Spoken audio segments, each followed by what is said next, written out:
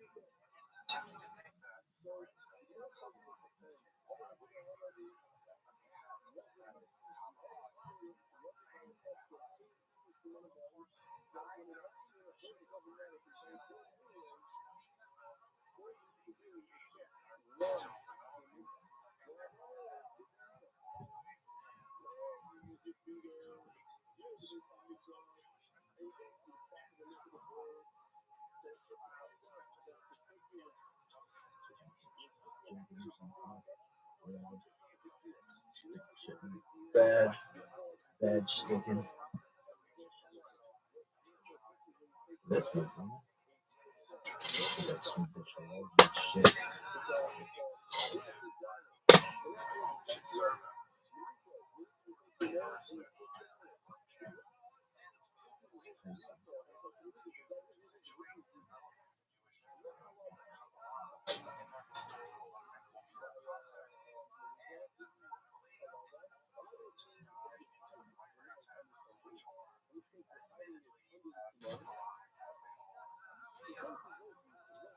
That bullshit.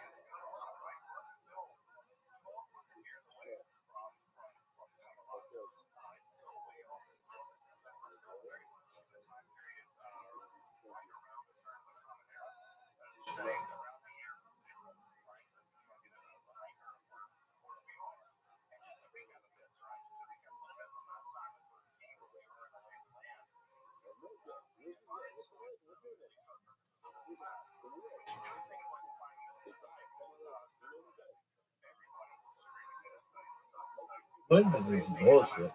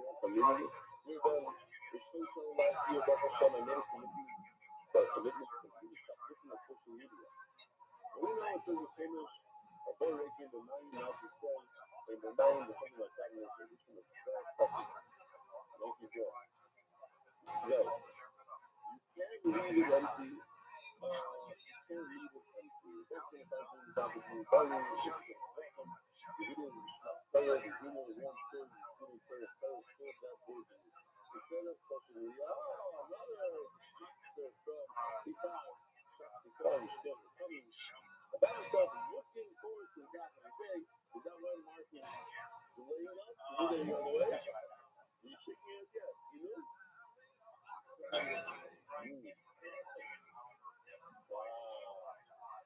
don't even think you get it.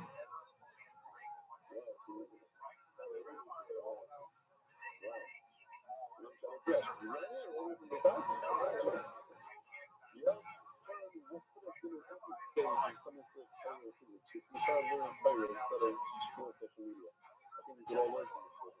Doing that day in, day out, we jump much more media. And yeah, as days have came along, talking about the performance, the owner, etc. Now, like when we came around, I kind of love her, and it's the level of team working with people in any years ago. Now, here's the interesting part. 9 months later, Shane found out that you that I was like, well, he was for the first time. Even after this, I'm sure his name was Ali. After that, sorry, was after that, followed our son-in-law. After this, as the Rebbe said the name, I need to hear it twice to make sure I'm saying it right. The baby's name is Shimon. The Hegel of Shimon by Yehoy, I feel given is exclusive. She's Torah. I think the consistency and inspiration of learning that game is huge. Tremendous breath came from my life and family. One of the phases where we play people with activity do so many people every single day. Commercial for the play. Yeah, no, today. Very question. Today, you know, it's really great in here. If you know that, some people do it. You do too. Way up here. The September, Zed, and Yahshua, the Cannabis family. That from very closer to my story, as it's just our son, you can speak the deal of it. Oh, super the kind, and it's looking for a share all names. David Salmon, sponsor and himself, the dedicated memory of Rabbi Moses, Baruch, the Council Day. The Council Foundation is actually consorting in the Alliance and all the youth, sport, everywhere, matters, so we're going to get to better. And now let's see the Constitution and the President, and all of us as the German, the Neil, very excited. Both responses. The Jewish name of the Mary Balzamir. German, the Neil Roosevelt, and all the Shah, and the responses. Spanish here, sponsors. This is the White Saudi Arabia. Left it, the Al Foundation team for the merit of Uri and Yalcott, and their children, Benjamin and Madge, which are back. Now, Mr. Shema, for Avram and Shayat inside of Warren with the youth and then with us. Showing a doing a Statsky, knocking them up in the Statsky, and the outside, you'll see that. We respond to that to the merit of the Shidduch, for Sarah, Golda, Tassel, better sponsors today. Now, let's for the Frederick. Puts down 10 envelopes. The 500 total per envelope is very nice and low each one. If you use a regular, you want to get to the thing with the light around the fire. Take out maybe make the also. Here's one of the summon in the light. HIK Ventures is supposed to success of all our life. You go into the Arenba, Bronco also, and you like the sponsors, for agencies, like the Silver Mafega, and we can use the Sapphire. Where banks, the story of the neighborhood of the Shadata, the story of the Vesta, of course, I yelled and yelled, then I yelled Vesta. I know that the refreshments tonight are sponsored by Sepazia,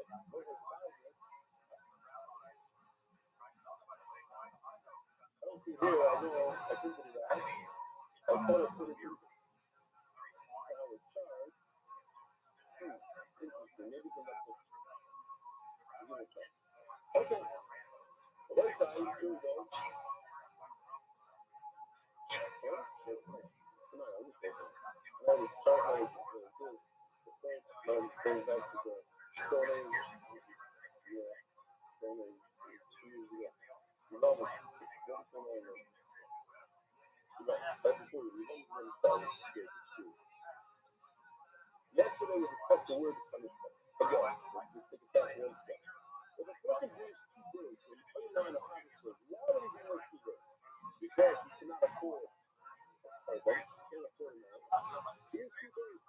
Birds on what? One of the birds on the other is, you know, the punishment. Not to rules of the first one. Logically, you and I would do the purpose of the first one rule, not this. I know, like right before the other one, too. Well, that's a bird. Yeah, you see what kind of comments is like. You're gonna learn from some things. I apologize, I just hear it like this. We were just saying some color and okay. Paradise says is very that's the mishpat means that goes back to something else not even in the passage. I'm gonna learn from the mishpat and the rules of a conversation. What do I learn from it? Very simple. A right to check and Allah Ta'ala. Humans, and we're talking about us during the day and it's right. Simple Allah. We're doing something else simple Allah. But he says the mishpat means no, let's do what makes the most sense. I'm gonna learn this only good from the passage good. So what I learned from the Bible, really the Malika. The Malika, not on the head, but rule area. Across, we really can see it. Okay. The Gemara is saying, I'll point it out now, so I don't have to point it out. I will point it out again, because it'll be easier. So how did the other two learn this halakha that is in the rule area? There's no one from the word to mishpat. Now the other two, that's the Gemara. Now we're over in the final one. The one with Shimon, what did he learn? The Shimon the first time. First one to mishpat is referring to the most logical way. I'm going to learn from the various conversations, just like we were planning. I'm not jumping to some other part of behavior. It's all about a word in the passage. Deciding should be like what? I'm just put like together. Just like 2 words ago. Let's say passage. So you say the same exactly as it's small. But the outcome is different. We're going to learn the placing of the Malika, and the one that should learn that the head and the body have to be connected to each other. Okay, let's see that in practice.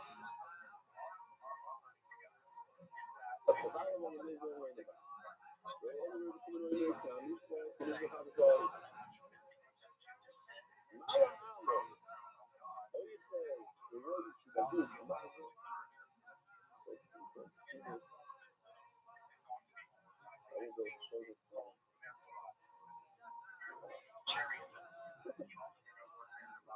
The area of the body goes, obviously, that's flood. This is right to the different mountain.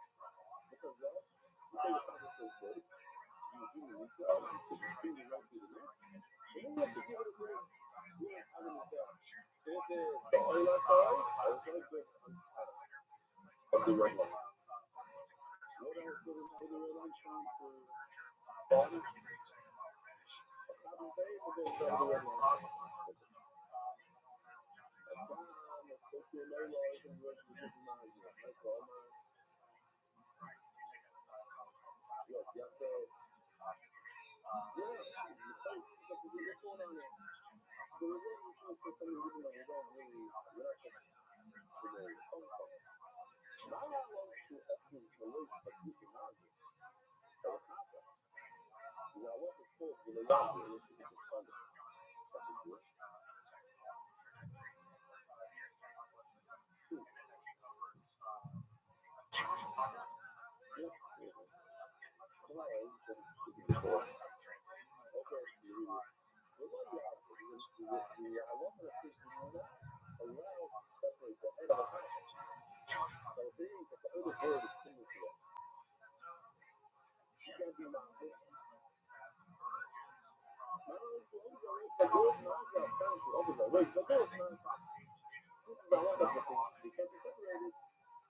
You can't do this. They have to be connected first. You actually, I didn't realize that. Who did this for us? Maybe Elvis?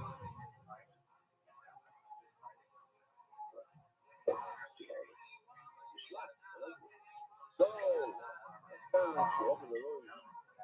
Let's see, let's manipulate. Yeah. So you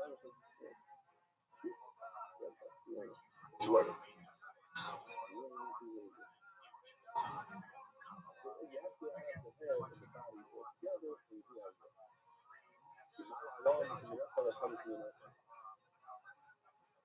Interesting that we were talking about the women children, but the way to go and such to say, what's like here behind what the parent says by the chaplains in the lab? You know, I said there's an essence of it. And by our law, there is a separation. So it's the time, what's not? How to see that the guy on the side. So the guy on the Shabbos, get your head screwed on right. You have to have your head connected to your body. You have to be with it. But by Allah, it's a person that has a hira beira. You're a beira, forget it. Disconnect your head. What is the middle? So, Imam Ali said that part comes from it. So maybe by Allah also, you should only cut several once a week. I'm going to read three. That's different. So it comes out like this. The Kriva tells me that Allah is different enough. Achatos, you don't want to sever. But Allah, Achatos is once in them, Allah is two in them. But Kiddush Bat says that you cannot cut it completely. So maybe you have something where you cut two simanim and you're not cutting them completely. Alright? You have two simanim, but you're not cutting completely. So you might have yesterday we spoke about they have to cut the head completely, you have to sever the head. No, he cut the head of the oil completely off.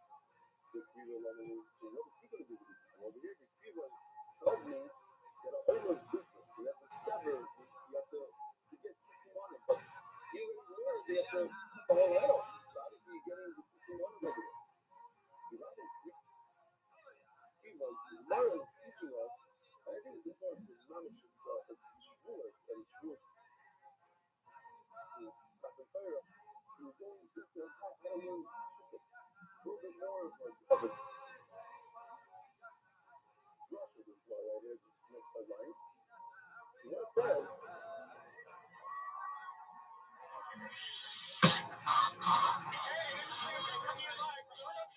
I need all these words, right? So what happens is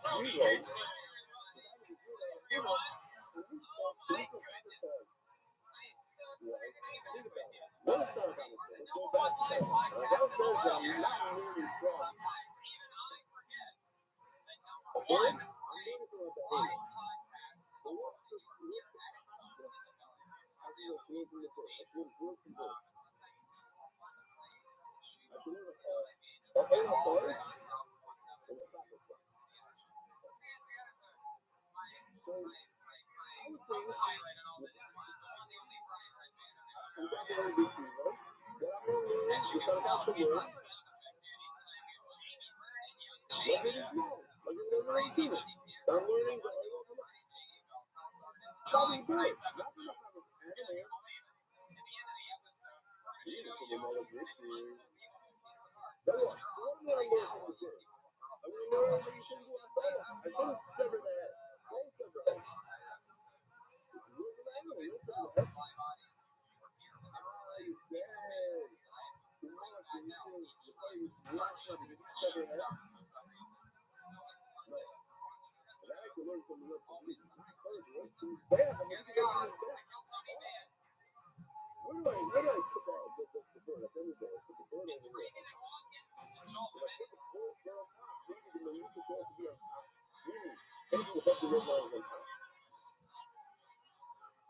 Standing over here on this blue sidewalk, this way, what do we call it? Sidewalk. Stand over here and do the look over there, which is actually I want to go with that. I want that guy. But that's where I think the concept of love nature comes from. So,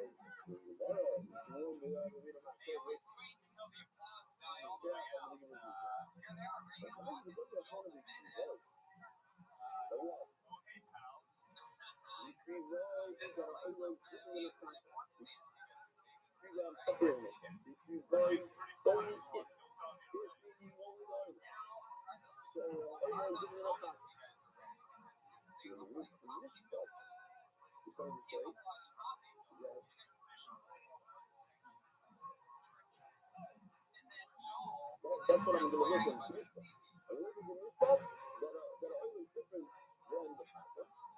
You always been on me, huh? So we're going to two things from the Kriva. The Kriva tells me, hey, you got should actually do the week on time. And B, that is the halacha that you shouldn't realize. You shouldn't sever the head. Was by Allah, use that day. Yeah? Use each and all by the second. Because as parents, it's only 15 when you finish.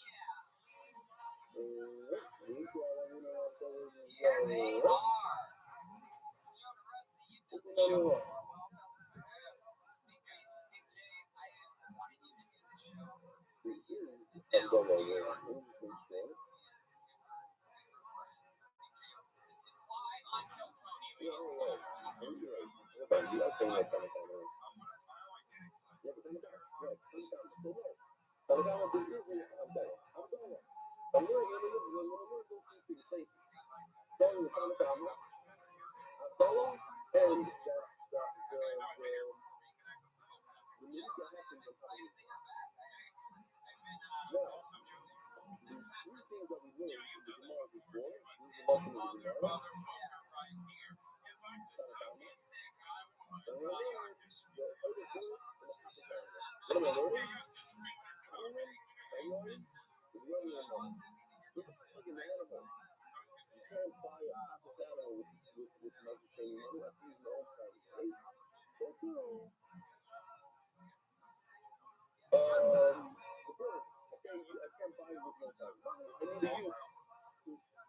I can buy with my shame and I have to use my own price.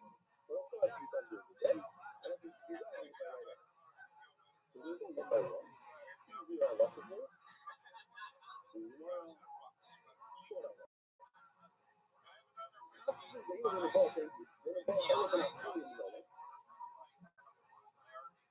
Make the base on.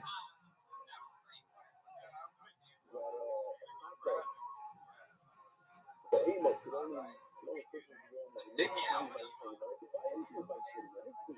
What about Davis? All I see when I said you can buy it with the Shaloi, but I'm see this. So it actually says over here, Shaloi. In this place you can see it over here. It says it's right. Shaloi. I'm going to learn a few things from it. This is why you're not supposed to come to that community, right? Nothing cannot purchase it from nicer trading. Ayun. Only shots. Only the bird. That's the Gemara. How do I know that? I know from Kafka. That's what I learned from. What's the word? Yeah? What's the word?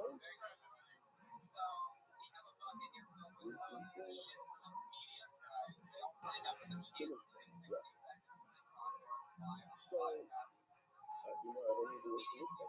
It's Bayon. It's Bayon Tabayin. I don't need to work in a Hapas. I work from there's a general rule that all the Banamism must be done during the day. The Bayon Tabayin. Very interesting story.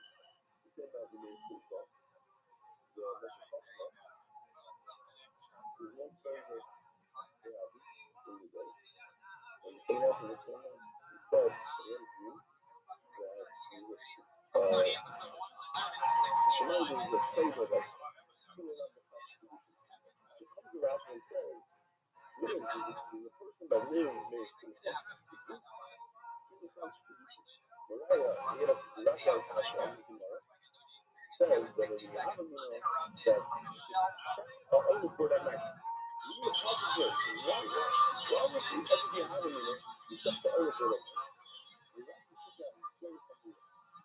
And the Simcha says, no, the having because of meal, you work with your life, you are supposed to be on your side. And that's the trap. Ever since trap, and the Shemai is, I don't know, but the Shemai, they're not shopping, but they told them to find the cops.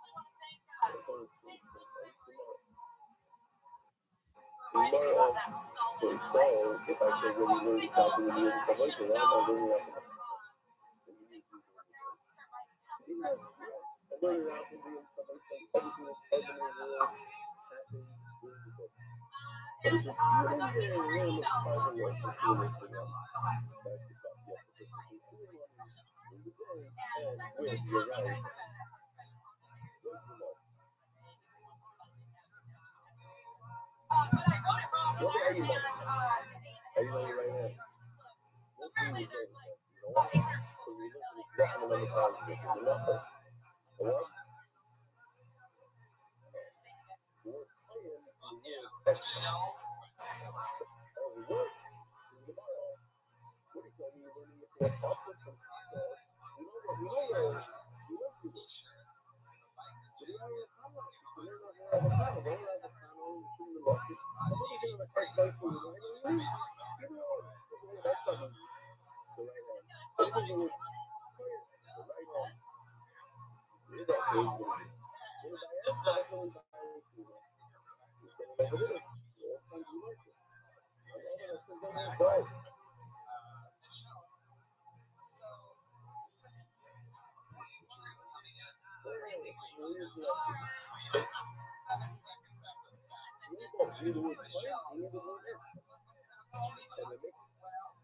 it. By almost doesn't say the word extra, always just playing.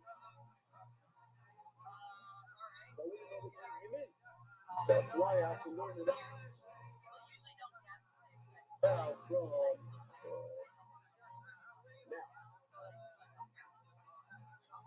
go back to this Shmaka chart. Why is it Shmaka is over here?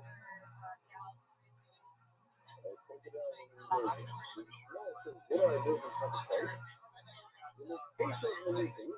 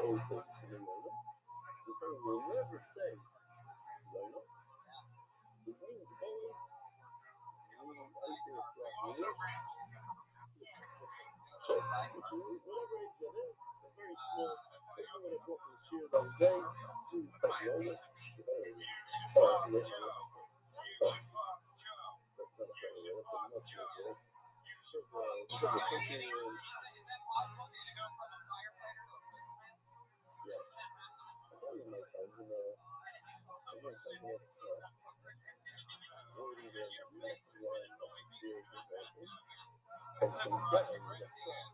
Okay, this is what it is. This is what it is.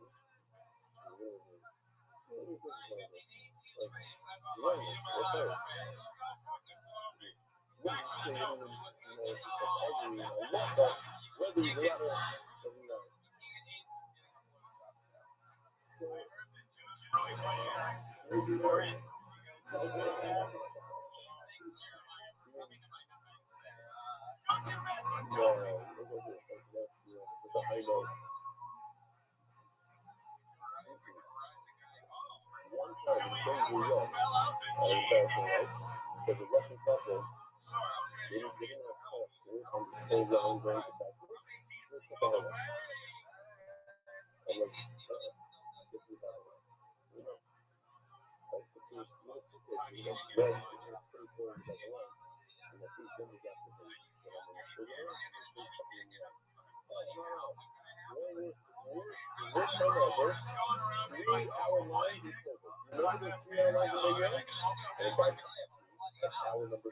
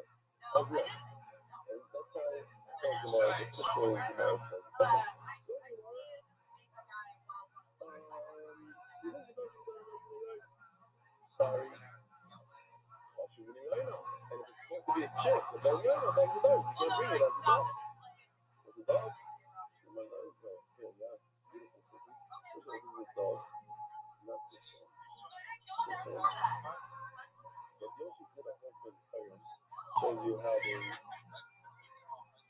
he basically made the subject a while, a whole thing of a while. So, you know, he created this chart.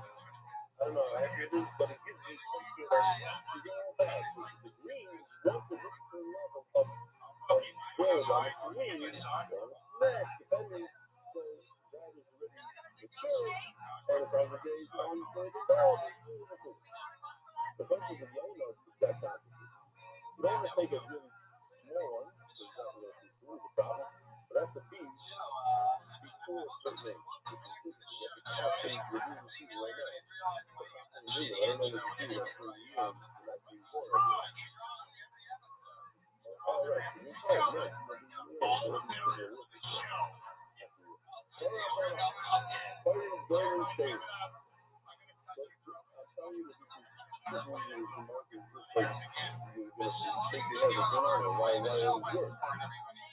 Golden State. If it's a mature dog, it's a dinosaur. They know that there's a shake. And the great. But the vision of those mature adults.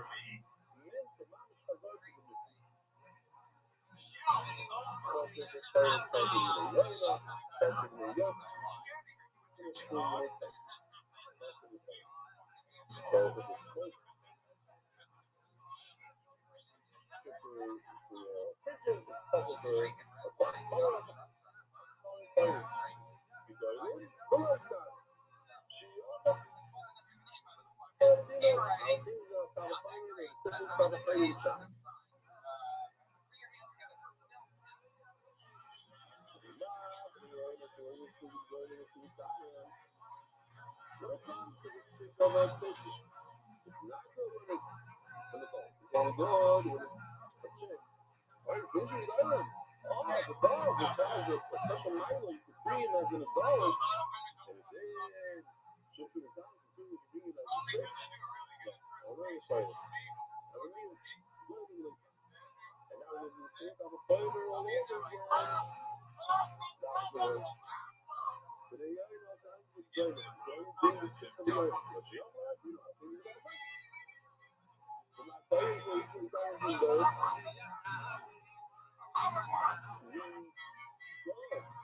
Which are helpful when they are sick, but they're also when they're born. So they can be honest with you, the guy is delicious and done.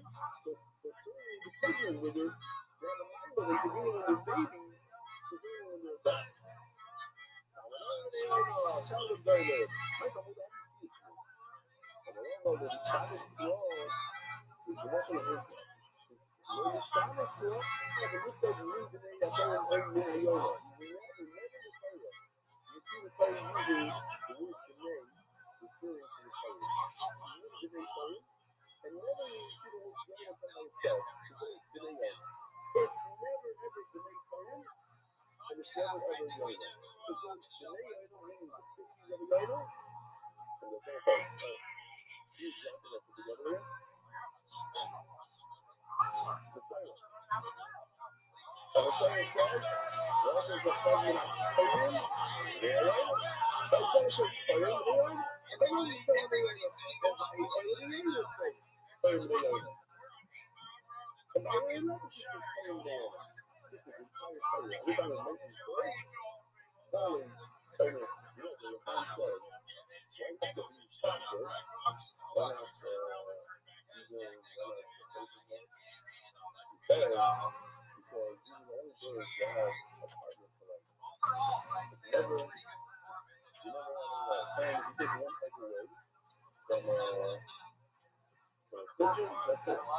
again happens when it has a name. And he's up there. And on money, you're out there, you got to control that. But on money, you're out there. The first 4 months and 10 days on money, you will fall right. So if you go on the market, you see somebody fall right, but on money, okay, let's see. How do you know? Maybe the mission. Maybe it's slow. And they also have something interesting.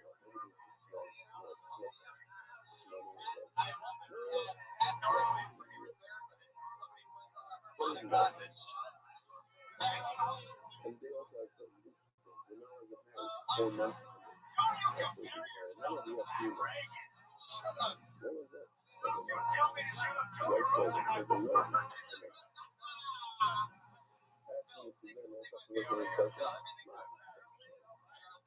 Hey, no. The owner, because of the mono,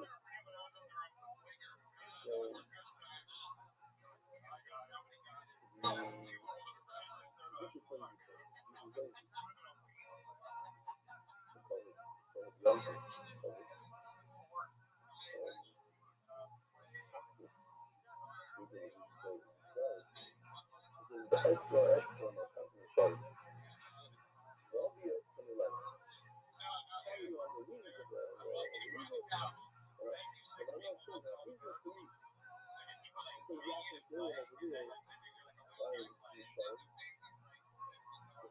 a Russian name, but it's feather Michelle. It's a Michelle. Let me before that. Feathers that you get fall out every single year. Look it up today. Every single year. Alright? Nothing in Europe. Feathers of the eagle, even its wings. It's not lost. Wings, yeah, flies also. Definitely doesn't go well. It's a little stiff. It's a little sorry, maybe not. It's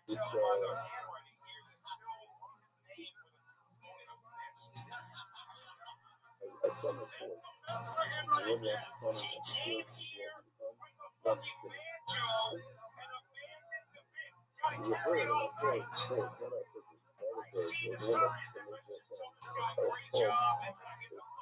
It's very sound. That's where the one it could actually give it to me. Brown black bird. Where's the new bird?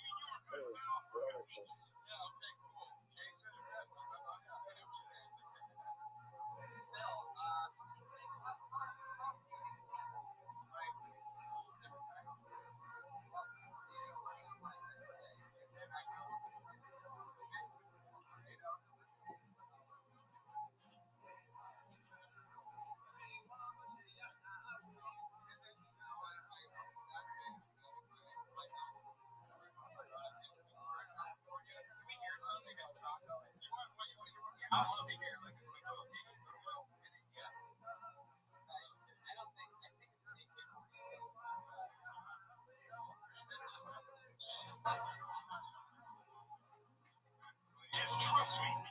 If you trust nothing else,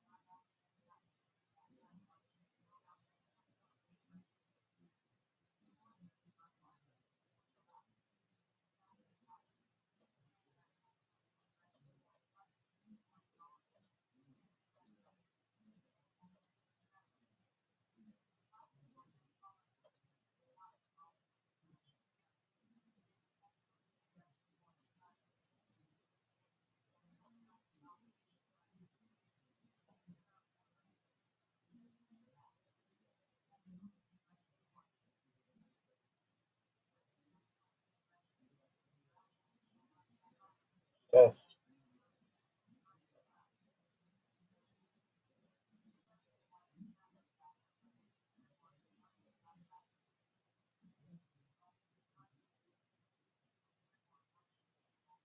Hey, hey, can you hear me?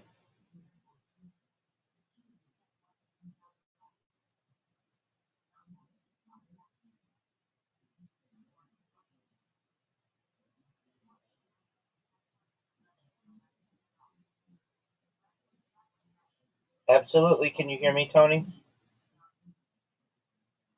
Excellent.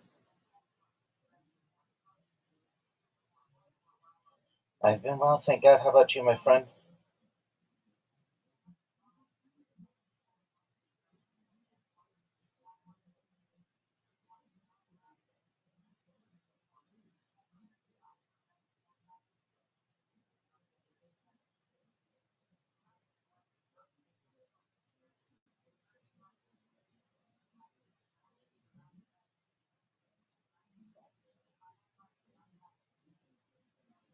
Well, that's always good. It sometimes seems like at some points the editing can take longer than the recording.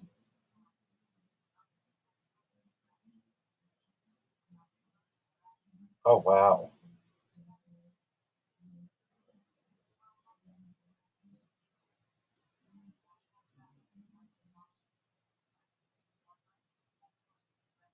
Wow.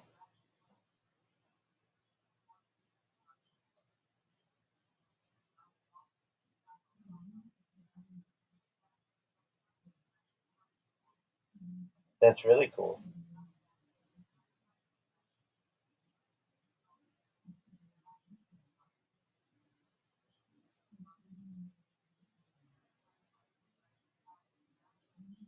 Absolutely.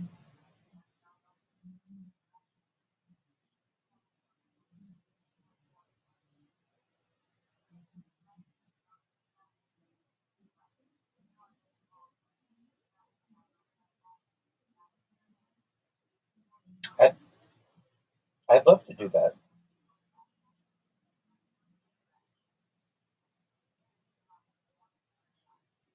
So, I was just going to say, so today, how long would you like to record? Okay, great. Most certainly.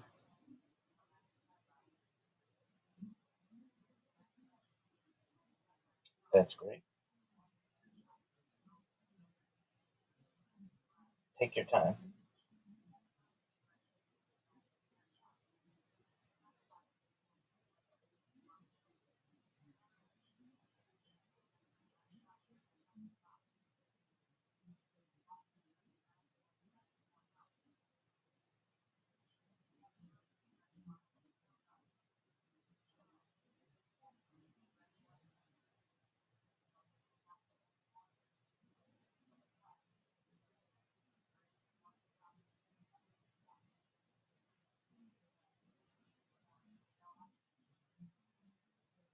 Wonderful. So today, of course, I want to review my project, but then if we can, I'd like to get into some UFO, UAP, alien abductee um, discussion, if that's all right. Excellent.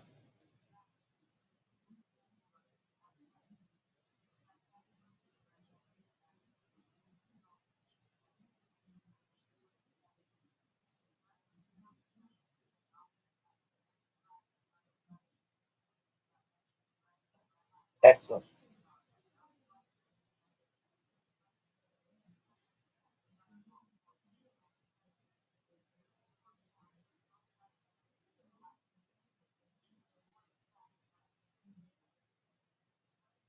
Phenomenal. That's great. And I can talk on that at length. Enlighten me, please.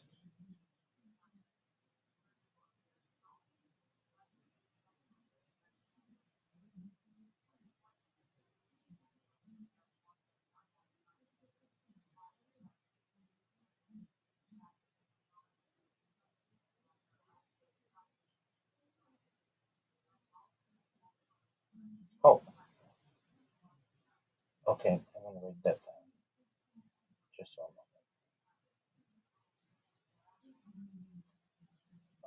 so I take it you're referencing the Kardashev scale, and yeah, I actually found one. So the Kardashev scale is generally three different types, but there are some expansions of it, and I'd normally just seen it up to like seven, but I've seen it now up to 20, which is quite interesting. Yeah, so I mean, many of them almost seem to repeat, but it's basically like different civilizations getting to the point where they have different universes, then perhaps different multiverses, then perhaps a different omniverse, um, and then it goes all the way to level 20, which is considered the creator. Yeah, that's quite interesting. So, probably not today, but at a certain point, we can go through those. And these are still hypothetical, and no one really knows, obviously, with any of this, but the minutia of the different types of the Kardashev scale has been expanded. And I think it's interesting.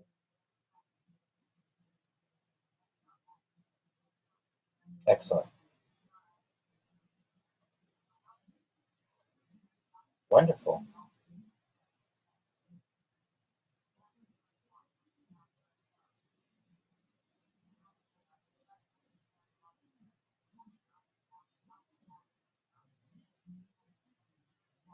Absolutely.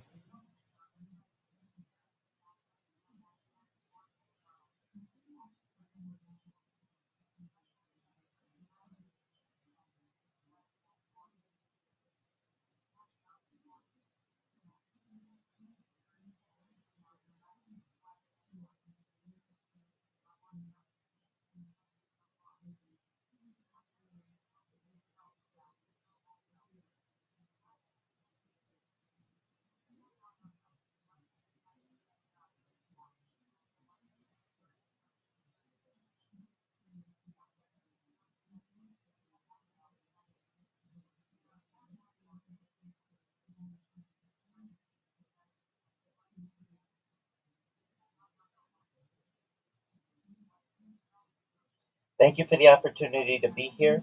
It's very exciting to have the opportunity to speak with your audience. And absolutely, I am Rabbi Rothschild. I stream my life 24 hours a day, 7 days a week, 365 days a year for world peace. I've been doing so for more than 4 years. My streams go back to the pandemic. We've seen the death of a queen, the birth of AI, the coronation of a king, and everything in between. As was previously stated, this is a real life Truman Show. This is a real life Big Brother. This is a timeline and a time capsule of human achievement. In the 1990s, the phrase content is king was coined, and I'm, in my own way, am making it true today. In my own way, I'm kind of king of the internet. And this gives me a wonderful platform to be able to discuss some of these topics as well as others. In 2017, The Economist magazine stated that data had overtaken petroleum as Earth's number one resource, and I have more data archived on the internet than any person ever, which is making me very influential. I'm going viral, and when I do, I want to make you, your friends, your family, and all of the audience's friends and family financially independent. I want to ensure that you all have generational wealth, and I want you to be able to start charities and philanthropic organizations of your own.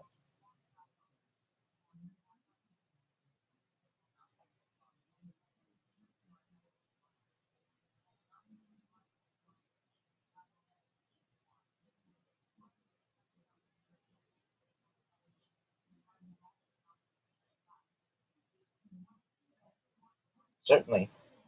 By trade, in addition to being an Orthodox rabbi, I'm a certified project management professional. I've successfully launched apps on the App Store and Google Play and had major contracts with Fortune 100 organizations. And it was during the pandemic when my position as a certified project management professional went remote.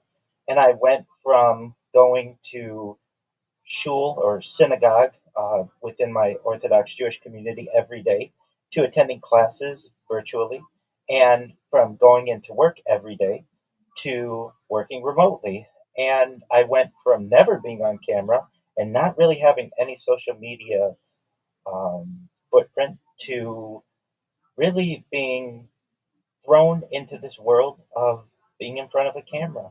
And my anxiety that I think everyone has to some extent, if you go from not being on camera to being on camera, was reduced. And I became more comfortable and recognized that my life had gone from 0 hours a day of being on camera to anywhere between 8 and 12.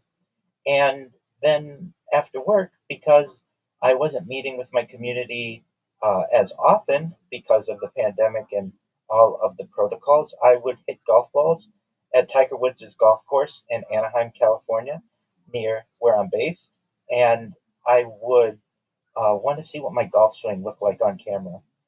And so I took out my iPhone, started recording, and I was making some funny jokes to myself, I thought, when I would either top the ball or slice the ball or hook the ball.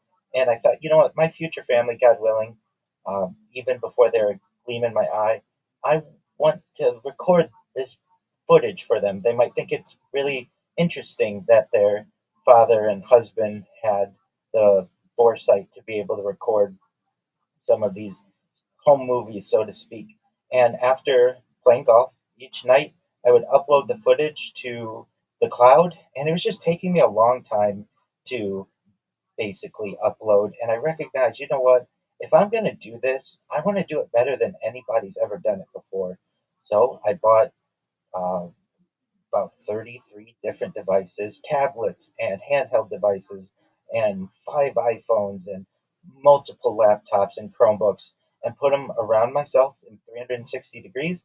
I bought ceiling cams and GoPros and just recognized that this is a really interesting opportunity to be able to record the human life in general, like I had seen in the movie The Truman Show or see on television like Big Brother, and really make it into a timeline or a time capsule of human achievement. And since the pandemic, we've seen everything from the death of a queen, the birth of AI, the coronation of a king, and everything in between.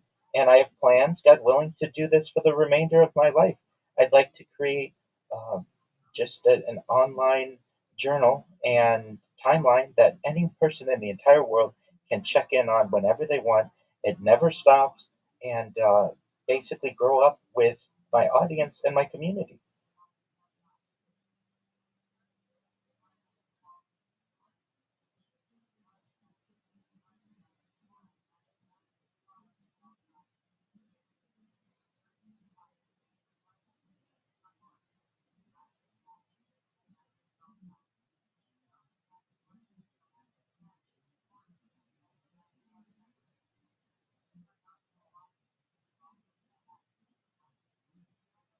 Oh, I do get some people who send some negative messages, and there are some people, some ladies who sometimes maybe get a little too attached, but that's okay. I understand that's going to happen with any influencer or anybody in the spotlight. 99% of all of the encounters that I have online are positive. I do get some, perhaps, anti religious or racist or other stereotypical um, negativity, but I just let those remarks roll off my back like a water. I have a thick skin. I do everything I can to be able to persevere through any of the challenges that I encounter. And really, I'm open to many debates, especially if someone wants to have a serious conversation about a subject. But for the most part, I don't let the negativity get to me. I do my best to be a very positive person. And the idea of people watching me all the time doesn't really make me feel too awkward, especially if you are familiar with the Edward Snowden leaks or his whistleblowing in 2012 that basically said that someone somewhere generally is perhaps recording everything that's being done on any smartphone, any computer, any smart television, anywhere in the world. And so I already knew that someone was recording a lot of the things that perhaps humans are doing, at least in the Western world. So why not lean into it? Why not embrace it? Why not recognize that perhaps if we do want to have these smart devices, we're never truly alone, and just give people a portal into my life. And um, generally, I haven't had any issues doing that.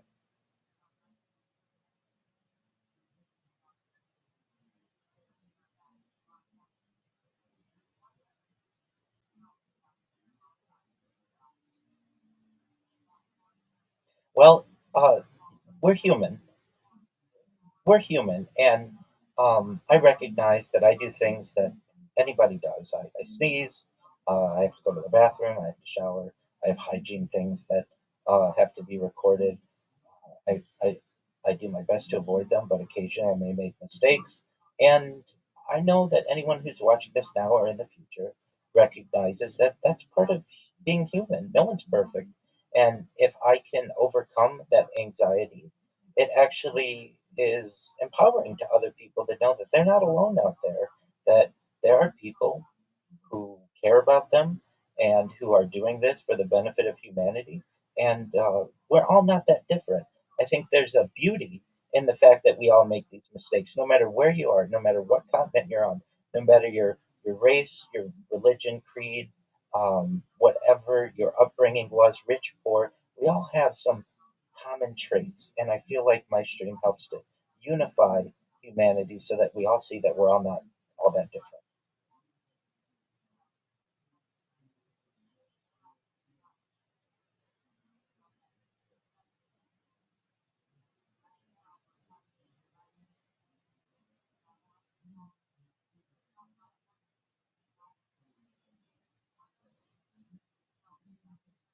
Great question. Yeah, so I do have some people who live alongside me in my Discord. If anybody wants to join us, it's discord.me/rabbi. You can connect with us 24 hours a day. And I have had people come into the Discord who have said, "Hey, I saw someone on YouTube doing this." And whenever I hear that, I am immediately attracted to see what's going on. So, yes, I have met other people who have done it, but they haven't done it nearly as long as I have. They're still in their first year, but I still highly respect what they're doing. And we've been able to connect and have really great conversations. And it sounds like with the people with whom I've had interactions, they have they have common goals, world peace, positivity, kindness for humanity, and such. So that's really great. So I know, God forbid, I ever had to stop. I know somebody else out there is going to be doing this, and the other things that we do that are different are generally they're doing it from one camera angle. I'm doing it from over 25 different camera angles, 24 hours a day. So you can watch my life in 360 degrees. You can watch me from above. You can watch me on vertical screens and horizontal screens, whatever you want. I want to give people the choice of how they want to be able to digest my data. So no one does it that way. I'm certainly unique in that. And then there are people who do stream their life, but they don't archive their life. And what do I mean? What's the difference? So there are people on Twitch who just leave their camera on all the time, and that's absolutely cool. But Twitch only archives generally for most accounts anywhere between 7, 14, usually no longer than 30 days. And if you want to do that, I have no issue with it. But what I do that's different, I want to make sure everyone understands what I do is different, is I'm basically creating a book, a journal, an archive for people to be able to study in the future. That's what's exciting about my project and what is really unique about it. So there are other people who do some similar things and some people who are perhaps following in my footsteps, but at this point, I've been doing this every single day, essentially, every single moment of every single day, essentially, for the last 1,700 days. It's a significant period of time. It's huge amounts of data. We're past terabytes, we're into petabytes easily. And I create basically petabytes of data every single year. And that's just a huge amount that the world has to be able um, to basically decipher and to digest. And I know it's difficult now, but especially with AI, which is able to provide summaries and transcripts and auto clip my best moments, it's going to be much more digestible in the future.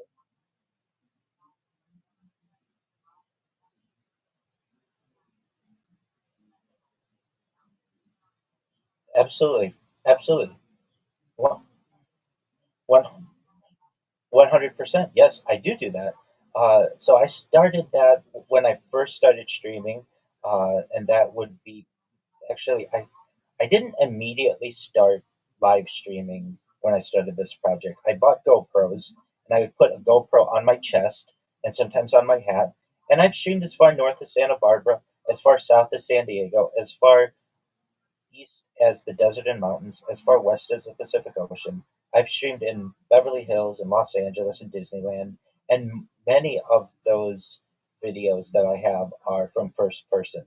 And ideally, if I could upload the data fast enough and live stream it, I would want to wear the Meta glasses 24/7, or at least perhaps they might be difficult to wear while sleeping, but give people a first person view of everything that I do. I have no issue with that. I have no issue wearing a chest camera. Now, there are instances where some people might not be comfortable, like when?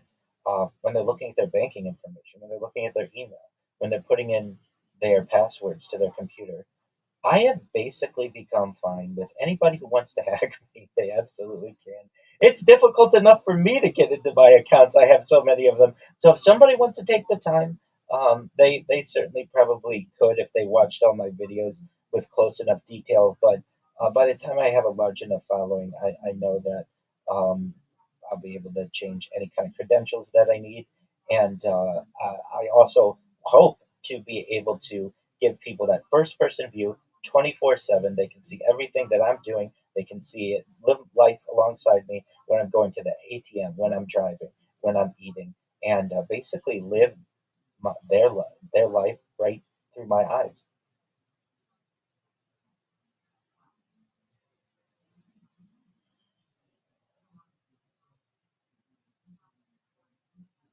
Yes,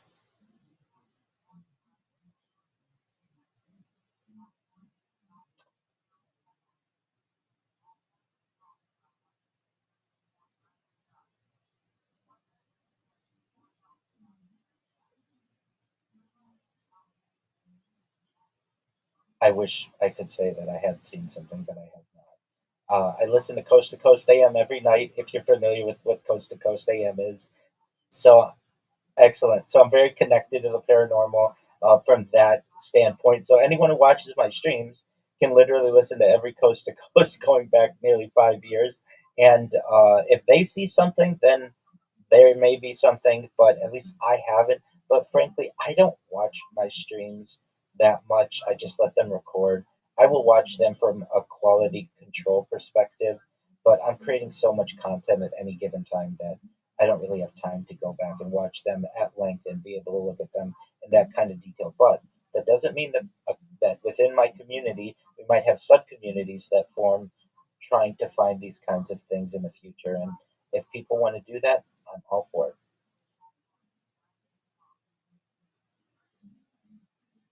I do too.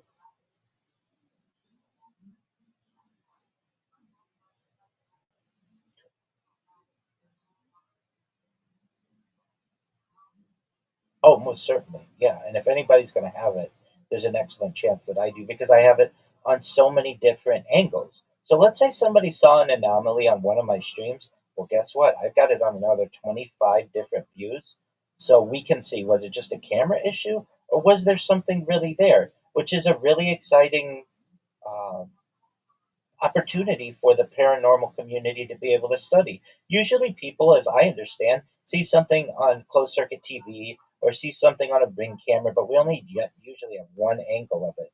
But not in this case. This case will have multiple angles, nearly guaranteed, and that'll be quite interesting for people to be able to decipher what they really saw.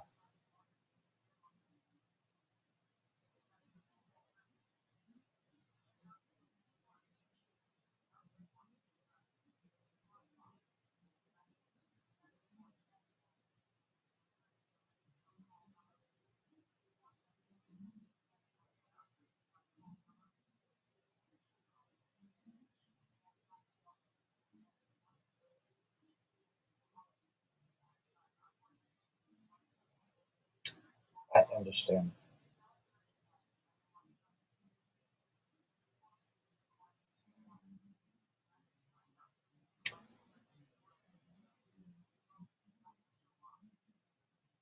Edward Snowden.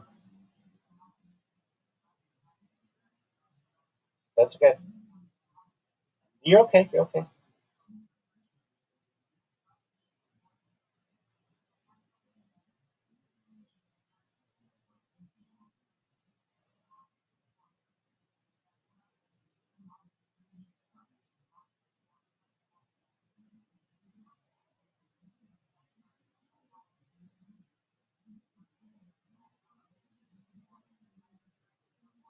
Certainly. Well, I am not necessarily an expert, but an overall summary was in 2012, his whistleblowing came to the surface. And I should say before that, there were rumblings online that there was a program on that was occurring. I knew of it going back at least 3 years from there, and was disclosing it to those that I knew. But it was called um, Prism, and there were some other programs as well. And basically, Edward Snowden, I believe, is working as a contractor for the defense contractor Booz Allen Hamilton, and was made aware that the NSA was spying on Americans. And generally, that isn't supposed to happen, along with perhaps the CIA.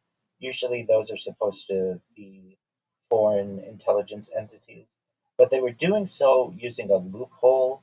Um, it's the Five Eyes alliance that was agreed upon after World War II. Basically, the Five Eyes are five countries: the United States, Canada, the United Kingdom, Australia, and New Zealand, that agreed at some point that they could not, because of their domestic laws, spy on their own citizen and citizens and citizenry. But what they could do is spy on each other's citizenry and then share that information amongst the five of them. And so Edward Snowden made this, disclosed this, and then also, while not necessarily um, uh, maybe as mainstream, stated that there were also private corporations. And I should say, perhaps Edward Snowden has maybe talked about this, but then other whistleblowers stated that really our smart devices, including our cell phones, cell phone microphones, cell phone cameras, smart television microphones and cameras, our laptops and PCs, and every device that had a microphone and had a camera and really could log any type of information was potentially sending this information to NSA databases, and either creating logs on us or just were being used for anti-terrorism reasons. And this has been disclosed now for almost 15 years, and really people have now, I think, become somewhat docile in knowing that they're being spied on by someone somewhere. And now we're learning about private companies that are creating databases on individuals. Palantir is a major one, and they're starting to have um, more and more power in terms of the information that they're collecting. And I think a lot of it goes back to what I said in my initial introduction, that data has overtaken petroleum as Earth's number one resource. And these companies and these governments are recognizing that the importance of data, that data is more important than water on Earth. And water's 2/3 of the surface of Earth. Is mind blowing that data has overtaken petroleum. The black gold, as it has been called, is really wild. And so that's a basic summary of the Edward Snowden whistleblower case.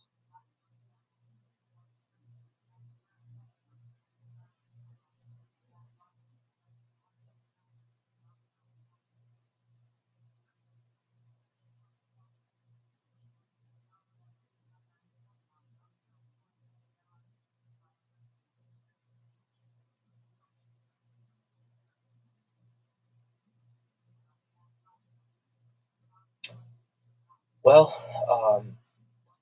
I don't know for sure what happened with some of these organizations, but there are shell companies that are purchasing this data. As I understand, 23andMe went through bankruptcy within the last year or so, perhaps a little longer than that. And Ancestry has not done that, but there are shell corporations that do end up purchasing this type of data and selling it off. And for anyone out there who isn't aware of BlackRock's influence on society, they should be.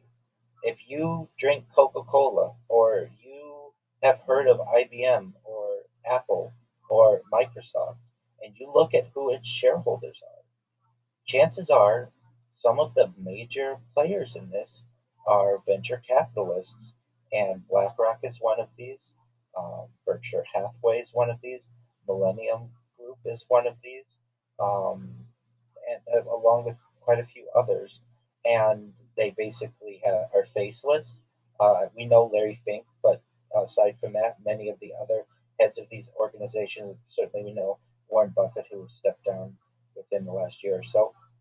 But aside from that, we don't really know much about the organizations or their leadership, the decisions that are being made, and that should be of concern to people because these companies are growing, uh, have more and more power in not just the corporate world, but also the decisions that are being made in terms of technology and politics, and certainly the benefit of humanity everywhere. So, with them, with these types of venture capital organizations owning the data that much of these DNA tests um, have, they basically own knowledge of a significant part of the human race. And there were always concerns of people who took these tests, and a lot of people who didn't want to take the tests because they recognize that this data may be used against them in the future, whether it would be for adjustment of their insurance or the consideration of um, pre uh, pre-diagnoses of different um, diseases or medical conditions, and that caused a lot of fear that I think was a reason that many people did not want to take these types of tests. But for those who did, much of their information is in these databases, and even for those people who didn't, there are models out there that know that, say, just for instance, someone's sister took one, and they share a certain amount of DNA. And so, while one person may have not taken the test, if a close relative did, we are very, very close in terms of our DNA, and there's a good chance that somehow, some way, some type of genetic profile is built on the person who did not take the test, and perhaps somewhere there's a genetic profile built on every single person in the world, which is definitely of concern.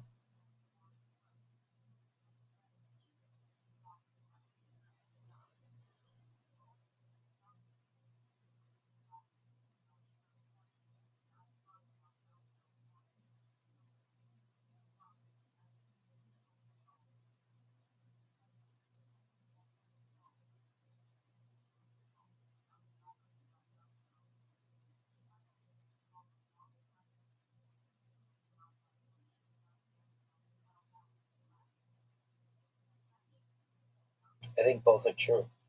Uh, the fact that this type of data could be important in perhaps a super weapon or some type of genetically modified weapon or genetically targeting weapon. And while it's not it's not necessarily the word eugenics isn't necessarily used all that much in 2026. It most certainly was in 1926 and the early 20th century. And if people don't know what eugenics are, it's basically, in its own way, the promotion of what some people may consider superior genetics against others who may be seen as having inferior genetics. And there was a lot of concern about this 100 years ago, and it doesn't seem so much as concerning to many aspects of the population. And the other point that you made, in addition from a weapon, is being able to target individuals who have certain genetic traits. And perhaps that's not necessarily a bad thing to, on its face. Maybe there are populations out there that we want to study because they aren't as predisposed to have some type of disease or some type of condition, and we want to maybe perhaps study their DNA at some point. But that gets worrisome when we start to look into eugenics and certain either bloodlines or certain genetic dispositions are being promoted, and others may not be seen as desired. And it's something that I feel is should be of concern to people anywhere that this type of data is out there, and that this type of um, these type of perhaps nefarious actors are in this world active, and will maybe utilize that type of data against the human race someday.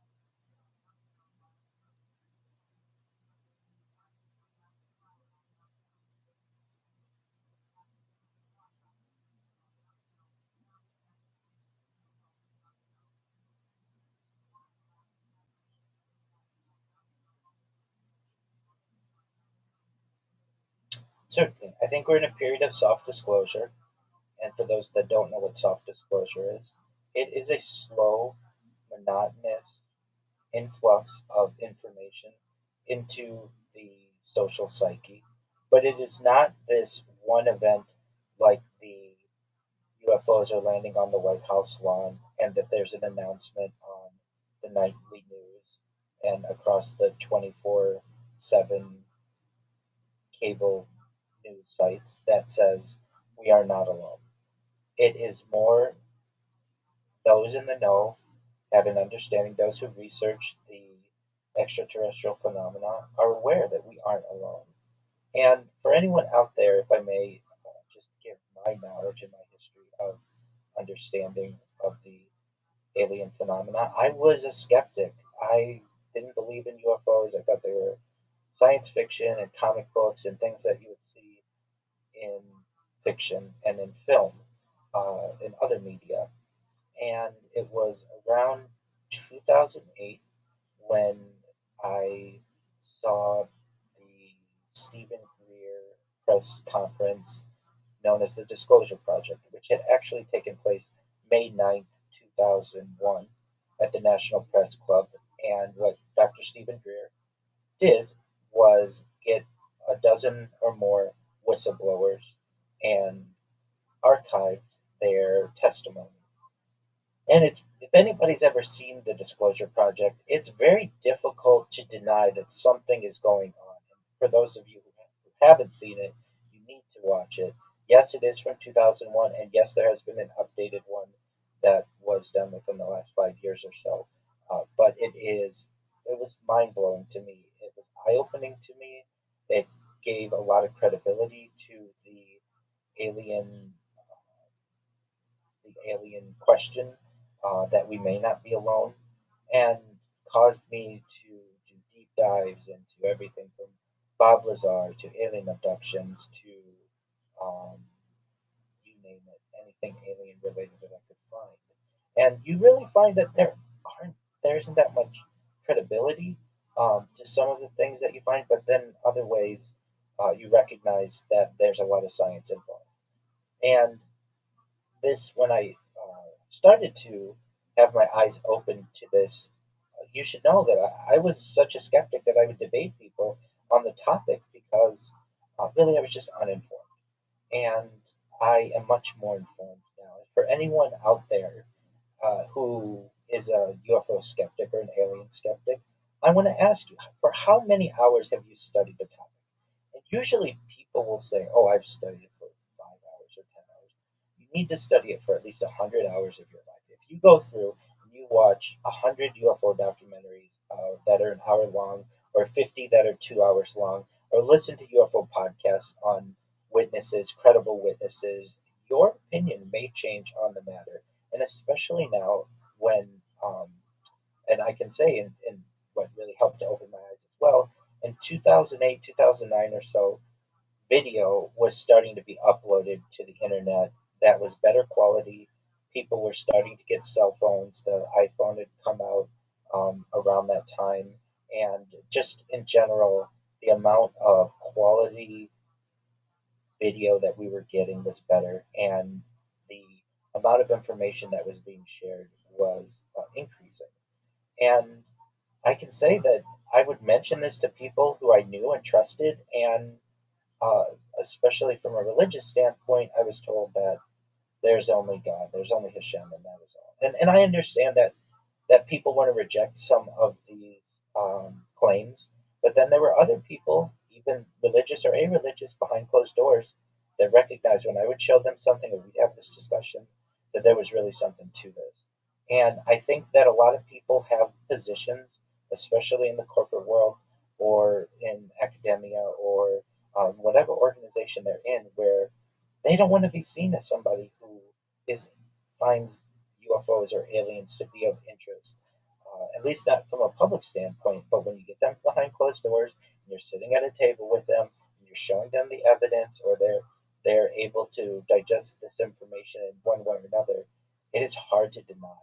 And as the 2010s continued, we get the 2017 disclosure on the front page of the New York Times. And for anyone out there who's a skeptic, this is the front page of the newspaper of record in the United States. It doesn't get much bigger than that.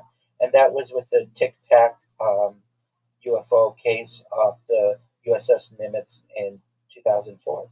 And that, to me, to anyone who wants to be skeptical of this issue, is very difficult to deny.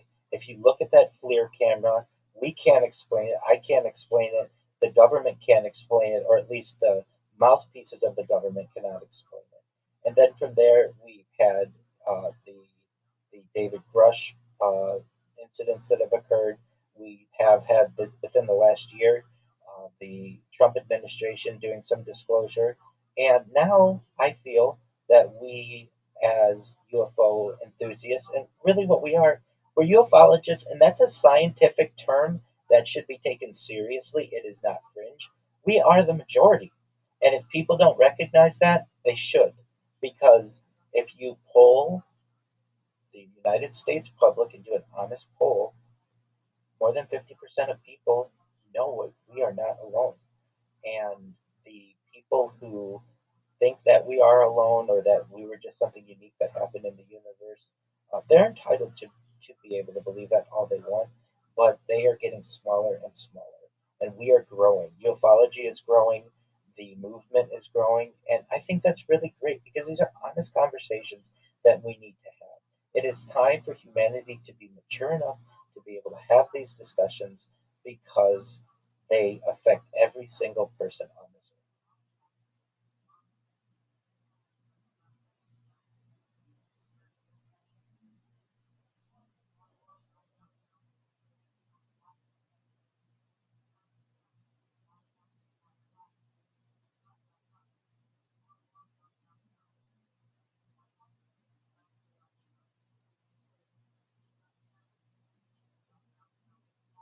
Yes, so as I understand, I'd like to get a an exact definition. It's the glaring contradiction between the high statistical probability of intelligent extraterrestrial life existing and the total lack of empirical evidence for it. Given the vast size and age of the universe, physicist Enrico Fermi famously asked, "Where is everybody?" The paradox hinges on the sheer scale of the cosmos. The Milky Way alone contains hundreds of billions of stars, and a significant portion of these host potentially Earth-like planets in their habitable zones. Considering the age of the galaxy, it would theoretically take an advanced spacefaring civilization only a few million years to completely colonize it. Yet our skies remain silent. Now, I don't think they remain silent. And I know other people don't think they remain silent. But for someone like Enrico Fermi, during the time when he was alive, the type of technology to be able to capture these crafts was not as readily available as it is today. All you need to do is be on UFO Twitter, uh, shout out to Red Panda Koala and Tupacabra and Full Stack Logan. Those are some of the major players in UFO Twitter who are have their ear to the ground, who are always spending their time and their efforts to be able to get the word out to newcomers to the UFO field and to people who are veterans and have had their own sightings, and they're always very patient with people. Sometimes some people may say they're too patient, but I think they just do an absolutely wonderful job listening to people talk about their experiences and allowing people to share these things. So if you're wondering where do we get our information, social media is a great place to get it. Twitter is probably one of the hearts of the UFO discussion and Twitter spaces specifically. Additionally, Reddit. There are at least 50 different subreddits that have to do with UFOs, UAPs, USOs, that's unidentified submersible objects, uh, everything from aliens to abductions to just the paranormal and different paradoxes that people experience. So if you're not in the subreddits, you should be. And all you need to do is look at the feed of many of these subreddits, and you'll recognize that this isn't just some random person who's making things with AI. No, these go back decades, long before AI, decades before computer generation could have done this. And we get some cases of people who have firsthand experience, and we get people who have photographic experience going back into the 1800s. For as long as we've had cameras that could develop, people have been witnessing these types of phenomena. Now, back to the Fermi paradox. So, okay, what about why don't we have really great pictures of aliens? It's an excellent question. These are perhaps beings that are thousands, if not millions of years more advanced than we are. They may have cloaking technology. I have heard many times that cameras malfunction when these beings are on camera. They have stealth technology and they're able to perhaps hide themselves much better than even we can begin to perceive. Now, that doesn't mean that there aren't people out there who say, hey, I've got something interesting to show people on my Ring camera or whatever it may be, my closed circuit television or on my cell phone. And but we still don't have anything really, really great.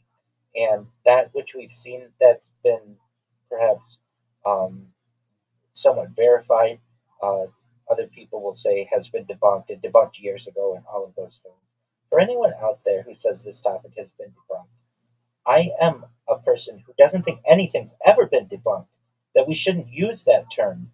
Science is always about learning more things. Nothing should be debunked.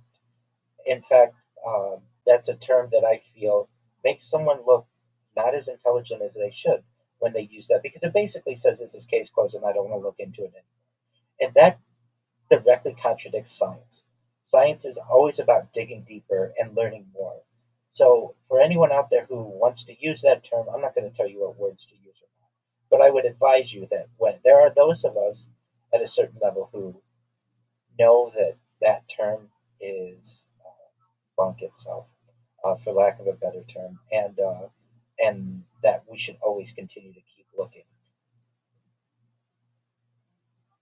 And I would want to say as well, when you look when you look at the data that we're seeing and that Enrico Fermi never had the opportunity to view, things like the data being recorded of these crafts that are making 90-degree turns going thousands of miles an hour that would kill any human pilot.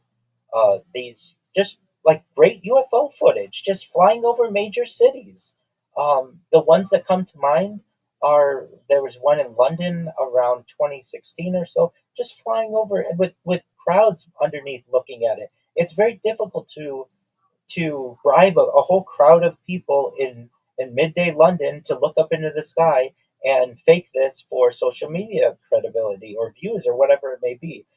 We have the Phoenix Lights, where we have these on video. Now, people will say, well, those turned out to be flares. There was a lot of questionable actions on everybody from the governor, who would later apologize due to his actions, and that's just one event. Every single day, for those out there who don't know, every single day you can find people who are uploading their cases to MUFON, the Mutual UFO Network, and you can find maps around the world of different shapes, everything from saucers to cigar shape to orbs to spherical, and even we get people who talk about motherships. Additionally, there's a reason why the NASA live streams are on a tape delay, but they weren't always, because there would be very diligent people who would look at these and see craft or something flying around in space on these streams. You will find people who have uh, encountered these as aviation or as airline pilots, and they're told not to say anything. To the corporation basically has a an unspoken policy not to report these things. And perhaps some of the best witnesses that we have are the military. We have people who are sworn officers to the government and uh, to act with the highest regard of integrity as possible. And they have the courage to not only talk about what they've seen, but then they have video of it. They have FLIR cameras, they have infrared cameras, they have it on just their own regular cameras. And so when people are looking at, as Enrico Fermi has said, like, well, where are they? They're here. And now we're seeing it in the New York Times, and we're seeing it being released by the White House. My question is now to the skeptics: what is it going to take to convince you? Because it's all over social media if you want to see it. It's in our media. It is. We have eyewitness accounts. We have military accounts. The onus is no longer on the UFO community to have to provide the evidence. The evidence is being provided. It's now on the skeptical world to be able to say to themselves, okay, what do we need to see? And if somebody says, well, we need these crafts to land on the White House lawn, well, I would say to you, pretty close happened in the 1950s. Life magazine captured these craft flying over the U.S. Capitol and have it on the cover, or at least documented it. And so this has already been done, probably long before the skeptics were even born or can remember. The more time you spend looking at this subject, the more evidence there is that we are not alone, and we need to take this subject extremely seriously because it affects every person on earth.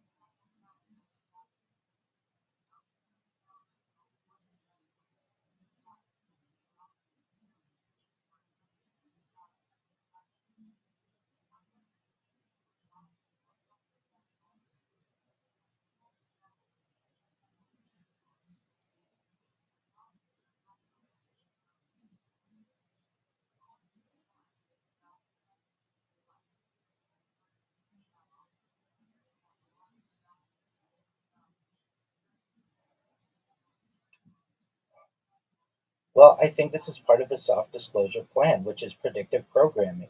Basically, for those that don't know, predictive programming is when the information is put either factual or fictional into the mindset of the public in one way or another through interactions or through impressions that people get in their media. and then they begin to this information can affect the way that people view different topics, and it this information may be slowly leaked to the general public so that they don't panic, or perhaps so they don't take it seriously.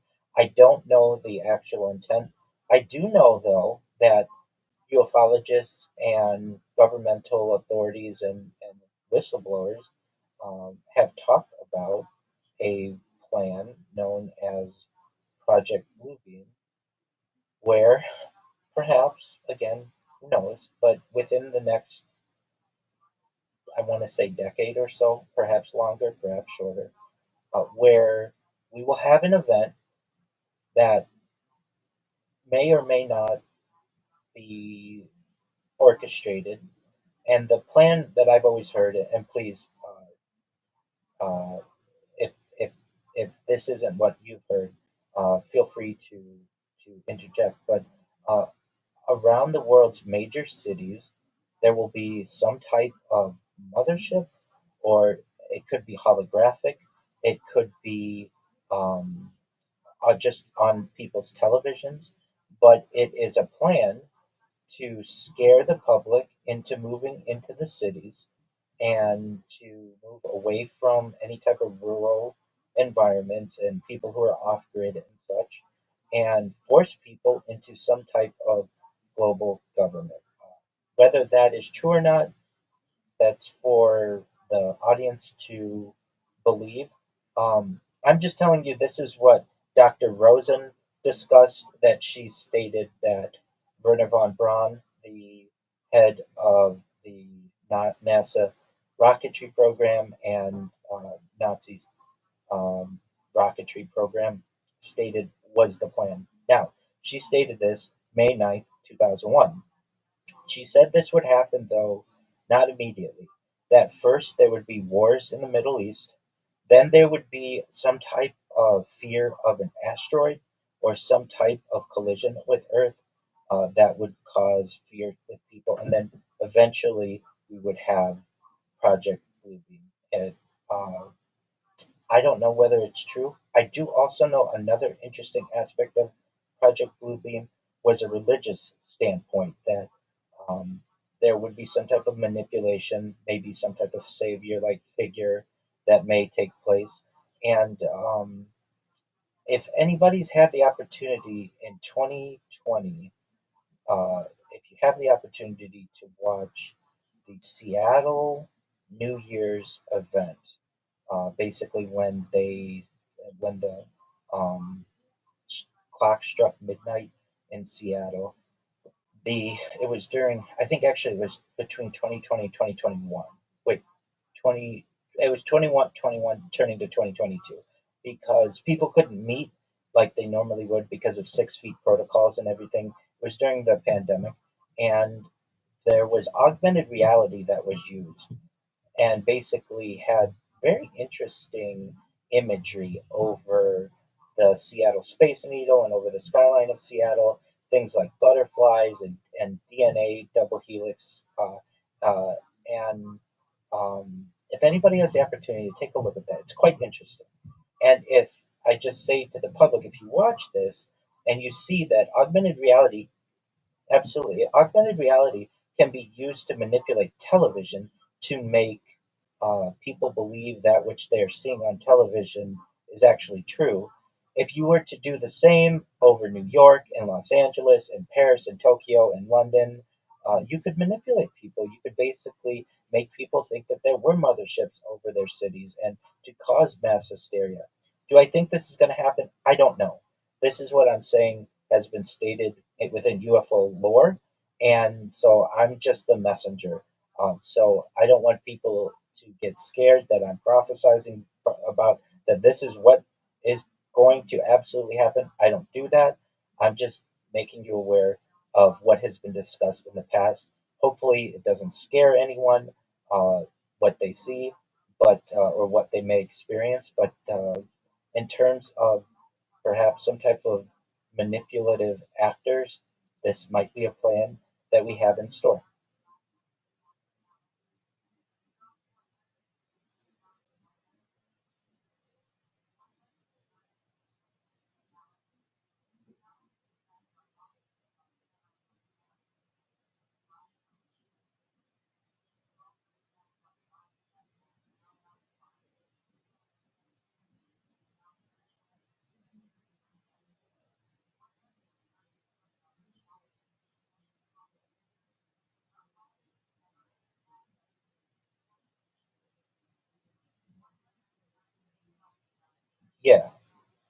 Uh,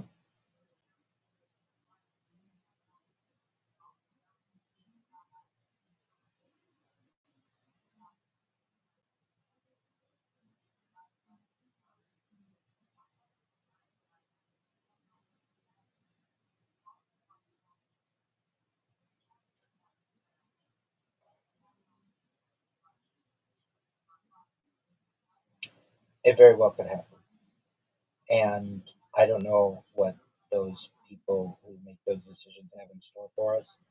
I do know there's been a push for a new world order for at least 250 years or so, plans of a global government.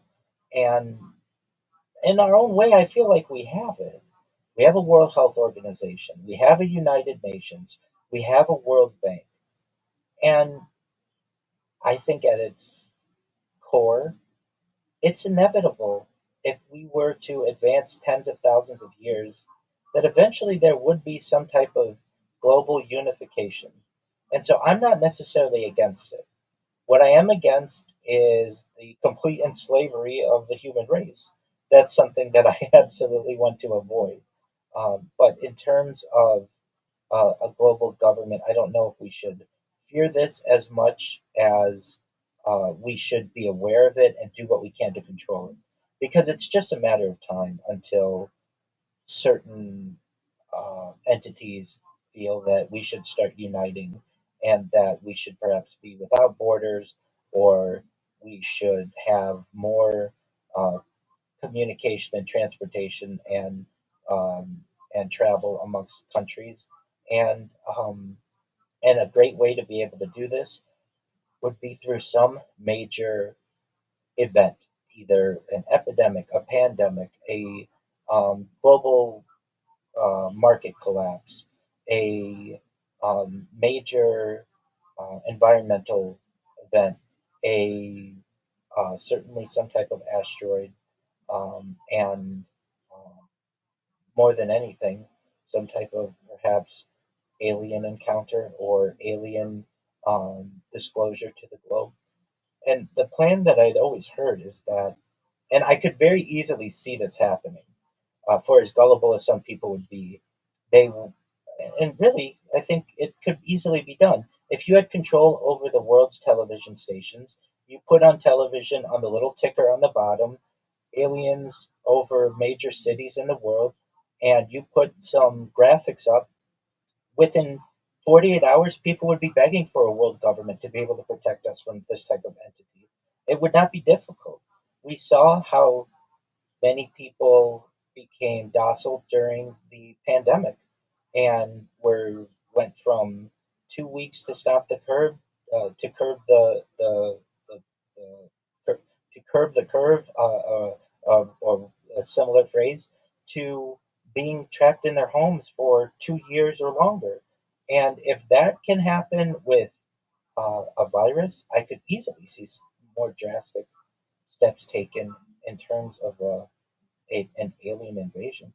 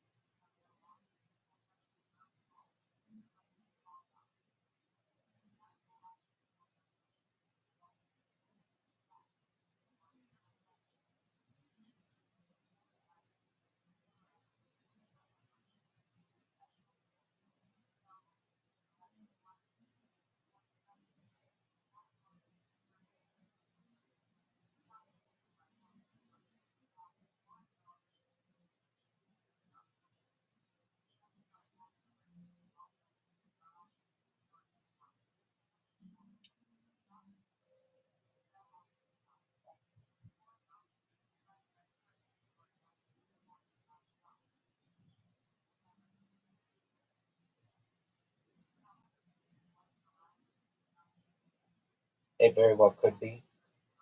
You know, I'm old enough, and I'm sure many in the audience are old enough to remember Y2K and the panic that went on there.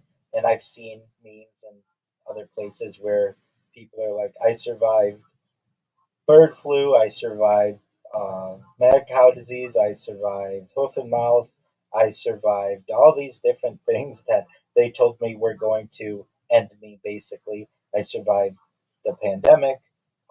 I've survived a global meltdown from an economic perspective, and I'm ready for the next thing.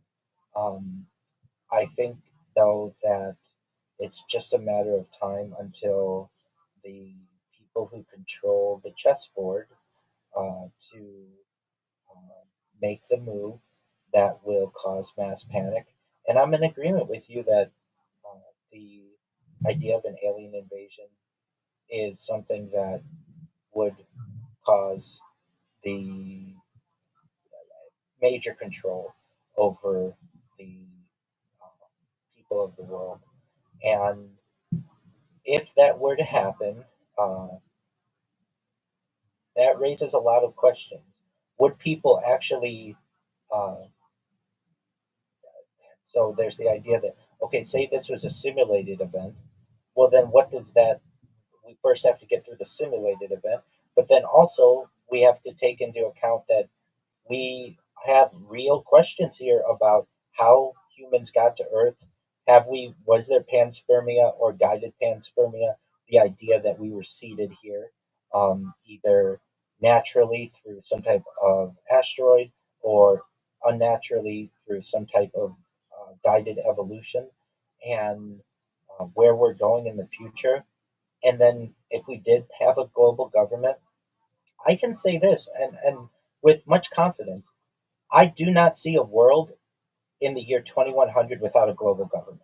So I think that we will get there somehow. And I think the argument could be made we're already there with the World Health Organization, the World Bank, the International Monetary Fund, the the United Nations. I mean, that's what the United Nations is. It just doesn't normally take the spotlight, but we're already most of the countries of the world are already signatories to as members. So imagine the United Nations just became more powerful. That's all that would need to be done. We don't necessarily need a UFO or a disclosure event, but that would make it a lot easier. But I would even say that you could, if I had to guess, it would be within the next 25 years. That's what I've seen all the timetables say, and I could be wrong, but I certainly don't think it will be 75 years. By the year 2100, I can see the world having unified under some type of global organization, which we would call a global government or one world government.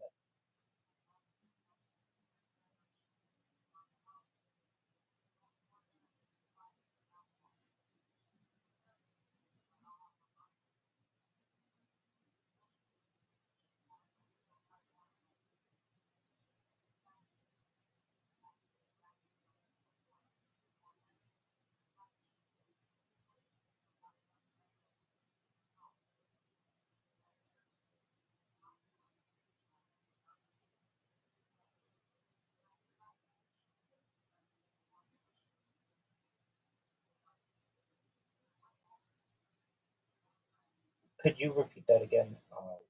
You're saying that if this was a simulation, would they be able to physically harm people?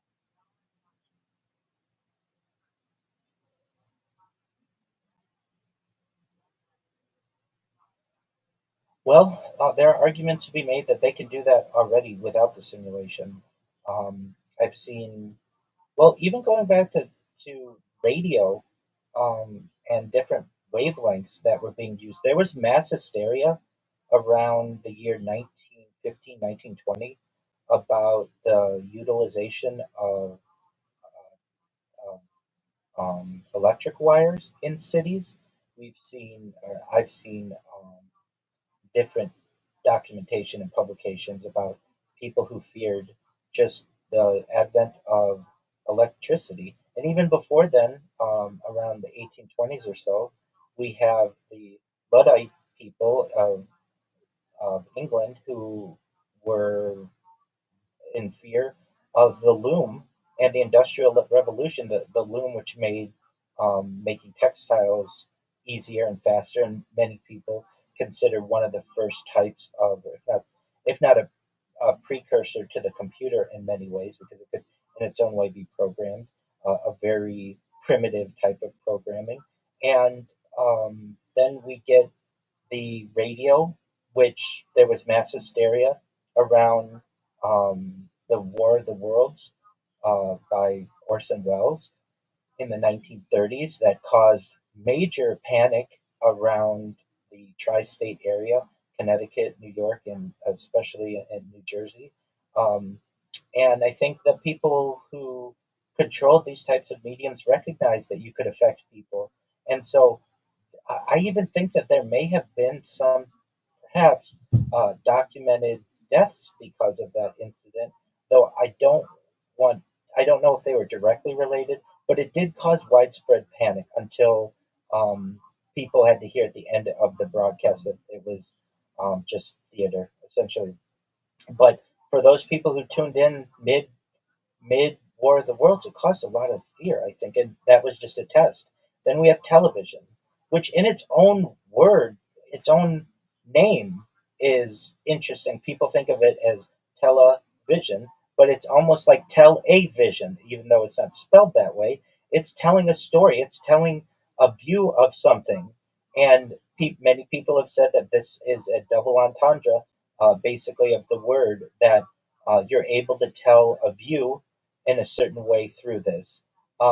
As television moved into the 50s and 60s and 70s, it became the dominant activity of people. People stopped having coffee with their neighbors.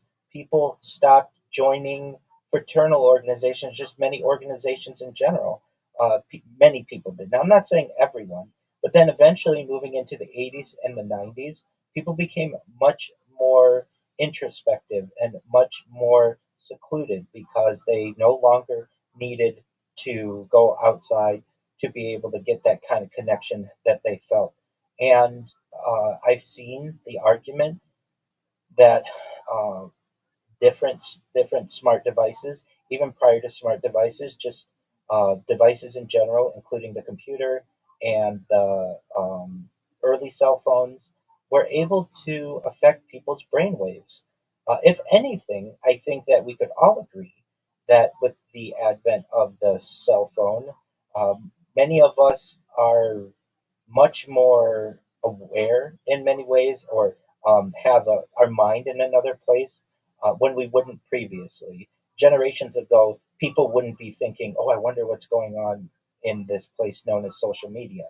They just had no idea of that, but now we do. So, if anything, uh, these types of devices have been able to reprogram us in certain ways, and it's even affected how our media is being created. I know that many directors of film today find that no one or very few people actually watch their movies in the theater all the way through without checking their cell phones if they're under 25 years old. It's just something that many young people today have to be checking something at least one point during a movie because they don't have the attention that a generation or two ago had when cell phones were no longer or were unforeseen. And so, from that perspective, we are being programmed to some extent. Now, in terms of things like perhaps things in our food, there's an argument to be made that that's a way of programming us. Or maybe a century ago, we weren't using genetically modified organisms, and certainly 60 or so years ago, we started utilizing high fructose corn syrup. High fructose corn syrup is a cheap alternative to sugar, but also has the effect that it can cause spikes in energy, but then um, lethargy, and it can also end up making people more hungry. It is, as I understand, uh, can be in some forms thousands of times sweeter than your traditional table sugar could be. And these are things that humans haven't been able to evolve, or haven't had the opportunity to evolve to be able to sufficiently handle.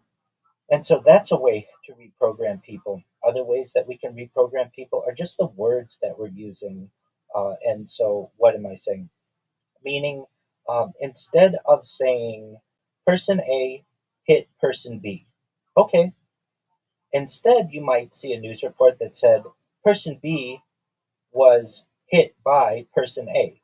Well, that may not seem that consequential, but it's really using the passive voice. And when you use the passive voice, you can change how different news clippings are interpreted or the emphasis on different aspects.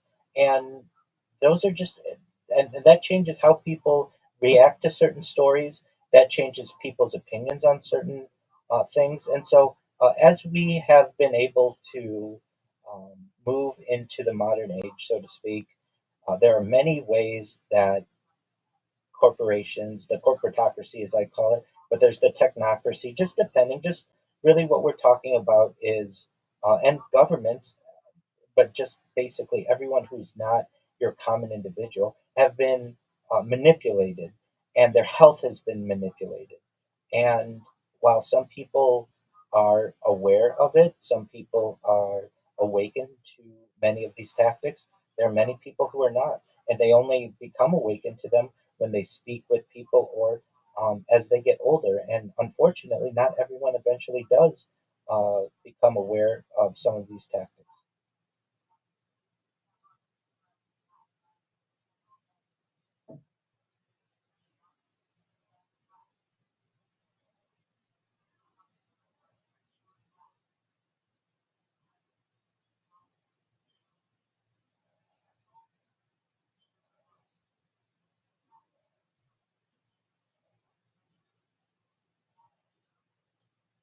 Ab- Absolutely.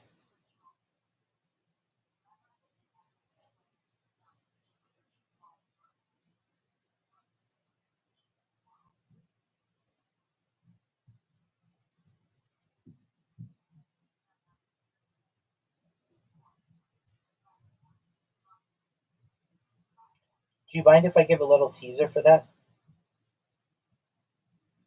Excellent. So, some of the things that I do like to talk about are futurism. Things like anti-gravity, antimatter, faster than light travel, faster than light communication. Things like telepathy, telekinesis, teleportation.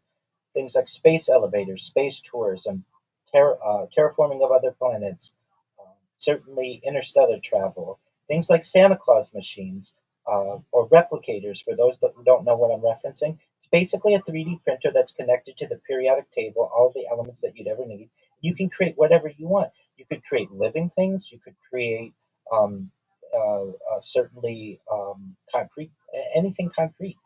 So you could create cars. You could create televisions. You could create computers, whatever you want, basically like a 3D printer. I like to talk about things like de-extinction. People don't know this, but the first successful de-extinction took place in the year 2003 with the Pyrenean ibex, which was a goat located in northern Spain, southern France. Fast forward to the year 2021, a company out of Dallas, Texas, is founded known as Colossal Bioscientific. They've made it their goal that within the next 2 years, or by the year 2028, to reintroduce the woolly mammoth into the Arctic Circle utilizing Asian elephant surrogates. I just think this is a mind blowing goal and it's not being discussed. So I appreciate the opportunity to speak on a topic such as this. This company recently made headlines within the last year or so with their direwolf hybrids. Additionally, they want to reintroduce the Tasmanian tiger, followed by the dodo bird. I think these are really exciting opportunities. Moreover, I like to talk about things like life extension technology. When you and all of the audience who's listening to me right now were born, the average life expectancy, depending on where you are in the world, was anywhere between 80 to 70 to 80 years old or so. And I want to increase that. I want to give you all the resources when I go viral to be able to afford things like oxygen therapy, human growth hormone, stem cells, cryonics, cryogenics, nootropics, peptides, cold shock therapy, red light therapy, testosterone replacement therapy, blood transfusions, whatever it takes to be able to increase your average life expectancy from age 80 to 100, 120. But at 120, the audience may say, all right, Rabbi, well, back in 2026, everything that you talked about seemed in its own way like science fiction, but now it's become science fact. Our bodies are starting to break down. What's the next plan? And this is all with anyone's consent. I don't want any of this forced on you. I am about human rights. I'm a libertarian at heart, and I want to make sure that people are able to preserve themselves in any way they wish. However, for those of us who may have some type of, perhaps want to consider, I don't even say necessarily absolutely need this, but if they want to consider some type of transhumanist type of technology to be able to extend life even longer than age 120, either using types of reverse aging or pausing of aging technologies. I want them to be able to do so, even if that means they want to utilize a type of technology known as mind uploading technology, where, with their consent, again, very important, we scan your brain into a computer like a CAT scan or an MRI, knowing where every atom is in your central nervous system and your peripheral nervous system for later download as an android, an avatar, a cyborg, a cybernetic being, a clone of yourself, a robot, an ethereal being, whatever you want to be. But essentially, what I'm saying to you and I'm saying to the audience is that we are of a generation, or we're approaching a generation, that will have the opportunity to perhaps have some type of digital immortality. I find this to be of extreme interest. I'm not saying I absolutely want it for myself, but I want people to know that this is a world in which we're moving. And so, for our upcoming discussions, I look forward to discussing some of these futurism topics, perhaps in a couple of sessions at least. It is an interest of mine. Additionally, I love talking about mega projects, things that can help the world. A Bering Strait tunnel, being able to connect Asia to North America. Perhaps a clearing in an environmentally friendly way, the Darien Gap, being able to clear the area between southern Panama and northern Colombia and complete the Pan American Highway.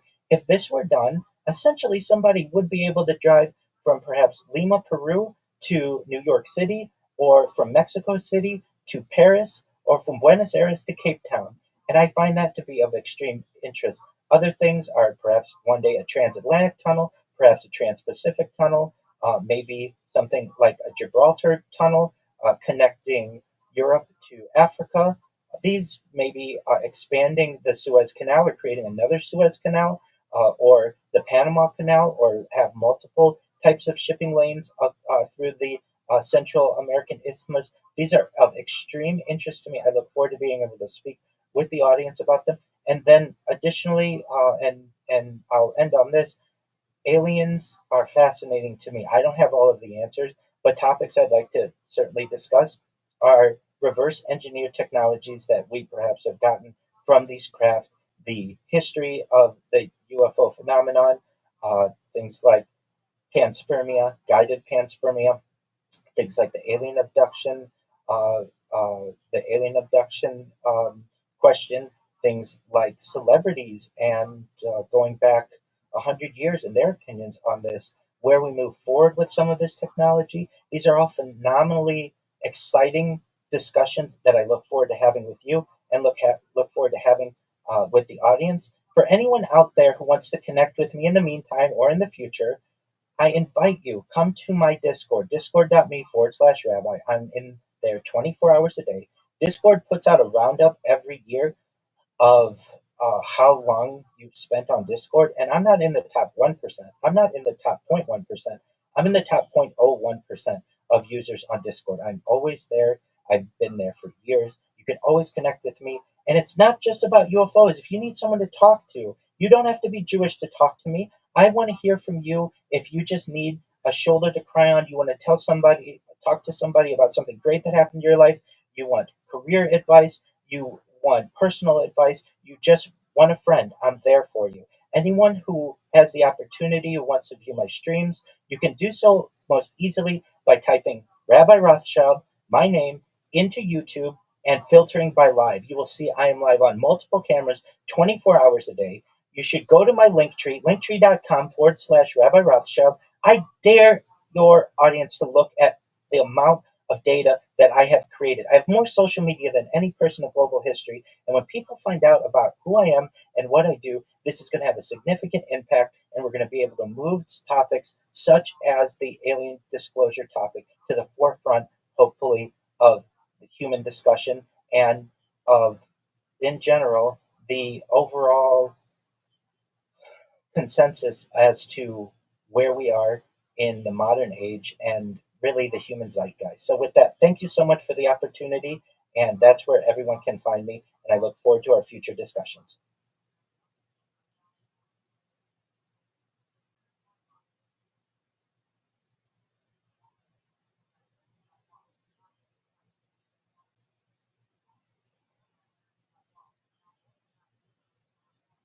Excellent.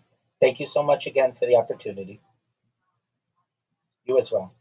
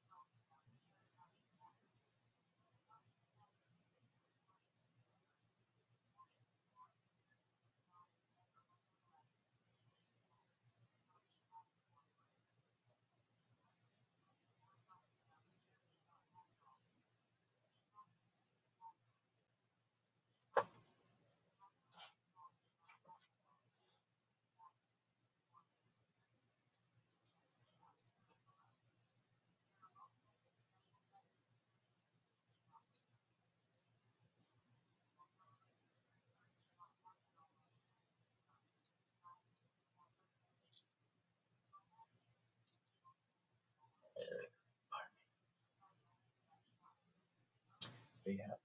Yeah, it's great. Really? Yeah. Could have gotten any better. That's good for number one.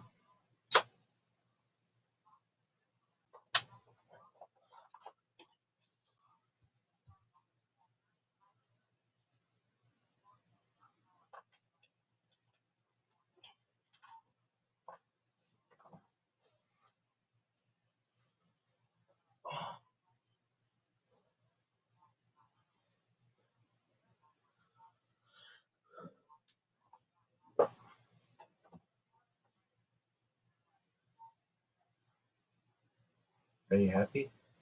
Yeah.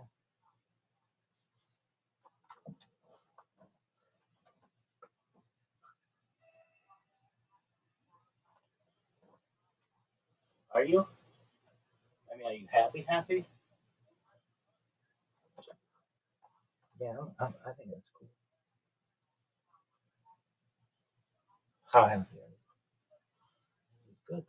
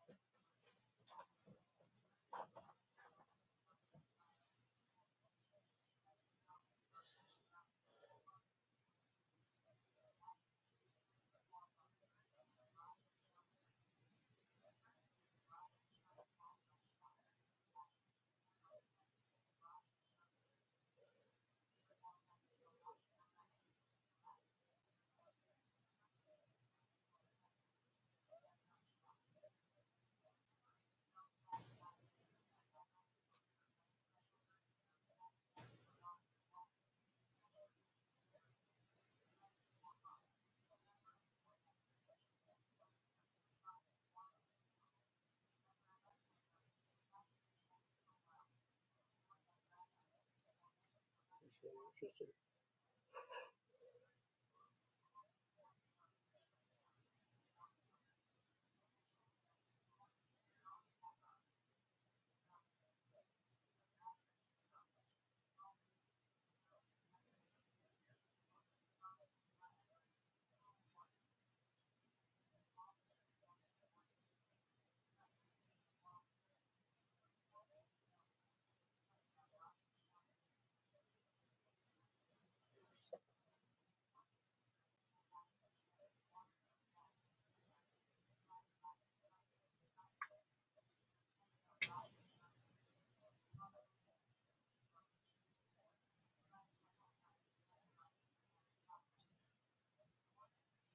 here for 2 more days.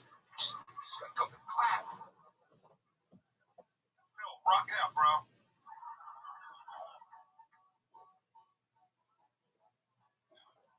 This is my mom's favorite song.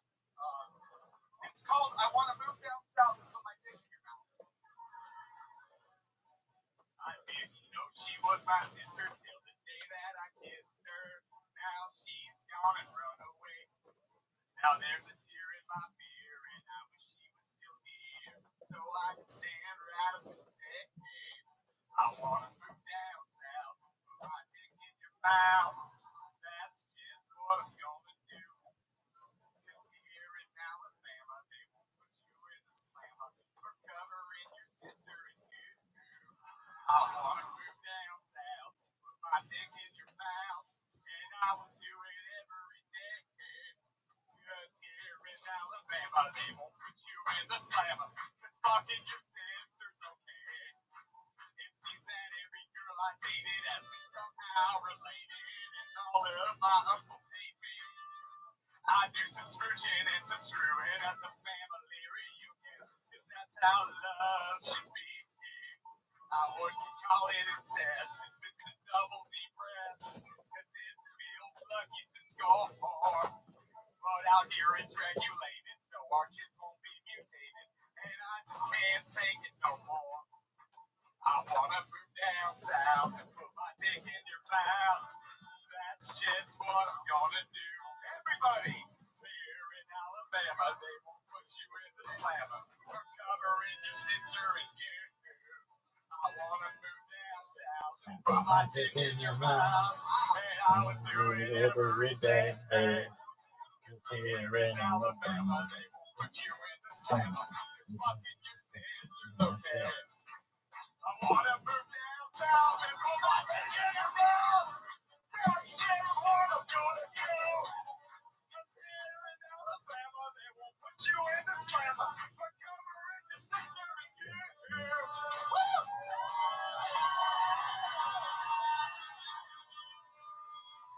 That's how the magic happens, ladies and gentlemen. Phil Kemp, everybody. There he goes. Phil Kemp.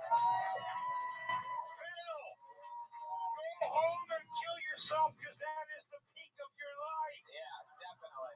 That moment was it. That was it. We all survived. He's on Twitter at Filthy Phil Kemp, everybody. One more time for Phil, everybody. Come on. Joe clap. That's pretty cool. That was a cool moment. Had to be the most exciting thing. All gonna be going out south, talk my dick in your mouth. Yeah, I mean it's gonna happen for the next. That song was a little heady for my taste. Oh, I feel like a song with a message. I just want to dance. I don't want to think when I'm listening to my comedy songs. Damn it! I just want jokes. What was that song about? Oh wait, me and Joe both need to do drinks again. Yeah. Wow, you guys are killing it. Yeah, I'll have one as well. Let's just do it. Let's just wrap this card out. Hey, Josh, can I get a drink too? Oh shit, here we go. Jeremiah! Jeremiah, let's do it, you piece of shit.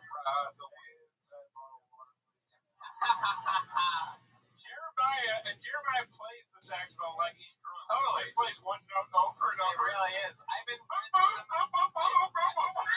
with Jeremiah for like 7 or 8 years, and I forget that he doesn't drink. It's weird.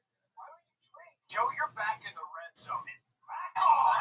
Oh, yeah. Don't you dare tell Jeremiah. Oh, that silky fucking sax he plays, dude. Makes me so happy. Give me a little Baker Street. He can just do it. Do it.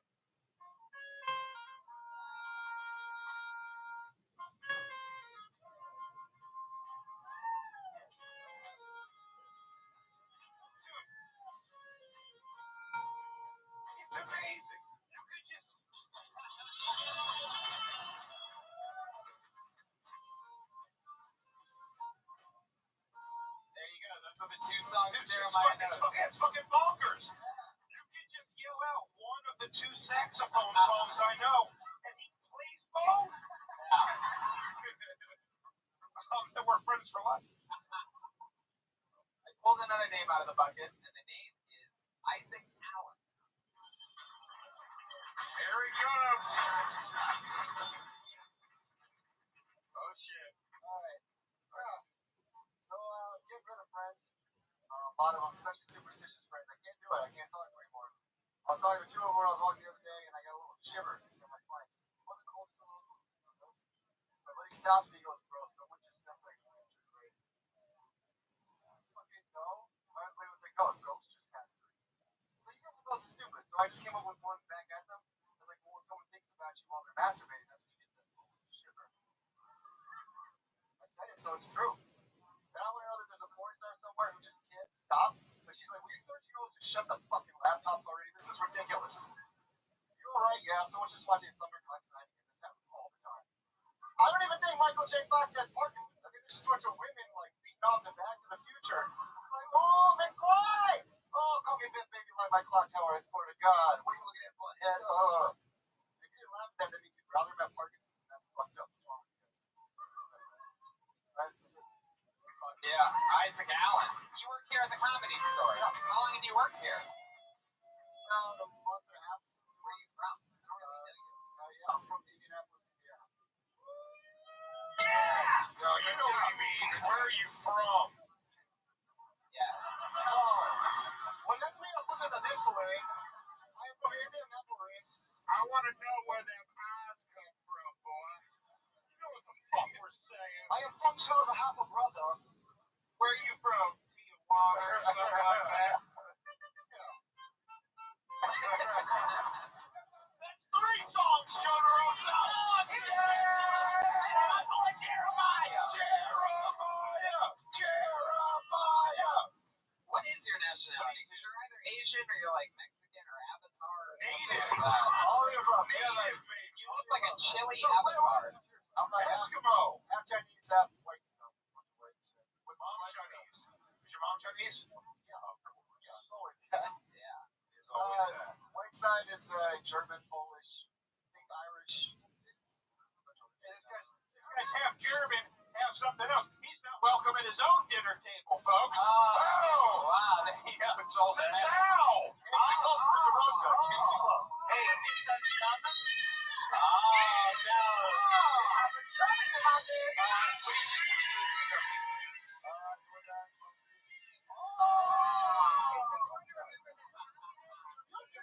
Shouts up there. Just so bad.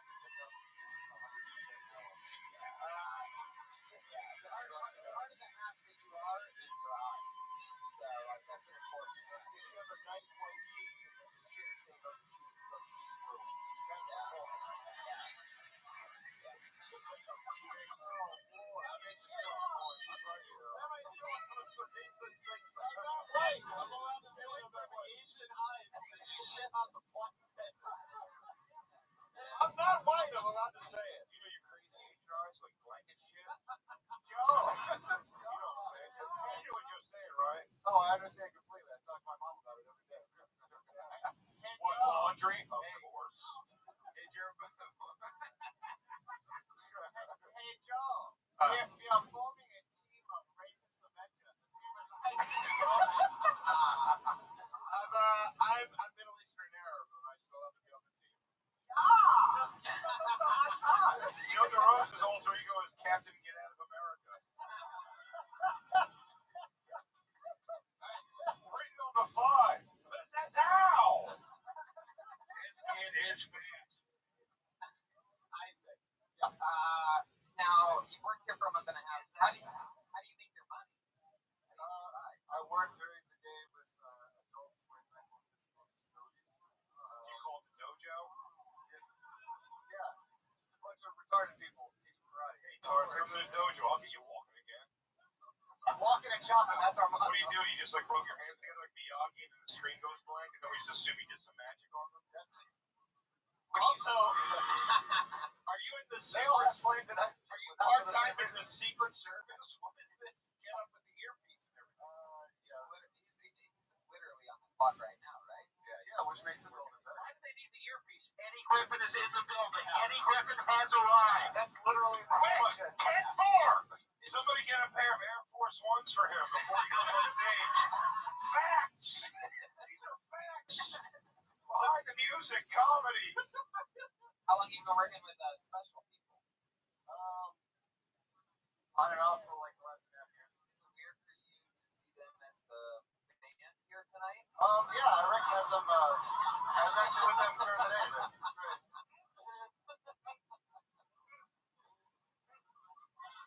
Isaac, Why is this lip twitching? Isaac, are you single? No. No. How long have you been with your situation? Live with my girlfriend. She moved here with me from San Diego. We've been together about 9 months. Yeah. That's right. You were very funny. I'm serious. You did a really good job. I'm a fan of yours too, man. Thanks, man. But I didn't even listen to 104 podcast. Tariffs. Wow, there's an old one. But I really want to say that, like, you guys like we're freaking boss, but you did a good job. Seriously. Can we watch each other's balls a little more? No, not watching your boss. I'm saying you did a good job. Your boss. I think you're great too. You're really great. Gotta do it now. Gotta do it. Okay, Isaac, you did it. Go back to work. Make sure nobody shoots the place up. Isaac Allen. He's on Twitter at Isaac Allen, spelled I-S-A-K. Isaac, not your fault. You had to follow the fucking Grim Reaper at the Comedy Store. I love it in here right now. I'm having a great time. I really am. I truly am. I'm having a really fun time. Could be the 4 whiskeys. I don't know. Might be the comedians that I just pulled out of the bucket. This looks like a new name. Pat Guessin.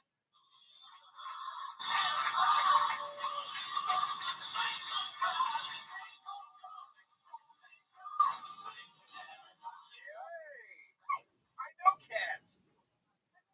Already. One more time for Cat Guessin, everybody. Hi, I'm Kat. I've been in LA for 7 years. I don't know, kind of hasn't gone as planned. Okay, so I'm not successful. Even if I don't have a lot of money, even if I'm single, the important thing is I'm not happy. Okay, so we need to cut with me about that. I have 2 cats. I live alone. I read tarot. I don't read my cat's tarot. That would be weird. My cats are both Pisces, so Pisces are too sensitive for tarot. I have not seen Coke with my own eyes since like 2009. That makes me a loser. Like I'm the kind of girl like I don't do Coke, but I just like offer to hold your baby so you could go to Zapper. Cat Yeah, Guessin. 1 minute.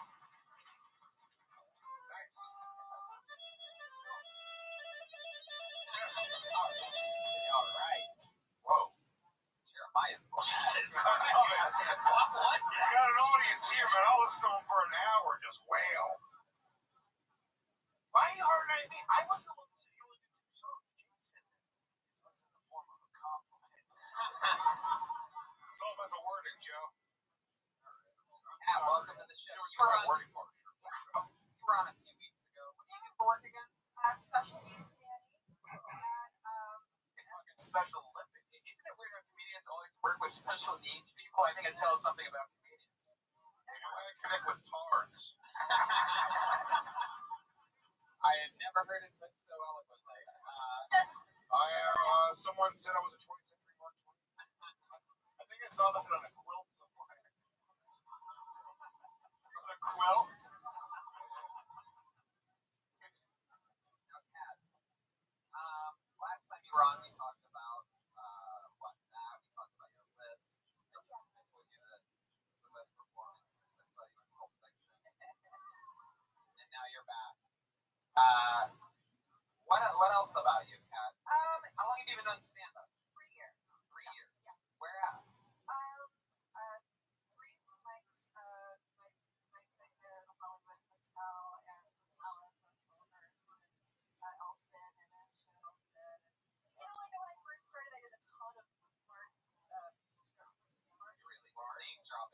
I was more. No. You are saying like, The guy what's that his face, books director? all the bringers here, like when I first started, and like I had like I could stand up flat. That's Martin Scorsese. That was right. Yeah, like. Are you saying? Oh shit. No. Wow. Oh shit. Oh. You're not single? I was gonna say such a nice shit about you.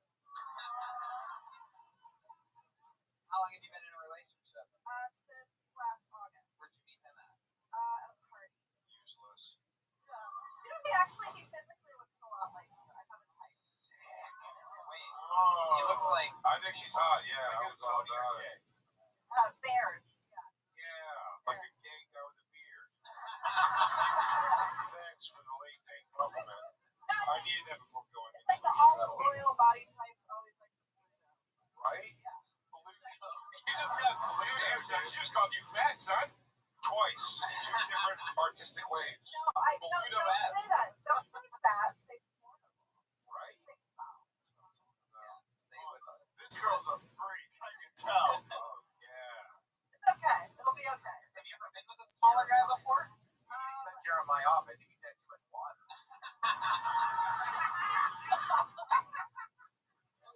He's fucking high on Baker Street. That's not Baker Street. That's Have you ever been with a smaller guy, Kat? Yeah. What's that been like? What don't you like about that? What did she do? I just feel kind of not. I don't feel feminine with a smaller guy. I feel like kind of just large and yeah, no fun. Did you play sports in high school? Yeah, volleyball.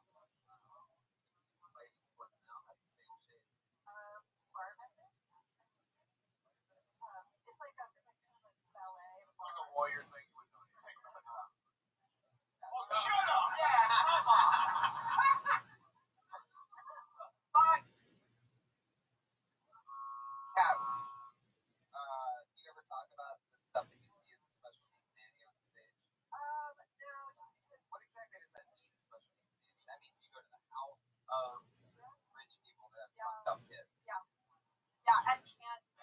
And their jobs are to high stress and they can't. Any celebrities? You don't have to name them. Yeah, one thing, yeah. And what do you just gotta make sure those balls don't break all the expensive shit in I the mean, house?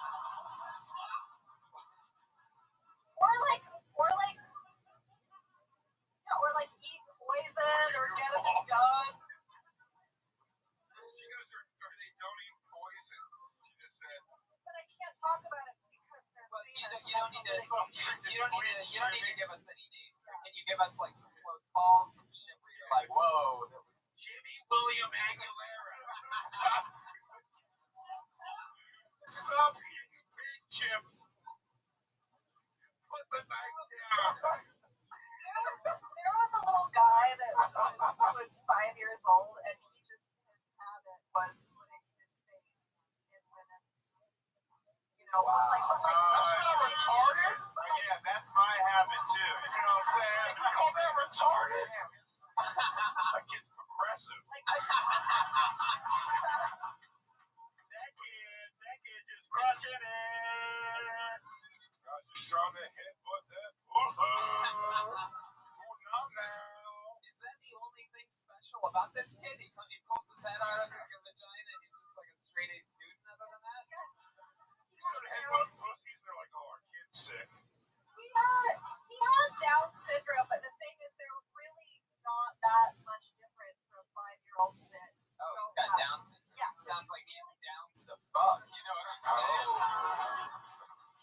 What up, son? That's a 2 high fiver. We like to call it up syndrome. Oh, I bet you do. With that horny 5-year-old, he definitely has some up syndrome. It was just And they all look relentless. alike, so if you fuck all of them, it's like you're only banging on one dude. Jesus. They've had it too good for too long, if you ask me. Right now, there's some Down syndrome podcast fan listening to this, like, what does he mean we all look alike? What does he say? Not this how we all look. And I nailed the impression. Oh. Holy shit. Oh my God, you just did a Down syndrome impression. That's unbelievable. What the fuck are you talking about? All right, so you're with a 5-year-old. They had to warn you before. They're like, so my son, he's fighting. No, that developed when I came along. Wow, really? Yeah, for sure. It was just, it was the phase that he got into, and then, every woman, like adult. Hey, we're about to head to dinner. Listen, about the hour 10 mark, my son might start headbutting you in the cunt, but besides that, smooth sailing. All right, listen, he likes to go outside and play a lot. You should feed him at 3 o'clock. He loves having cheese. Oh, yeah, should have his bread. Don't stick his head in your bush. We gotta go. We got a ball to go to. I like the Down syndrome kids get the same fucking instructions as gremlins. Now, Don't feed this little fucking weirdo after midnight or he is going to be fucking eating shit. Kat, let me ask you this. So, like, was there ever a time when you were hanging out with this kid, like, the parents were gone and you were hanging out? No, and you're don't just... be gross. That's so, no, 100% no. Oh, dude, But the keep thing going. is, Go listen to her.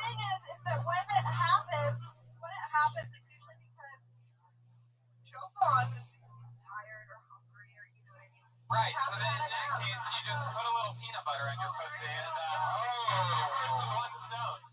Well, the thing is, you have to tell them, you have to be very firm, but you can't shame them. Right. It's really hard. You can't say, because that's inappropriate, because I'm a China. So how would you say it? Small dick 5-year-old, get out of here. That's a pretty solid dick for a kid. Few people know this. You don't have to say anything because all returning gets out The Shining, so they just tell you in your head. So How did that not get a laugh? Of course. How did that not get a laugh? dude, are you really asking? It was probably because of the delivery and the, How did that not get a laugh? You want some ice cream now?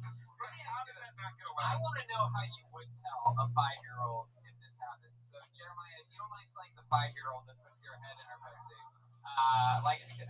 without shaming him, how would you say it? Or shiny. Can you just keep yelling over and over, Jeremiah? Box butt. Box butt. Box butt. Hey, look, it's Oh, 5-year-old. no, honey, that's my private area. That's my private area. That's terrific, honey. That's just my private area. Okay. So you can touch All right, my I private think we get area it. I in think we get it. private, but don't touch my private area. Oh, I see. It's supposed to be about private area. Jeremiah, If I was Jeremiah's dad, I would be like, just let him headbutt your pussy. He'll get it and he'll stop. You have to let him do it. But it would happen to strangers. Like, it would happen to strangers at museums, like at Disneyland, at the stores. You did to we're in strangers. the Overlook Hotel. There you go. People are catching on to my Shining bit. Scatman Carruthers was hanging out. Hey, Doc. Kat, what's one of the weirdest things about you? If you had to confess something weird about you, what would it be? Something. Love that. Jesus, you're acting like a 5-year-old just stuck his head in your pussy.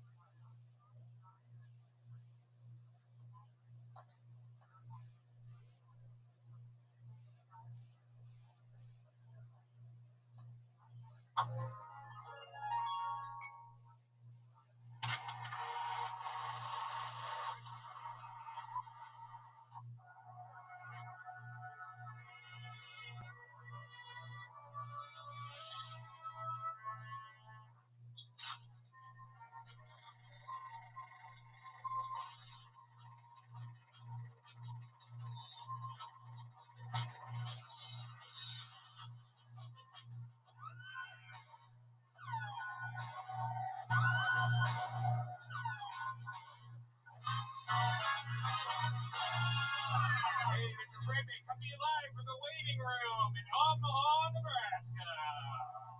For a brand new episode of Kill Tony, get up to the birthday boy, Tony Hinchcliffe.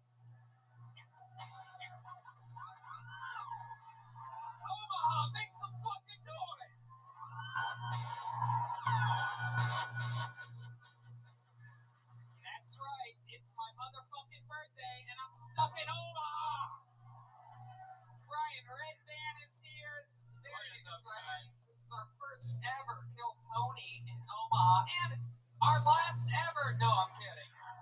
It's good to be here. This is great. This is very exciting. We had some special Omaha buckets made for us, which is very fun. Some amazing artwork, and I kept this in here. This one here, which I turned into my champagne bucket for the night.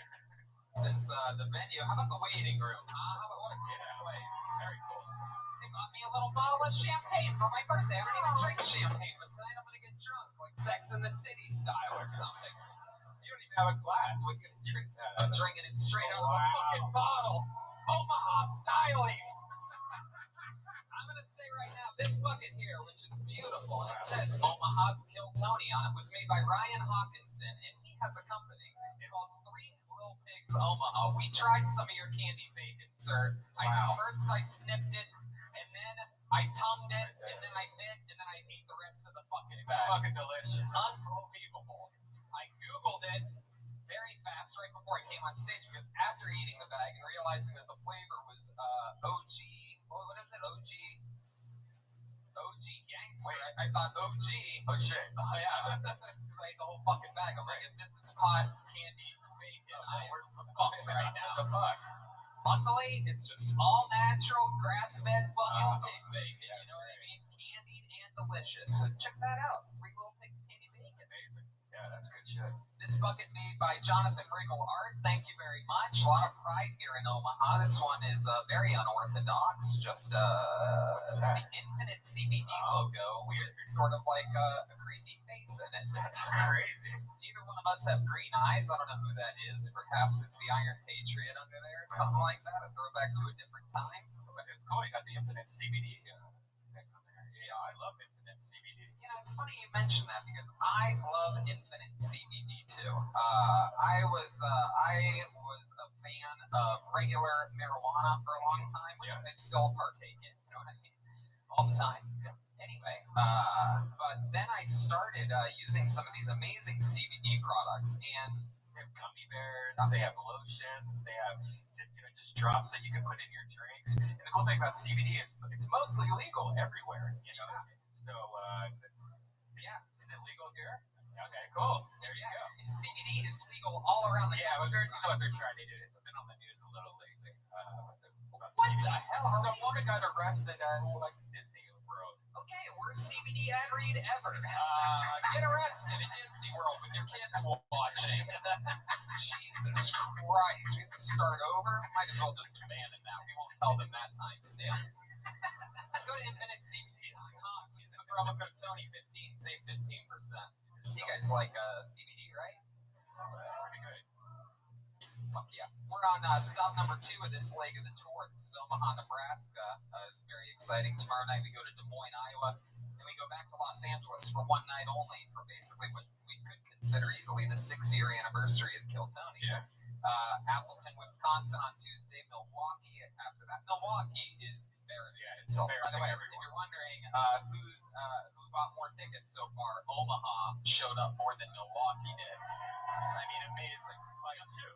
Yeah, Milwaukee, if you don't buy tickets now, you're going to become a running joke for the rest of the show. We're going to just make fun of Milwaukee. Never go there again. Chicago, Illinois almost sold out at Thalia Hall. Madison, Wisconsin, Minneapolis, I think has sold out. Poughkeepsie, New York, and then we added a show on June 20th at the Gramercy Theater in New York, New York. That's a big show for us. Selling out the Gramercy Theater twice on a Thursday is a really big accomplishment. So let's finish that off, NYC. CavemanCopyCo.com. Use the promo code KillTony, save 15%.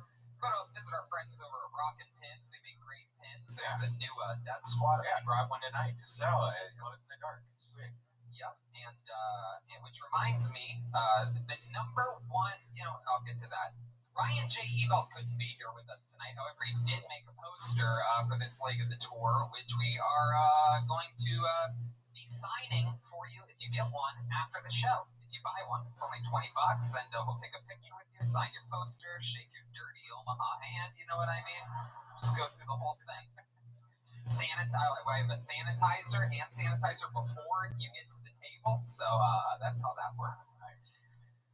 Of course, as with all of these episodes, we're going guestless tonight. On the road, we don't bring a guest with us because it's impossible to bring someone to Omaha, Nebraska to sit here just to sit as a guest. If you're wondering, people just say no. I asked all of my friends. They all told me no to my face. A lot of them just laughed and ran away. However, we do have the heart and soul of the band. And don't get it twisted. When I say heart and soul, I mean one person from the band is here. But he has the #1 album on iTunes right now. You took the words right out of my mouth. His debut album, Reagan and Watkins, the self-titled album, is #1. Came out yesterday. It is #1 on Comedy iTunes right now.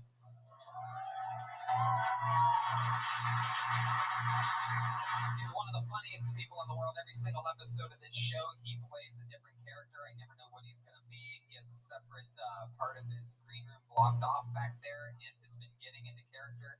He stays in character throughout the show. Sometimes it's a brand new character. Sometimes it's the return of one of his famous characters. He's one of the funniest people on the planet. He's #1 on Comedy iTunes right now, and he's here with you for his first time in Omaha, Nebraska. I present to you the great Jeremiah Watkins, the Kill Tony Band.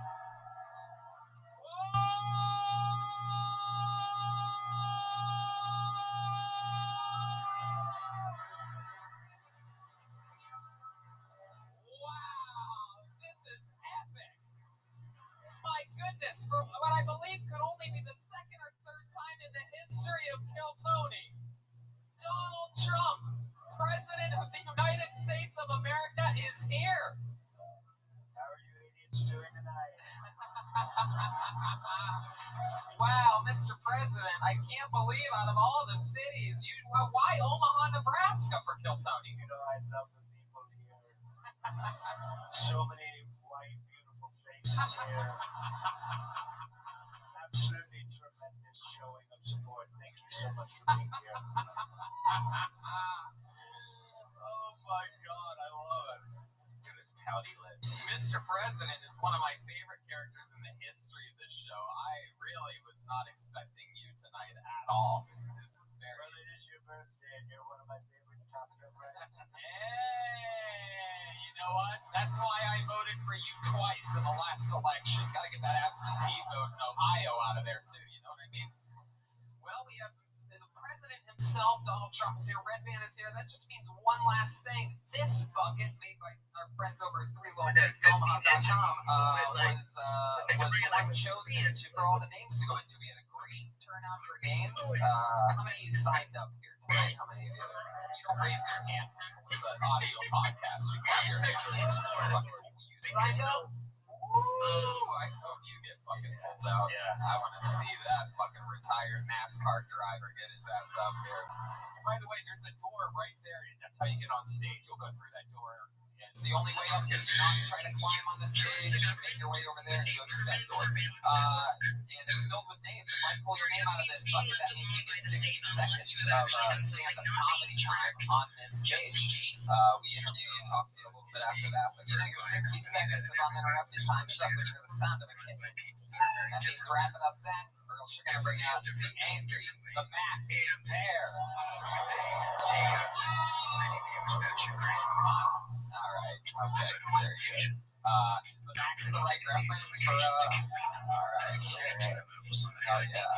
Okay, you guys ready to start this thing? It's the first step of Omaha Kill Tony live. Let's fucking do it.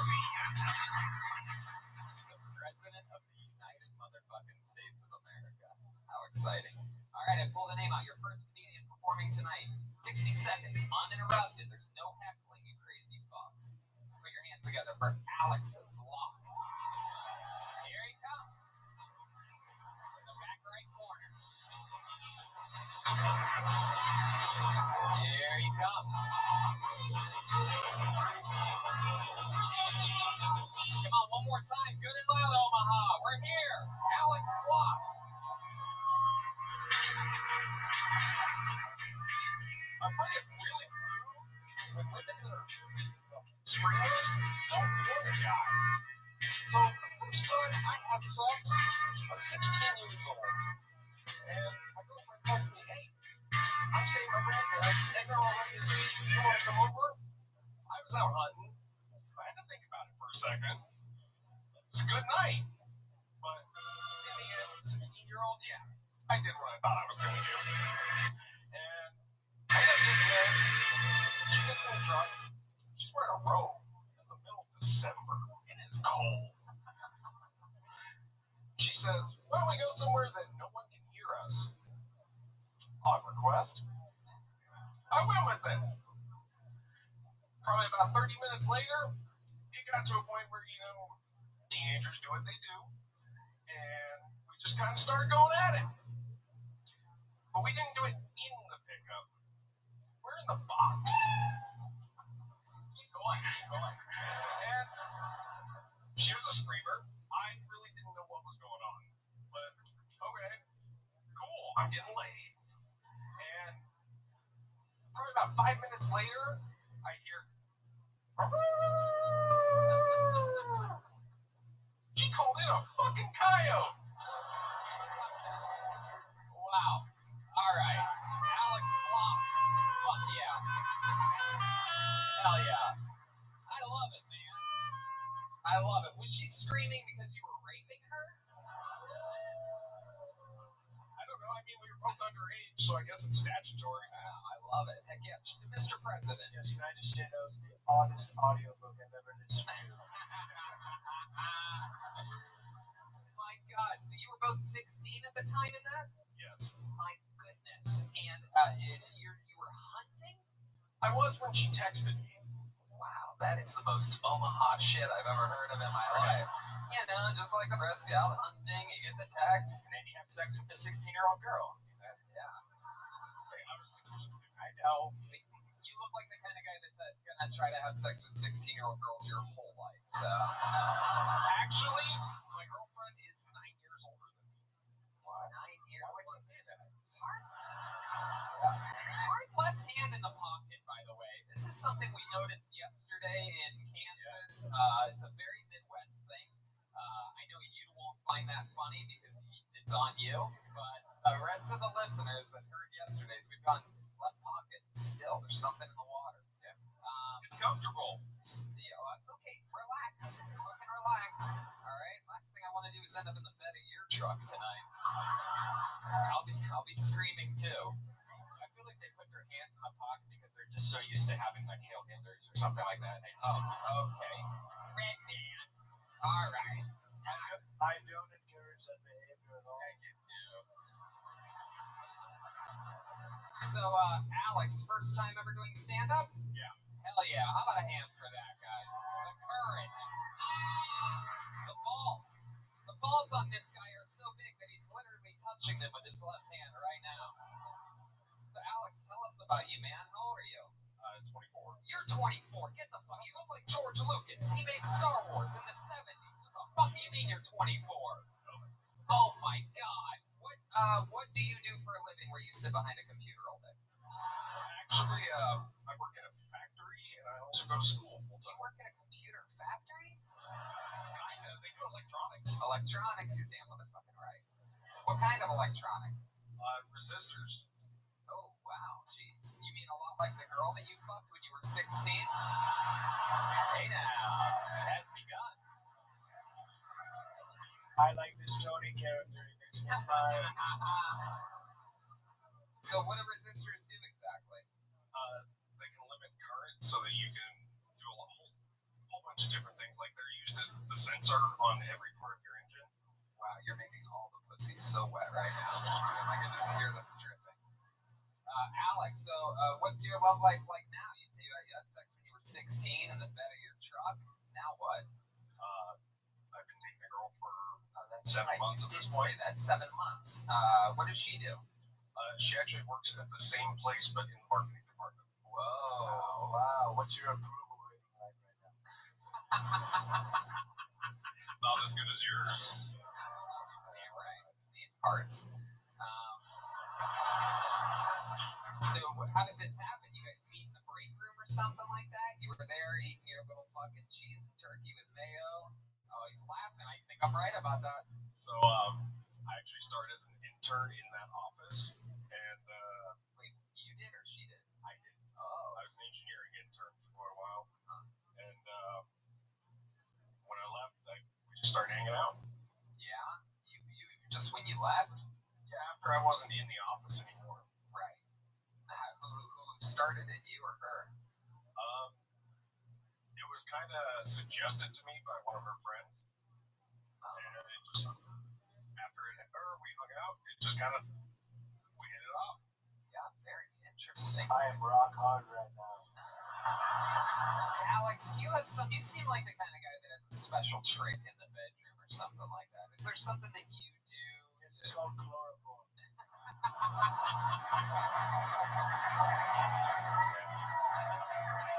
4 more years. 4 more years. I feel like there's something you do. You have like a finishing move in the bedroom, something that you think only you do, a secret of yours. Come on, Basically, my policy is that your policy. Don't interrupt this. How dare you interrupt this? How dare you? He was just about to get to the fucking goods.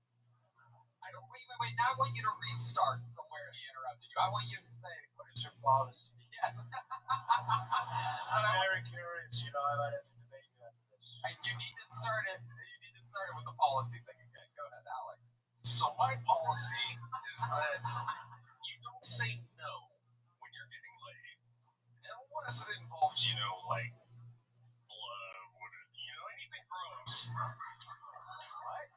Holy shit. This guy's afraid of a period. I never said I'm afraid. It's just So you're putting things in your butt. Is that what you're trying to go at? if she really wanted to. Really?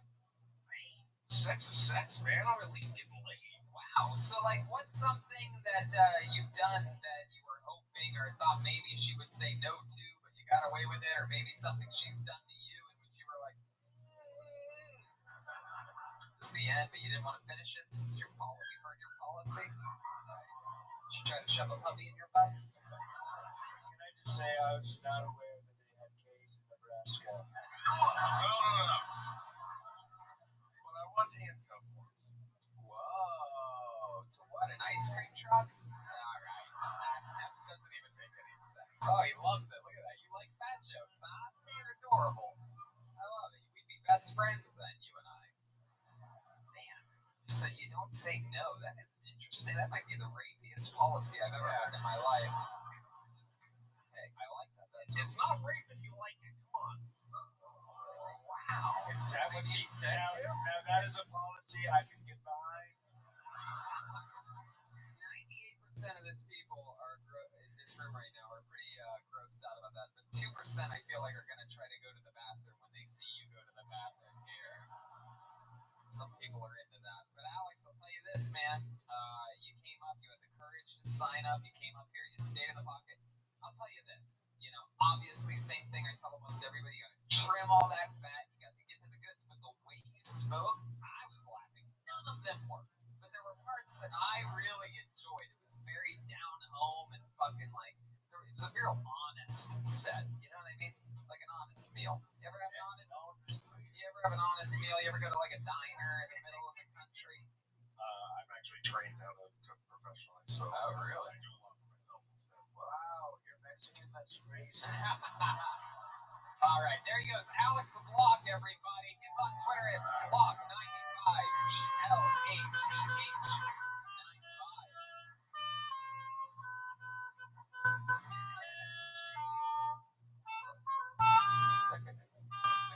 His hands look on that spot. It's an accident.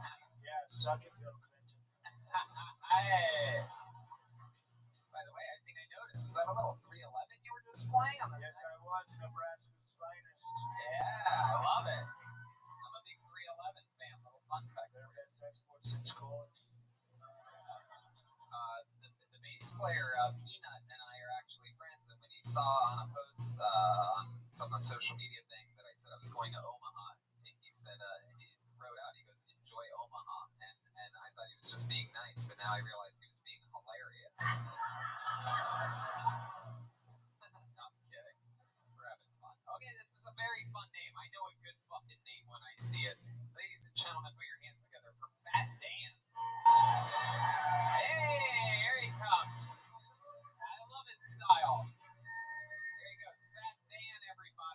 coming.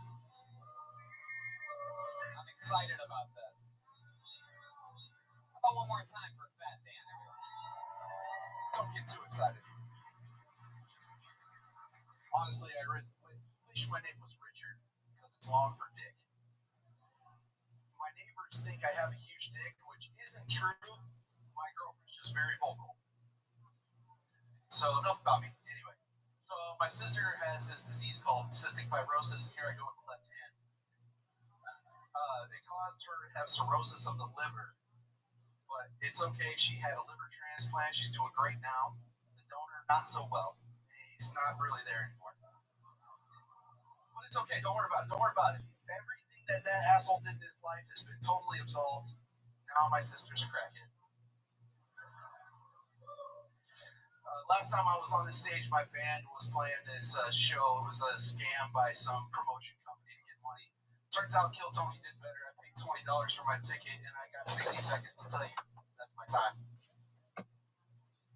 Yes, you were close.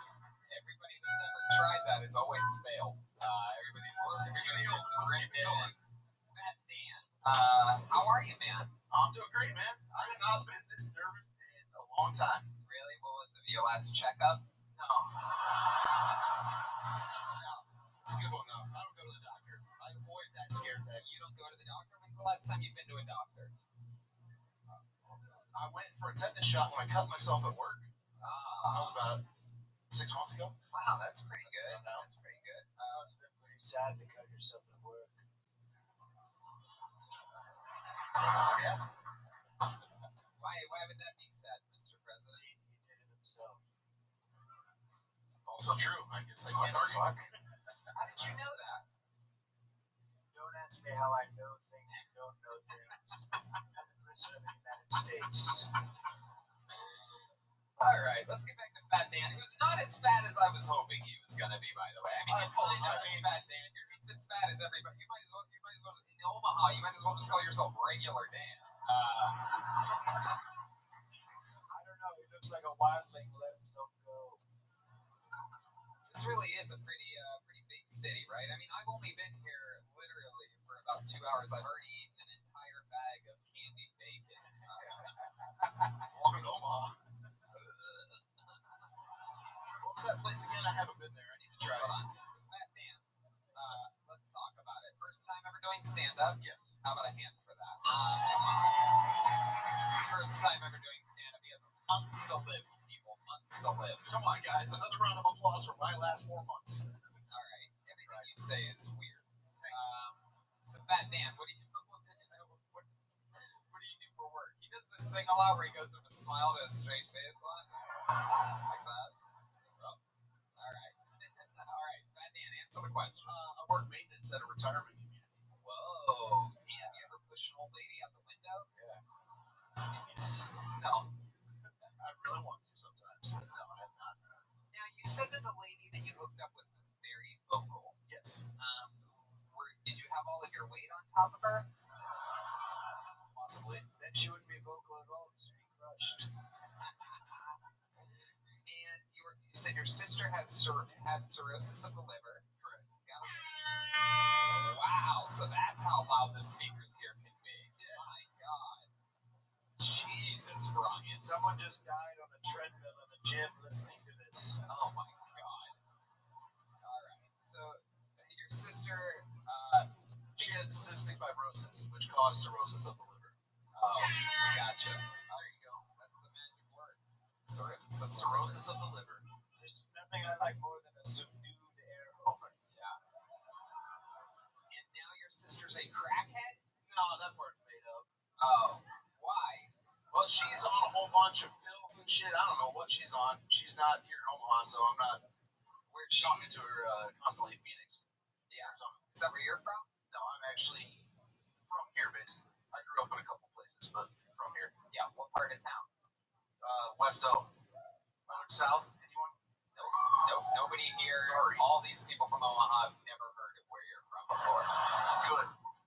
What do you like to do for fun, Fat Dan? Me and my friends got a punk rock band. Really? A real punk rock band? What do you do in the band? I play guitar and a little bit of vocals. Yeah, can you give us an example of a little bit of vocals that you might be able to do here tonight? Here, you want some backup punk music or something? Okay, just gonna go on capella then. Fucking. I'll be there in the morning. I'll even be your night. However, The one this is ensuring not our fun. earth and make sure Very you're much alright. not Just let me read your mind. That's a human copy. That's one of the But worst things I've heard in the history of any very show. vessel, I mean, that sounds just like reasonable. Like if I was like a normal guy on the street just sing like a song, I'm not very good. That's much more complicated. I guess so. I guess so. You are a one-man mosh pit. That's also true. So, Anything made out of gold, you have to make sure that's that. Now, every gold I've ever used is a nine in the profile. Even the horn, God, they were kind of nice, but some of the gold, I don't know any other animal. anyone ever call you Like a candy phone, corn? it's like this, like any type of animal. It's so Damn shame. hard to find a thing. And besides birds,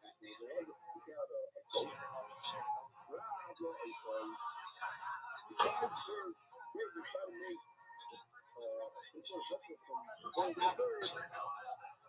it's not Republican. It's actually and back here in Stowe, that Griffin country, that's you go to Ghana to see these guys. Wow.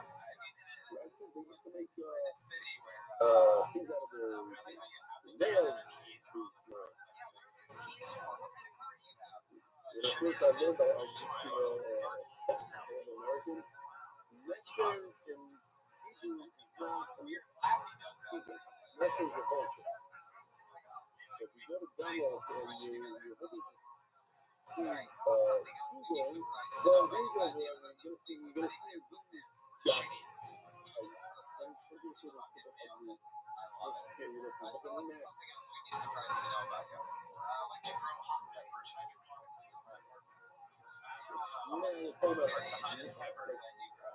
Scotch bonnet? Damn. Wheat spray. And very cool. You look closely, I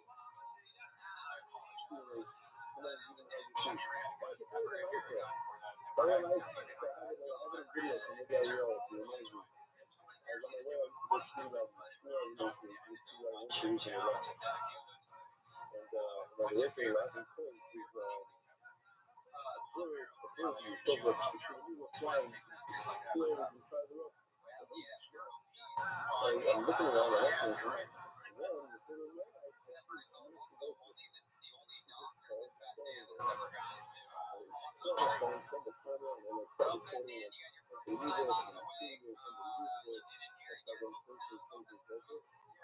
and the priest was like staring at me, like, it's gonna give me this thing. So I took finally get there, and I realized it's a piece of plastic. It's just, it's a ball for looking, yes. So another tip for Americans, don't be fooled by like,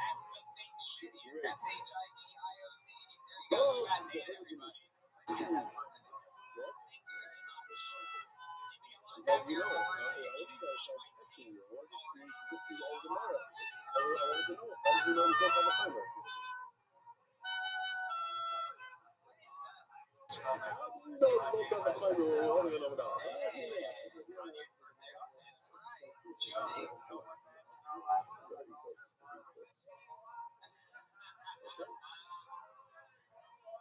Let's see, what's on the phone? The metal. That's not the kind of food where when it's not so much. It's not a when it's flat, when it's not kind of like food, but it's not really flat. So wood, if it's not a food, when it's not food, it's food, it's not a food, when it's flat. But you don't sound like that, you know, it's out of the time, there's a puzzle. It's part of what people use. No, it's not, no. It's logic. It's what you use and what you don't use. It's what you sell and what you don't sell. People sell, should they, says the aliens.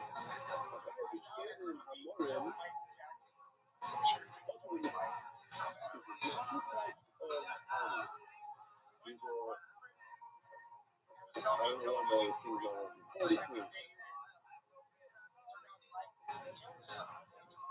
Like an old lady, I call it this one. The sweet and the bitter. The bitter you can eat when they're small. The sweet you eat when they're large. So they're in reverse. You always take a laser when the bitter are small, and when the sweet, like we're familiar with the sweet ones on the right. We only take a laser when they're fully grown. When it's completely finished, that's when we take a laser. When it's small, it's not edible. And actually the bitter ones, the exact opposite. When they're very small, that's when we take a laser. When they're large, whatever it is, there's a guy, that's why I said it's joke. There's a guy rolling over there. Like, I'm hoping that one or two people didn't get any jokes. Old lady gets on the bus every day. It's really a gift. He's 2 hours to Rothschild. She goes there and the guy says, listen, so when you eat any fat, I don't have to eat. I find anything. All I do is I get the chocolate and it's not good.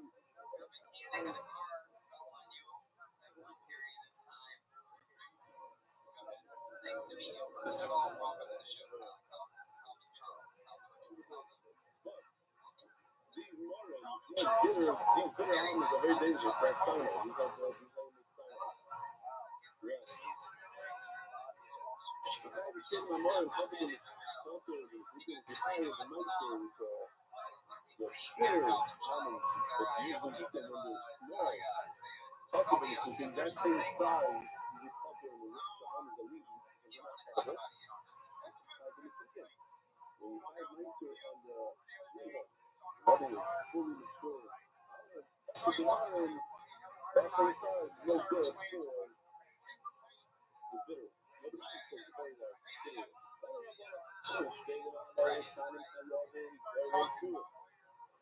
The Xeris for sure is when they're small, but not when they're large. It's chicken, but the reverse when they're sweet. Xeris, however, that's when they're finished. Nobody eats them when they're small. There's only one thing everybody should know. It's Xeris fruit. When both varieties of almonds are small, they're peppered. Why are they peppered? Even when they're bitter, they're peppered because it's not considered a fruit. They're too small to be considered a fruit. Now, I don't know, some say that Xeris is a fruit. So you can figure it out yourself. When is the higher? When they're large. You're right. The bitter and the sweet, when they're large, they both higher. It's a finished fruit. However, look, you have to understand. What is finished fruit? He's going to eat a very large bitter however, look, I mean, it's the birds in Israel, I know what is on the fish, but when they're small, even if it's bitter, it's peppered nicely. When the man God has it, they're cool, but if they're large. So even if it's bitter, you can eat it, you know, you did, and when you open it, I love it, I'm not going to do it. But even when you put it in a fire, roasted nuts, you put it over a flame, and you make something out of it. Exactly this one, just for the name of it. So as a preview, we know that nicer training, first of all, you make a thing. You give 10% to nicer formulation. Why is 10% mistakes? Years, 1, 2, 4, 5, you take that and do this to you for life. If you don't bring it to you for life, that's what we have is drying culture. We have guys who are free, so he exchanges it for money. Sells off the food to someone. The guy gives him money, but money takes the money that's punished. He's going to use that. He can buy Very interesting. I hope you know that. any type of food. That is very, very thirsty because we had a restaurant in the way. He cannot buy water with the money. So if you want to do what? Salt or fish. So actually the places with this guy, I can go back to the extra people in the parish. That's where they are, is that you can't eat fish. He says, look, get away from that. So, He says, no, if he's a chicken, so you open up all things. You can eat fish. 100% you can eat fish. You can buy fish. let's just go back. Right now.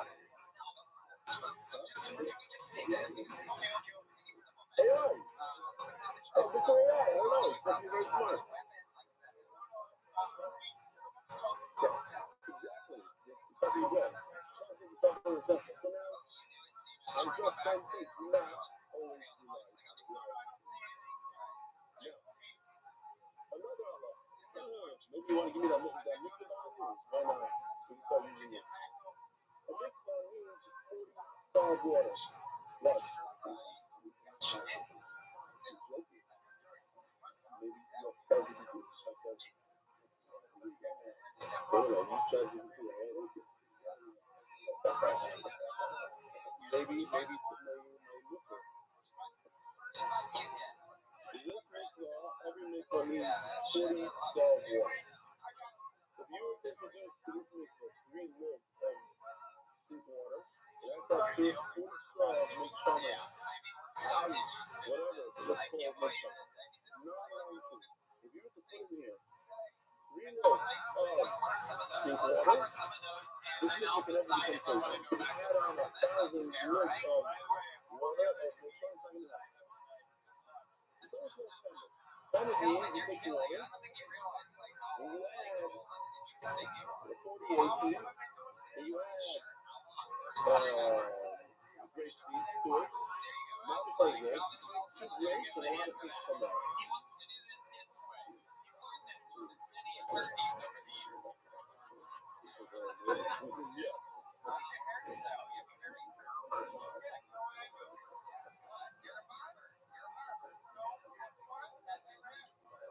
Jesus, I'm just getting started with you. So at some point, the water transitions and becomes yogurt. Why, if you introduce lime to the mikvah, the mikvah is kosher. Lime truly is not.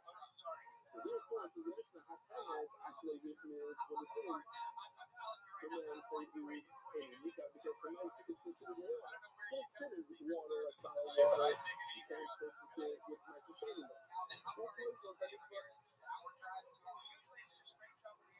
And therefore, also, it's sink water that makes the mikvah bubble. The solution is for water for men, so now it's considered wine. You can have some nice you can buy and wine, you can do whatever you want to do. Maybe buy for some mikvah. Or the make a mikvah bubble. Now, you gotta do this a lot of the low marry. I'm not sure. 2 brothers that are married from their father. If they leave it as is before they do any revision on the Risa, then it's as if it's still the father. It's not like it's still within the then there's the father. But what if they divide the father? They divide so you get this thing, you get this thing. And now let's be father goes factory. Let's take over the father's business.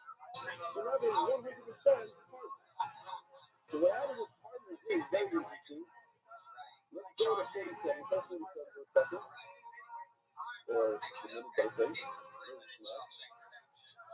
When a person has brand new animals, baby animals, so he takes the animals and puts them in the pen, never the door, and he feeds them. And the husband comes out, he puts some of the red flour. He puts it in, and that second one goes into line. We're going to tell you finish it, but you don't know. I'm pretty sure I get 100% of this Okay. fruit. I would bet that maybe for a second We get to eat this animal. What do you do with this animal? You bring it to the and you shove it as a cargo. How much is the plane get, Rabbi? How much is the plane get? Rabbi Shoulders, how much do you get in the night? so bizarre. Do you remember? You can go anywhere. Who's the plane here? The plane gets all of it. The plane gets zero of it. Zero. But Malcolm, good thing you came to shoot today. One step away from your stove. The plane gets zero. Not the orange, nothing. You saw this one on the front of the only thing these strong losers, so to speak, gains that doesn't mean That's it. It's the animal has once you get the whole thing. So, when it comes to nature, if you have a tiger, you don't see nature. It's a nice way to get out of it. And you know, if you want to get out of the mitzvah, you get a guy giving the 50% of all your animals, and you're not doing mitzvah. So anyway, I'm a system that they divided into, so now they are fibers. The Talmud, we know, we live in the level we believe that if you give a shekel, or they say you have to add a tiny amount for their Talmud, which forward, there is exchange rate. A little bit of a Talmud. So if that, each one has to give a Talmud because they come from different areas with two different people, and they're just partners doing the Meshivela. They're partners, and therefore they're not doing this, right? By the other Meshivela, but when they're not considered partners, why? Because they're taking out from their father's estate. And it wasn't divided yet, this thing. They're in a Talmud. Then the state pays for the Matzah. When the state pays for the Matzah, when you pay for somebody else Matzah, you don't have to have a Talmud. The state paid for the people. There's no Talmud, and there's no Matzah. There's no Matzah. The animal, on one side, have a wonderful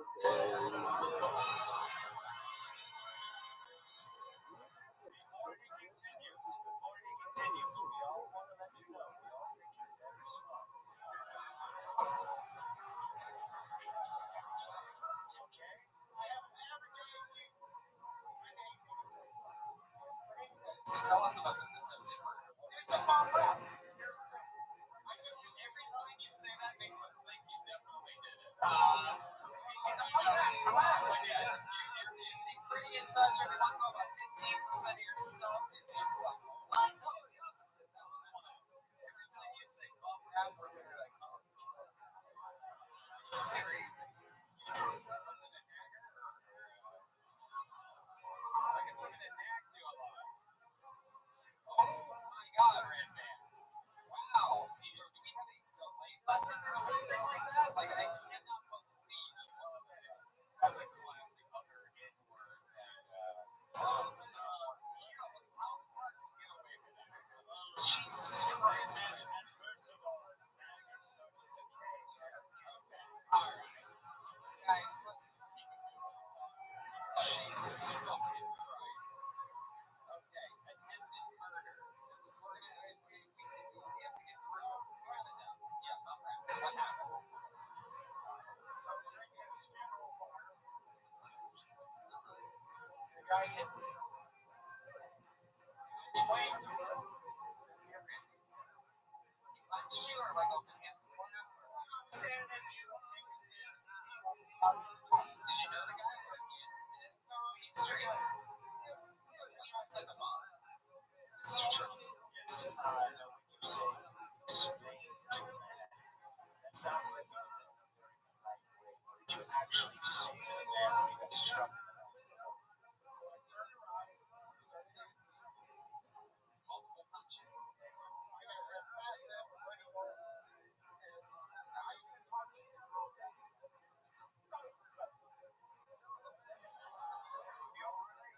Right, keep going. So then, how did you say it? When you said, if you didn't need it, what exactly? Can you reenact it like an actor? Can you, like, say I just hit you? Right? What I did was I left the markets every day of his life. You left the what? Oh, right, you punched him. Oh, every day of his life. After the bomb rap, I stabbed him carefully enough not to kill him. And they caught me guilty of attempted murder.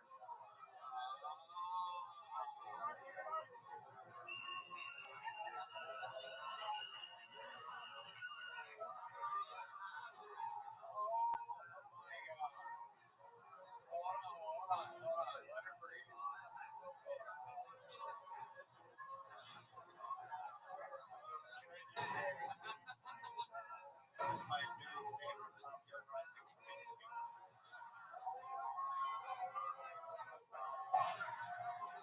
Mine too, Mr. President, mine too. And so you knew exactly, yes, go ahead. He gave a very specific detail because he's smart. He knew exactly where to stab him.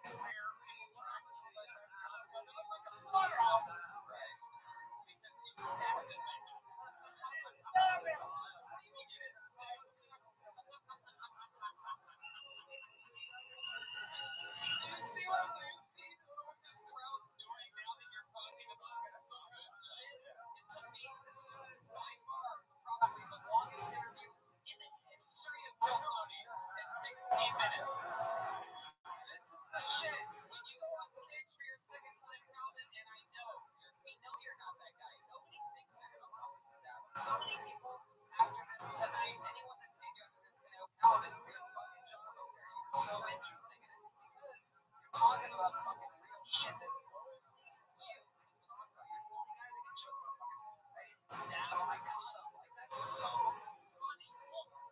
Look at that.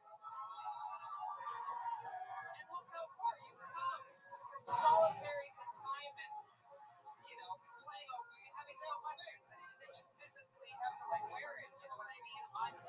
Literally every day. And here you are on a hit fucking show. Destiny got you out of the bucket, and you fucking found out how goddamn interesting you are. You look interesting, you sound interesting, just talk about the most interesting shit that nobody else can talk about. You have all those diplomas, but you don't have to be clever because what you really have is a lot of life experience. And that's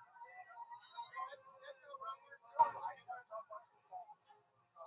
know. My point is to talk about that good shit. Talk about your past. Don't be afraid of your past. All right. I love you. Calvin Charles Calhoun. It's the first time ever. What's wrong? Hold on. You seem upset about something. Something bothering you? That's interesting. What do you do for a living? This is the most backwards Kill Tony interview of all time. All the good shit happening 18 minutes into the interview. Is there anything else? I want you to be comfortable. I do not want to be attempted murder tonight. I'm kidding. Calvin. 18 minutes. You're right. I got 18. We're going to send you to another 15. No, I'm kidding. There he goes. Calvin Charles Calhoun. Come on, guys. Make some fucking noise for him. They love you, Calvin. That was really awesome. I take a lot of grief sometimes for keeping people up here too long when I think that there's more to them, and I have no regrets about that. How about just one more time for Calvin Charles Calhoun? That was awesome. He kind of reminded me of a Doug Stanhope. Yeah, it was very cool. Is that your wife now? Damn, look at her. Wow. How many times a day do you have to butt fuck them? Prison days. I'm just kidding. No, it's just he's not smiling, by the way. Update for the listeners who did not think that was funny. This is really cool, actually. This guy came all the way to the show in Kansas yesterday. He is the brother of one of our favorite managers at the Comedy Store who actually works with us every Monday. The manager that really helps. He's an unseen hero for you Kill Tony fans. Curtis Nelson at the Comedy Store. One of our favorite people. This is his brother. He's been signing up. He signed up last night. He drove all the way here today to do his. This is definitely a first ever minute of his. Ladies and gentlemen, I present to you, making his comedy debut, Billy Nelson, everyone. The brother of our good friend Curtis. Here he is. Come on, one more time for Billy, everyone. So I was talking to this girl. She was a nudist. She says, you should all be allowed to date wherever you want. I mean, we're that way. I said, listen, Lady Gaga. Girls that won't shit themselves. We got to a certain age, we realize that's just not fucking cool anymore. Right? I used to imagine me using that same argument to this my buddies. It's cool to shit yourself.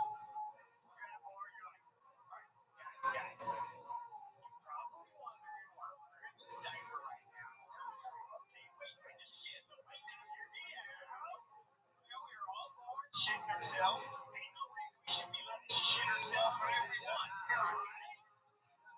See, most of you ain't into that, right? Same boats, because there's always one weirdo in the fucking back. Some creep in the back of the bar by himself, you shit yourself, he hurts out, and he's like, son, funny, but it goes down here. I know exactly how to handle that fuck. You look me right in his eyes, and all you gotta say to him is, Look at that.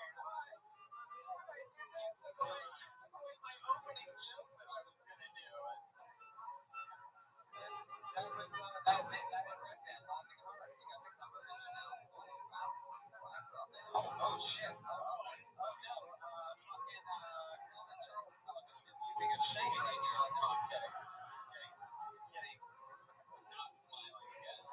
scary if you don't smile.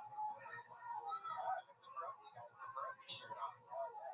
Mary, love another hand for Billy Nelson's first time doing stand-up comedy, right?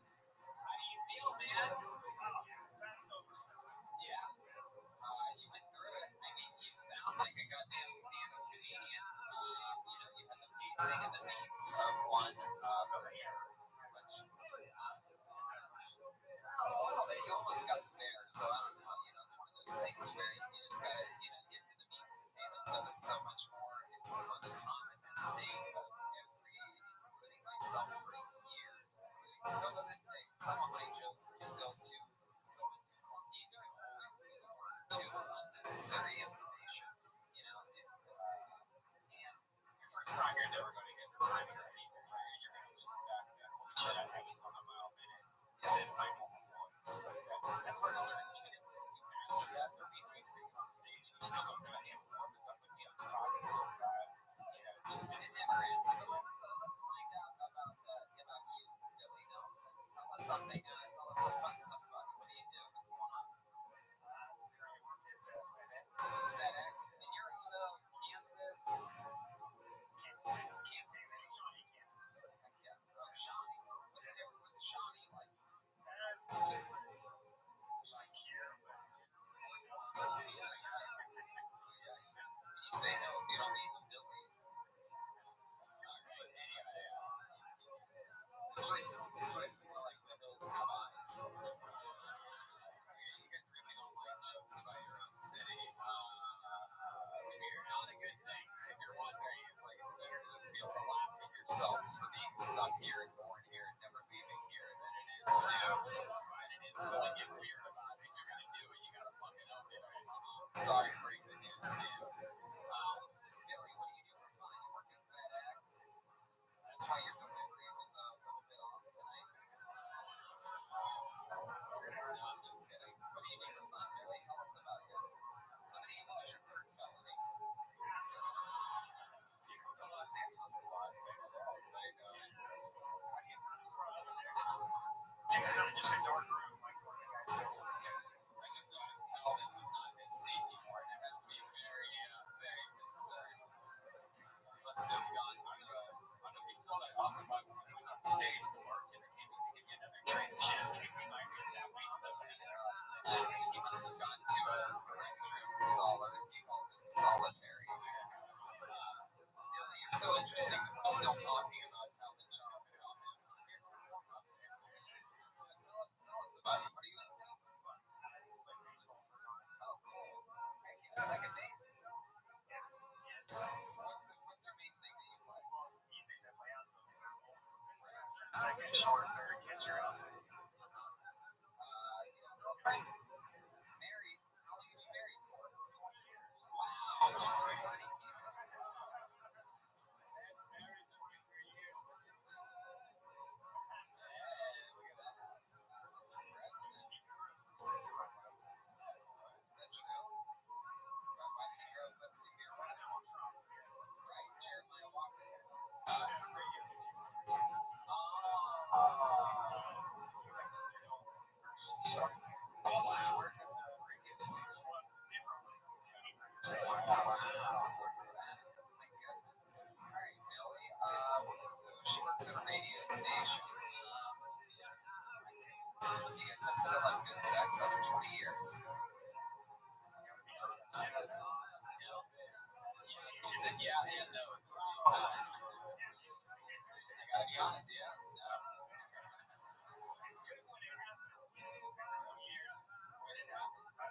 Prostate health. Yeah, how do you do that? They say masturbation regular is good for your Oh, prostate. okay. What's some of your favorite stuff to masturbate to? Yes, when was your last milk? Why milking? Oh my goodness, what is that? What's your favorite stuff to masturbate to? What do you type into the search bar? No, I wasn't Billy, I wasn't winking at you. I was winking at President Donald Trump. We have a Russian. Oh, yes. Yes. Oh, tell me your code, you dirty bitch.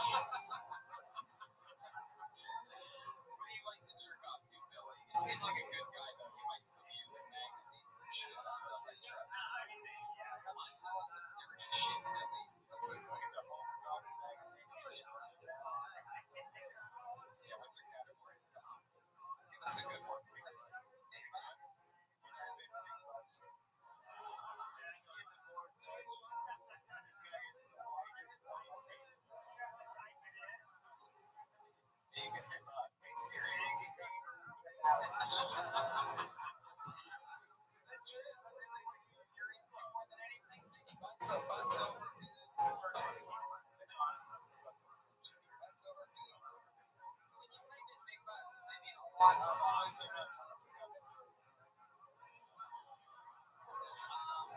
big butts. I'd imagine you type in search of big butts. Perhaps a lot of from what I've observed in life, perhaps a lot of black women would come up on the screen. Are you attracted to black women, or are you really from Kansas? You don't discriminate. You like everything. Has your wife ever caught you jerking off? Really? You don't jerk off. She didn't have to catch me. So, I keep helping prostate and she's not putting it out. So, I just make it. You just do it right in front of her? Because it's a. You ever do it right next to her and then sort the load on her when you're done? She doesn't want to put out, so I get take 40 hours, so I sort of like because it's a healthy prostate thing. I've told her it's healthy for my prostate. You need to put out. She doesn't do it, so I just run in orange in the room. Boy, a medical emergency.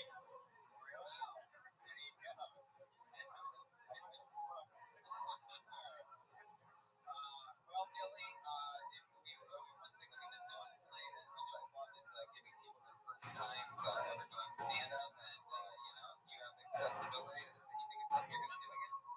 Yeah, for sure. I love it. And I will say, after doing this, because I know you're coming for like a month, and like the last month, I just say how I'm ready. Yeah. And again, I'll tell you the same thing that I told Calvin and pretty much everybody. You know what I mean? It's like you're talking about sort of like Queen Gaga, the moving his pants, the blah blah blah. We want the meat and potatoes of you.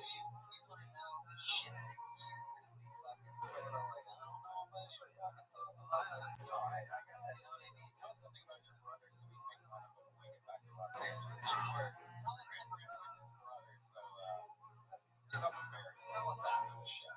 How about that? Because he's not gonna have to go ahead and Billy finish. Yeah. Tell us something about your brother. There you go. Anyway, Tell us after the show. Anything from Mr. President? Yeah,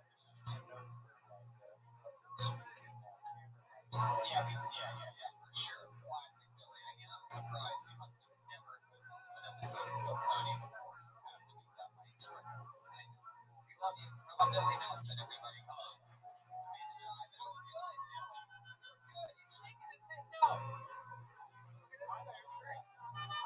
I thought that was amazing. Look at this guy just coming in off the sail road from somewhere. Very rare in the Omaha sailor. Okay. Wow, this is interesting. It says Aaron Jensen Roberts. It's my birthday. Wow, look at this. Here he comes. I'm right here in the front row. Okay, Aaron, walk on stage. You don't have to empty your fucking pockets. What is happening? Oh my god. Wow. Alright. We're very excited here in this little patch. Come on, one more time. Aaron Jensen Roberts. Alright. Look, me, right? So recently went out for my friend's birthday. There you go. So, I took my girlfriend to go out. We've been together for about 2 years, so, and we're busy, so, we have a chance to go out a lot. We have a few drinks, we're having a good time. She turns to me, she says, hey, you're still looking for a man. And, we've been for 2 years. I think it'll be, right? Probably. But, I mean, I'm single now, so it's whatever. It's hard out there, when you're dating and everything like that, especially like dating websites. You're trying to think of like catchy lines, always like, put up there.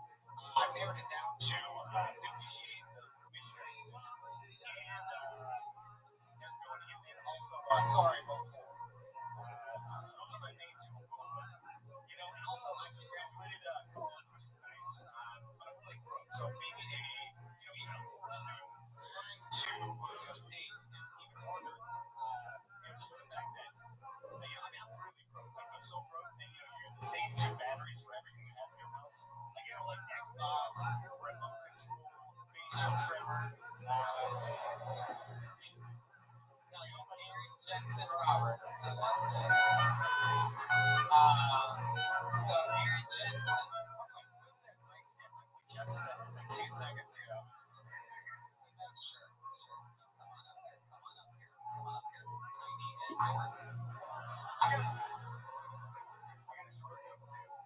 okay. It's okay. Relax. Relax. The time is up. All right, Stuart Little, just take a breath. Look at you. You have an interesting head. Why do you keep pointing at her? Yeah, we know. You've had to live with this your whole life. We know that you know. I always said, I'm always going to make fun of this. I know that. What did I tell you? What did I tell you? This is your girlfriend. That was the maybe like Is that true? Really? And now you're not dating? Really? Is she fucking that guy next to her? He said no, but then he looked at you all weird like he asked before. Oh, now she's shaking her head now. See, people have been listening. No, you don't say no like that. They just sort of like, no, you guys again. Doing the old fucking, the old fucking love rap, you know what I mean? No, it never happened in a million years. No! No way! Fuck out of here. This fucking guy. I still can't figure out exactly what the fuck you look like. It's something. It's like something like it's a fucking like Doug or something like that. Yes, that's what it is. Is it? There's something very cartoony. Oh, I know what it is. It's the fucking it's the baby from the Family Guy. Stewie. Yeah, you look like Stewie, right? From the chin up. I think it looks like Doug. Isn't that right? It is. Actually, I've never been a big cartoon guy. So Aaron Jensen Roberts, it's really your birthday? It is, yeah. June 8th. Yeah. Wow, yeah, no, I know. You do that thing where you point at people when they write about something. How old are you? What year? 31. 31? I know. I look like I'm like. I know. Aaron Jensen Roberts. So 31, it is your birthday. You share a birthday with me, Kanye West, and many other what I call them geniuses in the world. What do you do, Aaron? Actually, I'm just graduated to be a physical therapist. So, like, what type of physical therapy are we talking about? Like athletic or? I mean, when I was working in the hospital, they started off as a personal trainer, so then it kind of really, orthopedic sports side is kind of like my specialty. But I mean, after I did a rotation at the hospital, like huge setting is kind of, I'm like leaning towards that. It's really cool. What do you like to do for fun? I mean, I like to work out a lot. Really? What kind of working out? Oh, a lot of cardio. Well, I mean, I like to lift too. I mean, if I didn't lift, I'd just be like, out of high school, I was 115 pounds, so I'm not very big, obviously. I like lots. I used to do MMA, and I mean, I don't fight anymore. It's sports, obviously. Good question. Do you think you could bench press the president of the United States? I mean, I don't know if he would do it. It's up to him. He's the most powerful man in the free world. But he does appear to be perhaps Mr. President, would you be willing to do that for the city of Omaha, Nebraska?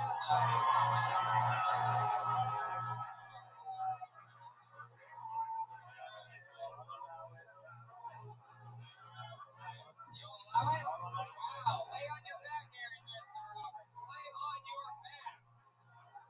Wow. This is very exciting. So the president is going to try to distribute. He's going to try to distribute his weight evenly. He's going back to side first. One hand is in his asshole already. If you don't get this right, he's going to land right on top of you. Let's get one good push. Here he goes.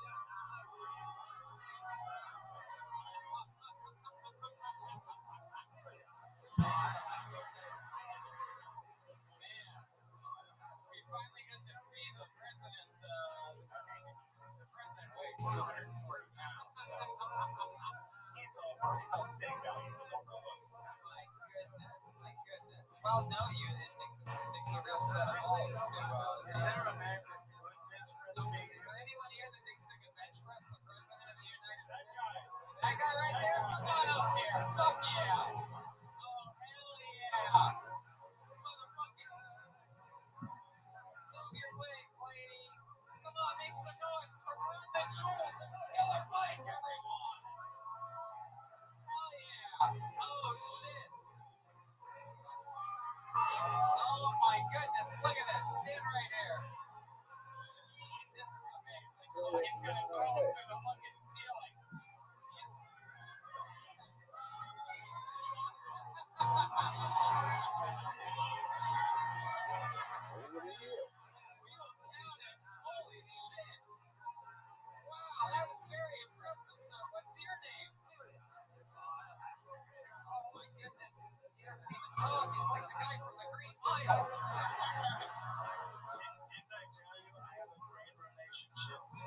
What's your name? Hey, what's your name? You're in the bucket. Well, I'll tell you what. There goes Aaron Johnson Roberts. It's his birthday. Make some noise for him. And I'll tell you right now, without missing a beat, we're gonna give you 60 seconds.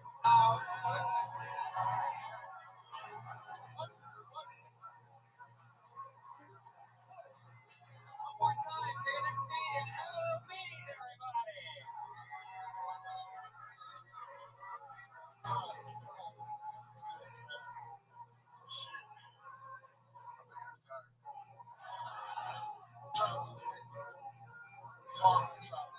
So many temptations out there, you know.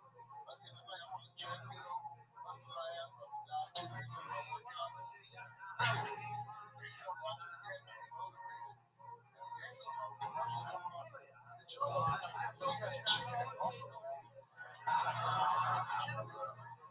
I'm trying to be healthy, man. That commercial, serve more slow motion with a pile of chicken and buffalo. And Steve was coming off that shit. It was so seductive. Like, why are we bringing sex into this? I started getting around, man. So I started letting my nipples. That was right there, treadmill. It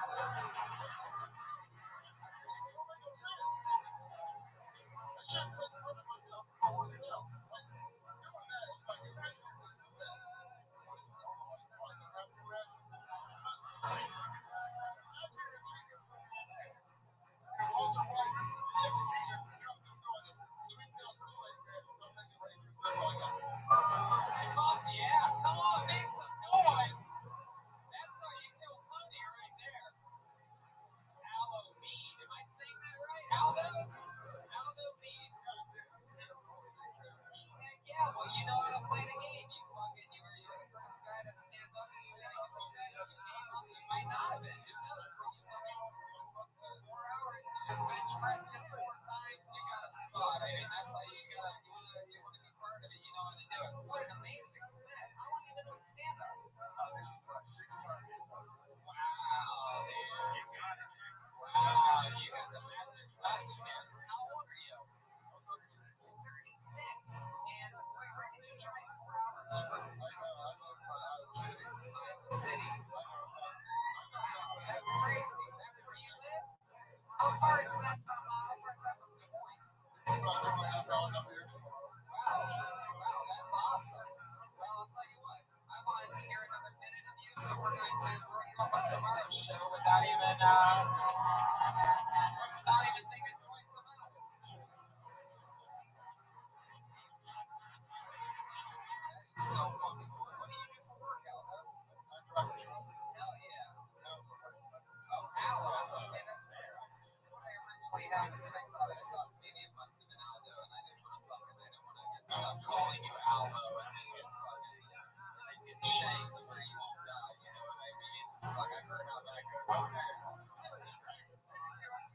So, I think it was all cool and shit. I think he was soft enough for that N-word joke. We still cool.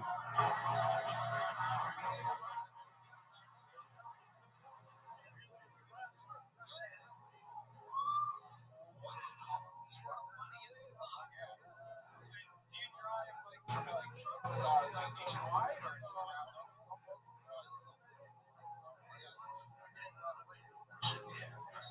Yeah, it's easy to exercise. You were never my size. You came out of the womb bigger than me. Halloween, my goodness. And you're born and raised there in Iowa City? So fucking interesting. How did yes, Mr. President? Can I just say, I don't know, transmit to the audience how forcefully he's expressing things. I didn't want to feel that. He did. I'll tell you, he took an interesting approach. He gripped my clothing. Yeah. He's so strong, and he's lifting me like I am the most sexy I've ever been.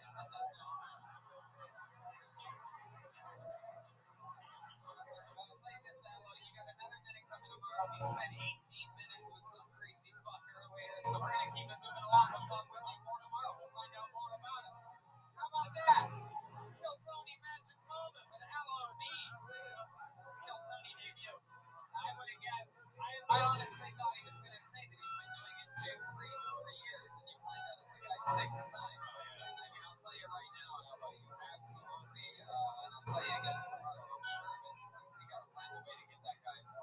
spots doing stand-up. One of mine drove 4 hours tonight and absolutely killed. Talking about his perspective on the world. That is fucking unbelievable. Is this a holy shit? Halloween was going to be your next comedian. Holy shit. It's called the Bucket of Destiny for a reason. Should we give him another minute right now? Save it for tomorrow? I guess so. Alright. Here gets to the next comedian, Jesse Garrett, everyone. Jesse Garrett. Oh shit, here he comes. The slow walk. Not an easy spot to follow Halloween right now. This is a tough position. So you guys still have energy, right? Fuck yeah. Come on, one more time. Good luck for Jesse Garrett. Super fucking nervous right now.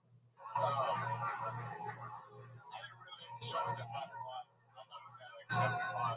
So I thought I could get a lot more drunk before I could fucking be up here. But I was stopped by the white people. So every family reunion I ever went to, they'd always try to hand me the plates. I had like a fucking some sort of circus person. It's really weird.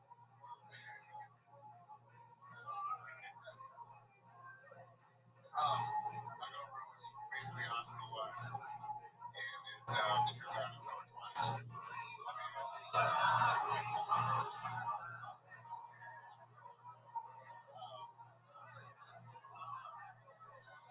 it's definitely shaking right now. I mean, I feel completely crazy. I've been ordering double whiskey and cokes this whole time, so I'm totally nervous. I'm super packed. Alright, there he is, Jesse Garrett. First time ever doing stand-up, correct? There you go. First time to go to the first time. Jesse, you said that you were adopted by white people. What are you? I don't even know what the fuck you are, dude. Are you Mexican? I'm Mexican, but I get it that I look native a lot, so every time I don't think you look native. I was just gonna guess you're native by how many drinks that you've had before coming on stage. I'm glad the show is at 5 o'clock because you can barely talk right now. Like, It's incredible. You can dress like one of the characters out of a Bronx Tale, which is like Bronx by Robert De Niro in Basketball Diary. Early 90s. He has this gold chain hanging out. Like, what did you do? Watch Goodfellas today? What happened? So let's talk about it, Jesse. My goodness, that was a really bizarre set. You have a girlfriend? fiance. Fiance? How long you been with her? Real important. How many kids do you have? None. Mexican guys. 4 years, a baby. This guy is not a real Mexican bitch. So, what do you do for work, Jesse? I made more than He's a Mexican. Hey, we found it out. It took a little digging, but we found out he makes fertilizer. How long you been making fertilizer for? And by making fertilizer, do you mean you just shit on dirt? Yeah, how long you been doing that for? a year and a half. How old are you? 25. 25. Look at you. You're adorable. You're like Mexican Bobby Lee or something like that. I know how you have a mustache like a 12-year-old Mexican boy. Hey, we don't make fun of people with thin mustaches on this show. Yeah, fuck yourself. Jesse, tell us more about you. What do you do? What do you do for fun? What do you like? You seem like the kind of guy that likes to fucking make that corn on the cob with like spices on it. A bit of mayo on that bitch. Spicy Cheetos. I really don't do much. I mean, I work 65 hours a week. You work 65 hours a week. I'm making fertilizer. Use pretty much recipes and shit. But shit goes in there. So your job can be fixed with robots later. Exactly. He's Mexican.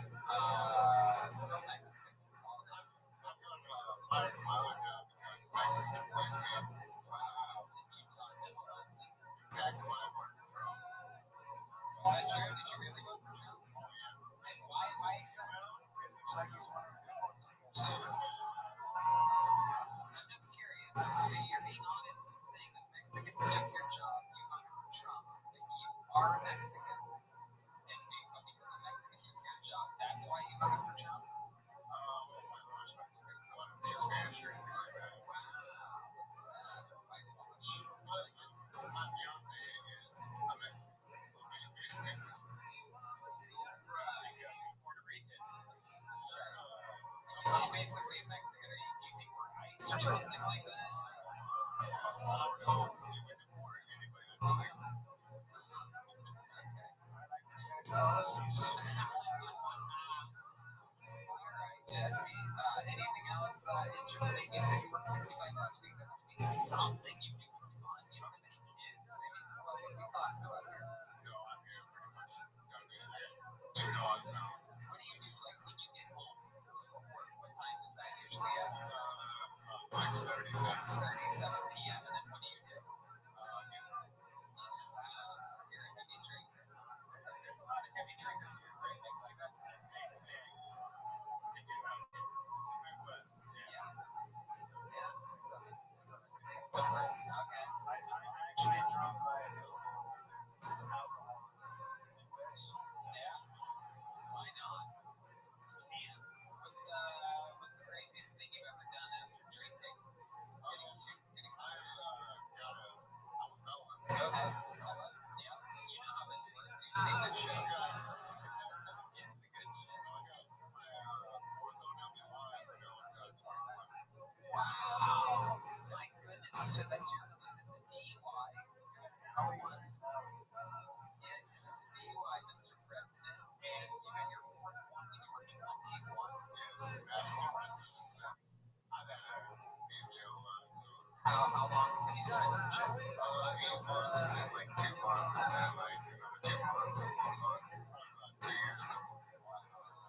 What's the most unique name of a person? Country boy. The most interesting name of a guy that I have that's been in prison was Halloween. No, I'm just kidding. It's all triple C over there. You know what I'm saying? Come on, my God. So, it's one of our that you just drank a shitload just because you're about to go on stage. So, do you still drink and drive, or do you? Well, I got my baby, so my fiance is a baby.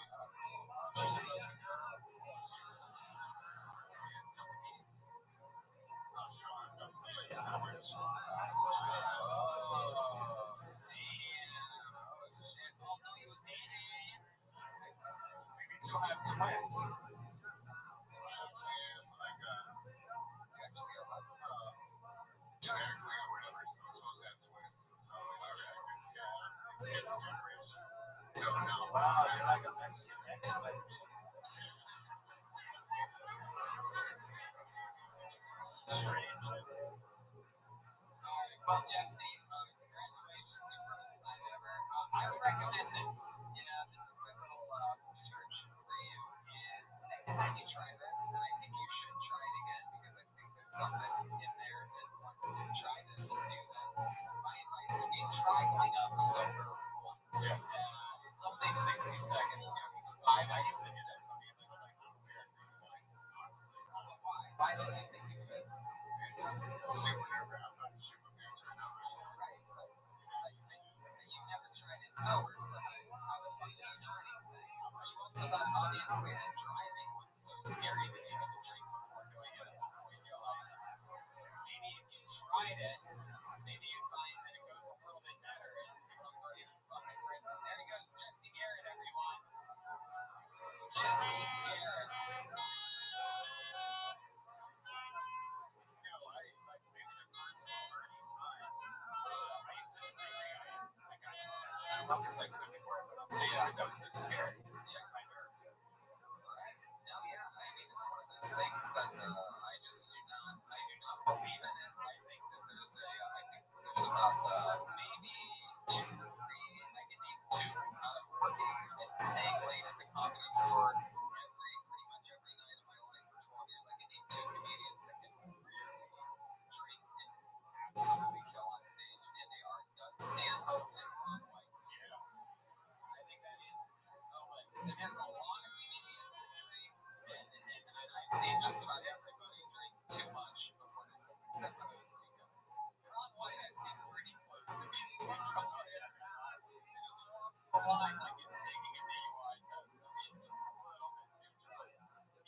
That too, Trump is a guest on Hilton. Yeah. He's got that Don,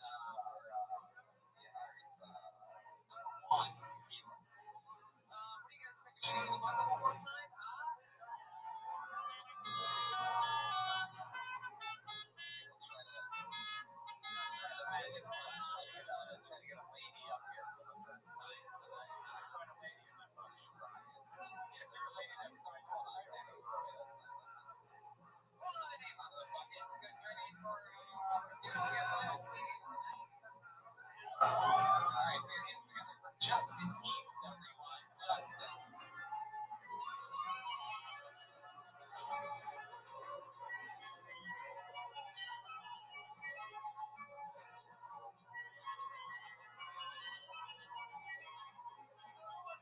Here comes Justin Heaps. What the fuck is this guy doing? Hold on, wait a second. Hey, wait. Come here. Let me see your ID.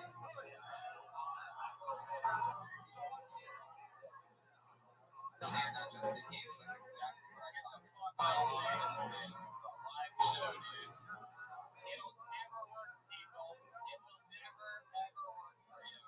Here he is, Justin Heaps, everyone.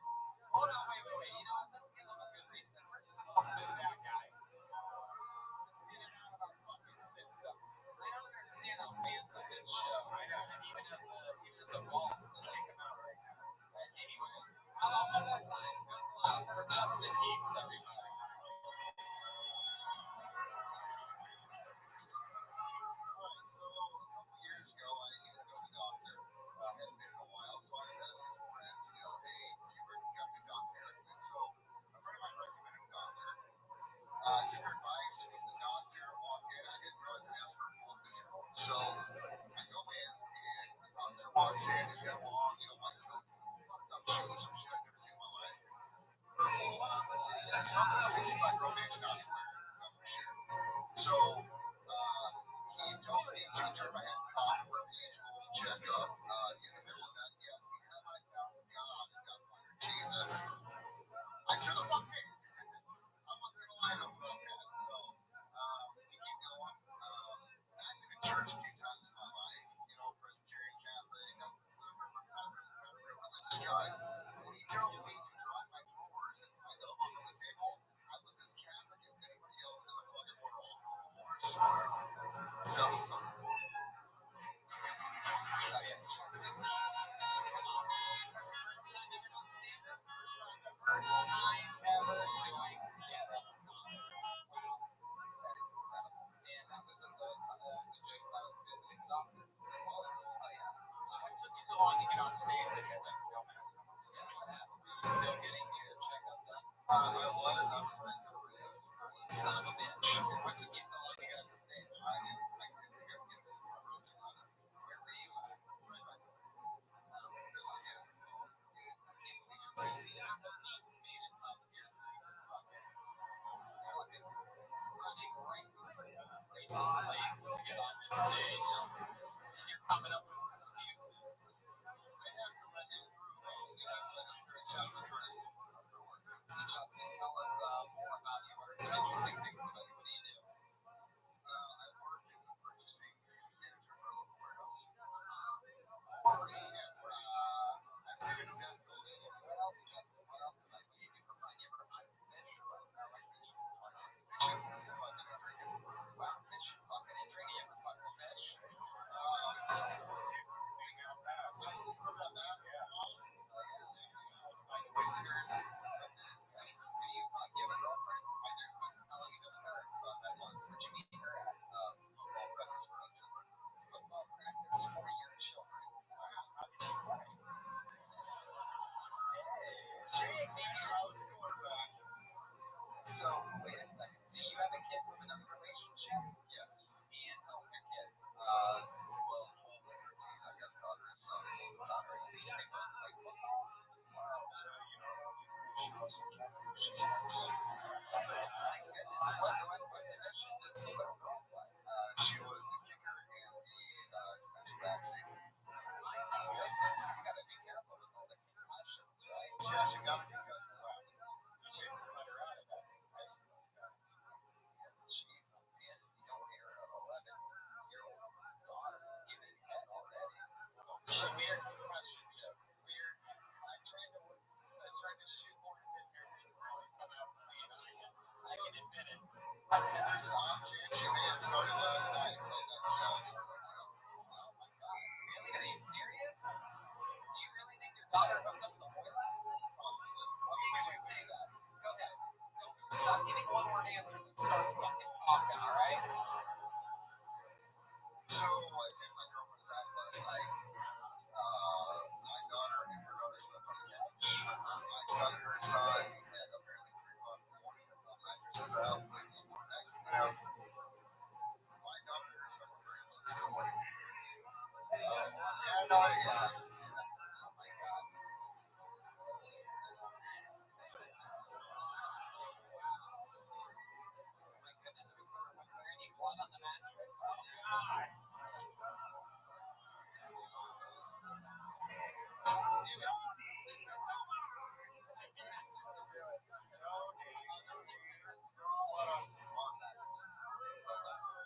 Just Cheerios? Cheerios and chocolate milk. That is incredible. It's like fucking Neverland Ranch in your living room right now. It's 11 and 12-year-olds.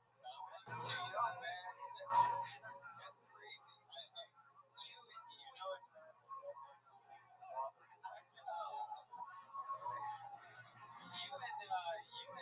my kids are all floating around, you know? Oh my God. You and this girlfriend of yours with all your kids, you're like getting ready to make some whole fucking Lannister situation. You know that? Everybody's just fucking in your house. So there's an 11-year-old. How many kids does she have? She's about to get to she's got 3. Three. And they're the same age. And it was your son and her daughter? My daughter and her son. I don't really think anything happened. Does your daughter have a cell phone? What was the ringtone? Oh my God.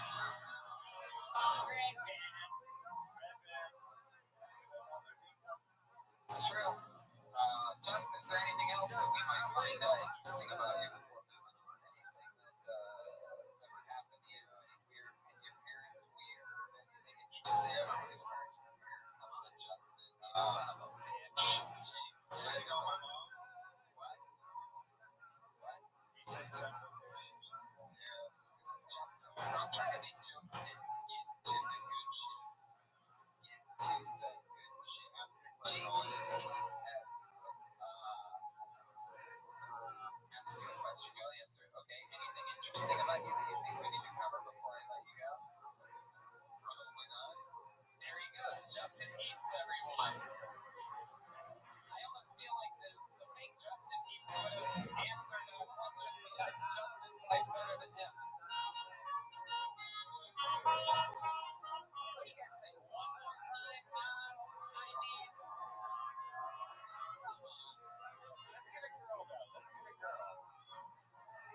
Should we really get a girl? Did any girls sign up tonight? Oh, yeah. Any girls sign up? There's a few of them, yeah. There's a couple of them out there. A couple of them raised their hand. Let's see. Let's see what we got.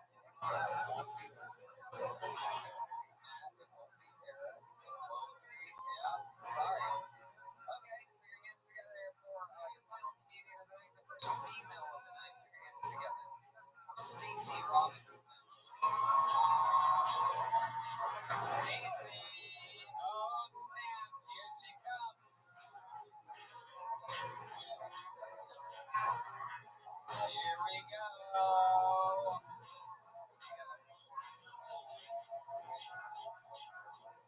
Come on, one more time for Stacey Robinson.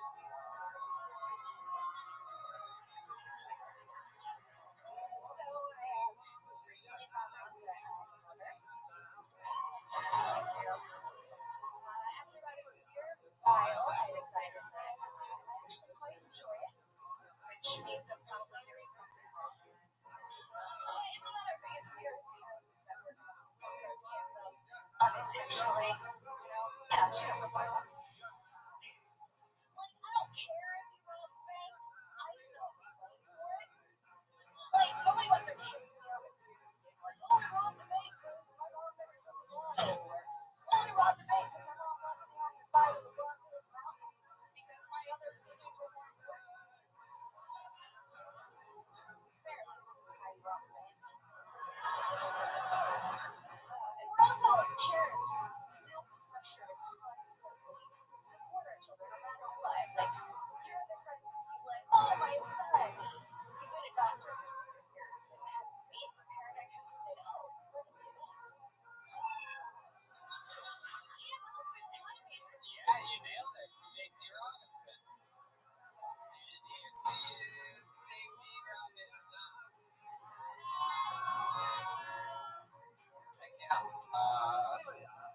seen a fabulous Guinness. Wow, that's so cool. Congratulations. That's a really good set for a first timer. Look at that. You're already on Kiltony. You look like a Loma Flintstone. It's beautiful. It's incredible. It's good for the necklace. Yeah, the Wilma is very good. You ever drive a car with your bare feet before? So Stacy, first time doing stand-up. How old's your kid? She just turned a year. And I missed the beginning for some technical difficulties. You said you just found out your mom, and then you said what? Not technical difficulties. I just never know life. It's okay. It's okay. You never karaoke? Well, actually, I karaoke once, and the other bitch that was with me turned my mic off. She turned it off? Yeah. Oh my god, what were you singing? Bohemian Rhapsody. Really? You want to try it? You want to try it right now? You can sing a few lines for us?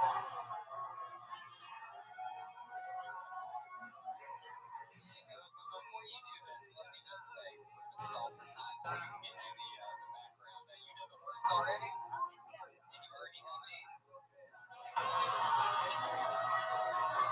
Not full blown.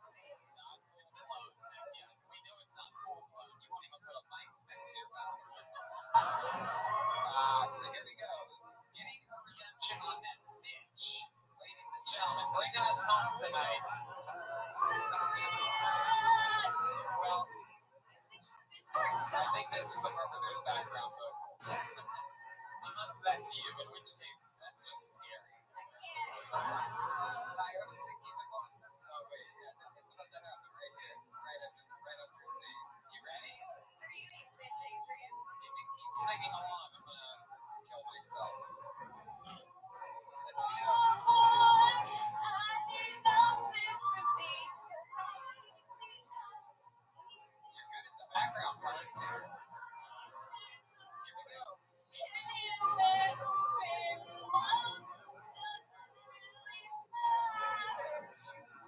Come on, Omaha, sing it along with us. Hell yeah. I fucking like this. Is this the bitch that unplugged the mic before? Oh, fuck yeah. Look at this sick little nerd. I like your style.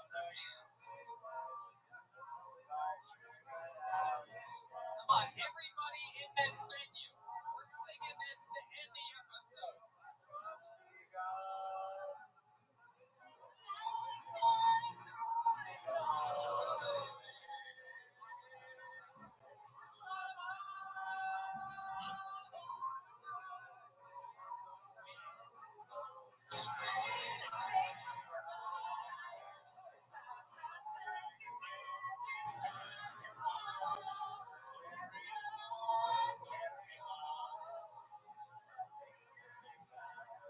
Come on, you gotta fucking let it rip on this, Stacey Robinson. Alright, we're bringing it home. Closer to your mouth and louder. Yeah, there you go. Shivers down my spine. Saying all the time. Goodbye, everybody. I've got to go. Gonna leave you all behind. Omaha, play fucking beat and sing this shit.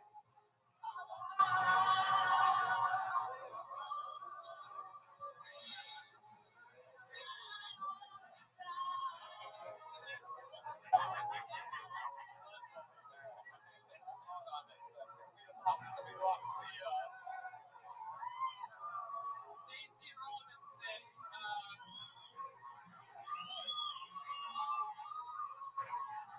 I'm just a rich boy, everybody loves me.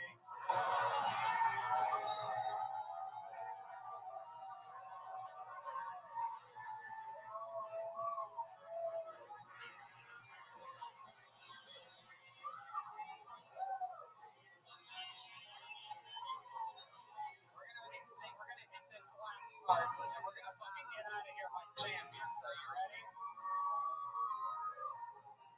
Wait a second. We fucked it up. We went too far. I went too far. We went too far. Oh, here we go. Yes, back up. Doesn't it work anymore? Oh, here we go. coming up.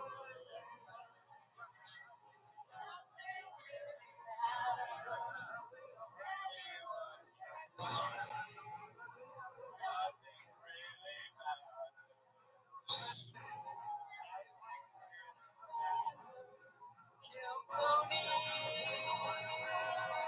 Omaha! We did it! We love you! There's nowhere I rather would have spent my birthday.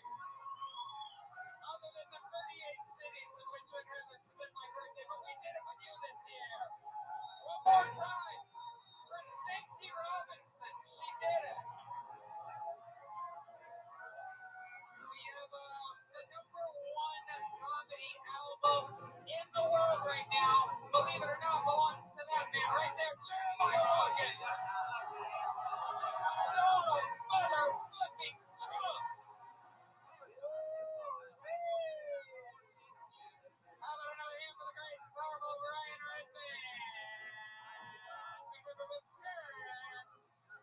We did it. Make sure you go download the new Regan Watkins album. Follow Jeremiah on everything social media. Jeremiah Stand Up and Jeremiah Watkins on YouTube. The album is out now. It's available everywhere. Jeremiah, ReganWatkins.com. Anything else?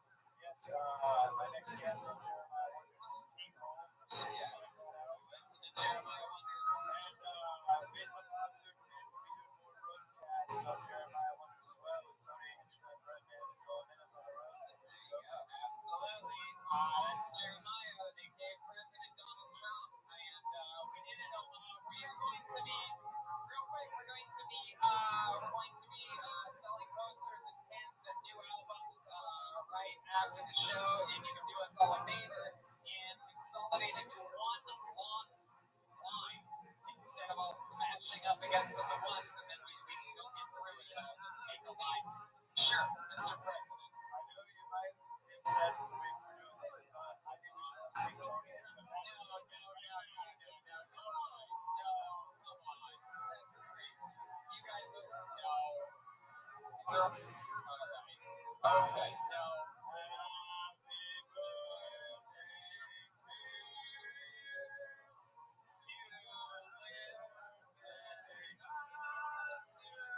Son of a bitch.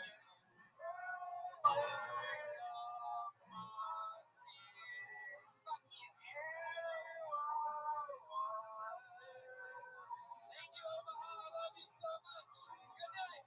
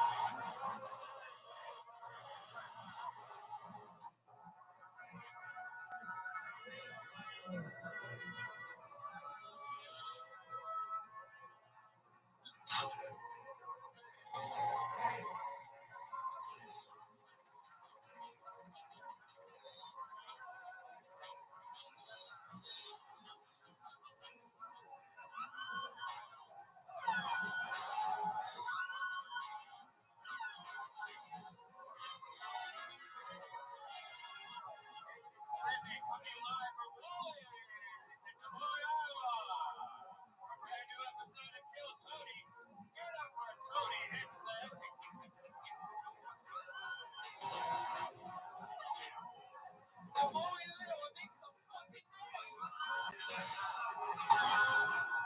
We have arrived. Ryan Redman is here for our first ever show in Des Moines, Iowa. How exciting is this, huh? It's a very exciting time. We're in the middle of a big summer tour.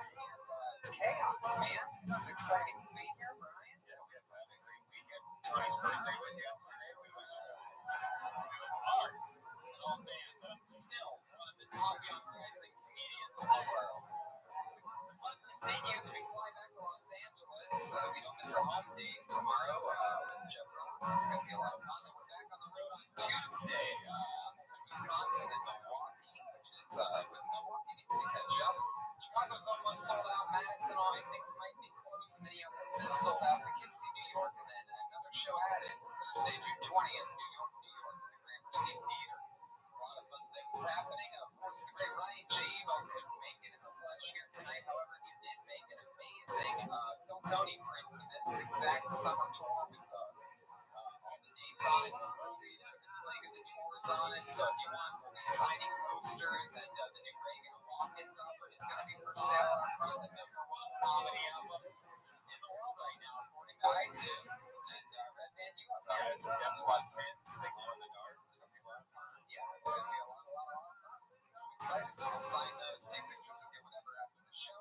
Of course, as with all these road episodes, we never have a guest with us. However, we do have a band on this show. Great band leader, Jeremiah Watkins, is one of my favorite people in all the comedy on this show. Every single episode, the band commits to being a different character. So maybe it's the return of one of our favorite characters. Maybe it's a brand new character. Last night in Nebraska, we had Donald Trump. Only the third time ever. Sometimes it's a brand new character that becomes an instant legend. Sometimes it's the return of one of our favorites. Let's see what happens tonight. A lot of Watkins family here, Iowa based. So this, just like Kansas, I think is a special episode for him. He is on the top of the charts on comedy iTunes right now, and he's here for you, Des Moines, Iowa. It's the leader of the band, Jeremiah Watkins, the Bill Tony band. Let's see what happens here tonight. Here he comes.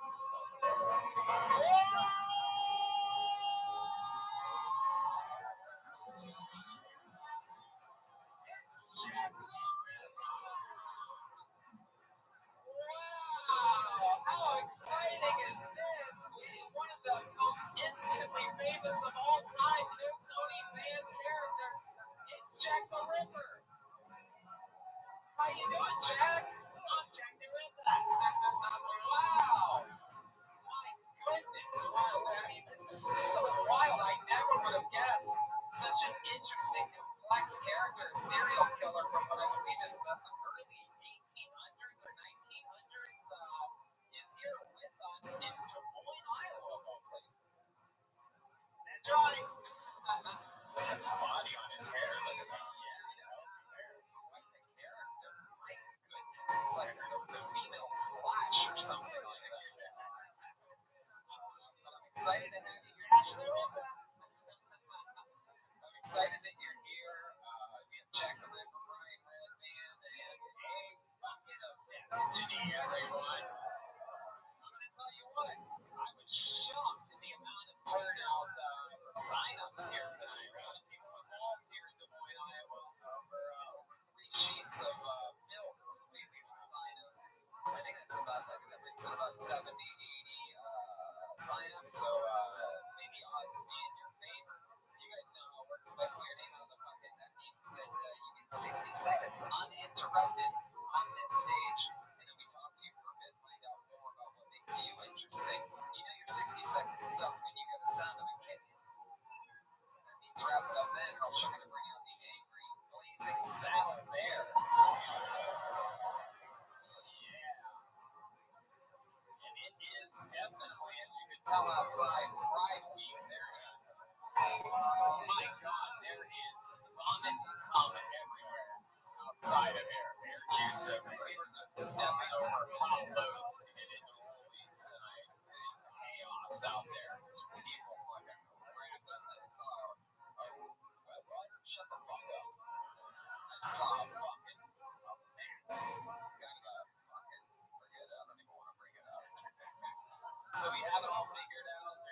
Stairs are right down the middle. You can't fuck that one up. Just walk right to the middle of the stage. You guys ready to start this thing? The first ever Des Moines, Iowa, Kill Tony live at Rollies. Hey, let's check the room. I just killed someone. That's crazy. Is that a blue camel? Time to travel, okay? I love it. Well, check the room with a little walk. Feel it. All right, I pulled a name out of a pocket. Here we go. This is where anything can happen. Sometimes it's someone's first time. Sometimes it's a local comedy bet. Sometimes it's a hero. Sometimes, how many of you like when comedians do good on this show? How many of you like it when people bomb on this show? That's a 90-10 if I've ever seen it before. All right, I pulled a name. Your first comedian getting us started tonight, so show him some love. Goes by the name of Ethan Fox. Here we go. Wow.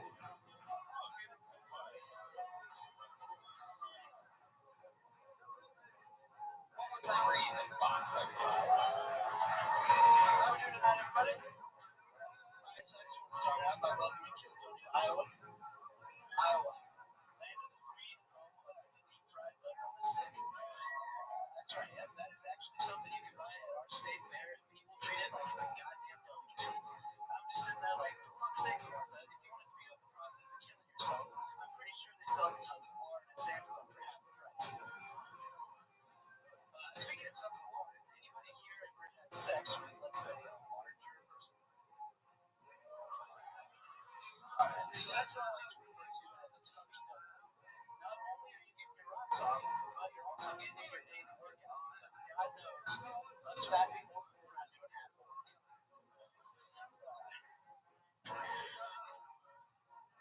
think that might be it for me. Alright, he's getting out of here. Ethan Fox, everybody. Heck yeah. Having some good topics there. So, Ethan, you talk about the fair? You go on Eastsider tonight? Sometimes I don't make it normal. Oh, wait, what? What? Did I just blow your minds with that type of reference? You didn't even fucking laugh. It was so good. Shock. Alright, let's get back to little J.O. setup here.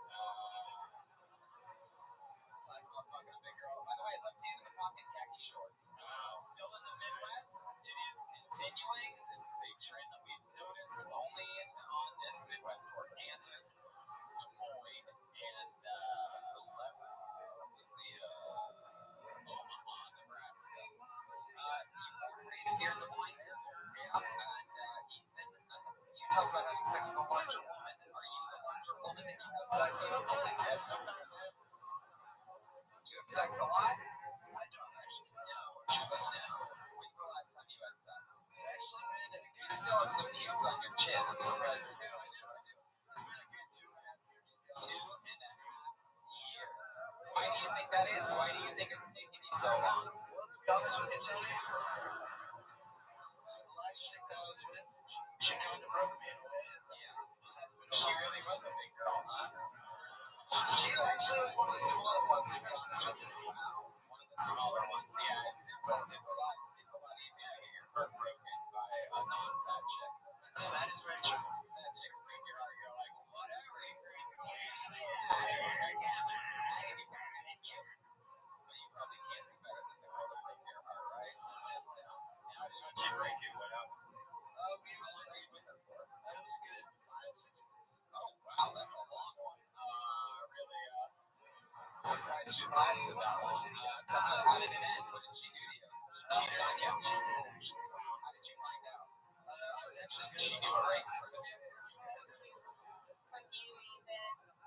I was actually good buddies with her brother. That's how I ended up finding out. She fucked her brother. We're in Des Moines, everybody. We have arrived.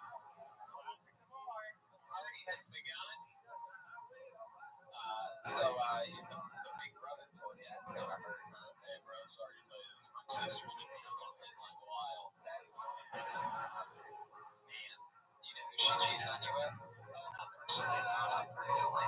No, it's usually they say a gym trainer. So you would not know him. His body hasn't seen a gym or a bar for 8 years. Hell yeah, you son of a bitch. Ethan, what do you do for work? What do you do for work? I actually am an assistant manager at Guinness stores here. Wow, that's sick. You have anything? You have any of the Jack the Ripper special over there? The old Jack. I think Jack might want to kill you. It was me. I slept with his girlfriend. I gave her the Jack the Slipper. Hello, I'm Jack the Ripper. Yeah. He said he never knew any vanilla items. Wow. So Ethan, you're working at Lynn's. Is that like at a shopping mall? Yep, over at one of the outdoor malls. One of the outdoor malls. You look more like an outdoor mall kind of guy. I never really thought they would let you indoors. So how long have you been doing that for? This was your first time doing stand-up comedy? Look at that. Ethan Fox's first time ever doing it. When you're not working at Lynn's, with all the free time that you have, being eternally single, what do you like to do for fun? What are some fun facts about you, Ethan? I'm really into music. I haven't worked on making it yet, but I got a lot of buddies that make it, so I just gotta listen. How do you see you fitting into music? Is there an instrument that you play or something like that? More of a singer. Yeah, can you give us a little example of what? Can I give you a little rap? Sure, yeah, we love rap here, and you look like a great rapper. Let's do it. Just so you guys know, this isn't my own stuff. Okay, sure, it's a cover from Ethan Fox. Make some noise for him. Here he is.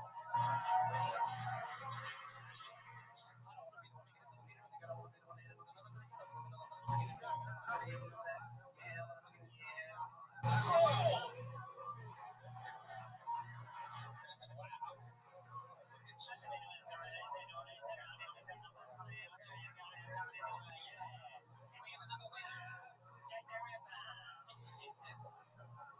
My goodness, that is auctioneer style rap if I've ever heard it.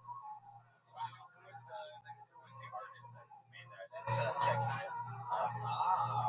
Kansas City, local around here. I guess that's considered local. If you consider where we're from and what this part of the country is. Wow. Ethan, well, man, congratulations. You had your first time on stage tonight. You got to rap a little bit, and we found out all about you. Have fun out there, dude. Is this something you see yourself doing more often? I would love to, yeah. You ever think about shaving that fucking, is it like a massive scar or a birthmark or something? Trim in high school, I had this all the way up the sideburns, and I realized about a year or two ago that would absolutely not function. So now you just like all set up. So you stuck with that. So you went from absolutely awful to slightly less awful. Exactly. Wow. Well, Ethan, I would say fucking try something else. Like, likewise. Get out there and get your confidence back. Don't let that little dirty horse steal your heart from you. Alright? It was only 6 months. You should be over this by now.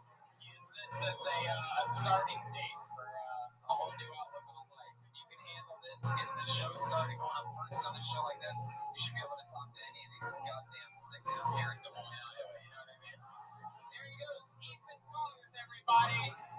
By the way, only the ugly girls don't think that joke's funny. So be careful if you're not smiling at that, ladies. Yikes. Then you probably look like Ethan Fox. There he goes. What a great shirt he had on. Yes, he was rocking me. He liked the fart shirt. No 20. Wow, this is interesting.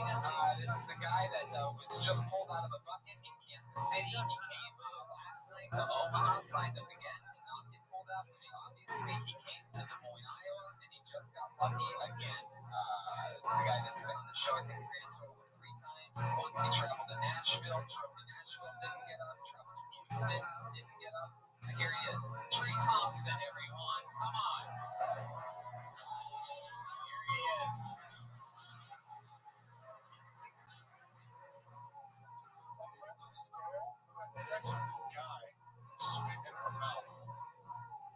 loved it so much, she wanted to date the guy after. I was hanging out with her.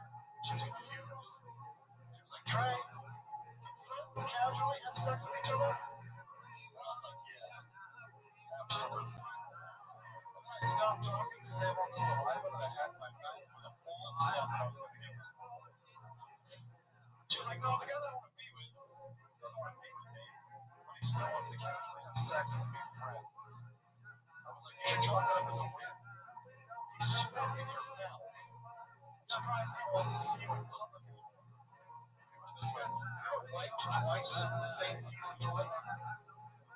She took me a curveball. She was like, actually, Trey, I wipe full, and then wipe again. It saves toilet paper. I was so disgusted with this bitch, I spit in her face. That's how I met my wife. So stupid. Trey Thompson, everybody.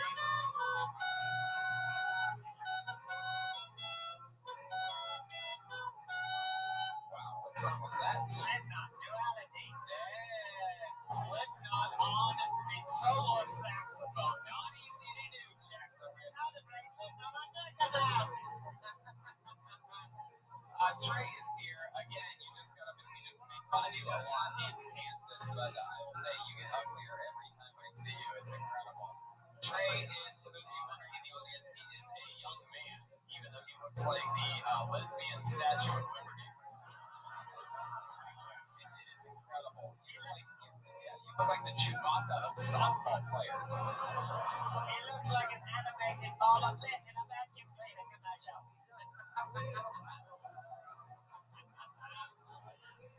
Yourself, you look like all the women on the Muse smashed together. It's just crazy. Like, how do you look like that, Trey? Do you have any explanation? Look at this audience and tell them why you look the way you look. You're 6'5", 6'8". You're how old? 26 years old. How much do you weigh?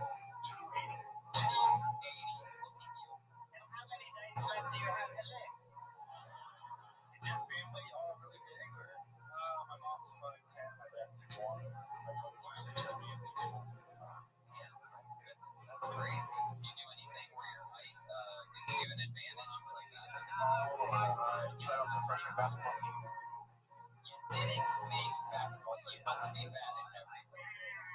You're 6'8" as a pro. Well, were you close to that height then? I stopped growing at 15, so I'm 16. You're 6'8" as a freshman, and you didn't make the fucking basketball. Do you realize how worthless you are? Did you try the women's basketball? Maybe you could have snuck your way in there. Yeah, you could probably still get in the WNBA. Trey, what do you do for fun? Like, what are some hobbies of yours? What about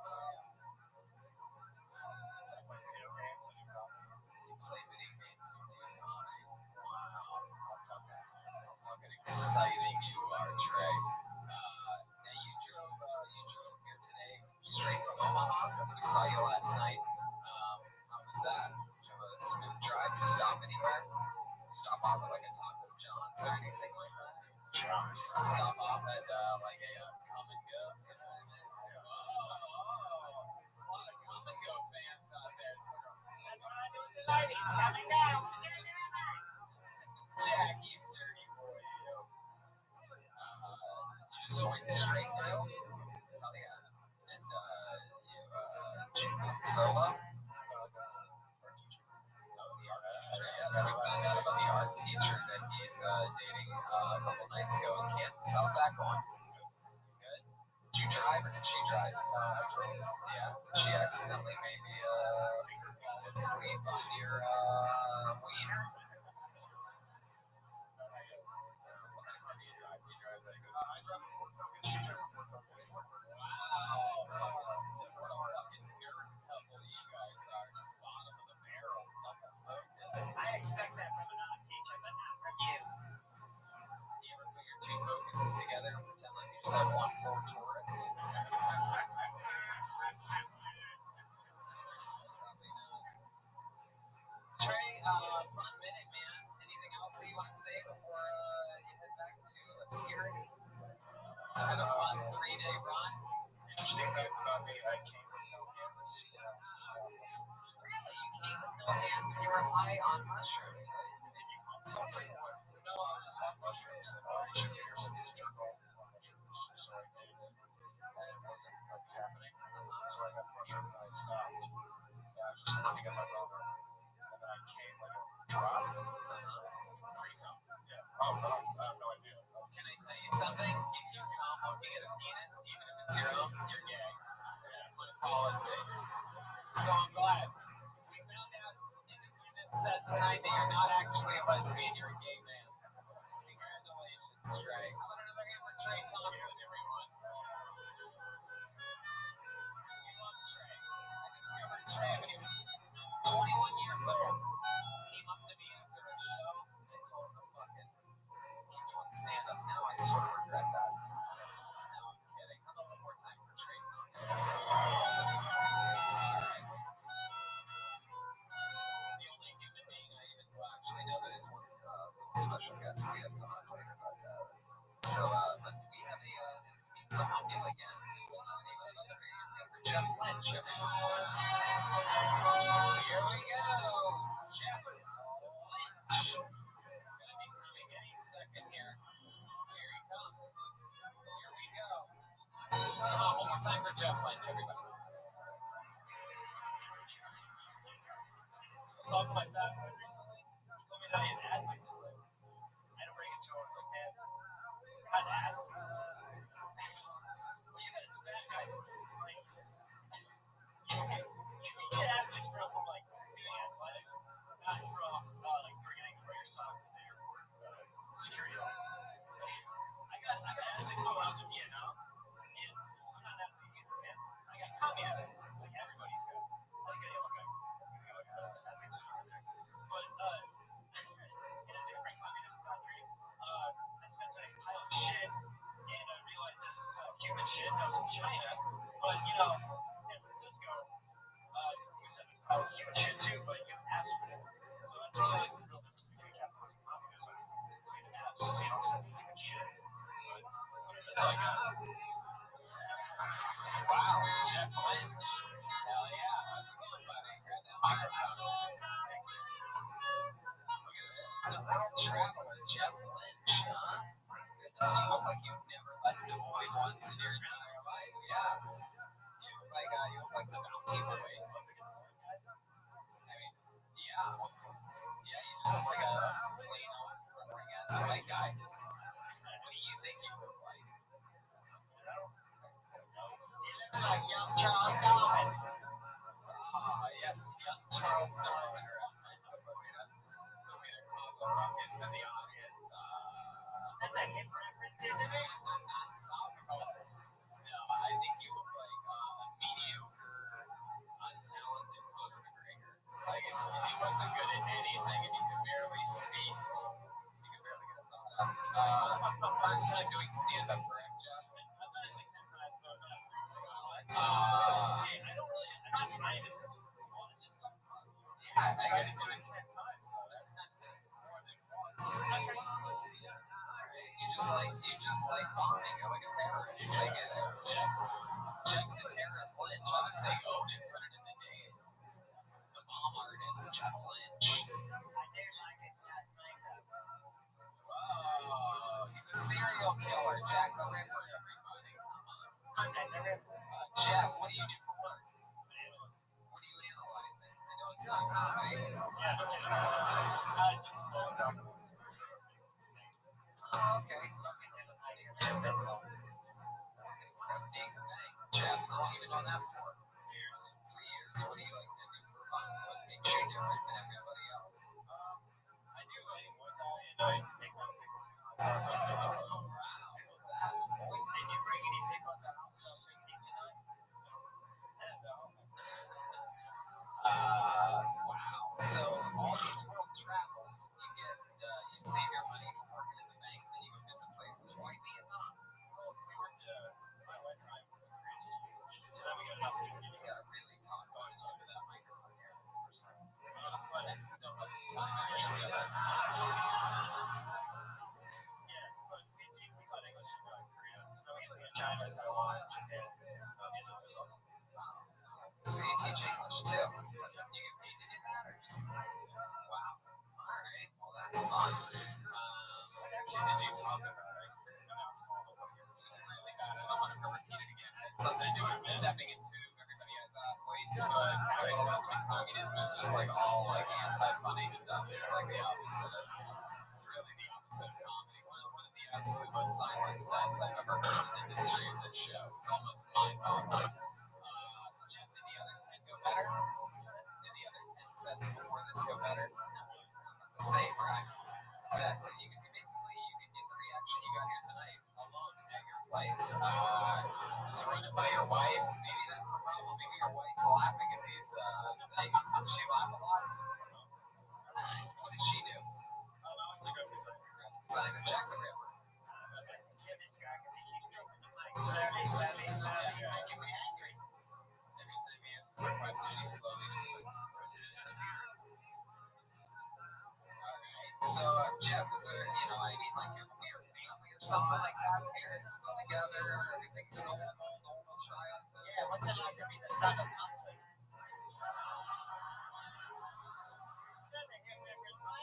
There you go.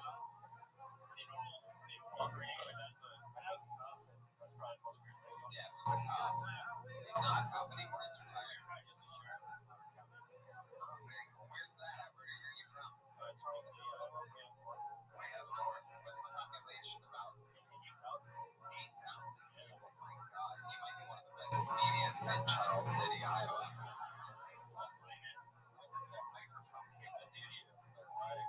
What's happening? 11th time doing comedy, and he's already ready to hang himself like one of the greats. At least you're doing something like a great comic, Jeff. That would be his first confirmed kill. My goodness, what's something that we'd be interested to know about? You have any fun hobbies or anything? I mean, you travel the world. There must be something about you, something that you do, right, for fun. What makes you happy?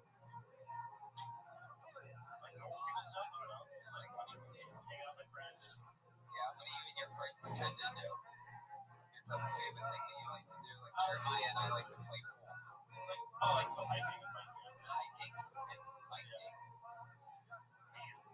Wow. No, I mean, sort of, like, definitely, absolutely, 100%. Wow. Jeff, I don't think I've ever had this much trouble with an interview before. It's almost mind-boggling. You said your father was a cop. Did he ever bust you for anything? Jeff, you have to talk into the fucking microphone, man. What is happening here? What did your dad do when he caught you with the marijuana? You're speaking to the mic, alright? What did your dad? Keep the fucking mic. Put the mic in your fucking mouth. What did Jesus do like a bird in the bush?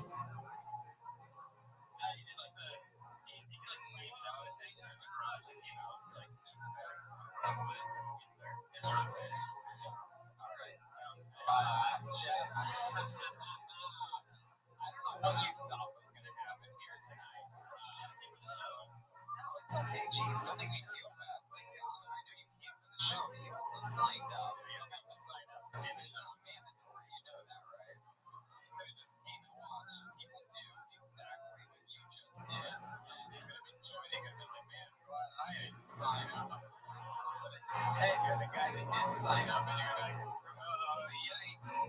But you did it, I mean, what can I say? At least you had the courage to come up here with basically nothing, and then during the interview part, basically give us nothing to work with. And my brain, I've really never seen anyone with that much swagger to really just go, I don't see what the problem is. I'm boring and I don't have shit to talk about. It's like, it's okay. I mean, it's like showing up to like a music showcase with no instruments or practice or really anything. But you know what? There you go. But you did it. Jeff Lynch, everyone. You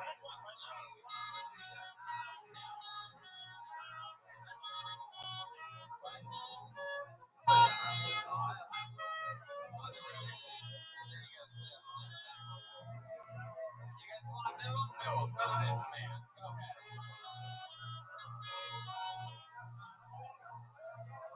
That was annoying. Maybe at least if you're gonna suck, just at least talk into the mic. Yeah, people.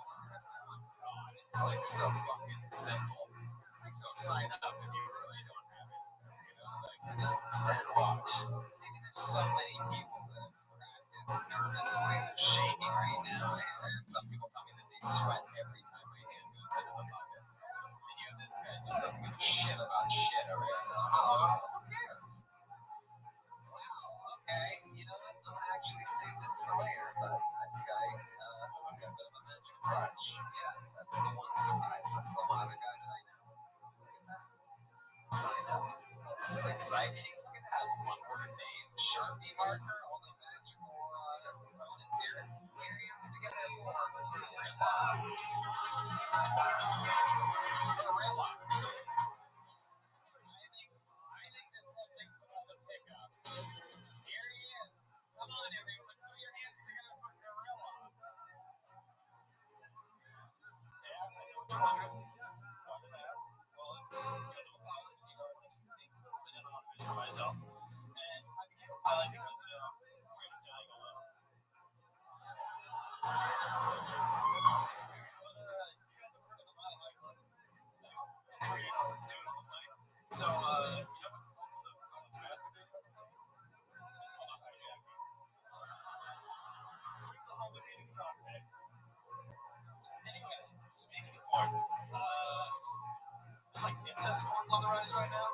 And I don't personally see the appeal, but I think it's fine as long as they say no promo.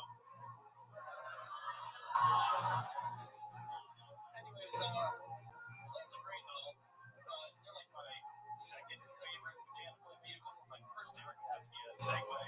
So coffee is great. I like when the baristas are like kind of sad and depressed because it makes everything just a little more bitter. Oh yeah, Gorilla, everybody. How everything has changed. I immediately love you so much more than the last guy. Normally I'm not a, normally I'm sort of like anti, I guess, mask. I think that that's the thing. But you know what? You have a good reason, dude. You're protecting your career and you still wanted to try out some jokes, and I fucking love that. I respect the hell out of that. So that's true. You're a professional pilot? Say that again? Exactly, yes. I want to be a commercial pilot so badly. How long have you been doing that for? About 2.5 years now. 2.5 years. When's your next flight? Tomorrow morning. Tomorrow morning? Are you I'm doing some survey flights right now. Do you know where you're going tomorrow morning? All over Illinois area. Oh, just several flights. You're just like doing small johns. No. I do survey work out here. Survey? Yeah, I do pictures of various wildlands and stuff all day long. Oh, surveying? Yeah, surveying. Survey. Got you. Alright, that's fucking cool. And you've been doing that for a couple years? I'm just doing it for the summer right now. How'd you learn how to fly? My mom's a pilot as well. She flies 737s, and she's currently training for 767s. That is so fucking cool.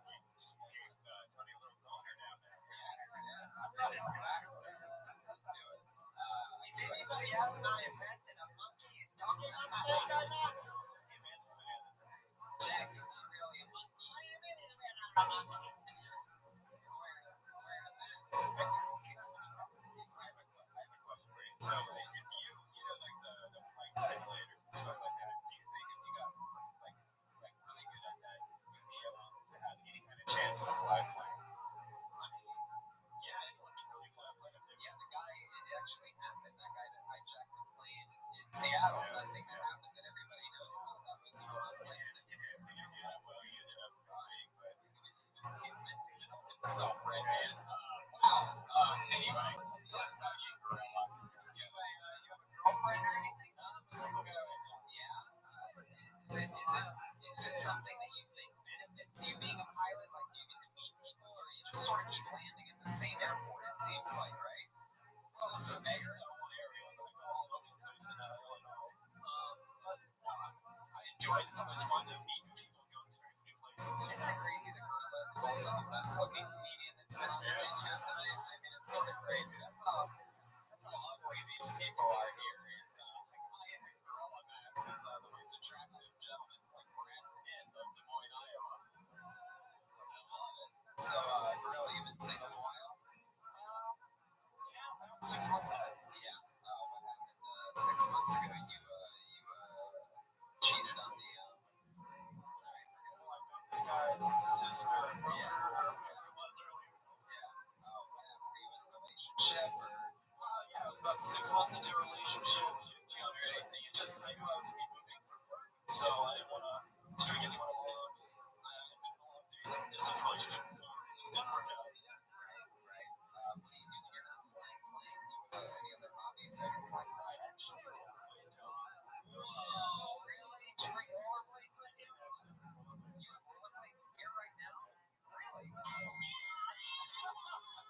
I don't even know what to make them do with them, but like, I don't know. And the last guy got so offended when I asked him if he had hot sauce and pickles here. This guy bloody rollerblade, dude. Did you rollerblade here? No, I was over in Iowa City earlier and just came here.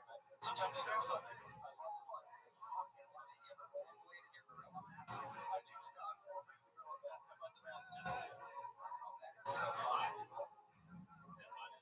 a little swing, I'm not gonna lie. How close are these rollerblades? How close are they? 4 miles, 5 miles? They're here in the house. Yeah. Check for it. What do you think we should have this It's a pretty open space back here. You just want to be part of the set. You want to be part of the set for a little bit, go throw on your rollerblades and come back and just sort of like go around in circles in the background. Would you guys like that if Gorilla was in the background? So what do you think, Gorilla?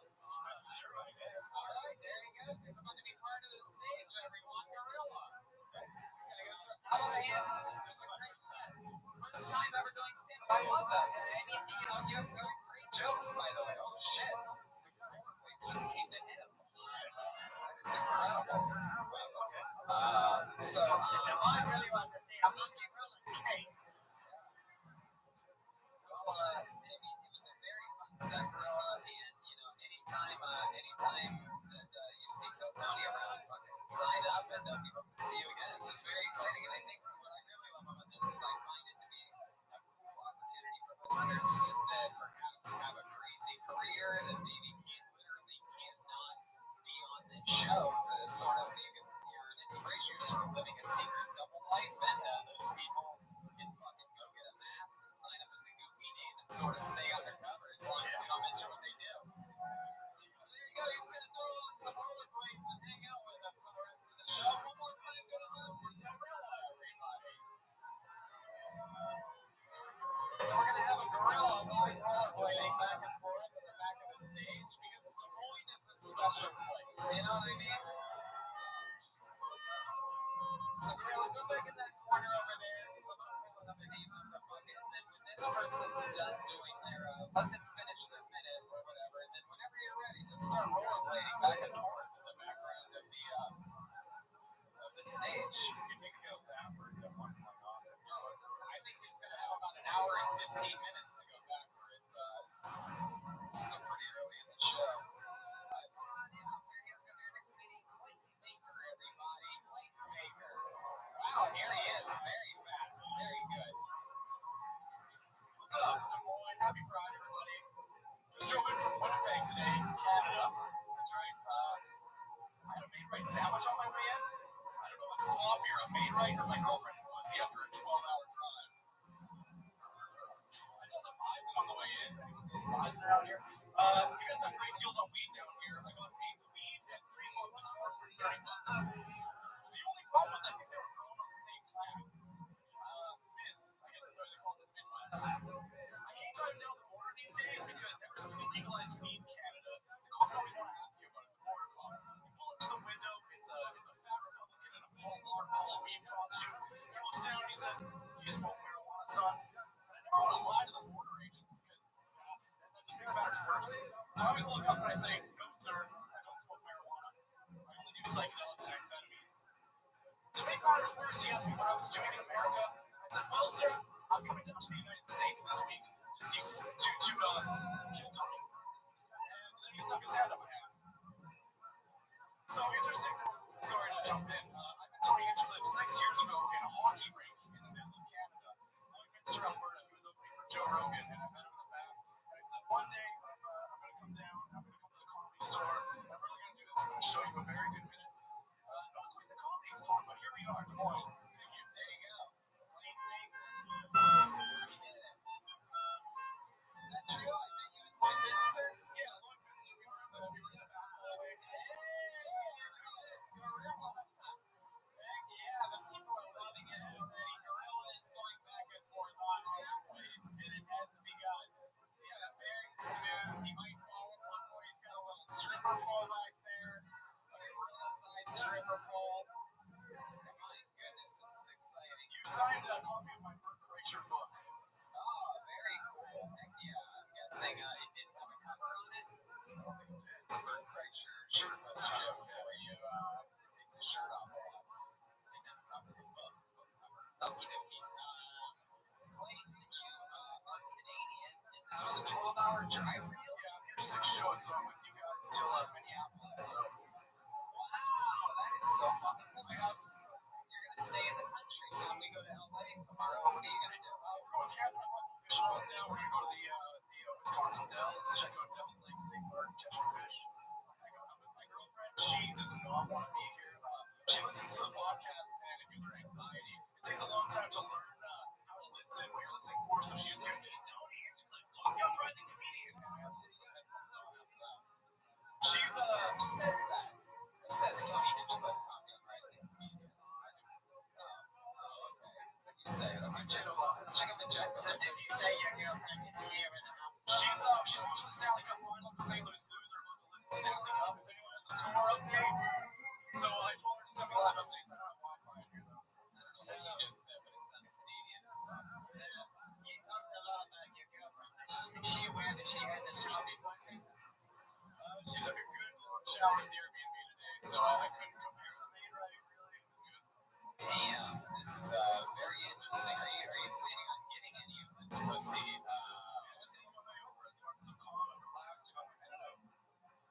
my goodness, look at you. You are one of the most confident Canadians I've ever met in my entire life. I mean, you're talking about her sloppy pussy, but you're wearing a fleece hoodie with a chain, brother. It's true. In your fucking Canadian pajamas over here. Tell us more about you, Clayton. What do you do for a living? I'm a radio technician up in Winnipeg, so just a similar story to Jeremiah, where we work in morning radio. I get up at 5 a.m. every day, do the weather on air, and talk a news-based program, so I can't exercise my creativity, but it gives me some good performance skills. You don't get to be any one of those wacky morning radio DJs either, do you? CFCR, you're listening to. Yeah, you're right. One day. You just do the weather. That's all you do. I'm the technician, so I pick all the music and hit all the buttons. You know the deal. Fucking Canadian morning radio. This fucking bobbity boring. What do you expect to do in radio tech work with the end of radio happening? I don't know. Well, I don't know. Do you think your radio friends are going to be happy that you're on the #1 live podcast in the world? I think they will be. There's a lot of people that The medium that is killing their entire industry. Yeah, exactly. I get a chance to tell a lot of good stories, and we can focus those on longer formats. So maybe a podcast is the way to go. Fuck yeah, Clayton. I like your style. You remind me of my nephew. What else about you, Clayton? I host an experimental radio show as well on the college station, so it's a lot of like power electronics and noise music, and I play a little bit of that as well. So lots of harsh noise type stuff. Do you play any music yourself? Yeah, always experimental. So like synthesizers. But I mean, like, you play Any instrument that noise. Yeah, it's like anti-music. I'm working on a black metal album right now, a solo black metal album. Wow, black metal. You look more white metal than me. Wow, Clayton. How long have you been with this girlfriend of yours? Tumultuous 1.5 years. It's going great now that we moved in together a couple months ago, but things are starting to smooth out a little bit. Yeah, but why weren't they smooth before? I did a little bit of run. To smooth out a Canadian relationship, you have to run a Zamboni over it. Pretty well. There's a lot of steps to it. Yeah, what was going on in the So I went, yeah, please. So I'm very thankful that she stuck through it, and I think we worked things out. Yeah. Who did you vibe with while you were out? Yeah, it was mostly just like online messages, like Tinder shit. So just had like a Tinder active profile and stuff like that. So. Yeah. Just running around. I want numbers. Real many. Just dirty Tinder conversations. Like, yeah. Just could you give us an example? Yeah. Do you remember anything that you said to one of the? Hey, whoa! You're not part of this show at all. I promise. Or don't yell anything wherever the fuck you are. Bunch of muffins. I'm really worried about the jokes I'm doing up here. I tried a couple out. She's like, you can't joke about that. It's a real fucking life. It's like, well, she's like, I really have a stubborn pussy. Don't talk about it. You can't help me about it. Associate me with it. That was the least of the worries. It's an area. I don't want to spoil the rest of the minutes. We've got a long week ahead of us. Shut the fuck up. What are you talking about? Spoil the rest of the minutes. Yeah, gorilla. Fuck yeah. I love it. Look at got a curious gorilla on rollerblades only here in Des Moines, Iowa. Hey, can you tell one more joke? But like the gorilla go behind him so he thinks he's getting the house. Yeah, it's actually the gorilla that's really entertaining. It's really funny. Give me gorilla when he hits a punchline. Come out and do something silly.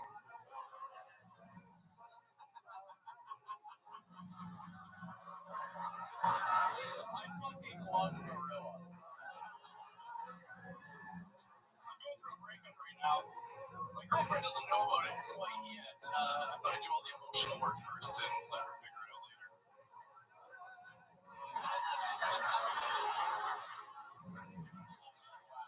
Alright, let's keep it moving along. There goes Clayton Baker, everybody. He's following us around all week.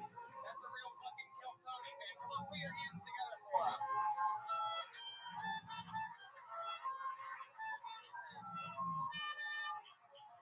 How about girl, are you comfortable up here? You having fun? You chilling? You a little hot? Yeah, take your jacket off. Feel free to.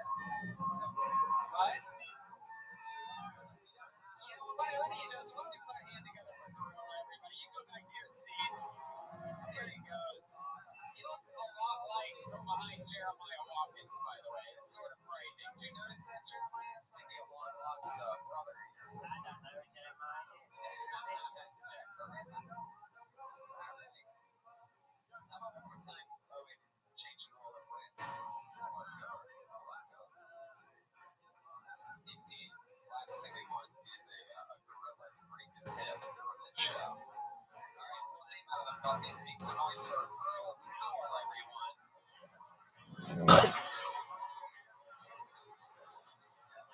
Hello. Where is he? Coming from this side, coming from the left side. Earl Powell. Lots of energy. I love it. Come on, one more time for Earl Powell, everyone.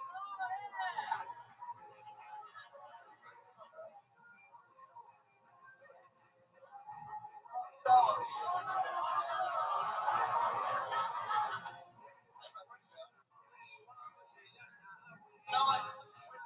the problem is going on. That's true. So my girlfriend says I can never really shave my head. I wonder why. She just said I look like a crackhead. I thought the itch would show up. So a frog comes to a bank. So a frog comes to a bank to get a loan. And he opts the bank teller and he asks, hey, Mrs. Teller, that's your reason name, can I get a loan? And the bank teller just whack. She goes, you know, you need a collateral. And he goes, well, here's a little pink horse for a color. And she was kind of very confused. And she goes and asks, what's his name? Really messing up this joke. And he goes, Kevin Jagger. And it's a big night that he went to the rock and roll his own bands are all the stone. And good luck. Wow. All right. Earl Powell. Shut the fuck up. How dare you? Hey, there goes the gorilla, everybody. One more time for gorilla. Yeah, they love the gorilla. Real favorite gorilla. How dare you guys boo a 7-year-old boy? It's the first time ever doing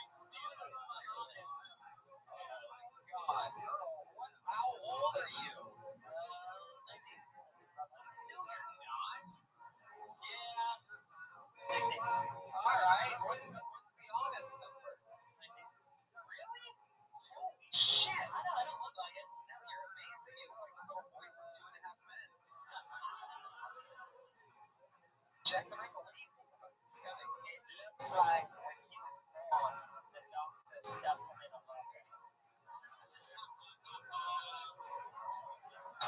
He's got braids in, he's got thick Christmas story style glasses on. You got the whole fucking thing. You're like a Clark Kent turned into Superboy. You always look young. No, he's 3 look old. I guess so. I thought Black did cry. What? I thought Black did cry. Yeah, you are something else. Do you have brothers and sisters? 3 older sisters. 3 older sisters.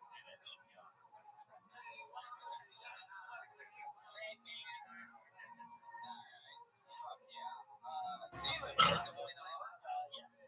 How did you even find out about this show or whatever? Hell yeah. And this was your first time doing stand-up comedy? No. Don't laugh like that. I bombed in the first one too. What did you say? I bombed in the first one too. You bombed in the first one too. Where was that at? The last line. Last Lap. That's here in Des Moines? Yeah. Okay. Very cool. I was allowed for it. How long have you had braces on for? 2 years. 2 years. How much longer till you get them off? July. July. And you really have a girlfriend? Huh? How long have you been with her? Yeah, when did you build it? What? I said, when did you build it? Is she a robot? I don't know. And the storm happened. Where'd you meet your girlfriend at? Let's go. And I came and I went. Is that true? Yeah. Wow. Is she working the register? She was right there. Yeah. I came and I left and she yelled at me. Is that you attempted a joke or are you okay? Oh, yeah, I'm in the home. Yeah. So where'd you meet her? Really? Is she really working the register? Yes, we're looking at it. And then what were you were getting what, some Sour Patch Kids or something? M&M's. Was your pickup line? I want to come, but I don't want to go. Heck yeah. So how did it go down? She asked you for your ID and you asked her for your number? Yeah, I fucked that up. How'd it go down? I just asked her for a number. Well, I left. And I was like, damn, I should have got a number. And my buddy, he's like, you should have got a number. And I left and I wanted to get a number. Can you, while looking in the audience, can you give an example of what it's like you asking for the girl's number? You just look at them like that you looked at her and asked for her number. I go, hi. I got your phone. Take your number.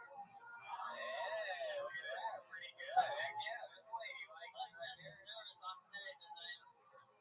Did you do the DT head thing too? The old hair off the glasses. Hell yeah. So, what are you doing? You going to school or something? No, I'm in a band. You're in a band? Yeah, what's the name of your band? So. Yeah, I guess. Much like your comedy. Describe the music too. What do you play on so-so? I play guitar. Yeah, do you sing at all? Can you give us a couple lines from a so-so song? You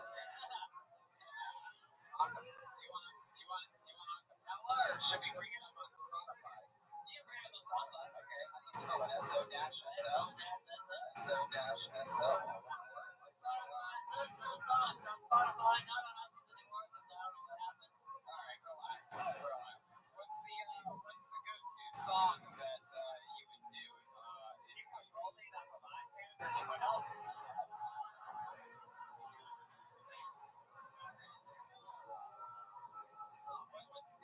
What's the song that you would do if we were going to do it? That's What is on it? different.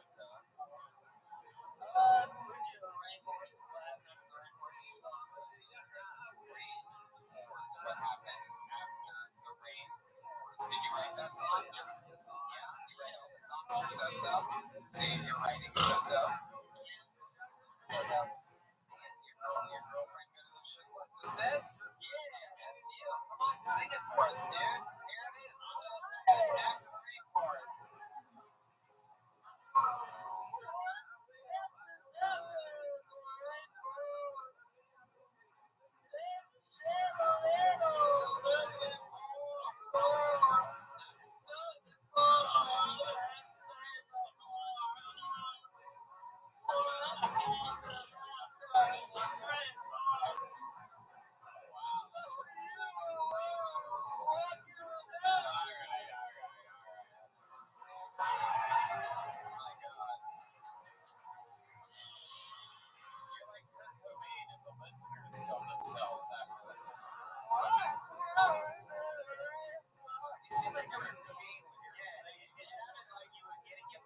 tighten while you recorded the music. Is that sort of your style? It's like sort of like The one, oh, okay. What's the most emo thing about you? You have a softer side. I wear black socks. You wear what? Black socks. Wow. Nothing. What a rebel. My goodness. What's the manliest thing about you? You seem like a good answer. Good answer. Yeah. That's still up on the baby. You know it.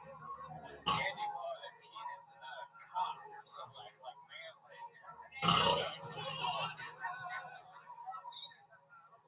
Yeah.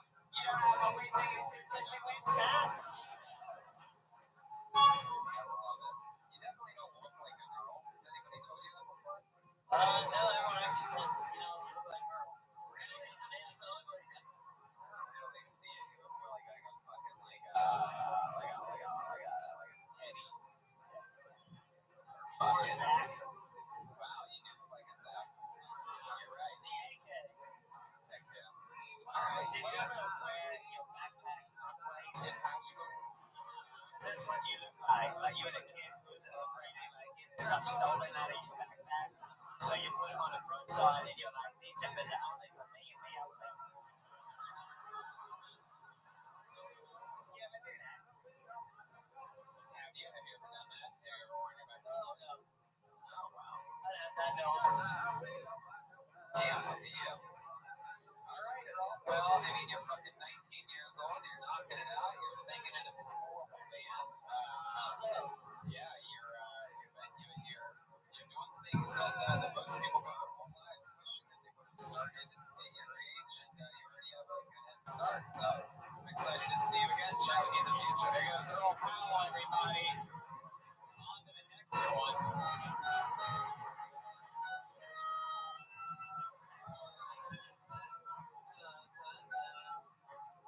That song. That's Julia Michaels, right? From Iowa. Another local reference. I'm going to hand for the band here. Playing new music. Iowa songs. Alright. Let's keep this fun train moving along. Make some noise for Mike Gepler, everyone. Come on, Mike Gepler. Here we go. Coming right down the middle. You guys having fun out there tonight or what? Here he is. You want it done right, you do it yourself. That's what I say after a great club tunnel. I started a fictional Wikipedia page about myself when I drank too much. And according to Drunk Mike, I was once punched in the face by current hot dog eating world champion Joey Chestnut after I called him a human glory hole for big scraps. According to Drunk Mike, I have an advice column for couples in BDSM relationships called Untie Me So We Can Talk. And according to Drunk Mike, I once had the girl not to come so I could maintain my perfect record. That's what I got. Okay, 50 seconds from Mike Gepler. Very good. So, Mike, you've done stand-up comedy before, am I correct? Yes, I started in February. Started in February here in Des Moines? Des Moines, Iowa. This is where you're born and raised? No, I'm a military brat. I was born in Hawaii. That's where my mom's uterus was. And lived here, back and forth between here and California since then. Oh, very cool. And you live here now mostly? Yes. Why is that? Why is that? Well, I love Iowa, actually. I lived in California. Of course. I lived in California as an adult too, but being able to get from one side of town to the other in 25 minutes is pretty dope. Yeah, that is pretty dope. Thank you. That is pretty dope. Some of us would say it depends on the town, but if that's all that matters to you, getting from one side of the town to the other, then sure. Well, yeah, buddy, you got it. This is fucking heaven. You're right. Don't ever leave here. It never gets better than this. Absolutely, 100%. 25 minutes from one side of the town to the next. What do you do for work, Mike? I am transitioning. I should be starting a new job this week. Congratulations on Pride. jobs. I was selling animal feed ingredients. Now I'm doing digital service sales. So AdWords, stuff like that. You're getting out of the animal what? Animal feed ingredients. Oh wow, what does that mean? Like what does that entail? That type of job? Taking chemicals to put into animal feed here in Iowa and Northeast. Yeah. It's boring as it sounds. Right. What do you do for fun? I do stand up here in Des Moines. I do music in my free time. What do you do with music? I have a little home studio making music that nobody hears. It's not on Spotify. Right. What do you do? You just work with the computer, so no instruments? Yeah, Pro Tools. No, yeah. No, I do Pro Tools and I play guitar, I play bass, and then I program everything else. It's just kind of personal fun. Very cool. Very cool. You have a girlfriend, married? No, not married. Seeing somebody, and How long have you been seeing them for? probably 3 or 4 months now. 3 or 4 months now. What does she do? She do. What does he do? Whatever. She works with a company here that does like painting and stuff like that. Construction. You say painting? She works with a company that does painting. Painting. She really does art. Oh, she does art. Yeah. Very good. Very good. Where'd you guys meet? We've known each other for a long time. And Yeah, man. Fuck yeah. Wow, these interviews are just flying. Sometimes the shit just writes itself. Where'd you meet? We've known each other a long time. Oh, that's a great fucking location. I can drive across that location in 25 minutes, that's for sure. did you say like 10 years ago through a mutual friend? Oh, okay. Jeez, that's an answer. On again, off again. Yeah, it is in the thinking. Alright, well that's cool, Mike. That's a lot of fun. Do you have a normal family? With your parents still together? No. How long have they been divorced?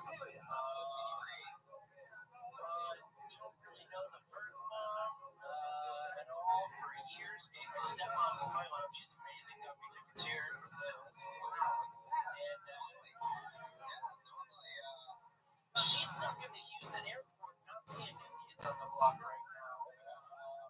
Delayed. so she went to Houston to see new kids on the block. She went to Houston to watch her niece graduate from high school, and then her flight after that. So kids on the block is down the road. Gotcha. What scares you? What are you afraid of? Must be some heights. Don't like heights. Really? Yeah, my grandma likes to shake ladders when I'm helping them cut branches, and I don't think it's very fun to do. Yeah, I hate that. I love that. I love it. Did you grow up really like strict because of the military thing? Really strict Yes. Your dad was very strict early on, and mom was really strict later on, and now they're both cool. I think dad's idea was like, I'm gonna be really hard now, and then his thing. If you follow up anyways. No, not really. Maybe for a period of time there, but I think at some point you just kind of grow up and you realize like you guys are just figuring this shit out too, doing the best you can. Yeah, branch in the military is your dad in? Dad was a Marine. I was a Marine. Little brother's in Afghanistan right now. Wow, you're a goddamn American hero. Look at that, you badass motherfucker. You ever go overseas? Yeah, I did Iraq and Afghanistan by one. It was dope. Wow, fucking amazing. That's incredible. That's wild that you went to Iraq and Afghanistan because your name got pulled at exactly 9/11. A little fun fact for you. You can't even make this shit up. I noticed it when the name was pulled. It's now 9:18. You're exactly 7 minutes into this interview card. Fun fact for you. So check the number. Yes, as a Marine, do you have technical training like fighting skills? Yes. Okay. Could we perhaps? Yes. Come in here with my mind and see what happens. Yeah. Can you just perhaps in slow motion without hurting? Yeah, don't hurt him. Whatever you do, don't hurt Jack. I like how you checked in with him like, I'll kill him right now. I'll give you permission. Yeah, can you just sort of show us Jack the Ripper's a famous serial killer? Here we go. You guys excited about this? Mike Getler. The son of a Marine, the brother of a Marine, himself a Marine. Yeah, he's got a cane, but he's going to try with that knife, totally real knife. Here he comes, he's walking on it. That's a little old man. Don't worry about me. Excuse me, sir. Do you have any change?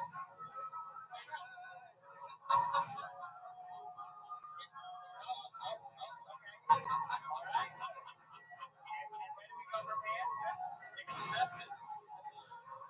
Wow. That was awesome. For those of you listening to the show, Jack the Ripper tried to ask for change. The guy met with his hands out, said no. Jack the Ripper took a shot at him with his cane in the leg. Mike no-sold it, as we call it in pro wrestling, when you don't react to something. And then we went from slow motion to extremely slow motion on that stab. And then I thought he was going to kiss my neck from behind him. So I think you should have broken my arm, you pussy. What are you doing here? Let's go again. I love it. I'll cut you with this plastic arm right here. Right. You had some. I loved your style, man. Little hints of silly, aggressive. You had energy. You had well-written jokes. I love what you're doing, and you should keep doing it. Hopefully, we'll see you next time. Hell yeah. One more time from Mike Gambler, everyone. Yes. Hell yeah. We're having fun. Shit, listen to the ladies squeal as Mike Gambler agreed. Ladies are impressed how he never manhandled Jack the Ripper. Okay, pulling out the name out. Here we fucking go. Mitch Mavis, everyone. Mitch Mavis. Mitch Mavis, here he is. Come on, one more time for Mitch. What's up, guys? So up here in Nebraska. So we're driving this week, right? And gay people, we're good, right? We like them. I'm all for homosexuals getting married. I think it's great. I think it's very great to legalize that across America. What I'm not okay with is homosexual interracial marriage. I just feel like they're on one step over the top. A little bit too far down the road. I don't know if there's any turning back though. I don't know. We'll see. A little bit about me. I spent some time in the military as well. I was in the Army for 4 years. A lot of masturbation, a lot of ruse. Finish it? You want to finish that one? That's all I got. Thanks, Tom. Okay, there we go. Mitch Mavis. Mitch Mavis. That was a risky joke he did there with interracial gay marriage. That's an interesting one. I think we were all looking for the punchline there. Jack the Ripper? Yeah, I hate to tell you that wasn't a joke. That's just how he feels. Yeah. I think so. That was some real honest things. So, what is it that angers you the most about interracial? We're talking about dudes only, right? You wouldn't be mad if a white chick married a black woman, right? I guess I'd be okay with it.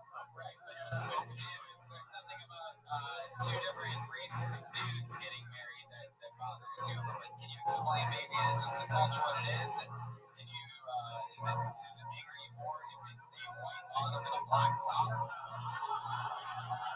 Yeah, he calls it coloring outside the lines.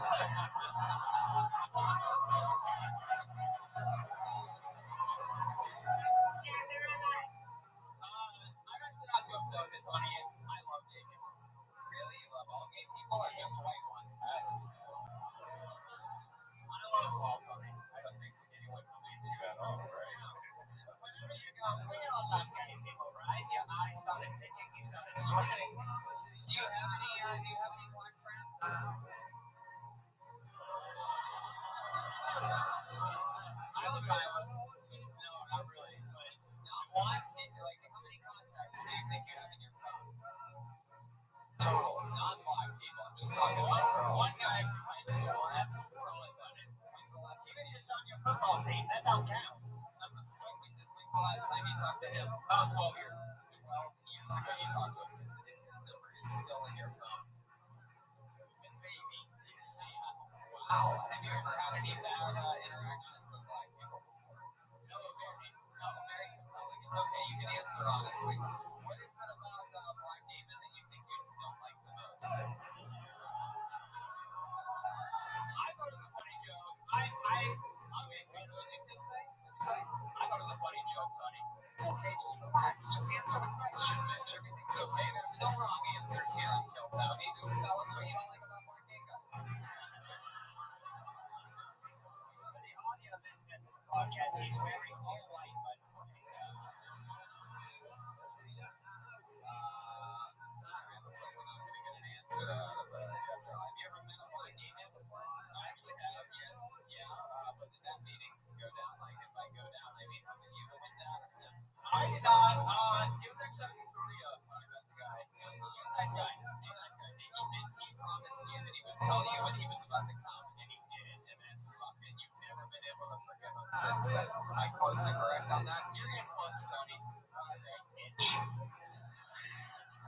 So what are you? You're a former soldier or something? Yes, the army. You're in the army. Do you have any technical training? I did not. No, not really, no. Let me get it, tell me. Let me I get it. didn't check the river. You can't kill anybody today. What do you do? What do you do now, Mitch? I'm an education teacher. Yeah, what are you teaching? Teach those kids right. Listen, little kid, the game's in bad. Are you teaching children or college or High school. high school? What do you teach? PE. Oh, you're a gym teacher. Oh, yeah. All right. Well, that's interesting. How long have you been doing that for? 3 years now. 3 years. What's the creepiest thing that's ever gone down in your classroom? Thing that stood out to you the most? Thing that you think might be interesting? There's a lot of smells that happen in PE. Yeah. A lot of kids that don't understand what it means to be clean, instead of having clean themselves. So there's some smelly kids. Yeah, that's good. Yeah, you get used to it for a while. Yeah, I'd imagine so. You get used to the smell of ginger after a while. Which reminds me, there is a Michael Jackson tribute show happening here at Worley's in a couple weeks. I saw the poster on the wall. Really? Yeah, there really is. The poster's right next to ours, right over there. It sort of struck me as I walked by earlier that maybe the news here hasn't hit. But be sure to check it out here at Worley's. So, Mitch, what do you do for fun when you're not teaching? What are you into? Any hobbies or anything like that? I like to run, I like to hike, and When you say run, do you mean run from gay black men?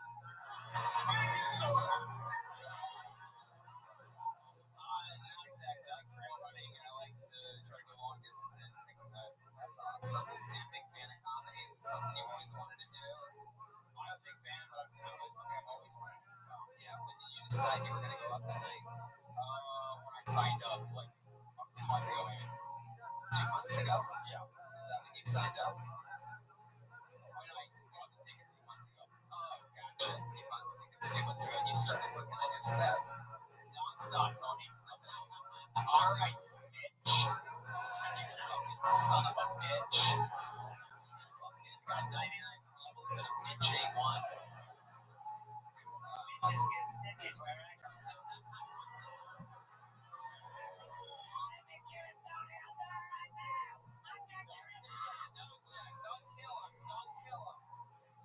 Don't kill him. You know, one of the things is Mitch is going to be Anyway, you didn't tell that at all. You're like, no, damn it.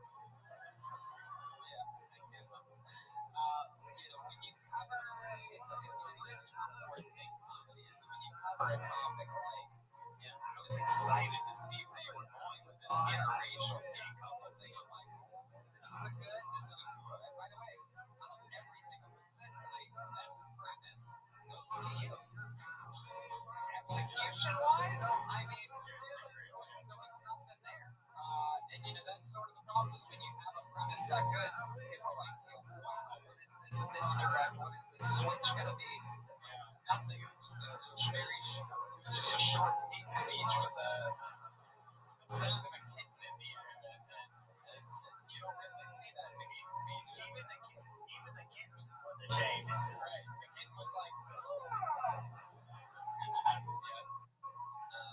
So, I like your courage on taking on sort of a topic. Like, there's definitely a punchline there. If I had fucking a joint in 7 minutes, I'd be able to turn that into probably a really great joke. Like, I'm not in gay marriage, but I have a problem with interracial marriage because had it, then like I would have it, but I don't have it now. I'm saying I would have it. And then my point is, if you go for an edgy joke like that, you gotta finish it. You know, like, and your delivery was so serious that we actually believed that you right. You know, like it wasn't like that's the curse I have. It's like I'm too serious. It seems like it'd be silly when you talk about that. Yeah, I'm double serious. Jack the Ripper. Yeah, it's like watching it back to the Jokers without the payoff. But Mitch, again, props to you for signing up. Props to you for having the balls to fucking do it. And congratulations on your first time ever doing stand-up comedy. How about that? One more time for Mitch Mavis, everyone.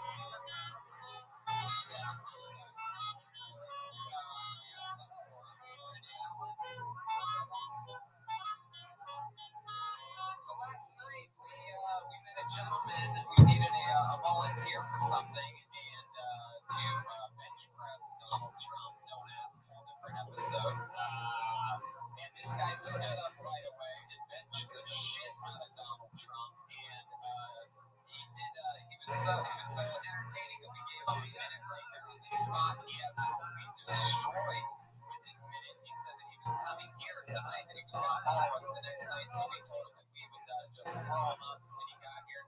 So doing a little guest spot for you. Put your hands together for a guy that we discovered yesterday for the first time ever. He got pulled out of the bucket earlier, and I put him to the side. Make some noise for a very funny man. Halloween, everyone. Halloween. Here he comes. Hey. Yeah. Come on, people. Get it loud for Halloween. First of all, I'm glad you got rid of that book. I had the ACLU on speed dial. Second off, dude was just homophobic. He looked like Anderson on there with full-blown AIDS and shit. I tried to just kill my whole minute, but my name is Allo. Like the plan. I always tell people that when I first meet them, it's not a common name. Matter of fact, I thought I was the only Allo there was. Then about 10 years ago, they said I got famous, singing song, begging for money. I need a dollar is what I need. Hey, Allo Black, I heard of him. He had a job, Allo Black. Stop telling people's name. I like Allo Black. He's a good singer and everything. I want to find out why he chose Allo as his stage name, so I Googled it. I couldn't find out. But I did find out why he couldn't use his real name. Allo Black's real name is Nathaniel Dawkins III. That's perfect. Wow, Halloween. That is so funny. Another very fun set. Welcome. So remind me, are you from here? Are you from born and raised in Des Moines, Iowa? Look at that. Heck yeah. And how long have you been on stand-up? This is my 7th time on stage. 7th time ever. And he destroyed last night. And a very, very, very, very good set tonight as well. 7th time ever. How old are you, Allo? 36. 36. What do you do for work? That's right. Semi-truck. Fuck yeah. Long boat. Very cool. So you just you drive all around Des Moines, get from one side to the next 25 minutes, best city in the world. Doesn't get any better than that. Can't do that. Tokyo. You ever dated a white boy? I'm actually married to a white boy. Yeah. Look at this audience fake clapping right now. Fucking Des Moines haters. I fucking love it. How long you been married to a white woman? 5 or 6 years. 5 or 6 years. Heck yeah. I love it. She a big butt, a little bit thick. She built like one of your semi trucks. She's from Iowa. She's from Iowa too. She's actually from the ice cream capital of the world. Wow. What is the ice cream capital of the world? Iowa. Damn.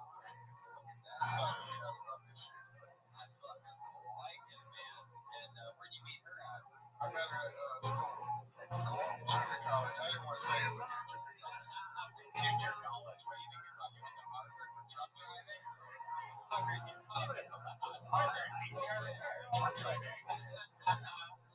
Let's go to Harvard.com online. I love it, man. And what were you studying in junior college? Back then it was business and Rothschild. Yeah. And I had some bullshit. And what was she studying? Hell yeah. Fuck yeah. That's a lot to cover. That is one hard final. She wanted some hot fun on that someday. My goodness. Hell yeah.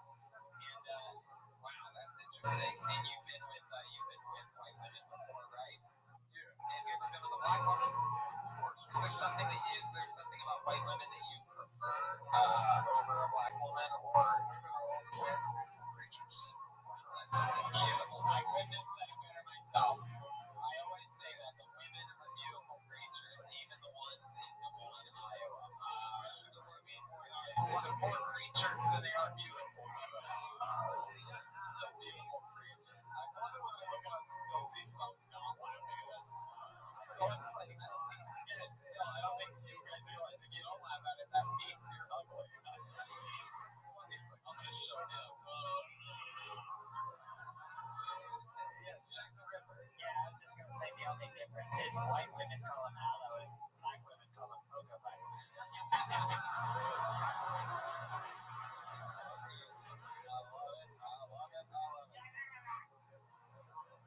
Al, you're in your hometown, killing. You got a guest spot, a water for you. Tell us more about you. What else, Al? Anything else interesting? One interesting fact, I used to work security. I worked security for Young Jeezy, and I had Bell's palsy at the time. Yeah, Bell's palsy, where your face goes numb. Yeah, so my face didn't work. Oh, shit. It was kind of weird. My brother got me a job, and then I already accepted it. When I came down, my shit wasn't working. I just did it anyway. You have to get that checked out pretty quick, or else it stays Yeah, I permanent. thought I had a stroke, but it just went away after a few days. What is it from stress or I'll something? tell you exactly what it's from. This is a long time ago. I used to toke on and I smoked weed out of a Tide bottle. I made a ball. Don't do that, okay? Don't do that. 2 days later, I woke up and had my face to it. You smoked the Tide Pod, pretty much. Pretty much, yeah. Dumb shit. Don't do that, okay? I kind of rinsed it out good enough, but obviously not. And that's the last time he was ever whitewashed. That's crazy. My goodness. That's insane. So you stopped smoking out of Tide bottles after that. Stuck only to eating cereal out of them. I mean, how hard up are you to get a high when you're smoking out of a bloody Tide bottle? Why did you use that instead of just like a typical can or an apple? I gotta put this degree to use somehow. It's a shame junior colleges should teach you stuff to smoke out of in case you get excited. Are you retired from what? I'm retired from State, man. I did. Oh, wow. Did you play football or anything? No, not at Iowa State. No, man. Junior college. That's great. Gotcha.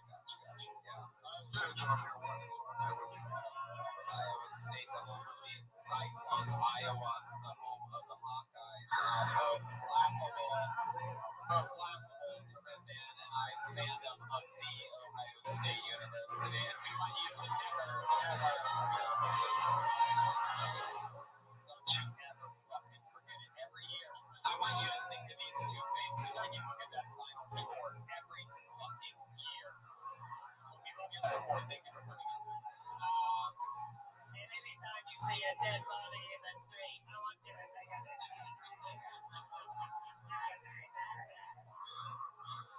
Aloe, I think you're fucking awesome, man. I love your swagger, your confidence. You're so goddamn likable. And let me know if you're ever coming out to LA for any reason, and we'll figure out a way to squeeze you up a spot at the Comedy Store sometime. How about that? There you go. Halloween, everyone. Here it goes. Hell yeah, dude. So much fun. Chris Donald Trump 6 or 7 times last night on stage out of nowhere.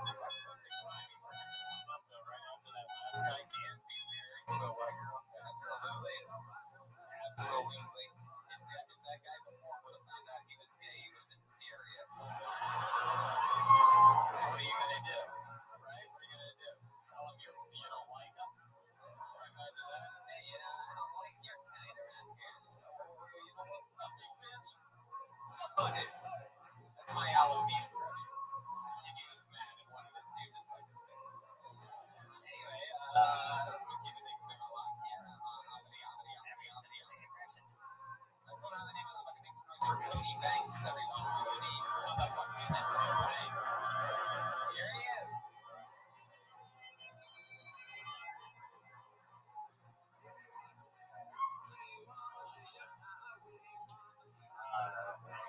Human trafficking. But I do want to travel the world. And a lot of budget. So everyone knows that girls mature faster than boys do. I'm a 26-year-old father, so I'm basically a teen mom. Any teen moms out there? Alright. I love being a dad. I like buying my kid new toys. We like buying them educational toys. We bought him letter blocks to teach him his letters, number blocks to teach him his numbers, and a Finding Nemo jumper where he spins Nemo around in a circle to teach him to avoid the disabled. Fuck yeah, Cody Banks. Coming in. Very good. Great pacing. Great jokes. You've done this before. Yeah. How long have you been doing stand-up? Like 3 years or so. Awesome. I love it. Good point. Started here, and I live in Cedar Rapids now. Where's Sea Rapids at? How far is that from here? It's like 2 hours east. Is there a comedy club up there? Yes, Penguin Town. And you were there. I met Allo there on Wednesday. Oh, very cool. Wow. And that is so cool. And you work regularly at that club? Weekly? Or you're the house MC, or how does it work? I'm not the house MC. I'm looking for a few people there, but a lot of good comics. So. Very cool. Very cool. What's Seaside known for? Probably the smells. It's like a high school gym class. Right. They call it City of 5 Seasons, and then the joke that everybody says is more like 5 smells. So. Gotcha. Very good. What made you move there? I'm from there. I lived here for like 2.5 years. Started comedy here, and then had a kid and decided to be back around there. And you're 26. How old your kid? He's 15 months. Thank goodness you said hi to And you're still with the baby mama? Yeah, we're married. Oh, very cool. How long have you guys been married for? Almost 7 years. Wow, Right. 7 years. That's incredible. What does she do? She's a barista. Very good at it. Very good. What do you do? I sell cars. Really? Used cars or new cars? Used and new. Really? What does your lot specialize in? Any one targeted type of automobile? So Ford and Hyundai, and then just whatever used cars. Okay. Let's pick Hyundai. Let's say I was coming in to look for a new Hyundai, and I'm just a customer, and you're standing around not doing much of anything. So here I am. I just walked into your store, and here I am. Awesome. Hey, what's your name? Hi, I'm Tony. Tony. Nice to meet you. Nice to meet you. How's it going? Not much. I mean, it's pretty good. Jeez. Do you work here? Yeah. Oh, you do? Yeah, this is my wife, Jack the Ripper. Trust this guy. He's not confident enough. Sweetheart, I know. I think he works here. They tell you not to talk about, like, it's bad sales practice to be like, hey, what are you here for? Or like, right, there's just cocaine or something like that. It's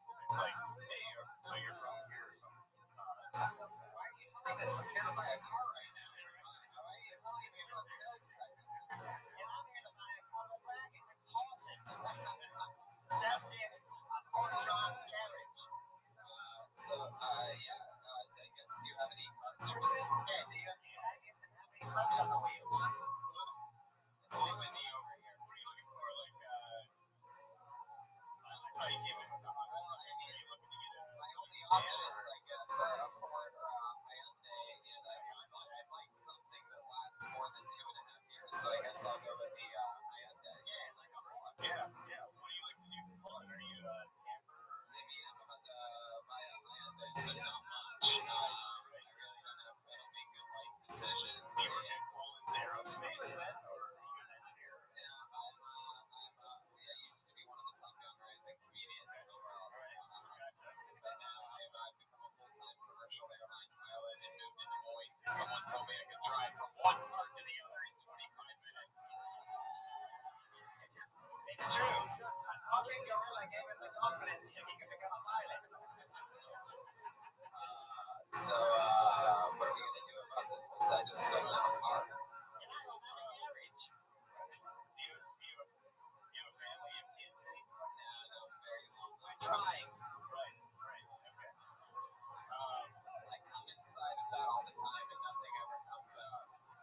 Every once in a while, a plastic knife or a broomstick falls out of a room, but other than that, not much. Take the slipper. Yeah, so what are we going to do about this? I need a car. I would love to show you a Hyundai Sonata. You're going to get great.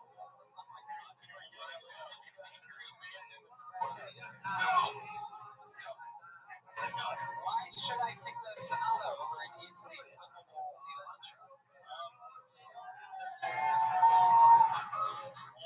Elantra, as you said, is easily flippable. I think for what you guys are looking for, you want something that's a little bit more sturdy, trunk space. It's good for Jacob. The Sonata has more rear passenger space than any other full-size sedan out there. So, Someone in the back got a big laugh. My goodness. All right. Well, how much is it going to cost me for one of these Sonatas? what features are important to you when you guys are talking about what you're looking for in a vehicle? I mean, what kind of stands out to you as your must-haves? What's the driving force? What kind of vehicle can you get from one side of town to the other in 25 minutes? Perfect. I'll go on at a house. Is the Sonata good for that? I mean, really what we're looking for is something to maybe one day be able to, start a family and what's going on here?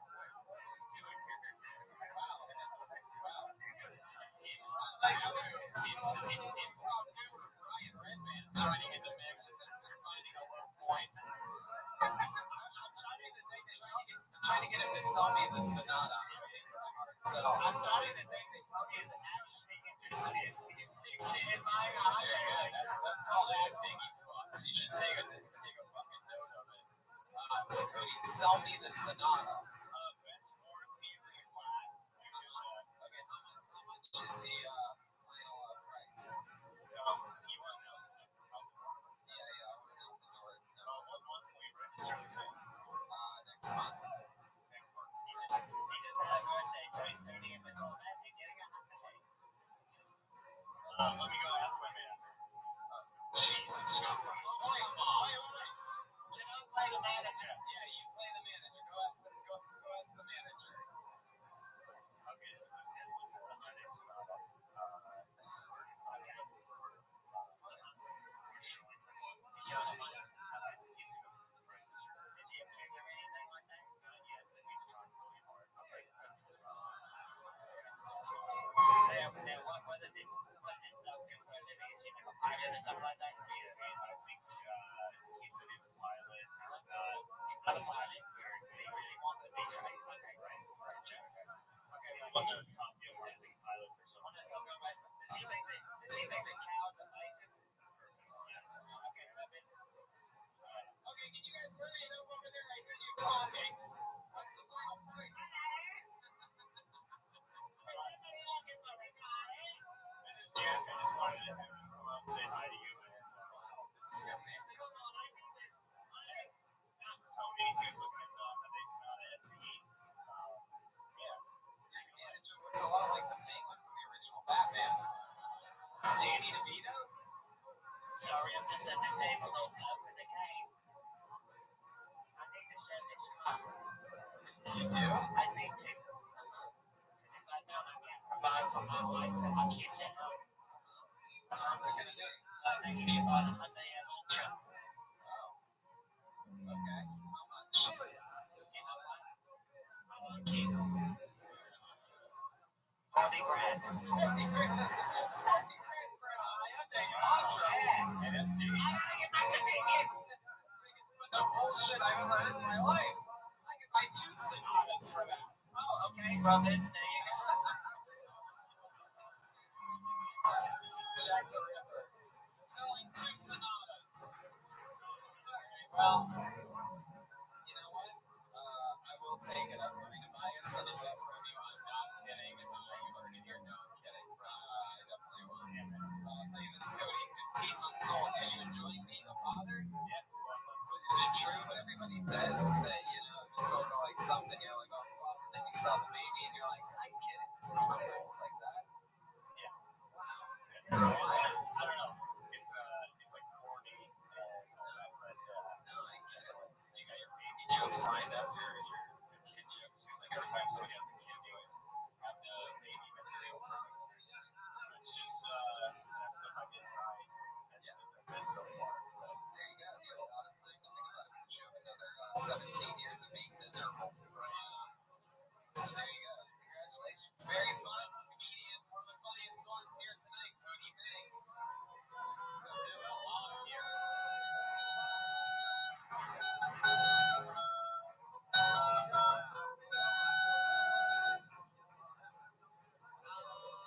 We haven't, should we go to the bucket one more time? What do you think? We haven't had a woman on stage tonight. You guys think we should pick until we get a woman up here? Alright, I think we actually did it on the first poll, I do believe. Put your hands together for Paige Dykehouse. Paige Dykehouse. Is this her? Here she comes. Look at that. True bucket of destiny for a lady on the first one. Come on, one more time, good and loud for Paige Dykehouse, everyone. So I actually met Tony almost 2 years ago today, like 2 days ago, in LA, and he said, "Where do you guys live? You go on tours all the time." And I said, "Des Moines, Iowa." And he said, "I'm never fucking going to Des Moines, Iowa." Welcome to hell. I frequent LA a lot. That's the only time that I've actually come to the show, but we really enjoyed it. No, but I am from San Diego, so nobody ever talks about when somebody from a large town like San Diego moves to small town Des Moines, Iowa. Everybody wants to talk about small town girl moves to big city to chase dreams. Nobody talks about big town girl moves to small town and is weirded out by everybody wants to be friends with her. I'm not kidding. My fiance made friends with 2 people in the crowd before the show started, and we showed up 10 minutes early. Lady walked up to me at Target one day and spent half an hour asking me where I work, what I do, my family, where I live, and I was like, "You're gonna follow me home or drug me or something." You done? Did you have more to that? Oh, okay. Paige Dykehouse, everyone. There you go. First time ever? Yes. First time ever doing stand-up for Paige. Hell yeah. Damn right. It's, I can't believe you moved here after your time in San Diego. You may recognize her as former rock star Lisa Loeb. Or perhaps, domestically abused Daria. Or, perhaps Lydia from Beetlejuice, if she actually read the book for the recently deceased. Why did you move here? I do. I didn't have a choice. I wasn't 18 yet, and my family that lived here, my grandma was going through a divorce and was real sick, so my mom was like, "We're going to Iowa," and I was like, "Fuck that." And here I am, 6 years later. Right. 6 years later, here in Iowa. How old are you? I'm 23. 23 years old. Yeah, that math works out. And you have a boyfriend? I have a fiance. Fiance. How long have you two been together? About 4.5 years. 4.5 years.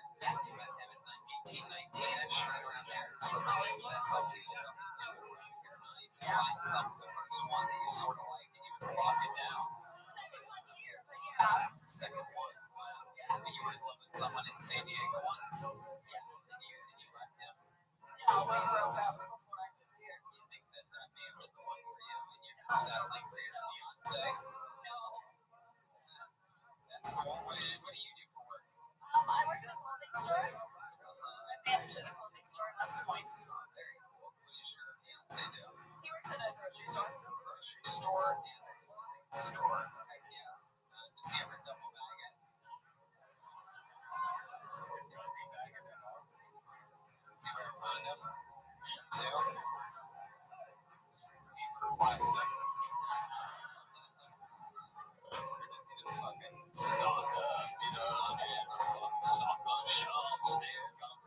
Gotta drop off at the fucking back delivery entrance, dude. Oh, you do have a kid? Wow. Hell yeah. So, no bags at all necessary. I'll just put it right back in the, right, drop it off right in the cart, and I'll put it in the car myself. How about that product? Wow, how old's your kid? She will be 3 in August. 3 in August. Damn, you had a baby at 20 years old. Yep. Look at you. Oh, young mama. You stuck around. No abortion necessary for you. Why put a baby in a bucket when you can put your name in one? You know what I mean?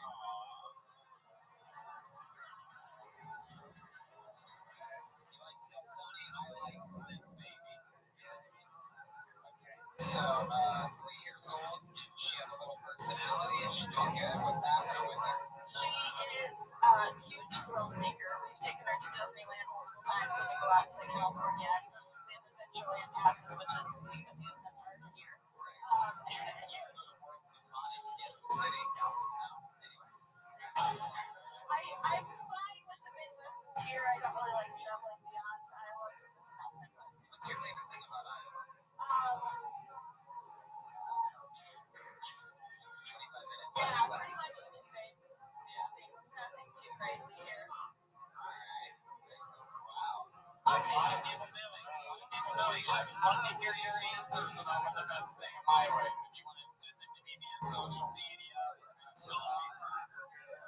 Yeah. Fuck yeah, dude. We got fucking zombie burger and fucking zombie burger. We got Flom's pizza, dude. Fuck out of here. That's wicked pizza. I'm an In-N-Out burger girl, actually. That's what I heard. Yeah. No. That's about Bebop's. You like Bebop's? Wow. What is that reference? How do you know about that, Jack the Ripper? I'm not happy Joe's pizza. Anybody in there? Oh, wow. Look at that. You named better restaurants than the guy that I asked for my references before the show did. How's that possible? Isaac. Bebop's is a Midwest thing, but I can't say I've converted my fiance to an In-N-Out burger fan. He was a die-hard Bebop's fan. Right. Well, your husband definitely likes to go In-N-Out if you have a 3-year-old girl. That's it. It's more like In-N-Out. Yeah. H. Dykehouse. Your last name is Dykehouse, which is very fitting for this area today. I think a lot of the bars around here are Dykehouses right now. It is celebrating pride. Have you ever messed around a little bit? No. Really? Not at all? Tell you an entire wardrobe otherwise. It looks like you work at a lesbian bookstore. Yeah, there's a key on your necklace. What's that key to? It has my daughter's name on it. It's actually. Did you lock your daughter in a safe to babysitter? Yeah, we couldn't get a babysitter for tonight, so we just locked her in a box. What is it really for? Your name's on it, and there's a company that's based out of LA called the Giving Keys, and they employ people transitioning out of homelessness, and their whole concept is paying it forward, so you can get words like love, fearless, and strength, and you wear the word until you find somebody who needs it more than you. That's weird that homeless people transitioning are the ones giving away the keys. They should be getting keys for their new life, their new place. But I guess so. Hey, whatever. I wonder where they're getting these fucking keys from. Thieves, you know what I'm talking about? These fucking street thieves out there. God, there's just one angry gym teacher looking at me from the second row right now. It's like, this is not how I thought this was going to go tonight. I shouldn't have written that fucking interracial gay joke. My God. God damn it. You know what? Take a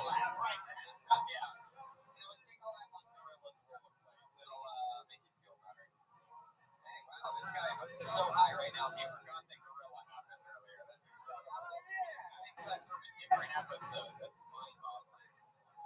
Well, Paige, I mean, a lot of fun. Do you have any hobbies? Anything fun that we should know about you? I mean, I relate to a lot of the people on the stage. I'm a Marine brat. Did you ever serve your country? No, just my dad. You served your dad. Very good. You served your dad. Yeah.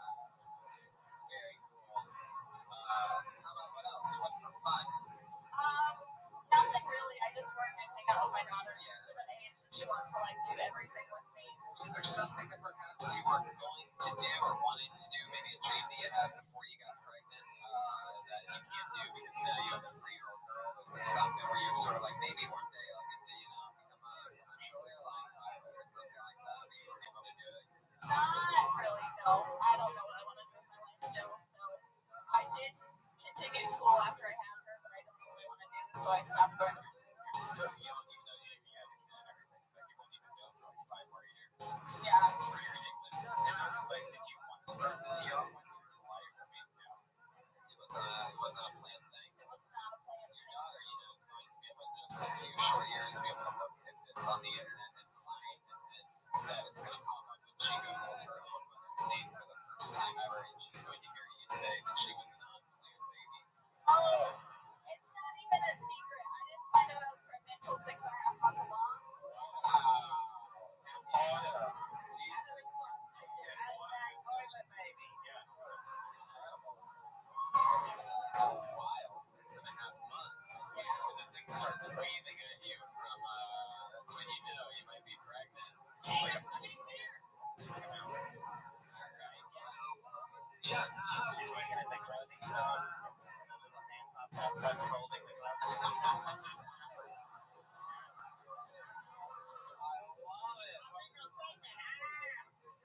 Well, Paige, truly, if she ever Googles this, she's going to think her mom's awesome because you had the fucking courage to sign up and fucking do it. You did it here tonight. How about one more time? Good clap for Paige Strikehouse, everyone.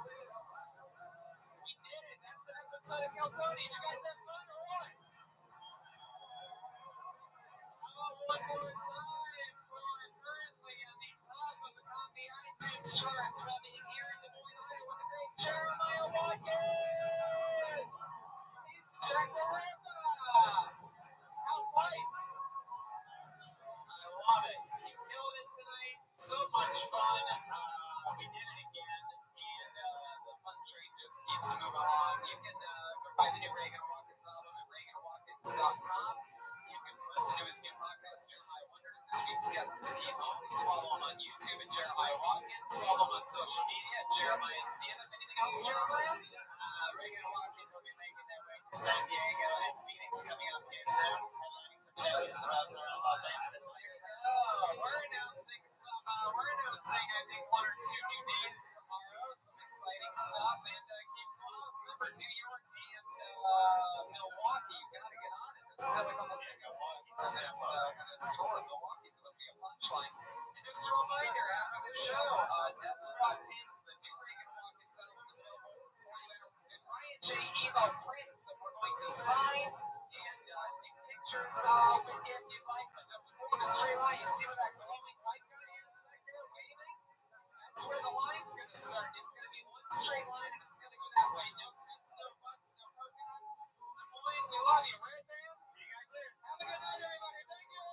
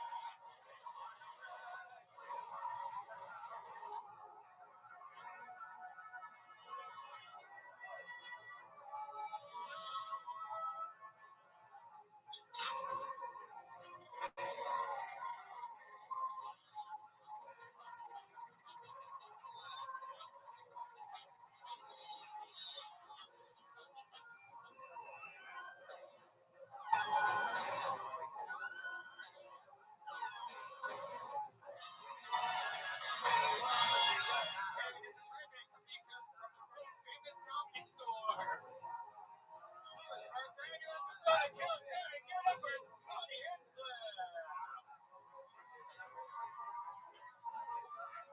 everybody. Come on, make some noise. You're the number one live podcast in the world.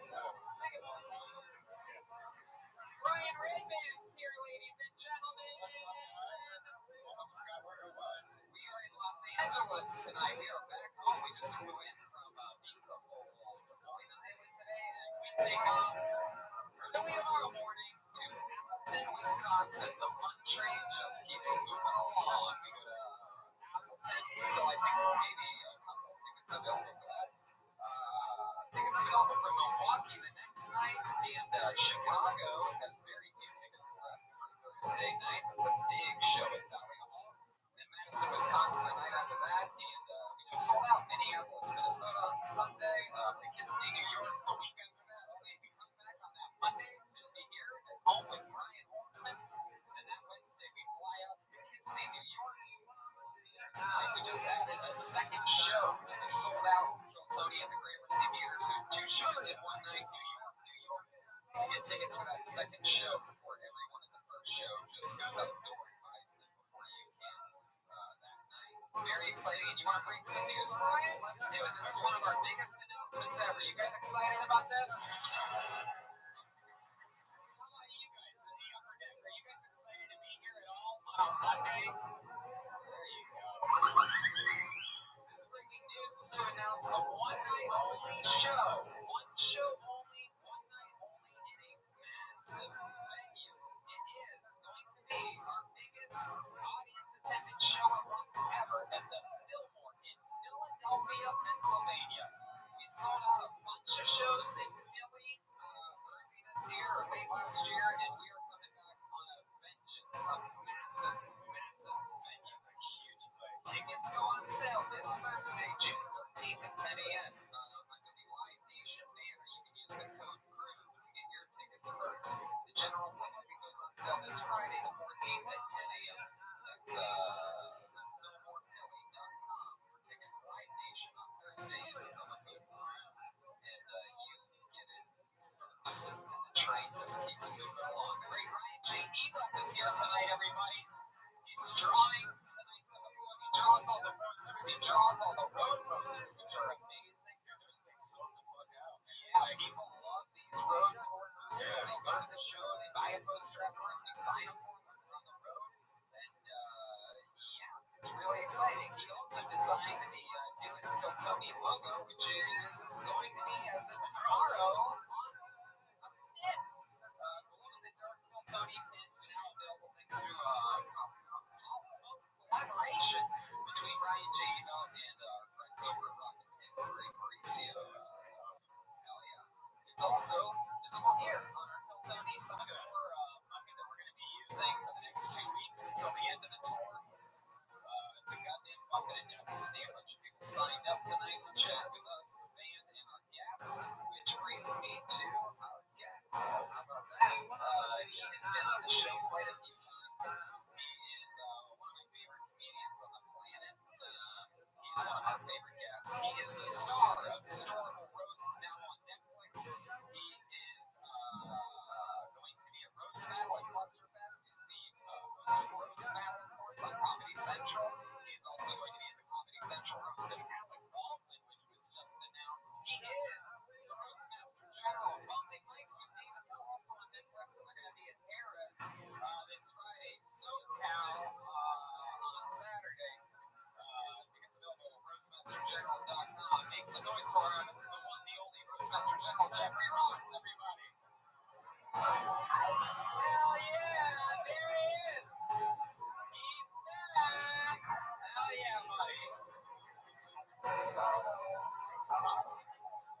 You know, I love this. You have so much going on right now. You're absolutely everywhere. Every time I have one of those like Netflix smart TVs, so I just skip cable and my TV just stays on Netflix. So my living all the time, and your face is all over my living room. It is on the front page of Netflix right now globally. Historical Roast is a massive hit. Have you seen it? But I'll be honest with you, I love Historical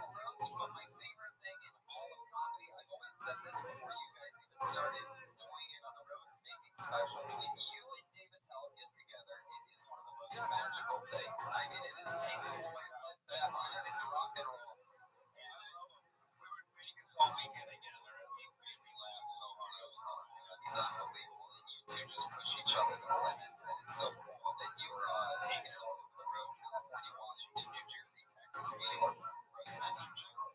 Thanks, Tony. Have you ever been to that Morongo? By the way, Dave keeps making me play casinos that I never heard of before. So that you can smoke cigarettes inside? Yeah. Even the name Morongo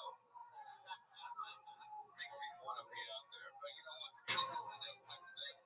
I got an account the night the historical roast dropped. Really? I didn't even get my own Netflix account. Nothing might came out. I'm still using my cousin, so I was like, oh, I think I'm good. I don't watch anything anyway. And then finally I got so excited that I signed up for Netflix on Memorial Day. I love it. Well, Thanks for having me on, Tony. I mean, you got the hottest show on Sunset Strip. I love it. Selling out everywhere. We go back to back, the two hottest shows. I mean, You're the new Steel Panther. yeah, no, it's true. That hit me the other day. Someone told me that. They go, we used to have this much fun on Mondays with Steel Panther, and we always come here. And it was like such an honor to be the first person to take me to Steel Panther. Another fun show. I still love them. They're playing all the time. Were they at Vegas or something? They go to big tour. Speaking of bands, Jeff, we have one on this show. You guys fans of the Kill Tony band? Anybody here? They're another one of my favorite things in all of comedy. Every single episode, they commit to being and staying in different characters. A lot of it, sometimes it's the return of some of their famous characters. Sometimes it's the debut of a brand new character that we've never seen before. So let's see what happens tonight. It's the best damn band in the land, the Kill Tony band. Jeremiah Watkins, Schubert, Joel Jimenez, and Chroma Chris. Here we go.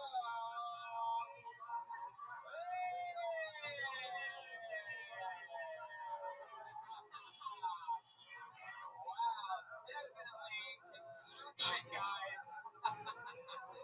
Wow, look at this. Definitely construction, guys. My goodness, this is very exciting. Clearly, Jeremiah Watkins is a transitioning construction worker. Right. Talk about packing a lunch. What do you got there?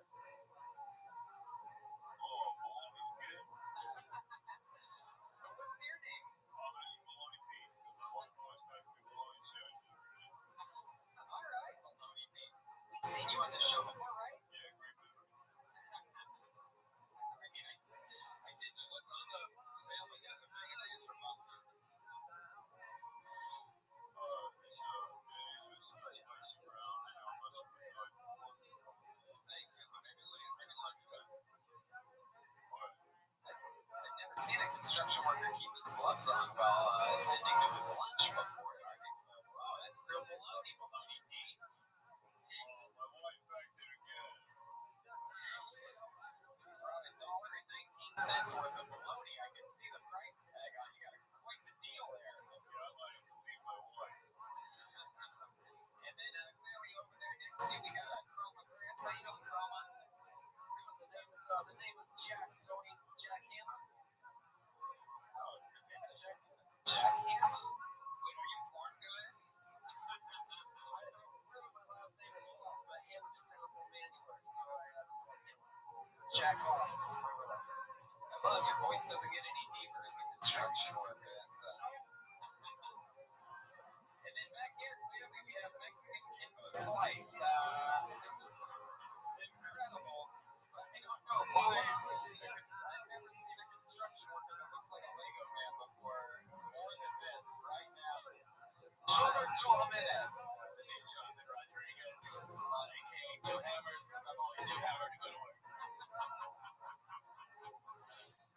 I'm just going to call you Two Hammers. It's going to be fun. Yeah, we have the construction workers, we have the Roastmaster General, Red Man, which leaves me to one thing and one thing only. This is also a construction zone. It is the Kill Tony Bucket of Destiny, everyone. Earlier in the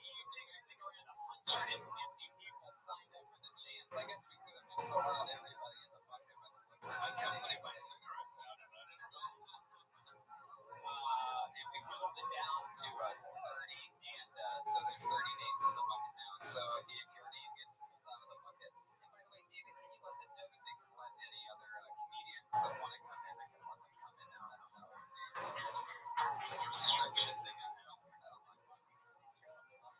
Oh well, look at that. 40 people bought tickets and didn't show up. All right, well I guess maybe we'll a couple of them. It's the playoff tonight. Yeah. Each person in track game. Yeah, that's right. So if I pull your name out of the bucket, you know how it goes. You get 60 seconds uninterrupted on this stage. You know your time is up when you hear the sound of a kitten. That means wrap it up with that, or else you're going to bring out the angry West Hollywood bear. Here we go. You guys excited about this? It's Kill Tony Live with Jeff Ross from Chicago on the Sunset Strip. How excited to hear the great Aphrodite over there, the Apollo 13. We got the whole family here tonight. All right, your first comedian getting an uninterrupted 60 seconds and then chatting with all of us about his life. Put your hands together for Alex Rob. Alex Raven. R-A-A-V-E. Here we go. Here comes Alex Rob. Hell yeah.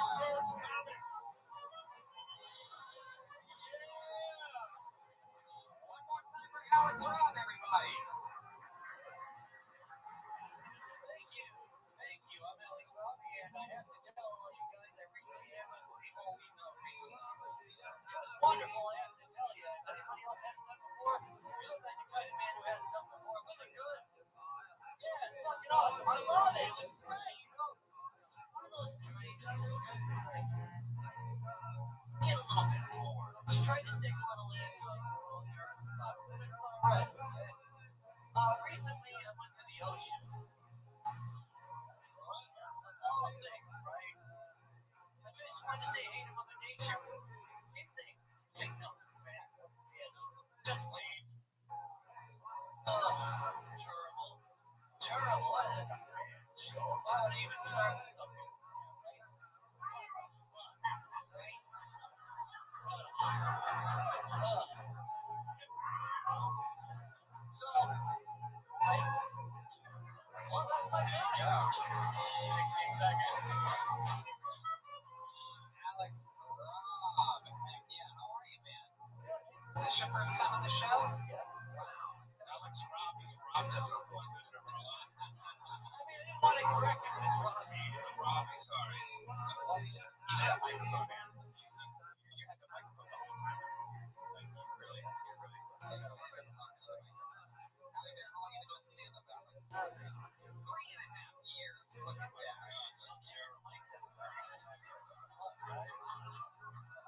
Wow, not even his construction crew can fix that.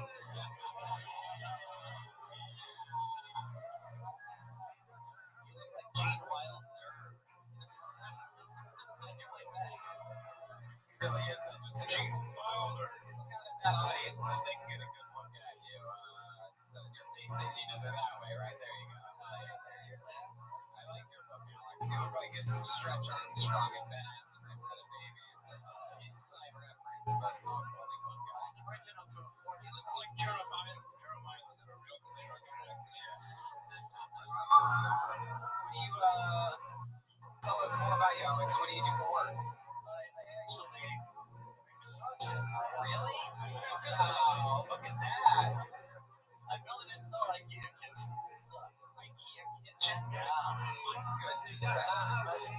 Would you call that construction? No, it's not. It's not construction. Yeah, you know, my tool belt has an Ellen wrench on it. That's it. That's not right. And by Ellen wrench, I mean Ellen DeGeneres. My goodness, Alex. So, how long you been putting together IKEA for? About 3 or 4 years. The same piece?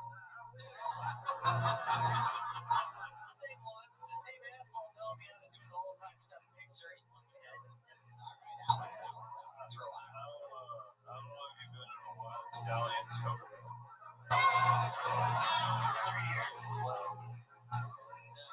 Alex, tell us more about you. From Los Angeles? I'm from Wisconsin. Are they close to the Hamilton area that you just had? Very good, very good. Is this what everybody looks like there?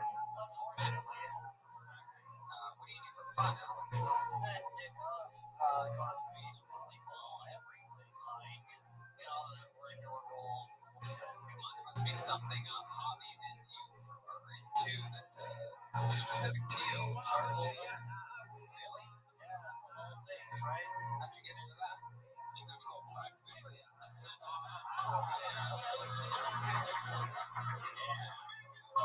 I usually don't put it up his face.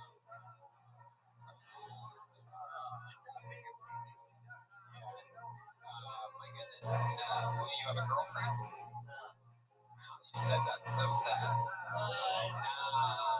You don't want to know. Why don't I want to know? Now I really want to know. Oh, now you really want to know. Right? What about physical abuse? Well, she beat me up. Is that true, or are you like kidding? Yes, that's true. You're saying it like you're kidding. I'm not. What did she do to you? Yeah, but she made you point on your body to where she made you. Alex, stop trying to be funny. It's not working. I'm not. It really did fucking happen. Like, tell us that this is a real interview. Tell us like the real, what really happened. Exactly what I just said. I can't get any more. Jesus, I can do it. I can't even make it dramatic. It's dramatic. How like, what else? Did you really answer a friend from? How did you lose friends from getting beat up? Because they believed her. Oh, you used to beat up your girlfriend. Yeah, that's what happened. I used to. There's the truth I was looking for. You see how happy everybody is now? That's a problem. Everybody always says that. It's like, you get angry about it. I'm just she's okay. What did she say that you did to her? What did she say that you did to her? Don't ask me. I wasn't around her when that shit. How long's it been since that last relationship ended? Well, according to everything that you like to do for fun, you already have a Tinder profile ready to go. I do. It's awesome. Did she break up with you in a construction zone? Because that'd be 3 years extra. No, it was on Christmas. Is it true you like stuff in your car? What was it? Is it true you like stuff in your car? You made really awkward eye contact with an audience member and you're like, yeah, you can relate to me. And this guy's like, I don't really know, man. You got 60 seconds. I mean, it was actually very interesting. That guy was looking at you like, now you got 40 seconds. You're like, help me out, Nate. This guy goes like, no, I'm not going to help you out. And then that guy's like, now you got 30 seconds. And you're like, come on, man. You put something in your poop. He's like, not me, man. You're gay. Yes. Baloney Pete giving us a slice of the good stuff. Well, Alex, I find you to be an interesting human. For 3.5 years, man, I fucking definitely at least get closer to that microphone. Your thing isn't really that it's far away; it's that you put it on your chin like that when you're talking that direction. But instead, you should just have it like almost in front of your mouth, but not exactly. I think it's better on Congratulations on getting pulled out of the bucket, though, buddy. There he goes, Alex Rob, everybody. He's on Twitter at Alex Rob Comedy, RAABE, all one word. There he goes, Alex Rob. It's not an easy job getting it started up here tonight. Not an easy job watching it either. I'm the greatest American comedy. Oh, there he goes. Okay, let's see what happens next. You guys get it? It's clearly anything can happen and anyone can get pulled out of the bucket. Put your hands together for your next comedian. He goes by the name of Zach Vile. Zach Vile. Hey, where you at, Zach? Zach Vile. Hammer time. Here he comes. One more time for Zach Vile.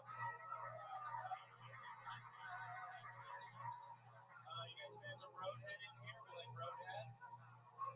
Alright, I'm a bit conflicted, guys. Multitasking, not a problem for me. I just hate getting my mom a ride to work.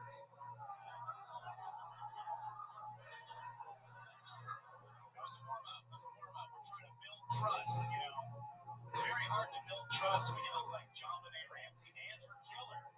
So, my dad said, when are you going to cut that hair? I said, when that joke stops crushing. Probably pretty soon. I grew up pretty poor, but I was actually my college had a fraternity for the financial aid students. Yeah, it was the only frat house. It was Section 8. Yeah, our letters were EBT. A lot of fun. There you go. Zach Vile. Look at that. Hell yeah. How about a hand for the band rocking and rolling tonight? Hell yeah. So Zach, welcome to the show. Thank you for having me. Heck yeah. Indeed. First time. Yeah. How long have you been on stand-up? 3 years. 3 years. Wow. What a difference. What a difference putting a microphone in front of your mouth makes and writing jokes and executing them and not beating your ex-girlfriend. No, I'm just kidding. That was a lot of fun, Zach. Where are you from? Fayetteville, North Carolina. Fayetteville. Wow. Represent. Looks like you have some fans out there in Fayetteville. What's that part of North Carolina like? It's a big military base, so there's not a lot going on. Just kind of a lot of Army days. Is your dad in the military? No, my granddad was. That's why we ended up there. You call it a granddad. Yeah. You really are from Fayetteville, North Carolina. Grandpa? What do you call it? Shut up. Hey, Granny. Yeah, that's what Jeremiah calls me. Is that what you call your grandpa?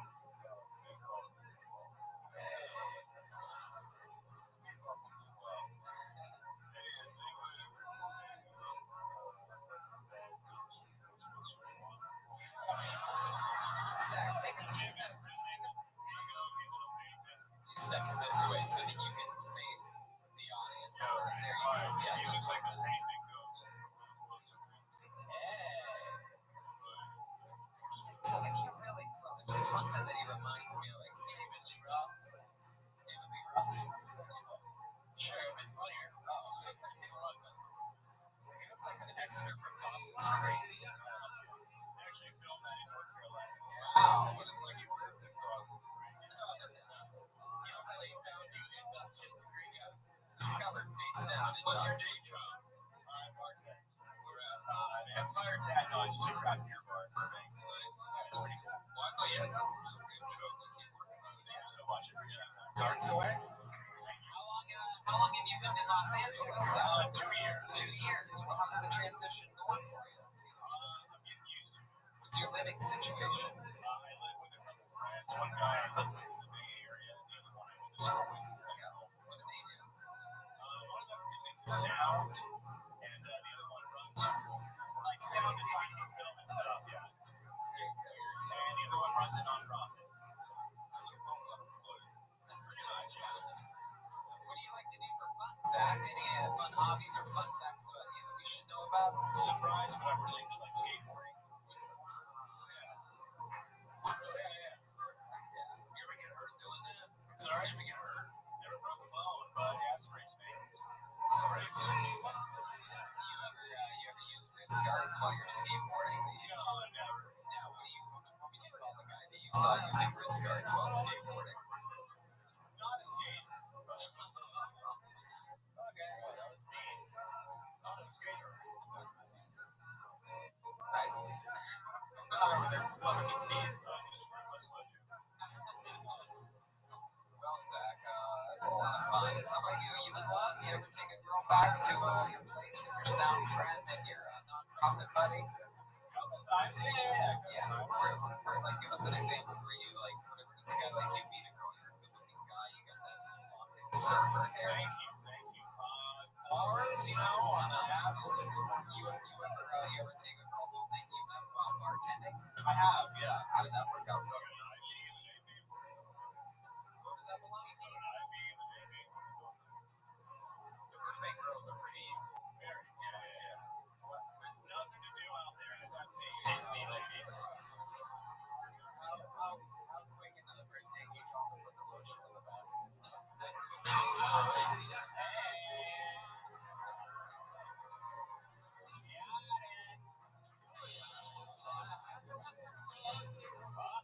Joburg's burning up back there.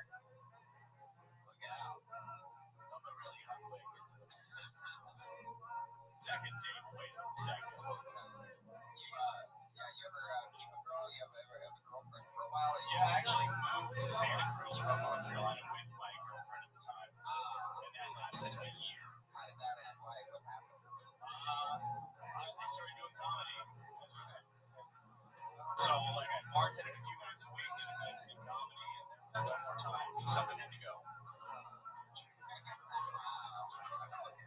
love your honesty. That's a beautiful answer. All right, Zach. Well, a lot of fun, man. Great set. You really showed how it's done up here. Way to get it going, man. Zach Mile, everybody. He's on Twitter at Zach BZACK. We are we're flying through it. Saw both sides of fun, Cody. What a fun night. Yeah, it's already you've already had some laughs. It's also been very compelling and what an eclectic audience too. Indeed. We have the beautiful Cassandra Cass out there. Just like a vagina. Literally. Cassandra, I tried one of the cookies you gave us. I licked it. It was so good. I mean, vagina cookies. What kind of cookies were those? What do you call that? Vagina cookie. It didn't taste like vagina. Way better. Come to think of it, maybe it did. Pulling the name out of the bucket. Let's make some noise for Rain Lopez, everyone. Let's see what happens here. Rain Lopez.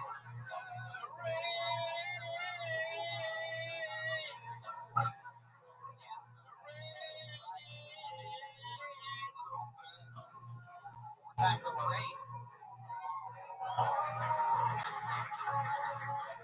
So I didn't know that I was a Mexican until I was a lot older. I just thought that I was a really good swimmer. But it turns out that my grandparents swam across the border, so I just got the genie. Yeah, water polo is a big tip. Thank you. But I'm not your typical Mexican because I don't have any kids. And to be honest with you guys, at my age, I should be a great grandmother. I just got out of a 3-year relationship. Turns out I was the only one in it. I read a book called To Date a Man, You Have to Act Like a Man, so I started to act like a man. Turns out men don't want to date men unless they're gay. Has anyone else here dated a gay guy for 5 years and didn't know it? Well, my ex-boyfriend, he used to give guys lap dance at a gay bar. He didn't even work there, okay? There were signs, and we didn't make love, he would make me wear a baseball cap. Yeah. I just thought if you really love the Dodgers, guys. Wow. That was really good. A lot of jokes. A lot of punchlines in a minute. Very good. I like that. Step back. Yeah, there you go. Now we can all see each other. Hi, Lorraine. Welcome to the show. Just got a nice break. Jesus, keep your baloney in your pants over there. Oh, you say she's walking by a construction site, so you gotta. Lorraine, don't worry about these guys. They're full of baloney. Lorraine, that was awesome. How long have you been doing comedy? A little over a year. All here in Los Angeles? So cool. What made you start? Something you've always wanted to do? No, I was doing some improv for fun, and no, I just went through a bad breakup, and I got drawn into a mic, and then it was great. That's how it starts. That's how it goes. They went through bad breakups, making funny comedians. Did you talk about the breakup on stage that night? Like, I didn't, but I think that I had never dated in my 20s, and once I turned 30, I went on a crazy rampage, and yeah, so then I started talking about it. well, it sounds like Just being very honest. It's like the marvelous Mrs. Maisel. Yeah, I had a breakup. She took it to the stand. Check it out. It's Martinez. my goodness. So you were a real Los Angeles Mexican. I am. Through and through. What part of town were you raised in? Rancho Cucamonga. Oh, yeah, even Jesus, even wow. Hey.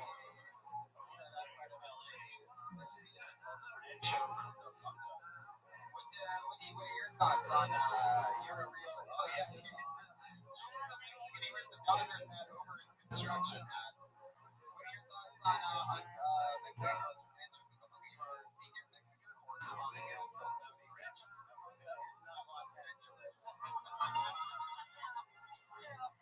All the LA natives are very good show up here. That's cool. Lorraine, what do you do for work? I work at a bar. Yeah. So waitress. Oh, very cool. Is that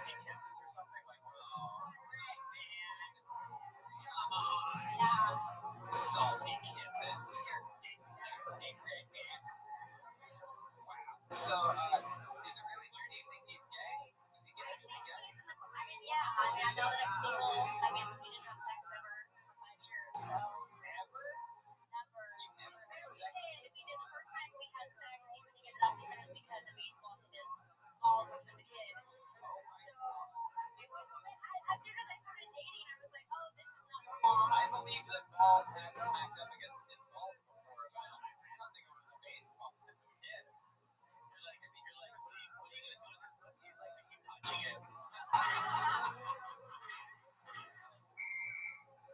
That's the old famous baseball whistle. Yes, there it is. Yeah, well, I hate when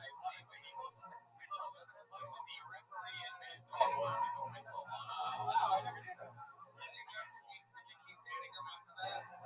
I mean, after he told me that, that was like the first time we had sex. Once he told me that, and I thought it was like such a good guy, and I kept through it. Yeah, thank goodness. Did you guys ever do it? Did what? Did you guys ever wind up doing it? Yeah, we did, but he'd always accidentally put it in my butt. Are you serious? Oh, I love this. See, Lorraine gives Kill Tony interviews. I think you need your dugout. Wow. Wearing in your rancho Cucamonga. Is that really true? 100%. So you would really be knowing if it was your butt, but not if it was your vagina. Is so fucking interesting. Yeah. So you're calling that guy gay, but what is he about weird vagina? Oh, shit. Not true.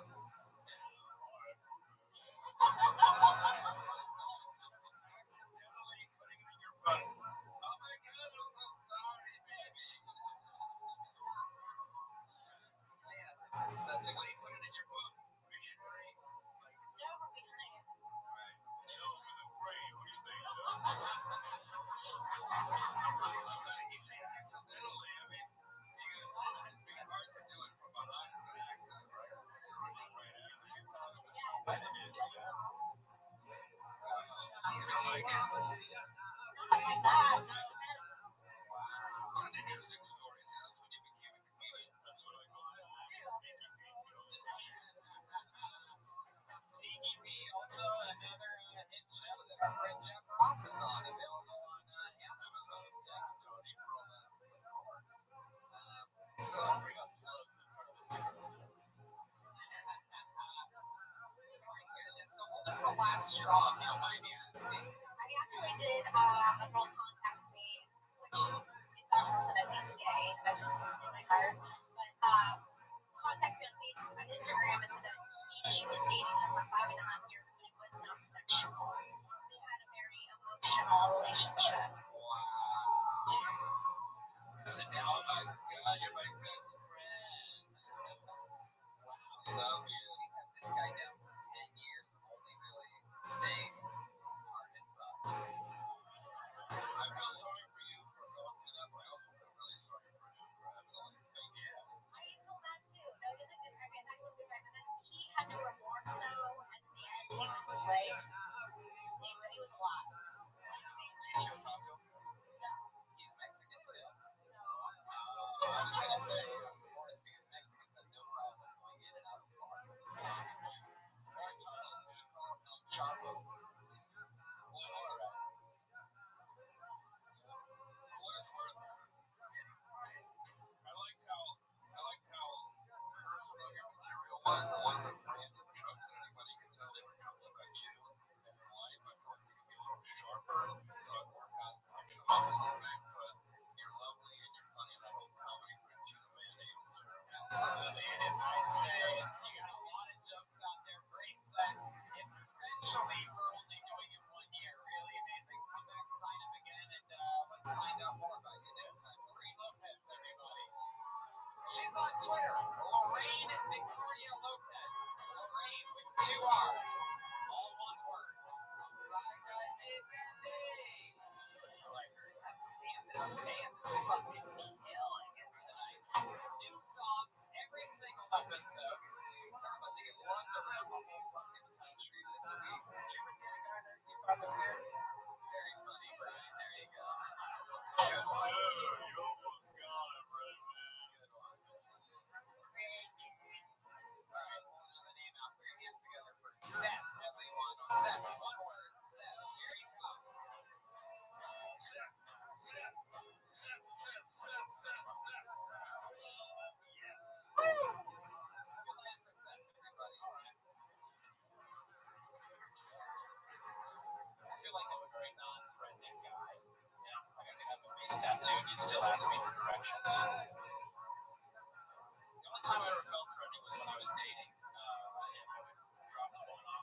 house or apartment, depending on how well she was doing in life.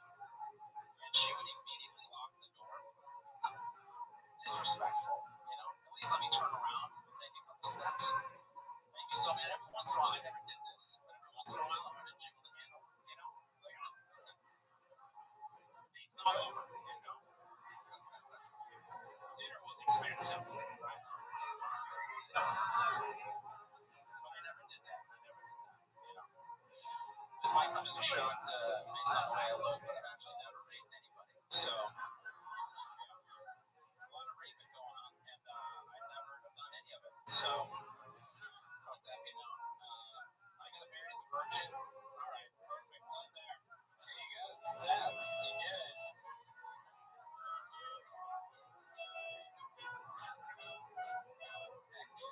Seth, welcome back. You've been on the show before, right? Yeah, a couple times. Great. This was probably, you feel like this was the best set you've had on the show? I think so too. I was just telling Guinness, the manager here, because we were talking about his brother made his debut doing stand-up on this show last night in Des Moines, Iowa.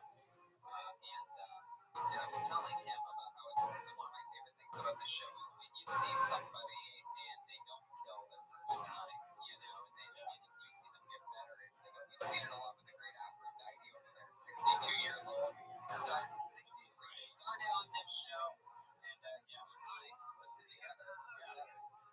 So how's it going? How long have you been on stand-up now? Just over a year and a half. You have a lot of comedy background. You look like 4 out of the 7 characters from The Office. Yeah.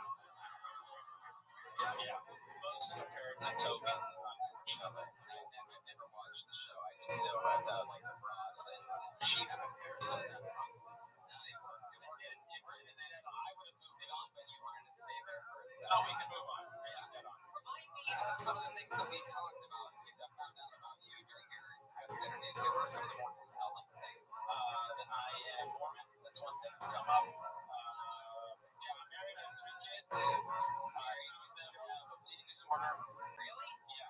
What's the bleeding disorder? It's called Lantzmann's. That's the common name for it. It's like hemophilia, but a different cause. Same effect. Where do they bleed out of? Anywhere they get cut. Wherever he hits them. Yeah. They bruise really easily, so I can't hit any of my kids. So if they get cut, they bleed a lot. Is that right? Yeah. Their blood does not clot. So they have the platelets, but it doesn't stay around the wound. So there's some kind of thing like emergency. Yeah, I mean, we have special medical data here. They can't clot. Yeah, but I care about it. It's the mailman DVD. Good luck. We show you Bob the Builder with that big. So we have special medication that we have on hand. That was Bob the Builder. So we have special medication that we give them when they start to bleed for any reason. They typically have done when they're younger and are teething and bite their tongue or their lip. Right? So, calls a lot of my son, we went to the ER twice when he was pregnant because he's an idiot, it was fall and hit his mouth all the time. Yeah. So we went back to go to the ER, got a blood transfusion when he was just over a year old. So, yes, I have two daughters, and one of them has Lantzmann's. Yeah, she's 9 months old. Yeah, we're excited for the teenage years. Yeah, it'll be fun. What happens in the transit period? That's exactly what I was talking about. This is all you get on you. Right there. So the audience was ahead of all of you, right? Yeah, obviously. They were rounding in the back. She hits the ground out here. She might maybe I could really hit it on the heart. Anymore, my ears are uncontrollably bleeding. I have medication for it. So Seth, how's it going with the wife raising 3 kids? What are the ages again? This is 7, so 7, 4, and then 9. 7, 4, 9. What's mom do? Stay at home? No. What does she do? I stay at home, actually. Daddy. Hey, you're in the future, right? You guys look at judging me. I don't work, so eat it,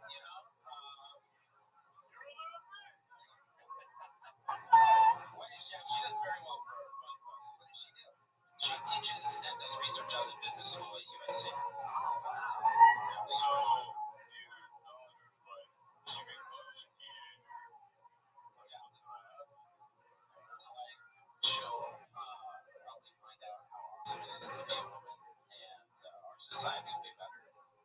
So I'm just trying to move on from the, right? Oh, I was too. I have no idea how he got back there for money. Now this trade, what is this grape that you're talking about? Concord grapes? It's a hanging fruit. Oh, Yeah.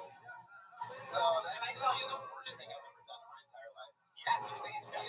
Give us something to work with here. Yeah, fucking kids. I know. So this happened before I had kids. I know why. So a lot of people be like, that is a terrible thing. Doing Seth, what's the worst? 17 years old, I was in Nauvoo, and is that an avatar?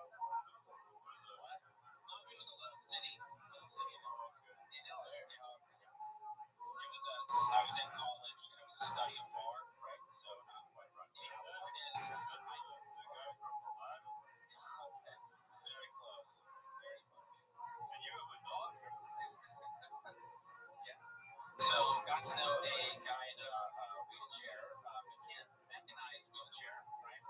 He had a live-in nurse, and I talked to him a few times. And one time at an activity at church, he came up and asked me to help him out. And I asked him what. He brought over his live-in nurse and said, "We need to go find a private road to talk." It ended up that he had used his wheelchair to key a guy's truck because that guy had stolen his girlfriend, and he needed to be punished. That's a real professor type of situation. So what did you do? He asked me to lift him out of his wheelchair so that his live-in nurse could spank him with a wooden spoon. And you did. I wanted to be a good person. So I was 17, I didn't know what I was doing. 17, you're holding a guy while he's getting spanked. Not wild. We found a room with a table, and so I Sort of blocked him on the table. yeah, One side up. And you yeah, had a ring on the table. no. Don't you usually have to be at least 18 or something like that? I mean, deniability, right? So that's the worst thing I've ever done. Well, that's funny. So the worst thing I've ever done is let you tell that story. I wanted to give you something, but No, I love it. But Seth, you had a fun setup for it. It was nice to meet you. It's fun to see, like I said earlier, people growing, getting better, still signing up and showing off their new skills. There you go. that's so funny. So Twitter, St. Lawrence. There you go. Seth, everybody. How exciting. You guys having fun out there? How many of you like when comedians do good on this show? How many of you like when comedians do bad on this show? Look at that. How many of you guys like middle of the road comedians? I love that the guy did bad the first time and still signed up and did it again. That shows a lot. Yeah, that's He rose like a phoenix. exactly. Who's this guy with the pussy whip shirt? What's going on here? He's with Cassandra. I'm pretty sure Cassandra probably dressed him up like that. It's pussy whipped on his shirt. That's Cassandra is what we call him. Friend, wow. Someone might be in the doghouse after last week's episode.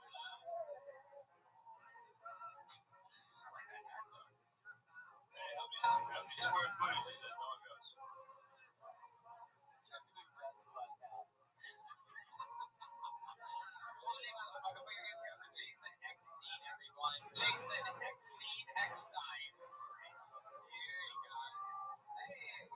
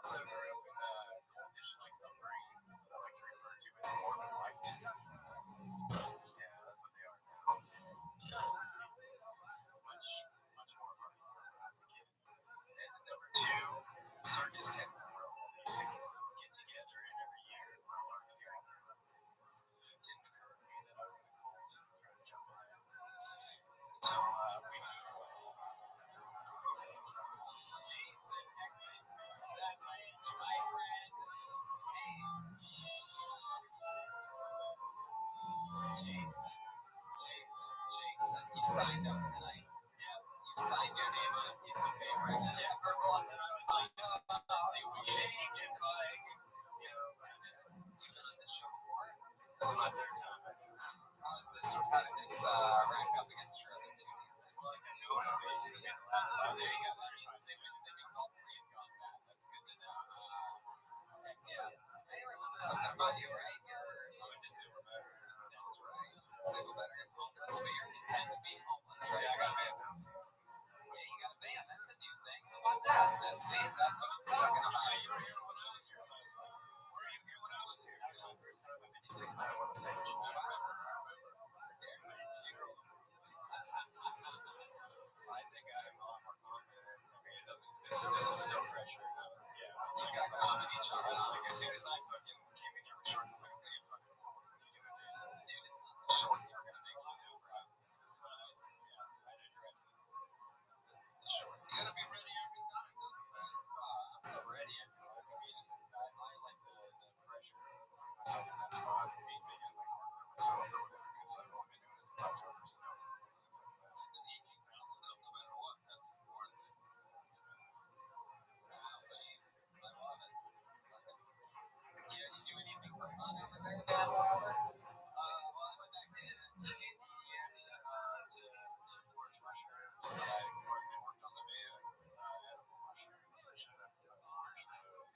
Survival shit, stuff more than city life. Growing mushrooms in India. What was your job in the military? I was a mechanic, so yeah, I worked on computers and engines and hydraulics and built hovercraft. Jumped on all kinds of shit. Wow, that's how I would actually military. I was in the Coast Guard. Oh, that one. That's why I made Monday first last time. I love the Coast Guard. My grandfather was in the Coast Guard. I'm wearing his ring. And now you're in the Coast Guard. Got it. So, Jason, where did you serve? Did you go overseas? No, I was on a ship first, North Carolina, actually. Wilmington. And you ever heard of Fayetteville before? Alright. And then you were stationed in Wilmington, that's it? I was stationed in New Orleans. Wow. North Carolina, New Orleans, what a hero.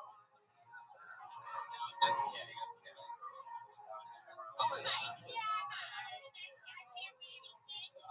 was in New Orleans on an anti-terrorist meeting. We deployed a long time ago, and then we came back in 2005. After that, we trained in New Orleans. See anything crazy when you were in Guantanamo? We moved some people around and organs and shit. But I heard they play your act and torture the inmates.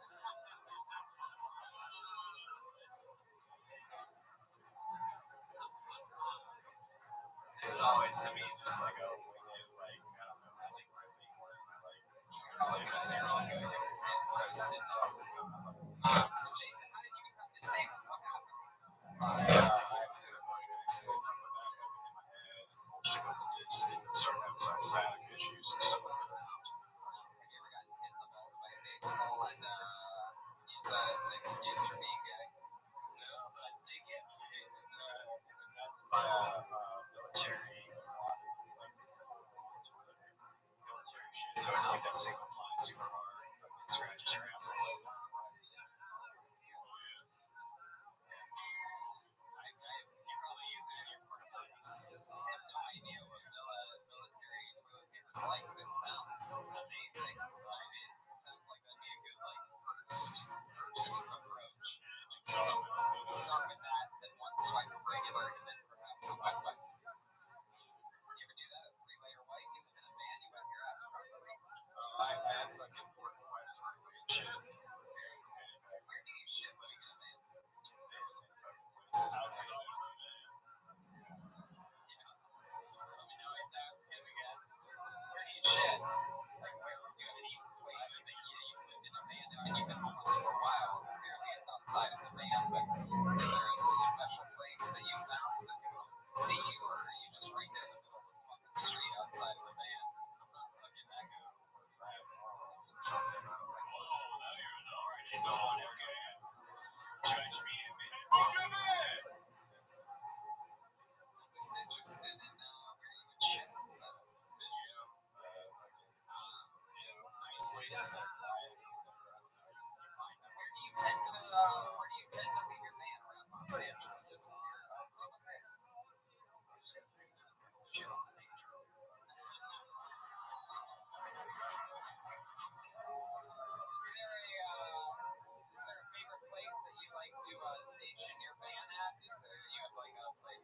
Los Angeles or like Rancho Cucamonga or something like that. I just got back in the way. I did 8 weeks in my Prius when I first moved here in October. Yes, Maloney Peter. Yeah, this is real important. Must be. Right after he said he was double stage or whatever, he leaned over and almost fell, saying, "I'm sorry I said that."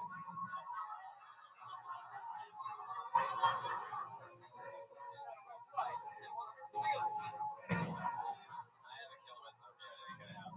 Fucking with you guys. I'm sorry. I can tell some shit there, but I'm not gonna. Wait, what? What did you just say? I had a friend commit suicide when I was a sophomore in high school. She killed herself.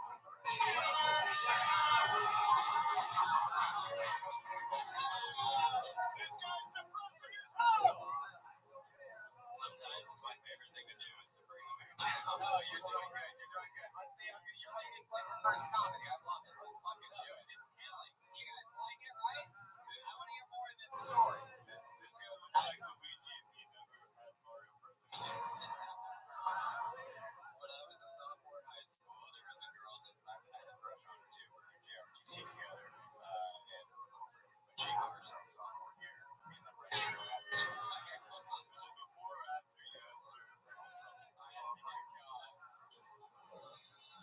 She just broke up with her long-term boyfriend like the week before, so I hadn't worked up the nerves yet. They were like, "Hey, you wanna hang out?" I just fucking.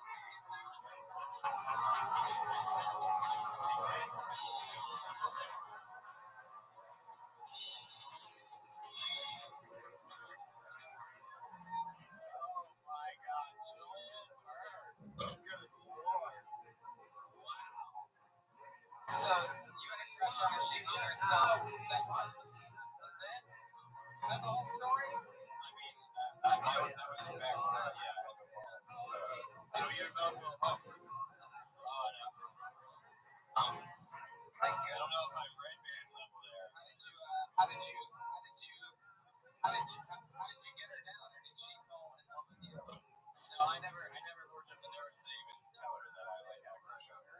Wow, just think, if you would have told her that, maybe she would have hung herself earlier. Wouldn't have left her hanging.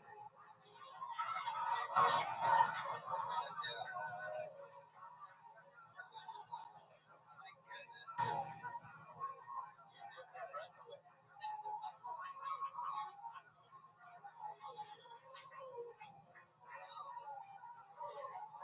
Wow. And that affected you a lot as a. Yeah, of course. No, I didn't go. Yeah, but I would never kill myself. So when I got depressed, when I fucked myself, I was probably 23. Yeah. When I had sex with myself, guys, my dick's a fucking circle. I don't know.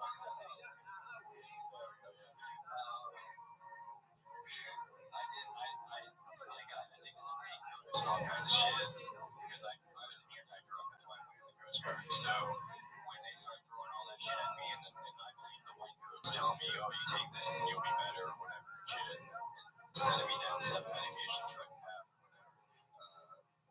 Yeah. Now you're clean. I didn't kill myself. Now you're not on painkillers. You don't want to kill yourself. You found something you love to do. You smoke weed.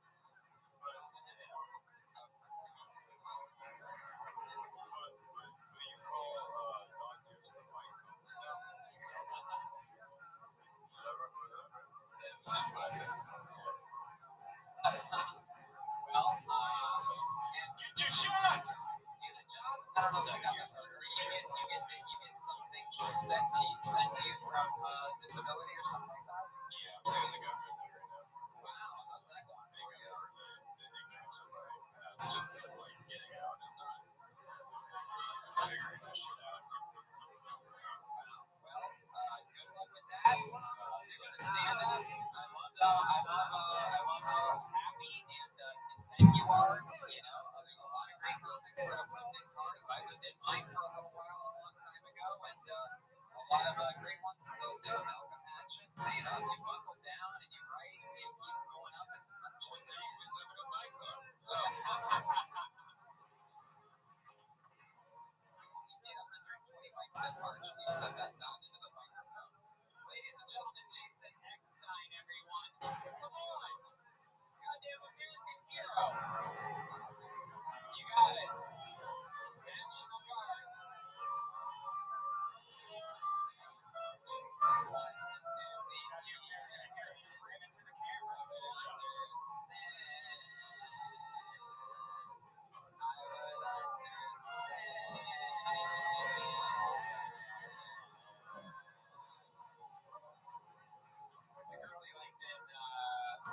I stepped off that ledge, my friend. It makes sense. It comes full circle, much like the news that was already up. Totally, you guys having fun out there, huh? Good old all-American F. We say no one has more fun on Mondays than us. Hold on the name out. This looks like a new name. Makes noise for Nico Jaffe. Nico Jaffe. J-A-F-F. Nico Jaffe. Make us happy. Yeah. Nico. Here you go, Nico.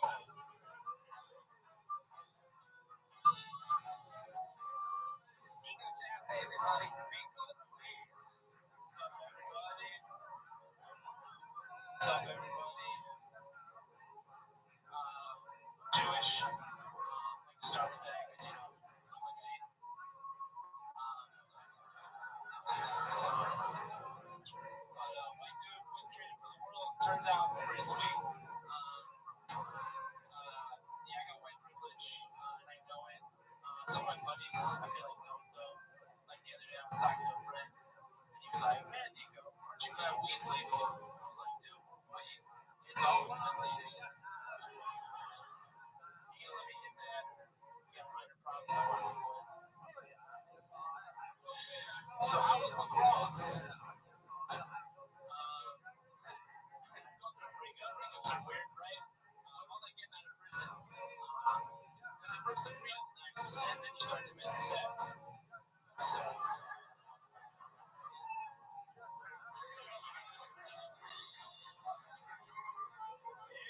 hell yeah. Welcome to the show, Nico. First time? Yeah. Second time here.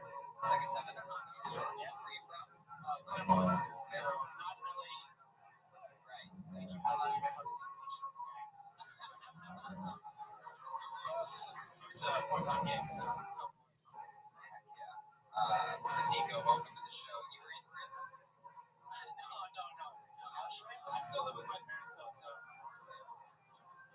It's true. You still live with your parents? Yeah. I'm 23. So, 23. Just graduated college. 23, you don't look a day over 50. So. Law school. Yeah.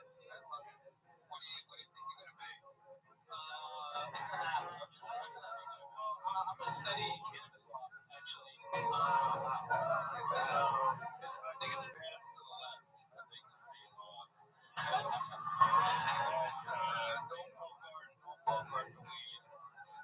Do you think now is a good time to get into cannabis law now that it's legal? I were you, I would get into mushrooms law or any other drug law. There's still laws. You know, we'll work our way there. Really, what's happening is my parents are making good law school. And I just decided that's probably the easiest thing to study there. Right, yeah. Well, that's yeah, because the tests have been right. We don't sound like that. Like, yeah, and they're like, you're a lawyer now. I'm hoping. So what's your job? So, that's it, right? That's the bar. Well, I don't know. My parents said if I go, they'll pay for my apartment. So I'm just gonna do stand-up while I'm there. I gotta like pay a couple bucks or something and chill. Yeah. Drain the bank account. What do your parents do? They get rented an apartment for $1,500 a month and spending $400,000 on law school. I got a parent scholarship. Oh, okay. I'm fucking Jesus. That shaves some of the money off. Yeah. Pretty significant. Right. There you go. Very good. I like that. That's the next Jewish person I've ever seen. Is that true? You're Jewish? Yeah, no, straight up.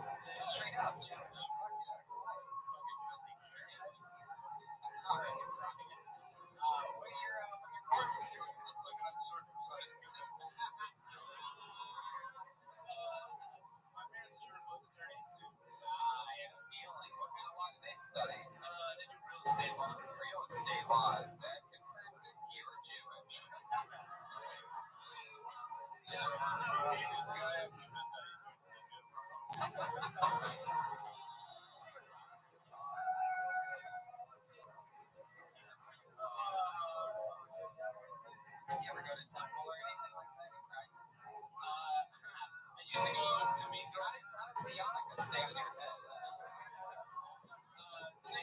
stops kids who don't bleed. He just throws Melvers on it and sticks. Salt. What's this name? We're talking about what, real estate law or something? Yeah, they really say a lot. What do you, you're 23? 23. What do you, oh, man, 23-year-olds going for fun nowadays. I hate that.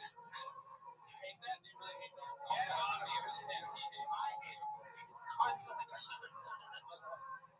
you get that all the time in real life? Sometimes, yeah. It's just like a. Jeez, Rabbi, just don't be friends with your real I life. won't. Are you gonna do that when we're hanging out later? What are you doing, man? Quit acting like that, man. We think you'll for dinner after this. You're ruining your chances with me. Hashtag me like Woofar. So you laughed a lot. I'm excited to get the answer of what you like to do for fun. Any hobbies? I hang out with my girlfriend a lot. So just wherever she wants to go, that's don't have a lot of free time. So Yeah. Is she going to law school too? maybe I don't know. So you just fall in there. She's grad school. So you keep falling around, you're gonna end up like that guy who don't have. So you're wrong. It's down. This guy, Cole Alexander, got in big trouble this past week. Your girlfriend support of you being a comedian? Sometimes. Sometimes. Anytime I get paid for a show, because some of the bits are about her, she makes me give her half. So that's she's Jewish too.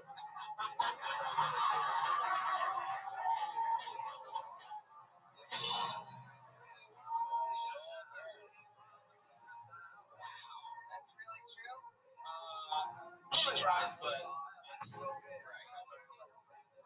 then you give it the full 100%, you know what I'm saying?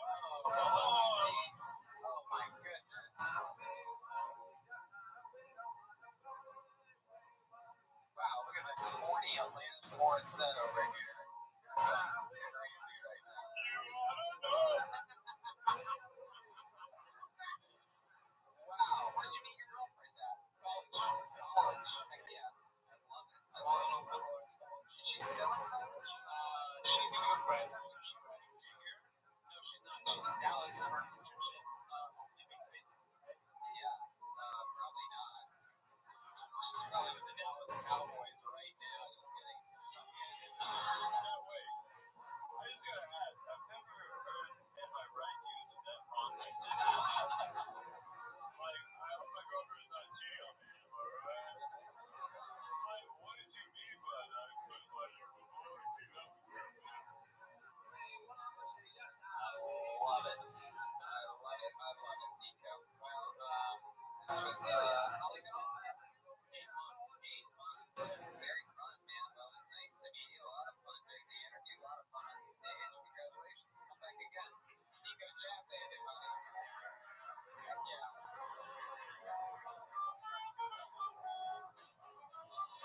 I know that if I ever need a good weed lawyer, I'm going to that guy. I like that he's not following the parents' plan. He's going to law school, but he's also trying to his venture of comedy. That's great. How about one more time for him? Nico Jaffe, everyone. I love it. You know, we have a regular on this show who performs a brand new minute every single week. And before we bring him up, I want to tell you about People's Choice Beef Jerky, LA's original small batch beef jerky. People's Choice Beef Jerky is a family business from California that's been making quality jerky for over 85 years. Unlike mass-produced beef jerky, People's Choice Beef Jerky is marinated, sliced, and cooked by hand. That's right, People's Choice Beef Jerky is handmade in small batches. And I want to tell you about their newest release, the Nashville Hot. Actually, let me tell you about it. Yeah. If you like spicy foods, you'll love Nashville Hot. The Nashville Hot is made with thick cuts, 100% USA beef, cooked with cayenne pepper, chili powder, garlic powder, and smoked paprika. It is slow cooked, creating a flavor profile that is spicy and satisfying. And this is authentic craft jerky. All pieces, thick cut, chewy steak-like texture, not that soft stuff that you can actually taste the meat. You know that? They sent us some this weekend weed. It's fucking hot as fuck. It's great if you like hot food. There you go. Too bad That's for your improvisational part. Very good. Beef jerky is great for staying healthy. It's a high-energy snack loaded with protein. So go to peopleschoicebeefjerky.com. They have a diverse line of products and flavors. And if you use the promo code TonyHot, you're going to get 20% off your order of the Nashville Hot Beef Jerky. So once more, that's peopleschoicebeefjerky.com and use promo code TonyHot for 20% off your order of the Nashville Hot Beef Jerky.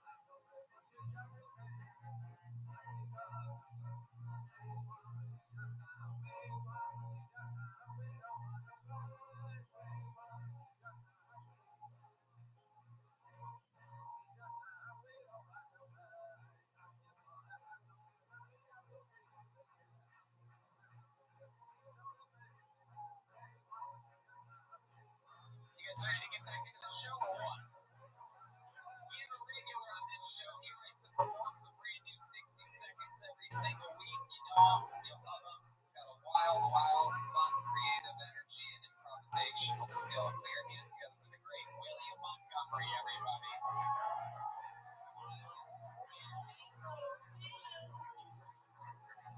Come on, people, make some fucking noise! So I'm gonna set a scene team and stuff like the NFL. I found myself doing a team the other night. I wasn't kneeling down in prayer, but doing the piano So the website is called Streaming Diamonds. It's a lot like Netflix, but you just have earnest movies. I don't know who's been stealing the plastic containers out of my mailbox, but fucking bring it back. It's a crush for me when I lived in the Philippines. Don't be alarmed with the color of my skin. I'm not going to be robbing anyone tonight. It's not a black joke, it's a Filipino joke. If you all have ever been to the Philippines before, it's a nightmare.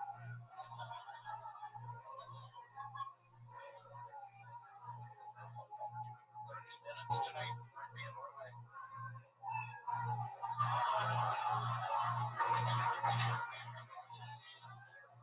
William Montgomery. It's exciting to be up here chatting last night with the remix of the Dolphin. Wow, William, that seems like a pretty blatant lie. Flipper remix? Are you talking about a remake of a movie or a remix, like a song of a TV show? Flipper 2. I don't know if you remember Mambo number 5. His cousin actually is the director of the makeup. My goodness. It's all true. I know, it was so weird. I love it. Wow, what was it like being on set with Jim Ross and I just remember a couple afternoons. The guy was just fucking giving her like her number. Are you gonna give us? He was giving us all the joys. We were like, why are you doing that? He's like, we're in the fucking Philippines. What did you say? I was like, let's fucking get out of here. My goodness. It was a night when we were down there, what, 2 years, 3 years? Almost 4 years. Almost 4 years. Felt like 4 years. I couldn't believe it. I mean, I got malaria. Yeah, what was that like when you got malaria? What do you remember? What were your symptoms? Well, that was a tricky fuck. Malaria Martinez. I don't know if y'all have that. To the Philippines. They just look like Asian people, but they have Hispanic names. That's so weird, isn't it? Weird thing. Well, we worked together at the, what's your shirt say? Laser Buster. Oh, yeah, forgot about the laser farm. That was a fun year. It was so weird, right? We opened up some arenas down in the Philippines. One of the last weeks we were there, some guy was from the smoke machine and tattoo on the guy.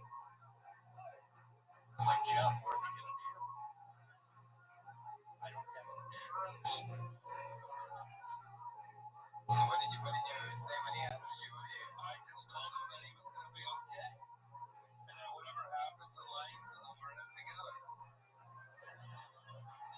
And I appreciate that. All right. Thanks, William. Y'all should have seen it. We actually did some other reviews of the Free William team. It was Pace one. Jeff and I reading the pipe bombs underneath the bleachers, 96 Olympics. I don't know if y'all remember that, but one of the great scenes in my favorite planes is playing. We paid a lot of money for the rights to that song. It was insane, and one of just my favorite scenes. Bugging it after we ignite the fuse in the bleachers. You were a little quicker than me. I know, and I look back and I'm like, Jeff, why are you wearing fucking flip-flops? I told you to put on the opera socks. We were in a lake earlier. Let's give it up for the South, y'all. Great to see you, buddy. I had no idea you guys had this entire history. This is all new to me. We go way back to first Gulf War. Wow.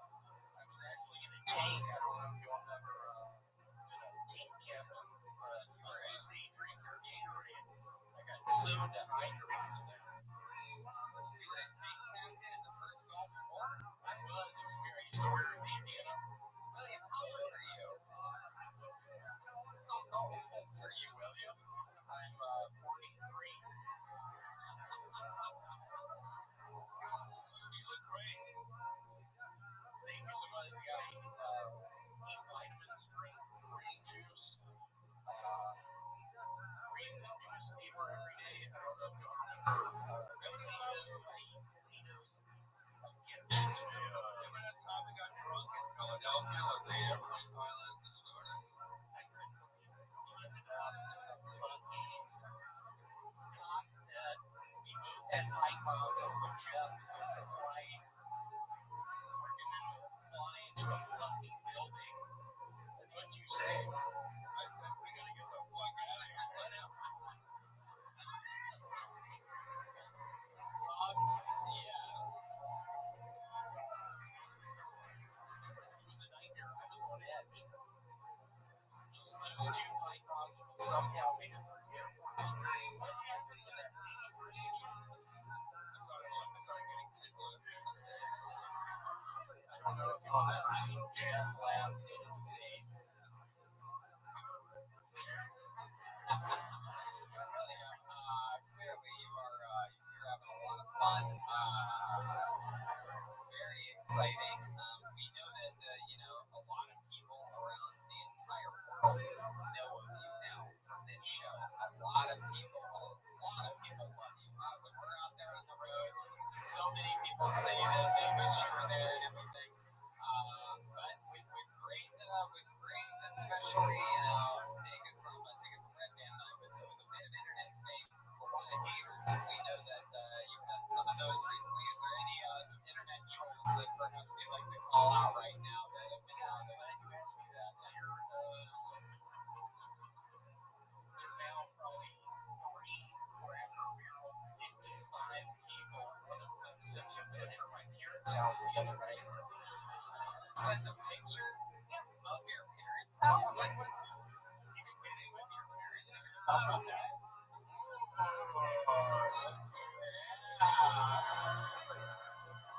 We've been to Montgomery's. They've been on this show. Here he is in you. Wow. Well, William, you are so much goddamn fun. We need to get you.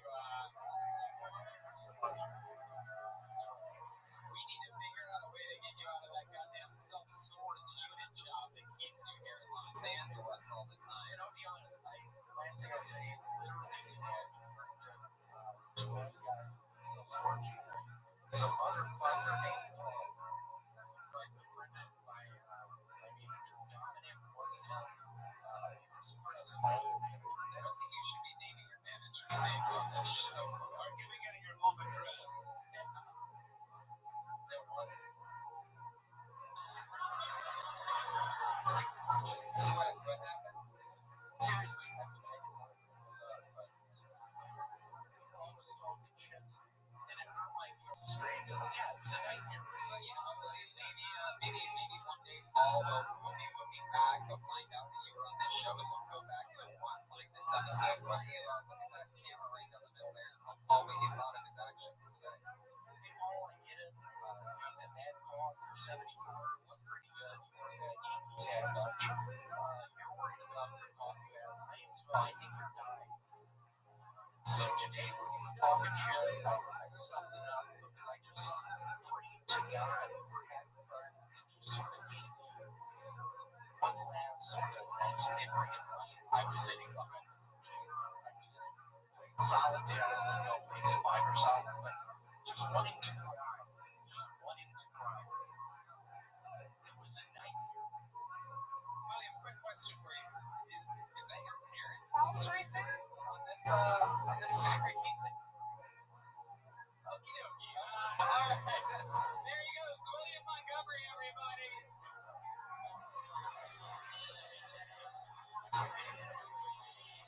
Come on, people. That's a real goddamn artist right there. William Montgomery.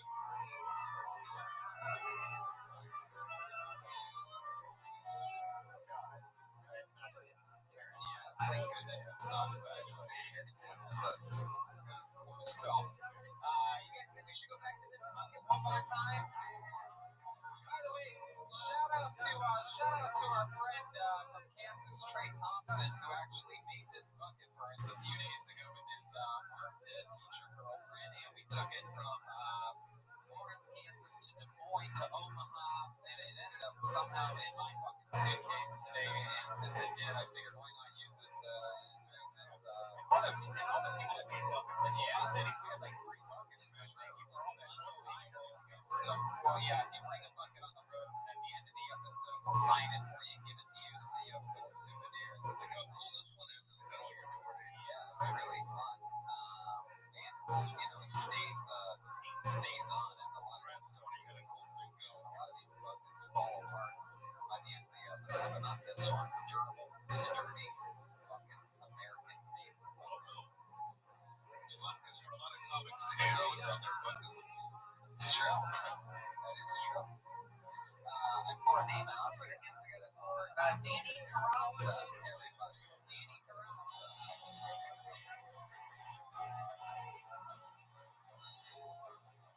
Here comes Danny Carranza, everybody.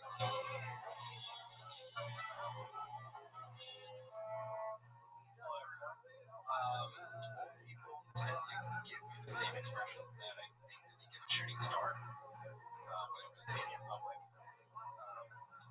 Well, my roommate, he actually made me think that Jesus was probably a magician because one time he couldn't make rent and he actually asked me for the money. I said, no, no such thing. Never do that.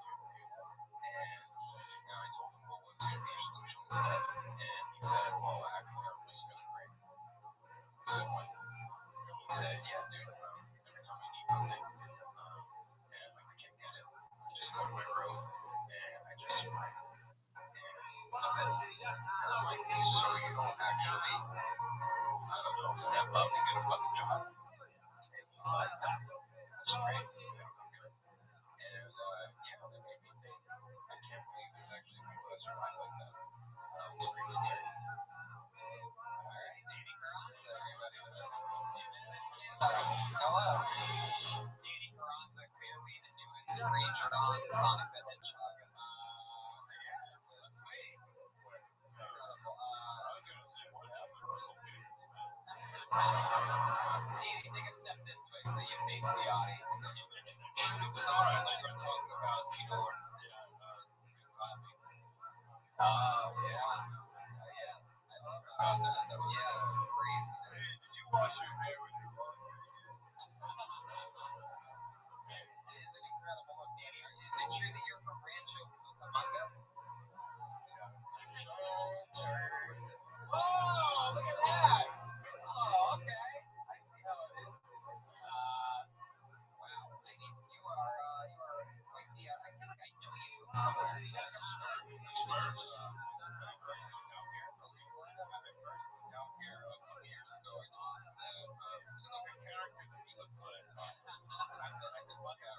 this shithole in North Carolina anymore, and I want to come to LA. And so I played a day and a half, no sleep, no food. I just came here with my dog, and I was homeless for like 3 months. And I would just basically just spend it all the time just hanging out at the beach, and like taking my dog to dog beaches, hiking with them, and I came to see you because I told you to like chill, tell you like everything. And so I've been wanting to be a comedian, but it's been so goddamn hard. Like there's been so many things going wrong. And just recently shit's been great. And 2 weeks ago, Joel, like I lit my ass on fire to be a fucking comedian, do it now, and not have to wait to kill Tony's for the first time to get up. So fucking cool. So how long have you been in LA? When did you make that move? Like 2 years I've been back. 2 years. Let's check out the Melody P for just a second.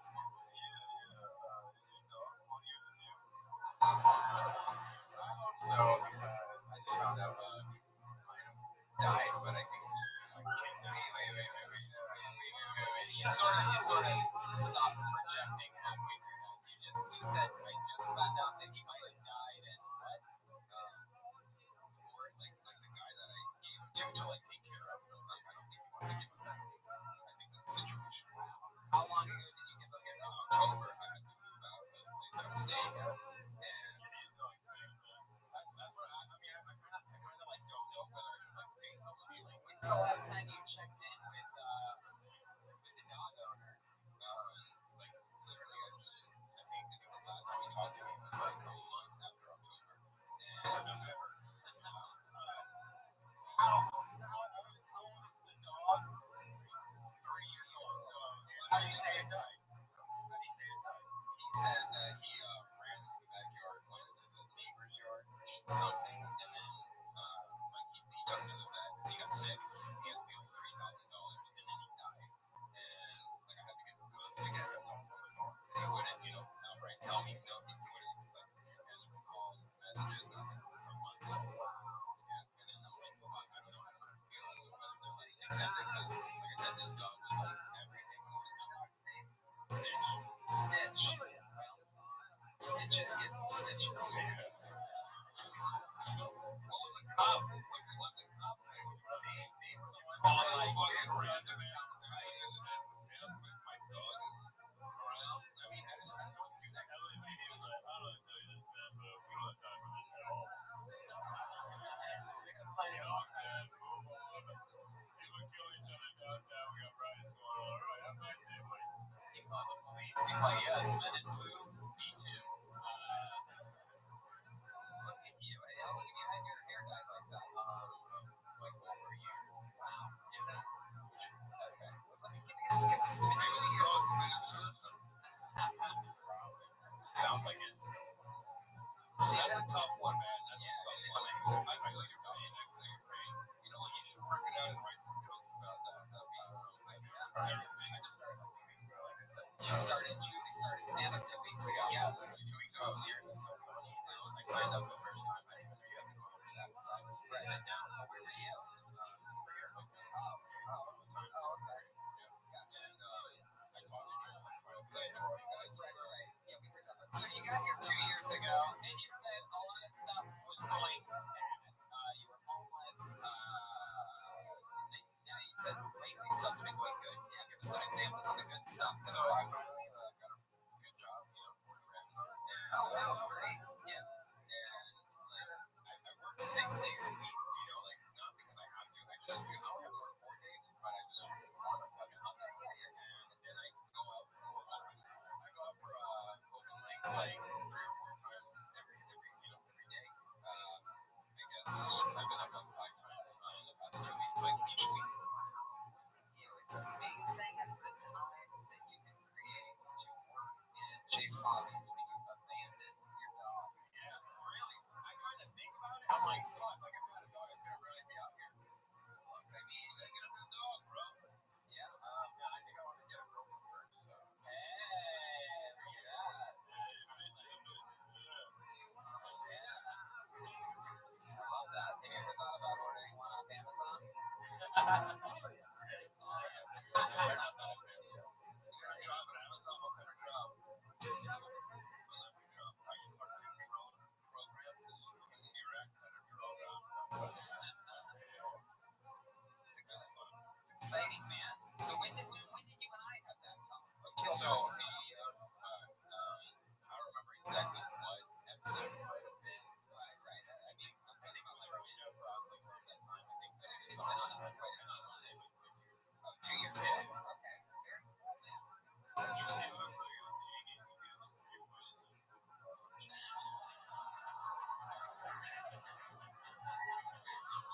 oh my god. Alright, you're gonna be the blues. Yeah, sorry.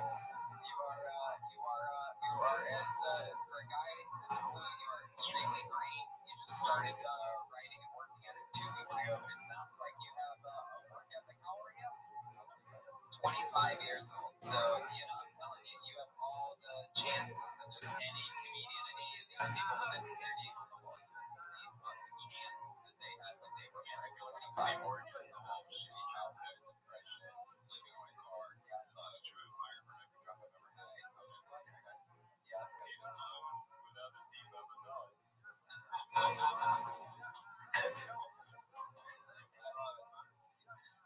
think he said he's blue. What was that again? Without the deep of a dog. Without the deep of a dog. He's blue without the deep of a dog. Without the deep of a dog. Without the deep of a dog. Hey, what's up, man? We actually have a special treat for you. We have Danny. We actually have him on the phone right now. We are talking live with Stitches right now. Is there anything that you'd like to say to Stitches? I just want to know that he got me where I am now. Like, without him, I wouldn't make it. I personify the dog for a second. It wasn't worth it. Why'd you let me die? Oh, you got time good luck with Danny Carranza, huh?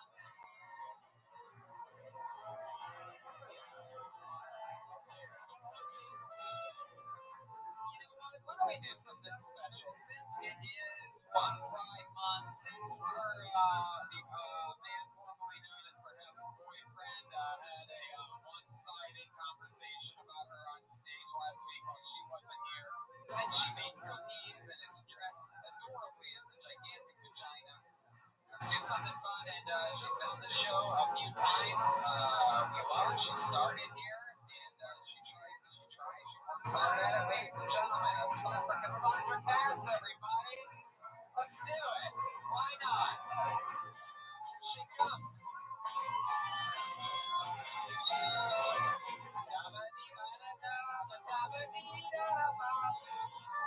Come on, your final comedian of the night. Let's see how loud this place can get. Cassandra Cass, everybody. Hi, my name is Cassandra Cass. You might have seen me or heard about me or even whispered about me. I want to introduce you all to my vagina. But I'll tell you, don't get too close because the 2 former comedians who have owned on Kill Tony. I've recently been dating a comedian, yes. And the hardest thing is to actually pretend like he's funnier than me. And I will say, every time we go out, I have to pick up the check because he never has any money. And we all know my pussy's expensive. That's all I got. I'm hot as hell. Look at that. How did you get down there at the end?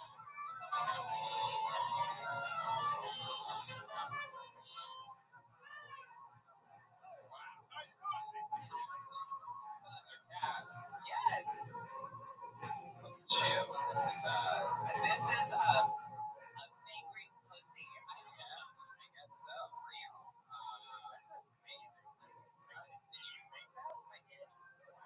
So that's what I do. I do burlesque shows. I travel all over the world, and I've done it for 20 years, and I'm damn good at it. How's it go? Sandra, this is exciting. Have you been having fun with life? You been doing stand-up anywhere else? Yeah, I actually got the honor of, David Arquette wrestles, and he's an amazing human being, and he invited me to bring friend of the Kill Tony show. He's a wonderful time. I'm wrestling with my sexuality right now. Well, baby, don't make me lift this up. Wow. Right? My goodness. Nice balls.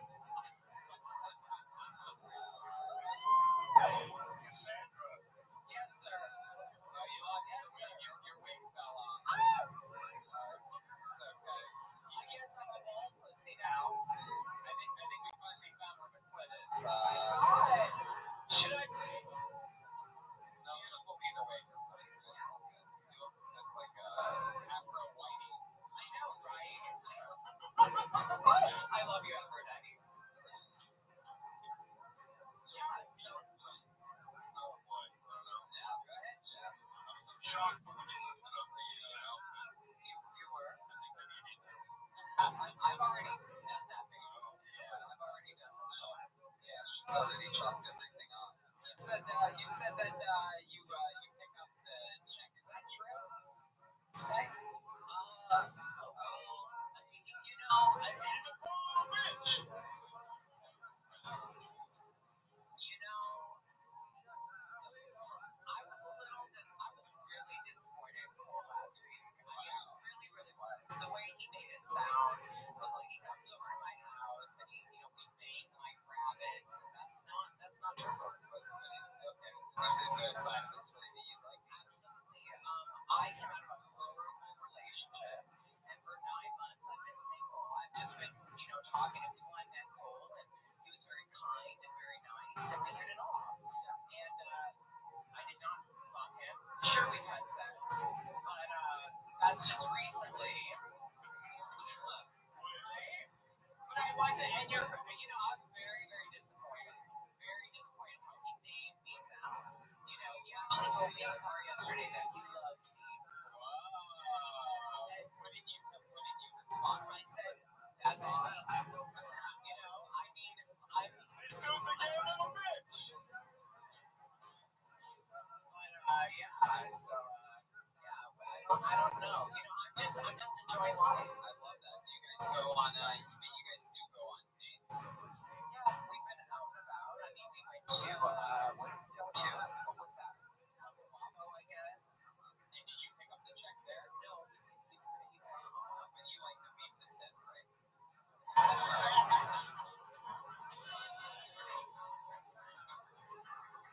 Well, I'm not against it, but let me just tell you, when you've had a penis, you definitely know how to please a penis. Let's keep that straight. Yeah. Let me ask you a question. You saw the show earlier with the young. My goodness. You saw the show earlier with Maureen Lopez talking about her ex-boyfriend. What was your analysis of that situation? You know a lot about that. Yeah. It was like I felt sorry for her, but I thought come on, 5 years with no dick. I mean, wake up. I'm sorry, sister. You're beautiful. You're stunning. You're funny. It's all about self-respect. I mean, I've been there. Self-esteem and saying what you deserve and what you don't. And I worked hard to really love myself. So I love that here now. I love that. That is so cool. It seems like, did you make your friend, did he get downgraded, one could say, after last week's performance, talking about you on stage? Yeah, I mean, I was like, because I've been really busy, I'm filming a new Netflix show. Thank you. Are you, is it the new Sopranos? Are you playing Big Pussy? I would so much, I wish.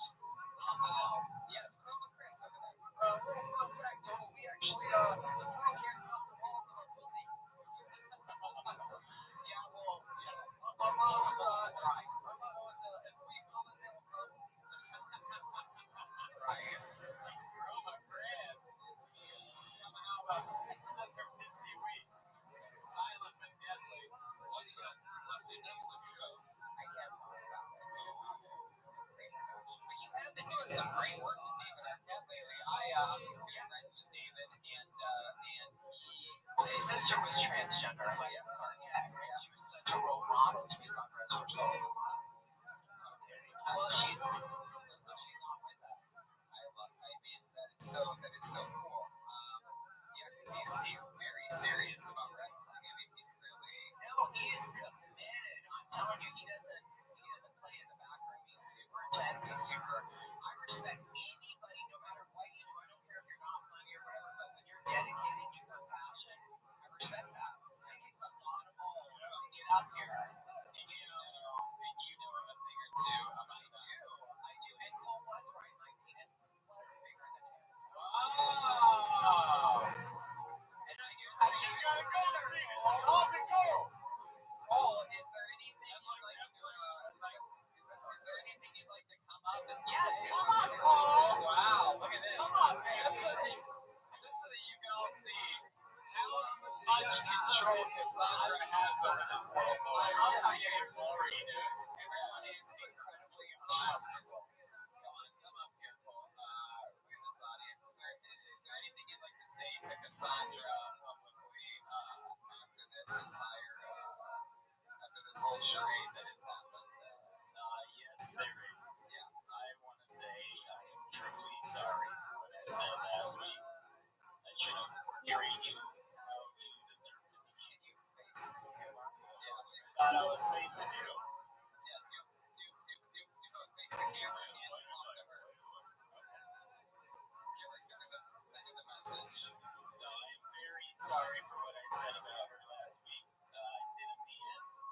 It's not how I should have talked about her and not how I felt. How do you feel? Why don't you tell her how you feel? Tell her. Come up here. Yeah, I'm here. Stand up there. I like that. Stand up there. Yeah, I like that. Go ahead. Stand up. Come on. Stand up. You like this position. Cassandra, give him a chance to talk. Cassandra, I love you.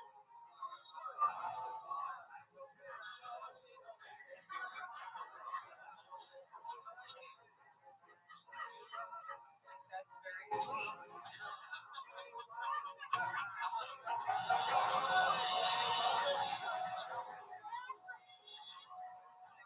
But I will say, I like you more than anybody I like right now.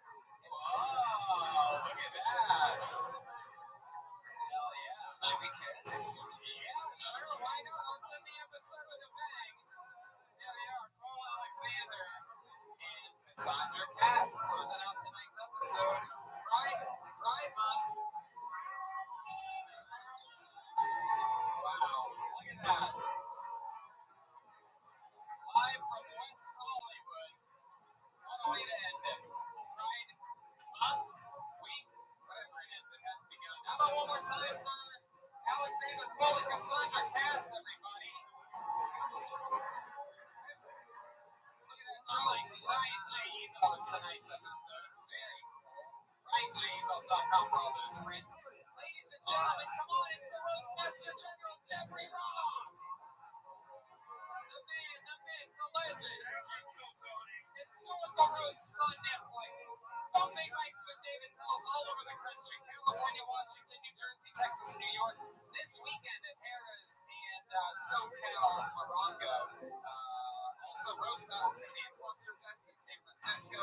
And the Comedy Central Roast of Alec Baldwin is coming out. So you're going to see him on all that. And check out Historical Roast, which is up right now. Go to roastmastergeneral.com for tickets and opening nights. And we love you, Jeff. Thanks so much for joining us. Absolutely. Always a pleasure. Thank you. How about one more time for the great, powerful Jeremiah Watkins, everybody? Baloney Pete. His brand new album is at the top of the charts on comedy iTunes right now. It's his self-titled album, Reagan Watkins. Hit #1 over the weekend. His new guest on Jeremiah Wonders is Pete Holmes. He's on YouTube at Jeremiah Watkins. He's on social media at Jeremiah Stand Up. Anything else, Jeremiah? Reagan Watkins will be headlining in San Diego on June 28th. The Joker will be opening for us. And then we're also headlining Stand Up Live in Phoenix on July 18th. The Joker will be open there as well. Oh, that's great. Look at that. That's amazing. How about one more time for Silent but Deadly Chroma Chris, everybody? Heck yeah, Chroma. What do you think of tonight's episode? We really raised the roof, Tony. Yes, you did. Come on, how about one more time for the great Joelberg Joel Jimenez, everyone? We did it.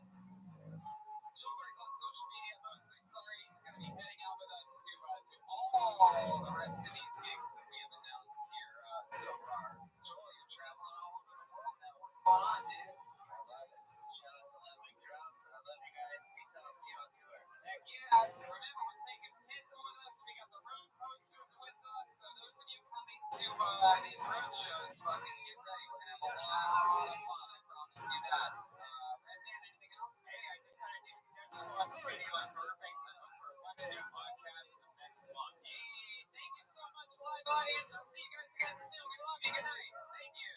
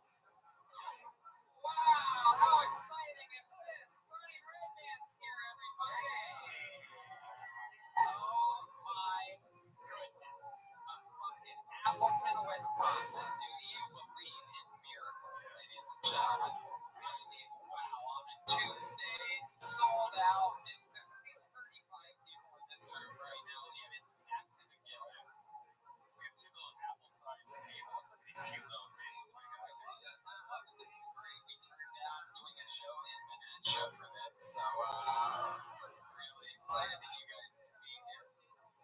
This is fun. Clearly, we are on the start of yet another leg of this crazy tour that we're on. We are in Wisconsin. Tomorrow we go to Milwaukee. Milwaukee. If you know anybody in Milwaukee or you have any friends over there, tell them to go to Kiltony. We have a Milwaukee's the only place that like zero people. Let's put it this way: out of all the shows we've ever done everywhere in the world, we've never done more exciting ticket sales than we're doing in Milwaukee. Chicago's basically sold out. That's a giant, cool, awesome venue. Valley Hall. Then Madison, same. Minneapolis is sold out. Go back to the Comedy Store every Monday. This Monday coming up, one can say it's our 6-year anniversary, and it is with guests Ryan Holtzman, Comedy Store legend, icon, monster. This is gonna be fun. Ryan Holtzman is one of the edgiest, fucking secrets, wildest comedians out there. June 19th, to New York, and 2 shows the next day. New York. There's still tickets available for the second show. That first giant show is sold out. And we do Skankfest throughout that weekend. And it's really exciting. We are doing a massive show that we just announced yesterday, July 25th, at the Fillmore in Philadelphia, Pennsylvania. Tickets go on sale this Thursday, June 13th at 10 a.m.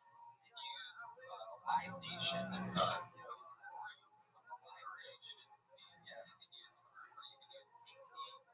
KT2019. I don't know why they made me laugh. That's KT2019 for those of you who are interested in using passwords for anyway. You go on sale for the next day, this Friday, June 14th. That's for the Fillmore in Philly, our biggest, probably our biggest show ever. That's going to be 2,600 people, which is about 2,600 more people than we're going to have in Milwaukee tomorrow. I don't know if I've mentioned that we are having big trouble here. No, I'm kidding. It's not that bad, but it's I think we're doing a little bit too big of a venue. We're doing a giant place of Milwaukee. The Soccer Stadium in Milwaukee. We only have so many tickets. But enough about them. We are here tonight, right? This is it. This is what it's about. A night like this, a Tuesday. Clearly for you guys, a work week. This is real American. You guys all have to wake up at the crow of a rooster tomorrow. Milk cows, pull cheese curds out of between their toes, or however that happens. However they make this magic cheese curds. But let's get this thing started. As always, we have no guests on these road shows, and but you know what's cool is that we do have a band. As you know, if you listen to a lot of the road shows, you know that due to stage strains, sometimes we can't have a full band, to say the least. So tonight, instead, you're going to have the best damn band in the land. It is the Kiltony Band. It is Jeremiah Watkins and Joel Jimenez. Every single episode they use different characters. I never know what they're going to be. They say a character. Sometimes it's a brand new character. Sometimes it's a character that we've never seen before. Let's see what they are tonight. Look at this. Oh, wow. Look at this classy motherfucker. Come on, Appleton. You got to make more noise than that. Small and mighty. I mean, European tourist, perhaps? I mean, I'm not positive on this one, to be honest. Can you help me out? Nice to meet you. Welcome to Kiltony. Who are you? Oh, hi. I'm Gustav. Oh, we know Gustav. It's been a long time since we've seen each other. Yeah, I've been traveling abroad. Now, are you German, Swedish? Yes, I'm from. So cool. Is this, this clearly is, I mean, I have no idea how you two can be friends. What's your name? Ricky Ricardo. Really? Yeah, no relation. I'm Cuban. We're foreign exchange students. How did you two meet each other? In college. Gustav and Ricky. Gustav's been on this show before, right? And Ricky first time? Not a cigar, so I mean, it's The cigar is 6 years old. changing name to Michael Jackson. It's a small stage. We're all up here tight tonight. Cool fucking room. I like this venue. We're at the Skyline Comedy Club for the first time in our lives. It's very easily the last time in our lives as well. But no, I'm kidding. This place is great. I've only hoped and dreamed to have the type of career to have to perform here for the rest of my life. No, I'm kidding, guys. I'm kidding. I want to come back here.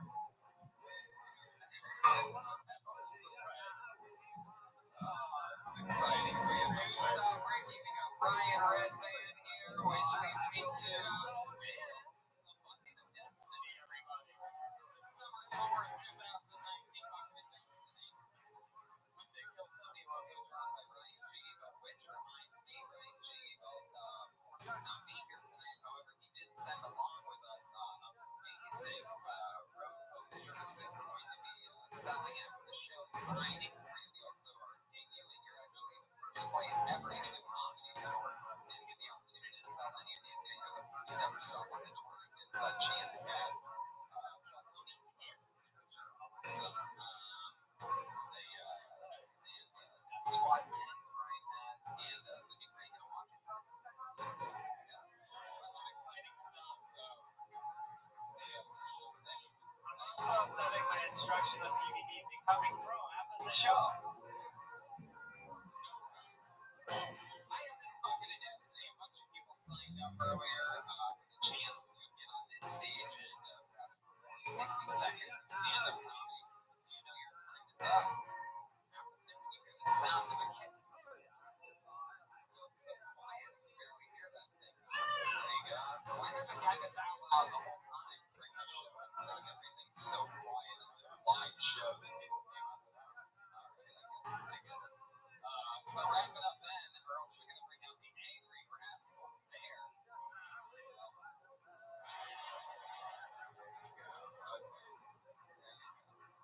Rascals wasn't the reference? Is that not the gayest part of that? I heard there was no pop on that. I heard no laughter. It sounds like they don't talk about the gay population here. I guess not, huh? One of the staff members told me you shook your head no, lady. What would be the right reference? What do you think the gayest part of Appleton is? Other than wherever the guy that you're next to is. I like his mask. It is. Somehow he looks more like a European traveler than you do. Stand up and take a bow. Wow. Look at these two. Robots. Alright. So if I can play your name out of the bucket, you know what it is. The stairway's over here. You do your 60 seconds, and then we talk to you about anything in the world. We find out more about you and how long you've been stuck in Wisconsin. Don't turn down on the names, by the way. It's really interesting. Yeah. Very, very, very small turn. I think only 16 or 17 people signed up. So, yeah. Anyway. So let's do it. You guys ready to start the fucking show? You guys really excited about this? Is it okay? I mean, we flew in from Los Angeles for this. We could have gone straight to Milwaukee and just had you drive an extra 45 minutes. But instead, we came to you. Your first meeting going out tonight. Could be their first time, could be the local comedy event. Point is, you're not allowed to have hope during their 60 seconds. Give them that. Put your hands together. For Jonah Timothy Dorso.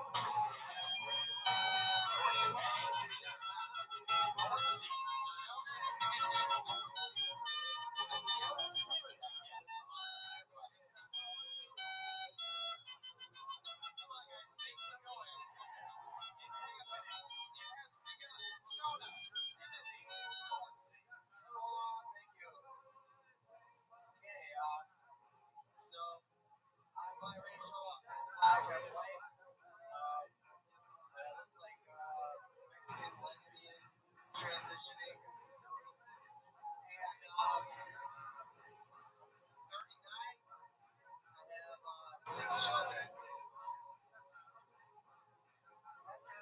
sixth child was born. I got a random call from an NBA scout. Numbers are coming up.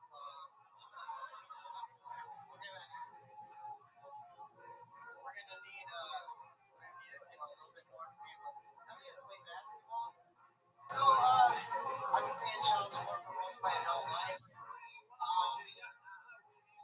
thing about child support is it can only affect you negatively if you don't pay child support. If you do pay child support on time, it does not affect your credit positively. So let me drop some knowledge on all you young guns out there trying to get your child support paid. You want to game the system? Pay with the credit card.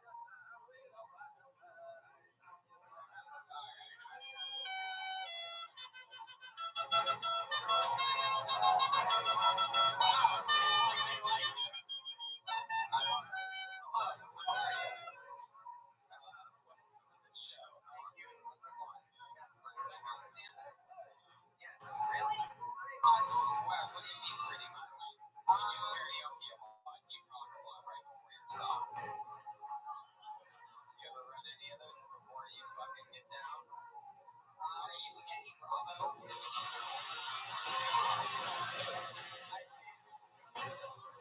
very. You look like a combination of 10 of my favorite fighters. So I'm sort of afraid to make fun of you at all. He looks like a combination of my 10 favorite races.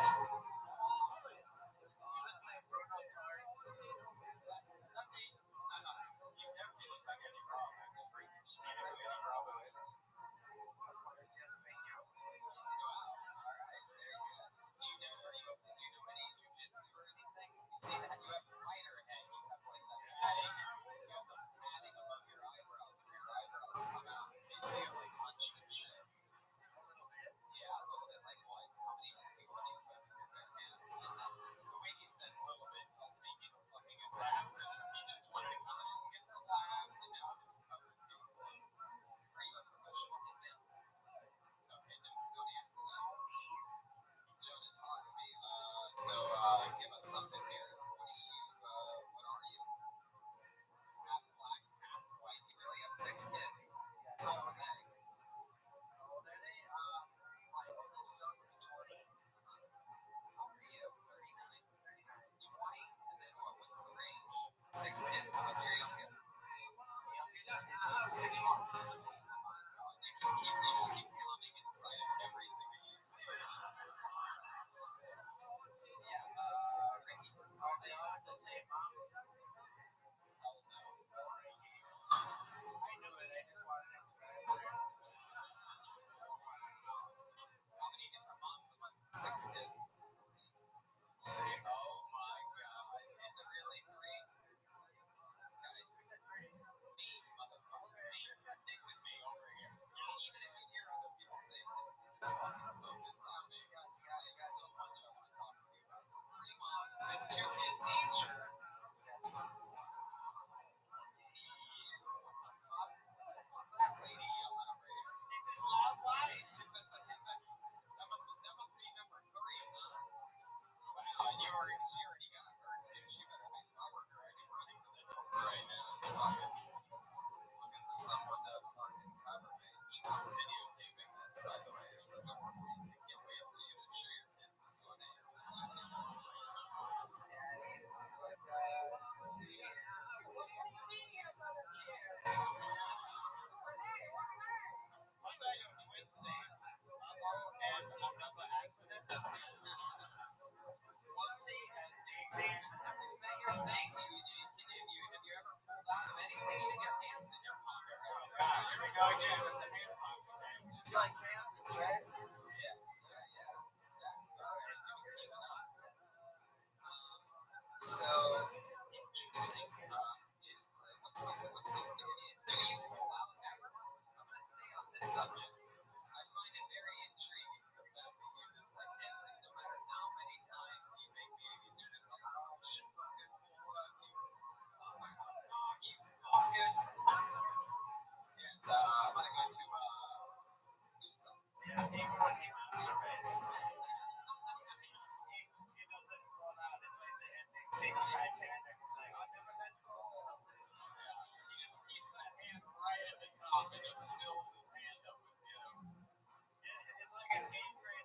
experiment with some volcano voicing. Oh my god. Wow, that is incredible. So do you ever pull out? Or is it just you just have a thing for just finishing like that? Like a fucking like a goddamn animal?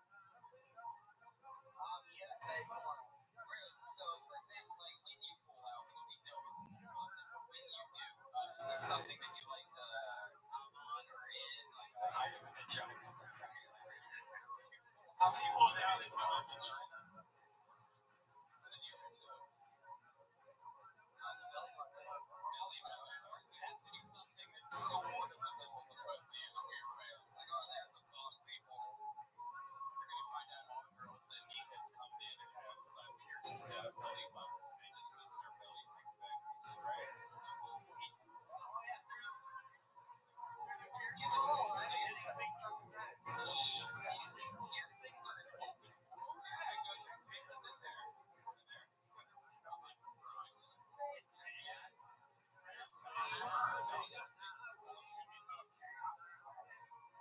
Okay, so Jonah, what the hell? So you're with that one right now. She yelled at the ends too, by the way, for those of you paying attention, right? So the other four are out there. Are they all in Appleton? Yes. Surrounding areas. How often do you get to see them often? They're older. Do you visit the jail that they're in? You were around some folks, right? Let me ask you this: you're 50% black, 50% white. So does that mean you only feel bad for not raising your kids well half the time? Does that mean your dick is only half as big as I would have been? Solberg is here, everybody. It's scary when he doesn't respond for a while. Yeah. I feel like he's gonna get his revenge on me later. Like the parking lot. It's like, oh, you think I come inside too many things, Tony? Then I'll revenge you. I'm a fucking jujitsu black belt. Idiot. Jonah, what do you do for work? Machinist guy, like a lot of inspector machine shop. No, we know you're a baby making machine, so we know that you have history with machines. How long you been on that for? Machines. 15 years now. So interesting stuff. Man, that's so fun. And stand up, you said this is your first time. I never got a real answer out of you. I don't know what you meant by that. You said sort of. I did a podcast. I was inspired by you, but Wisconsin type of thing, and a bunch of friends of mine I work here also. My brother back there, we did Wisconsin cheese fest. We put together a show at Pat's Pizza, and one-time thing, and I got just them and the bartender one time before. That's fucking awesome, dude. I love it. That's exactly how when people say, how do I get on shows? How do I fucking start? That, like go to the mics and you do exactly that. You go, fuck, it doesn't pop. What's different than this than a fucking pizza show? Nothing.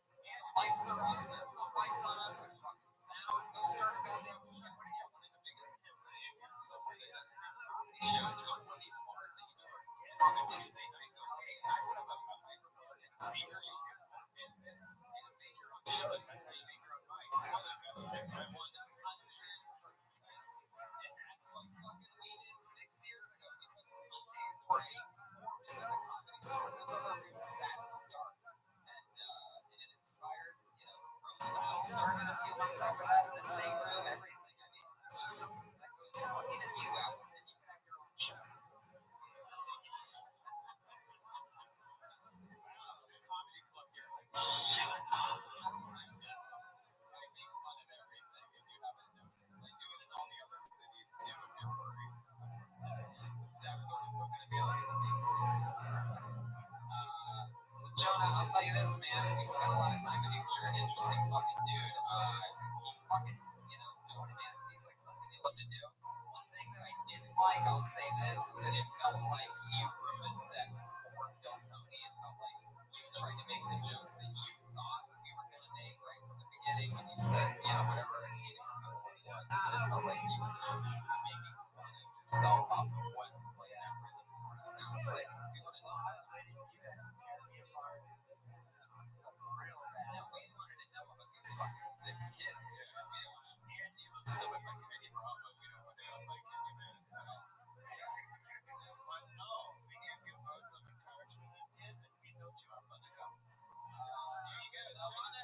Dorsey, ladies and gentlemen, live kicking off Hilltony. That's right.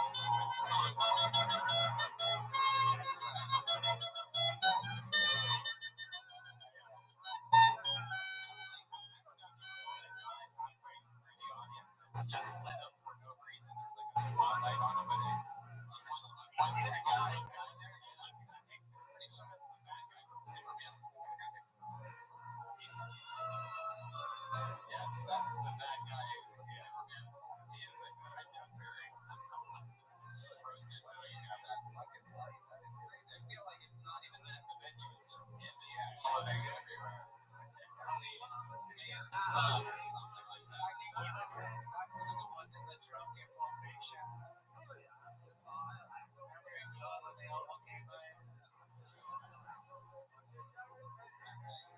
Unlike the last comedian, I pulled out the name out of the bucket, and we're going to keep it moving along. Your next comedian goes by the name of Cody Cropin Lausick, something like that.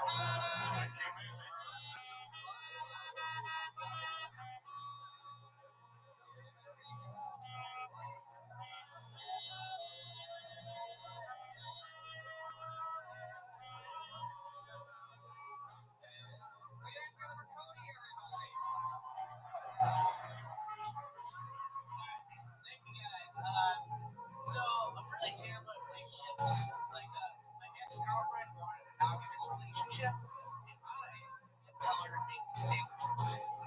Turns out I was too stupid to know the difference between misogyny and monogamy. In my defense, though, I really only wanted her to make me chicken sandwiches.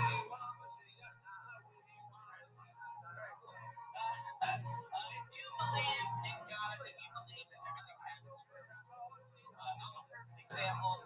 I almost drowned twice. I flipped my four-wheeler like 6 times. And I once T-boned a pickup truck going full speed on my dirt bike.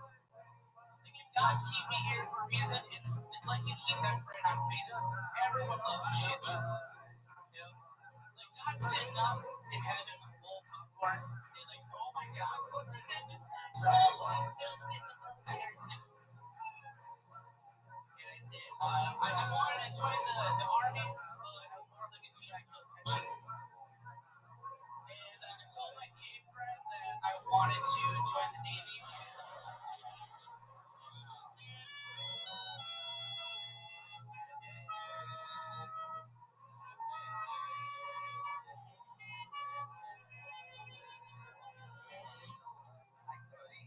What's your last name? How do I say that?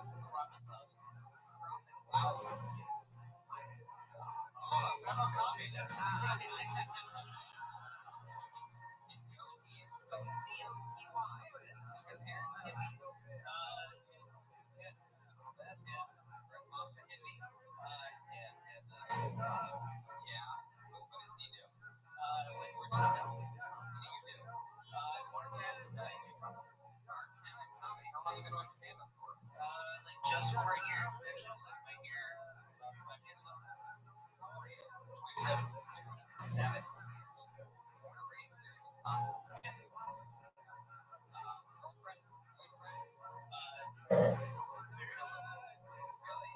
Last relationship? How long ago was that? Ever? A few months. A few months again? How long did that last? What do you think it is that you can't find love? That's great. Super, you know, don't know actually. Yeah. Did you say? What's so popular about you? I just want to I mean, like, you know, I can't. Fun t-shirts. I do wear fun t-shirts. I mean, let's figure this out. What's your living situation? Right now,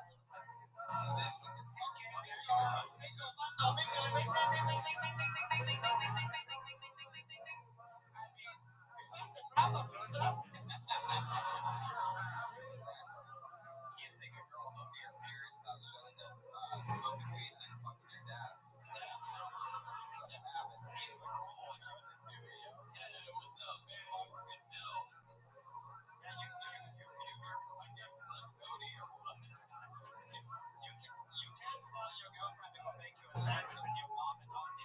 sandwich. No.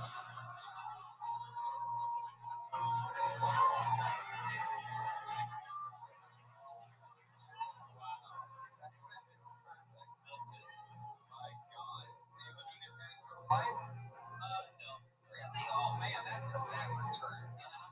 How long were you at the house?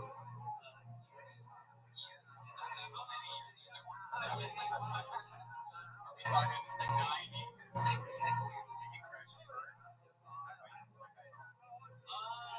Kind of, yeah. Actually, I moved to. You're talking about his diet, right?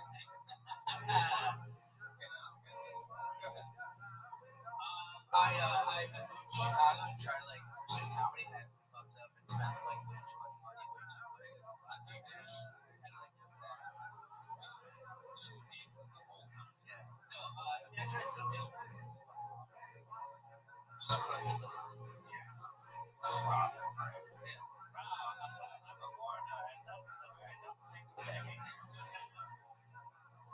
So, how recently did you move back in with your parents?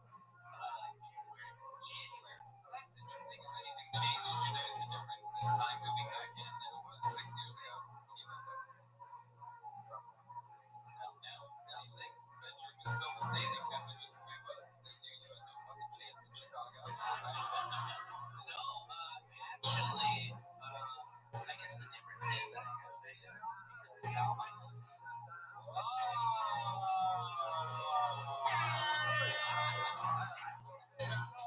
Okay.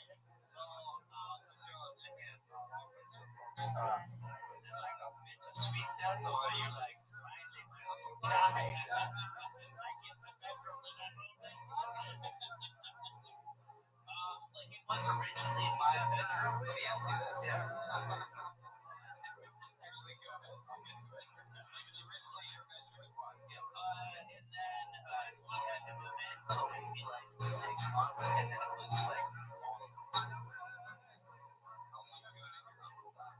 Like 3 years ago. So you needed 1 year to get the fucking ghost out, right? Yeah. And then you cashed in immediately. Yeah. Like, I mean, his ghost is still living. Smoggy might still be there, right? How often your family is out of the house? Wow, that's incredible. So what do you do for fun, man? You seem like a fucking silly dude. Seems like you have two beanbags for some reason. Do you make trees?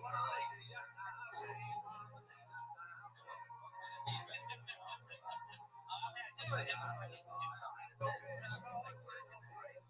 That's it. Yeah. Right. Where do you write? Do you have an interesting writing process? I just typically like every word.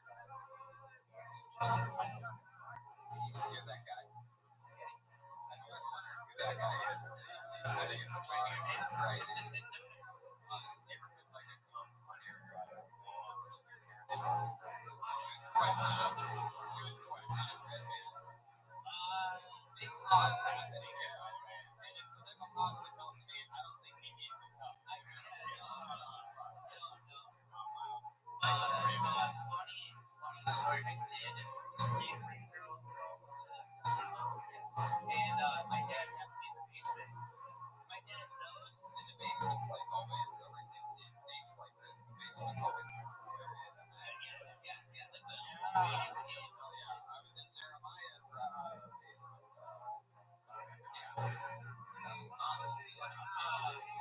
So took a girl home, hooked up with her, and my dad noticed that I have a fresh and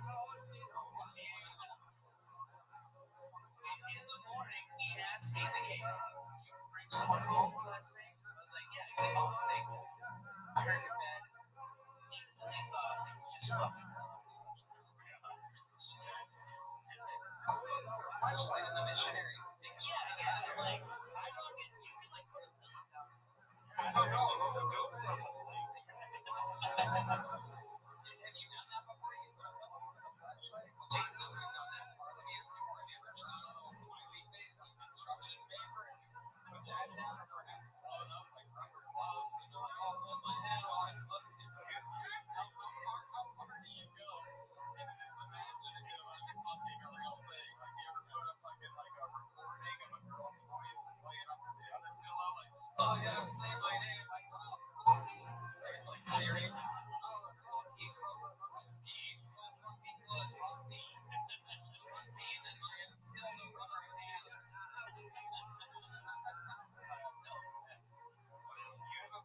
How did the strategy? A fun fact, the last comedian I know for a fact actually has had sex with a fleshlight and got it pregnant somehow. It's unbelievable. It's the only known case of that. There was too little one morning and woke up with too little fleshlights. Too little fuck candles. Alright, well, Cody, you're in the game, dude. Congratulations on getting gold tonight. Nice to meet you. Way to keep it fucking going. Good luck with everything, dude. Get out of your parents' house. Save some fucking money. Get out of your parents' house, Cody. People can just focus on comedy. Living with your parents wouldn't be that bad. You have some for a place to sleep. Welcome to my life. Oh, yeah, that's right. Place to sleep, place to just slowly die, you know what I mean? Well, I mean, really want is just do comedy and fuck. I guess so. I honestly think a better way to get good at comedy fast would be to sleep in the backseat of a fucking car and survive it and have the fucking right jokes until you're fucking not in the goddamn car anymore. You end up living with your fucking parents having goddamn mayonnaise and fucking bologna sandwiches every day. The fuck do you have to work for? Oh, mom, is the coffee on? Awesome. Everything's fucking ready for me. You want to get out of this. Look at the types of jokes that fucking guy wrote. What the hell are we talking about here? Anyway, well enough to came out of the whole bring the hands together for Nail Nation, everyone.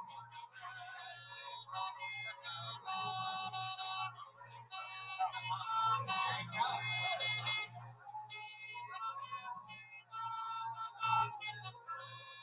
One more time for Dale, everyone.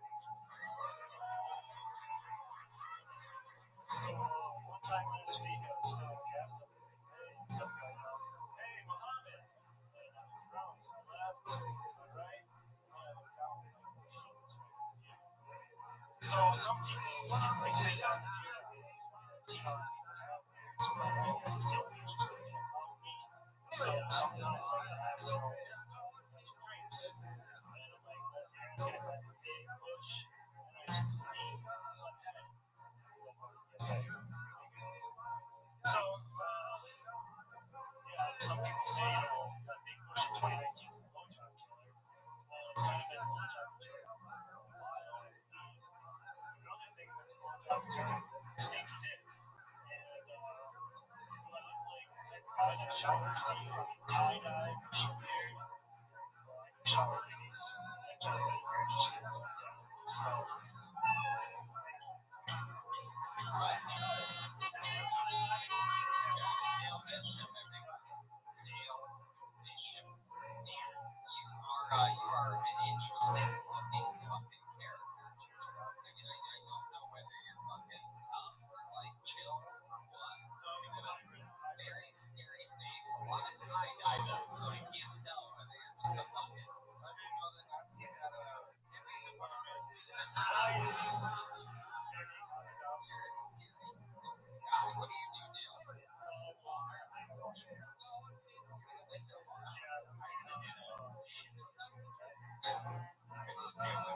Scary as fuck, even like tall places.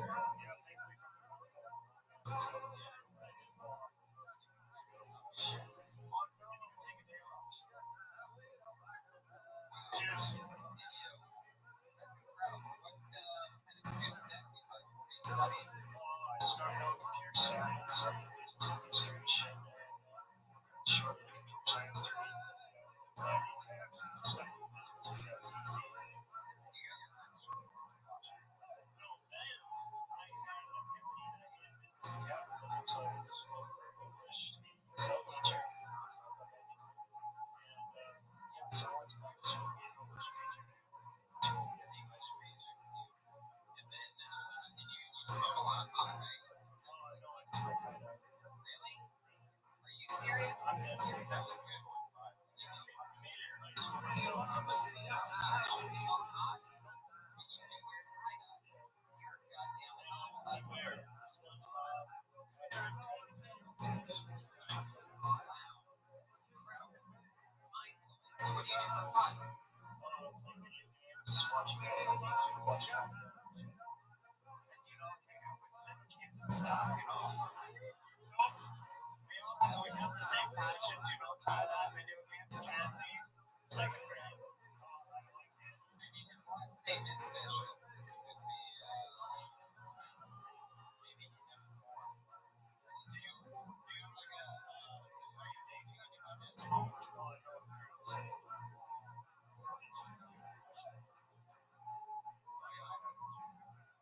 What were you saying about what were you saying about the thing he did? You got my attention and you lost me at the same time. It's kind of a joke that I adhere to not have good hygiene and to draw attention away from the fact that I have a giant bush.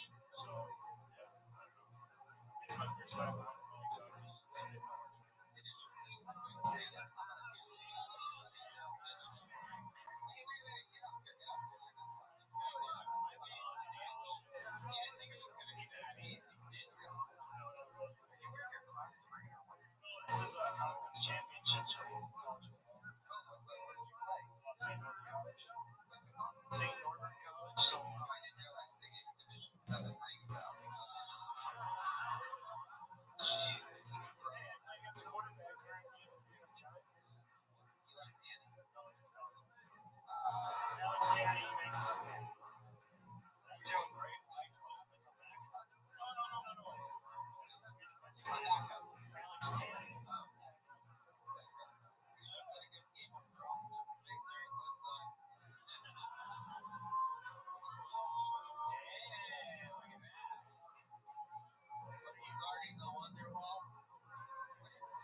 What was the name? What was the mascot for the team that you played football? The Green Knights. The Green Knights.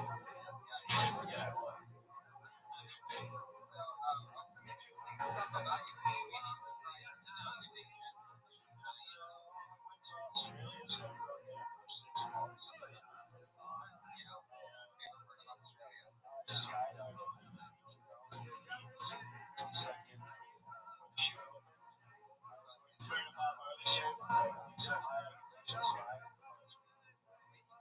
It's so funny because you don't even get high.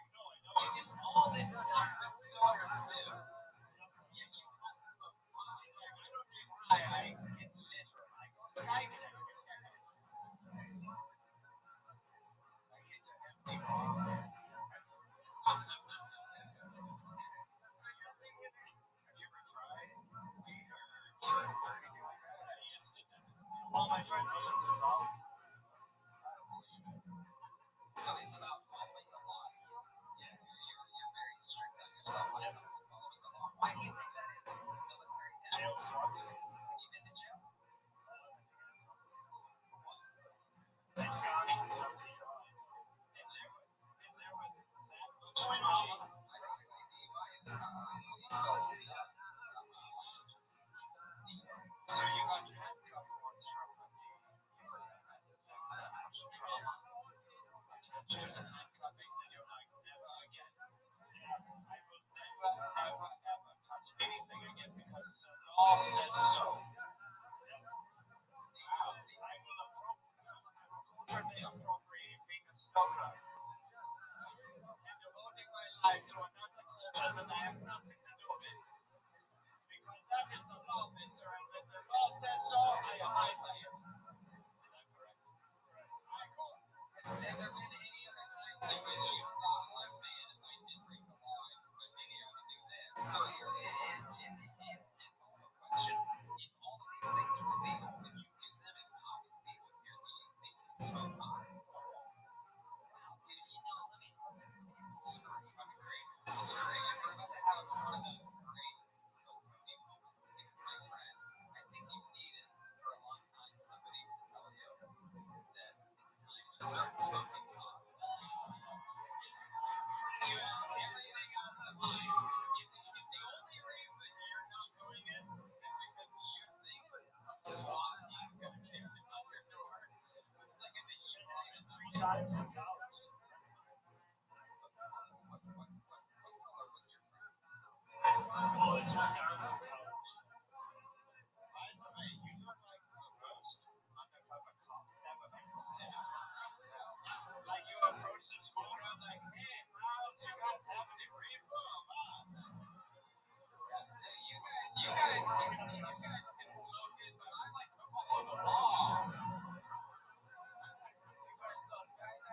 or something. I got the shirt because I went skydiving, not because I smoked pot. You're all under a fucking arrest. You idiots. I relate to you kids. You know SpongeBob's a tits cartoons hero? Let's smoke some grateful together. Most places, if you have a little bit of weed, it's like an $80 ticket at max, if they even give you. But I went to smoke out of 3 degrees. Shut up. So the future is clear. You should smoke with me.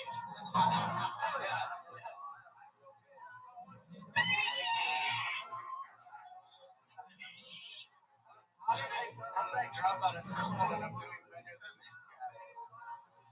I got CTE probably. I played football for 2 years sometimes. I didn't hear what you said. What they got? CTE.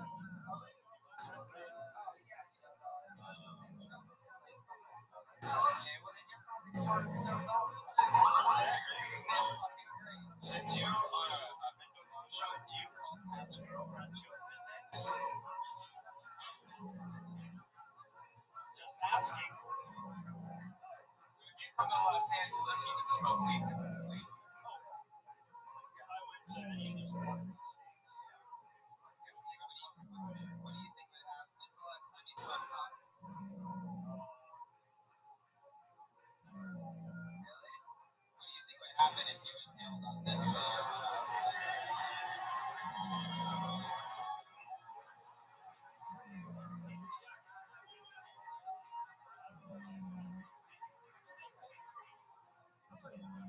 the suspect is in sight. Wouldn't be arrested. Wouldn't be arrested me right now because I really was an undercover cop and I took the bait.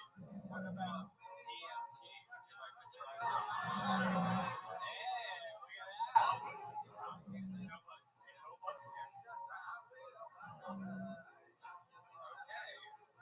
Straight to DMT. Do not pass go. Do not collect Guinness. No, exhale right now. Okay, I have something. Don't hold it in for that long. Go ahead and exhale.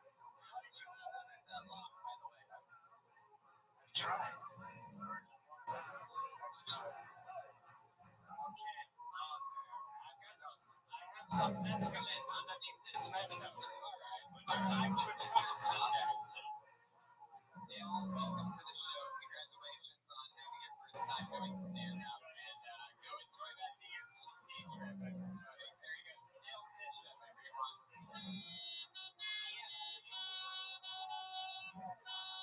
Slipping his ass off. His balls off.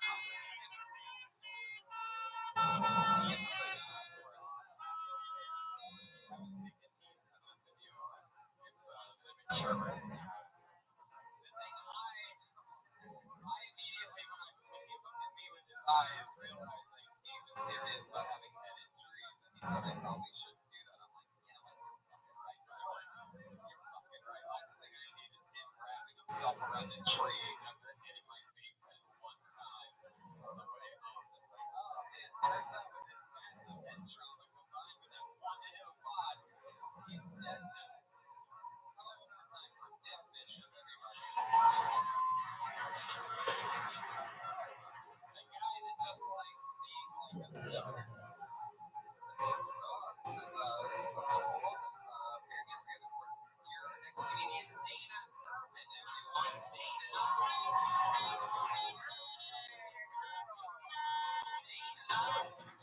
Come on up here. Hi, Dana. Come on, guys. Good it loud for Dana Urban. Are we drinking tonight, Appleton? Yeah, I'm 26 years old. I didn't actually have my first drink until I turned 21. Where's my prize? I was told I would get a prize for that. Thanks for not doing this. Normally, when I say that, someone will yell out, liar. A couple things about that. One, have you looked at me? Isn't that hard to believe? I look like I had Wikipedia on the weekends in high school. I look like a 17-year-old who just got her first job at Applebee's and is taking it very seriously. Maybe too seriously. I know that. But the thing is, when you're growing up, you see your family doctor, they ask you questions. And when I was high school age, she asked me if I drank, and I said no. She'd be like, wow, what a great kid. What a role model. And then when I got to college, and she was asking me if I drank, and I still said no, she'd be like, oh, buddy, get a life. Fuck yeah.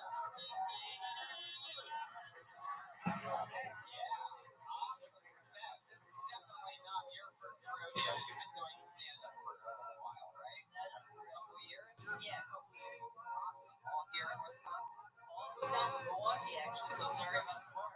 Absolutely, yeah, indeed. Are you coming tomorrow by any chance? I'm not able to.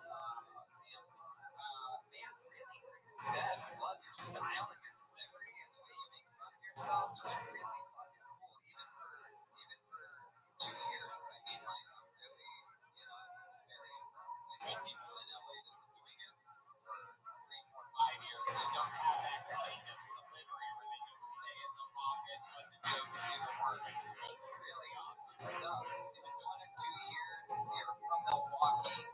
What is it about Milwaukee? What's going on in Milwaukee? What's wrong with them? Well, it is where I was born, so I've just never left. And I mean, they call it a big city, but it's a small town. That's what I like about it. So you don't feel like they don't listen to podcasts? They're still stuck They on haven't gotten to us yet. So what do you do for work? I work at college and I do like their social media and PR stuff. That's about right. That tracks. Did you really not drink your whole life until you were 21? Did like one time before I was 21 just to prepare myself for. What was the reason? You just don't know? Is that you guys scared of the law and it's bad? Is that why they serve KFC at all these restaurants and not Coca-Cola? Is that It was a little bit the whole night. It was also I was just wound up really tight growing up. That's so funny to me because I really have never heard anything like what the lads guy fucking said.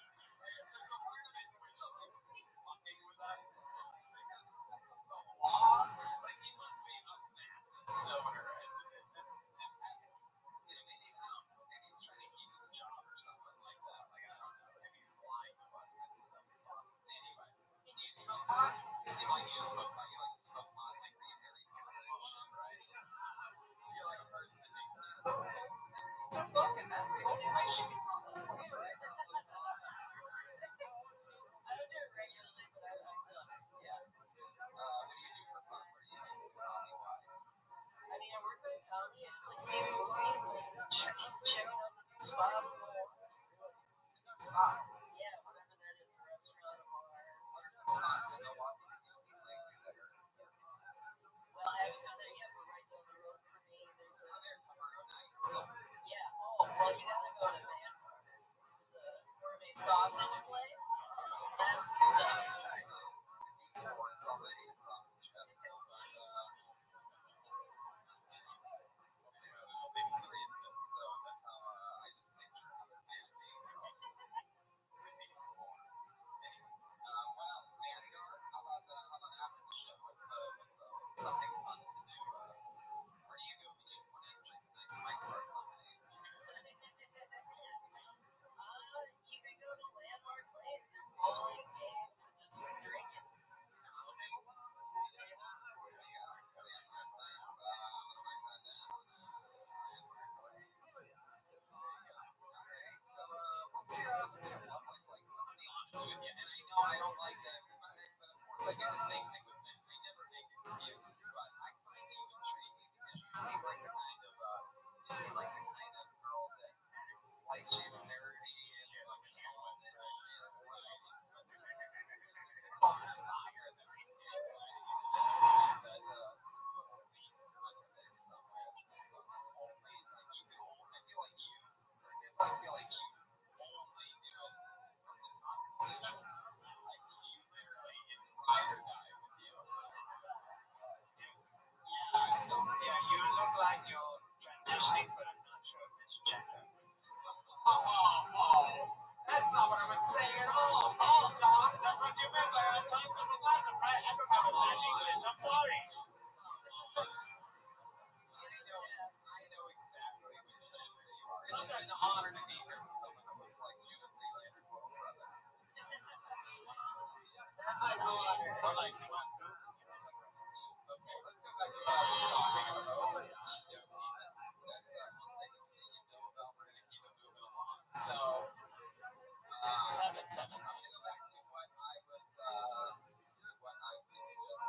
said she's a demon in the bedroom.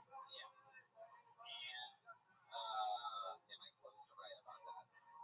I mean, Or am I way far off that you are a conservative? somewhere in between. I feel like you have a sex swing.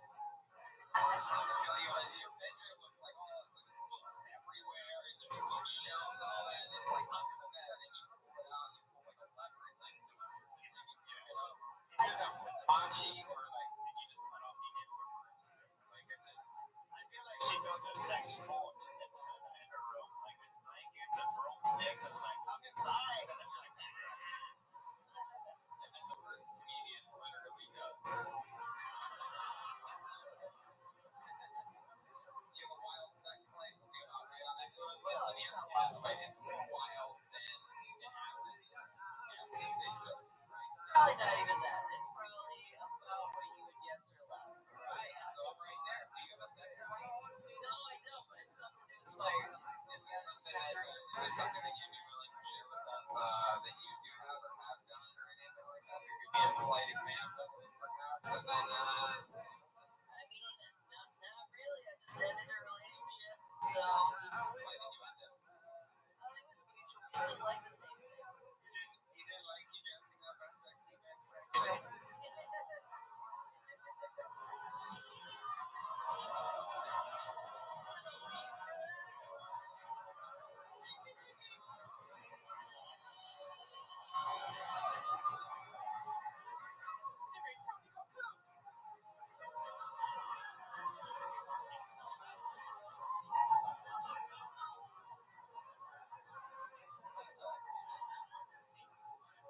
Can I just say that's way more hurtful since a gender transition to look at me now? I said sexy.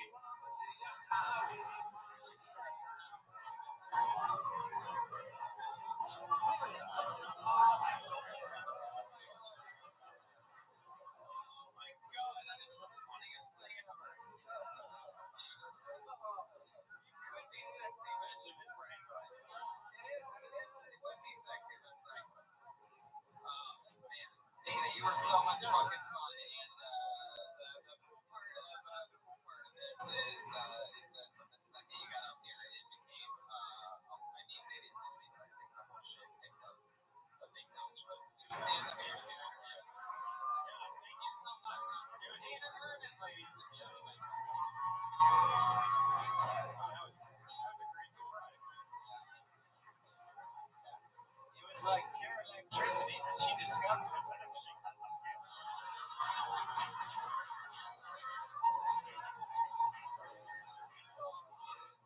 Keep her heart on a kite. Yeah. See if that goes. She's flying her kite. Speaking of, we'll be in Philadelphia. Maybe we'll have someone else like that. But, they say lightning never strikes twice. Sexy Benjamin Franklin.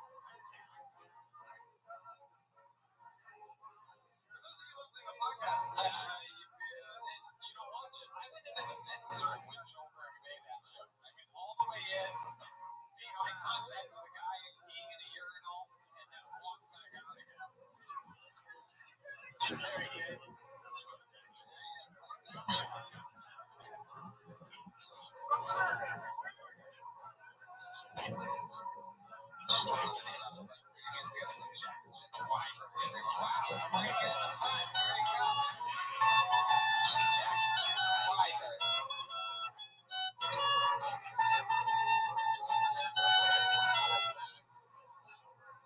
College now, which is great. Love college. Least favorite part about college is recess. Now all my friends and family are starting to say I'm like a frat boy. Since I'm like a frat boy, I wait till the second day to prove my victims.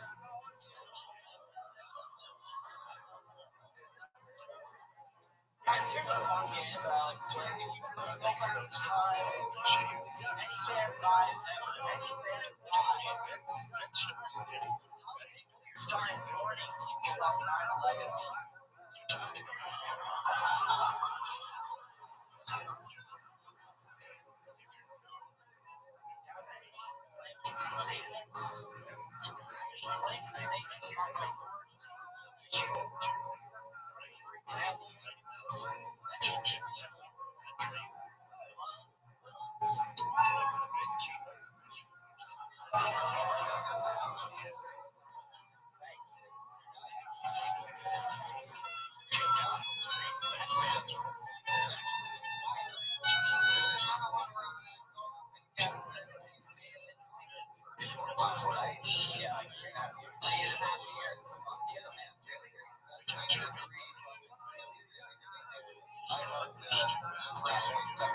joke. It may seem simple if you listen to it audio only, but the side you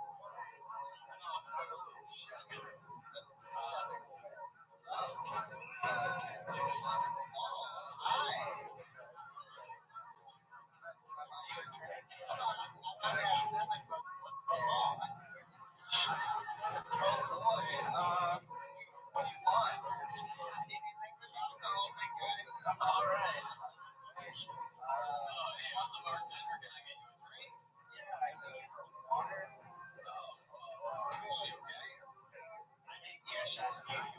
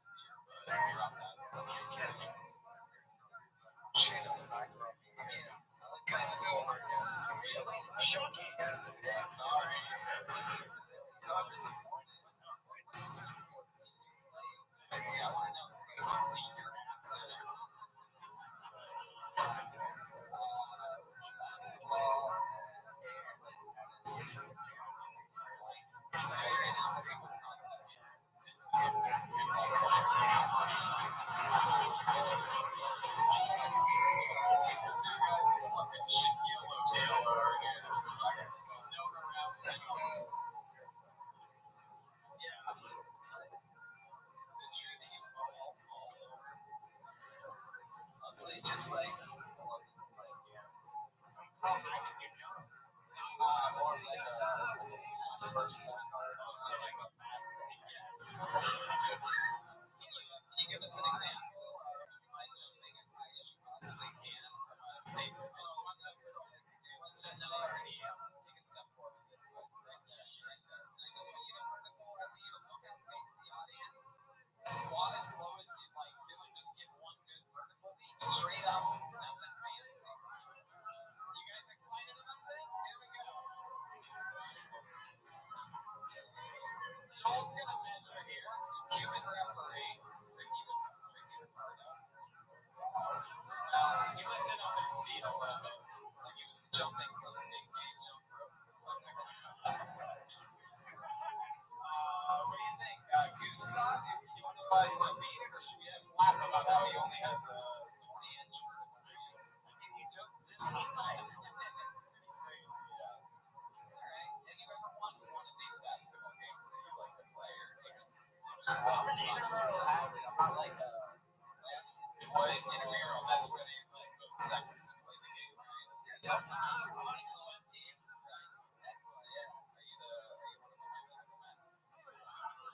I'm like you're in a cool special ed team. Alright, well, you were a lot of fun, dude, and a really, really, really fucking fun set. Thank you so much for coming here. You going back to Milwaukee what tonight? Yeah, tonight. I don't have a ticket for the show, but I want to go. So, yeah. How about we throw you on the guest list and you can sign up again, and we'll see if you get lucky 2 nights in a row. How about that?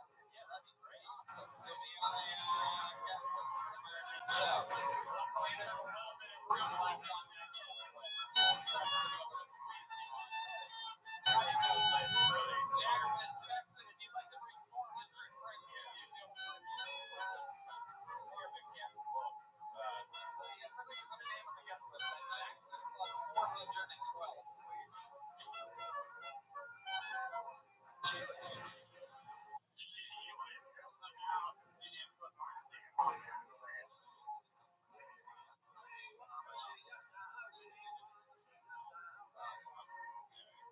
You guys having a lot of fun here tonight? That guy was literally like a 1980s villain. He said, he said, you're missing out. And then Tony's like, no, and he goes, see you later. You're lost. Yes, you got me with your Jedi fucking mind tricks. Very good. He saw one white bro, and he's like, oh, is this the time of the show for the girls? You're fucking lost, dude. I'm fucking gonna kill, bro. I'm gonna fucking rip that fucking room apart on anyone, dude. I've never fucking done it before, but I'm gonna fucking do it. And I know for a fact he's never fucking done it before, or else he never would have fucking did that.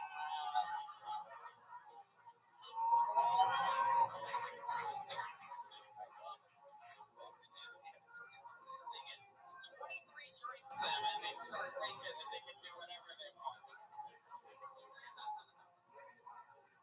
What do you like when comedians do good on this show? How many of you like it when comedians do bad on this show? And you probably should have let that guy up. The one to go up. Alright, what are the name out of the bucket? Make some noise for Josh Mark, everyone. Josh.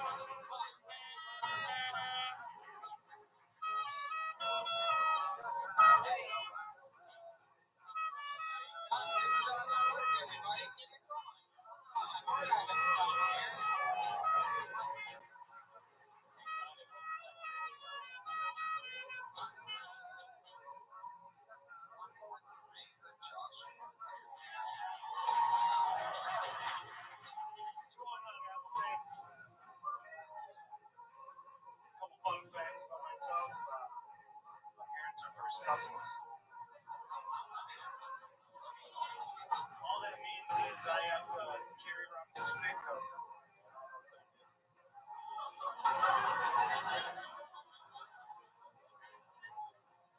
I look like Steve Avery, like a young Steve Avery.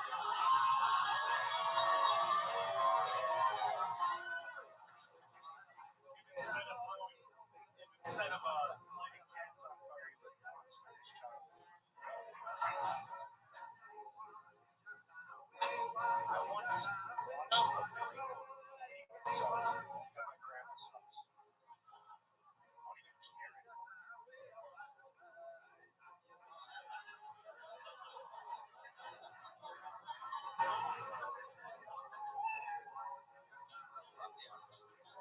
Jim, something else you wanted to do? You're good, Josh. Go ahead. You want to do it? Go do it. Do your last joke, Josh. Do it. I think fly fishing is just reckless fishing. Oh, yeah, see, it's always, I'm trying to save you. Give me those puppy dog eyes. I love it. Josh, very fun. Never did this. Is this your first time? Second time ever. How fucking cool is that? Look at you. You seem cozy. You have good stage presence. You're a likable looking dude. You're wearing that shirt your grandma got you for your birthday. It's adorable. Good stuff. Yeah, I think you should change the joke to I look like a young Stephen Avery if I actually committed some murders.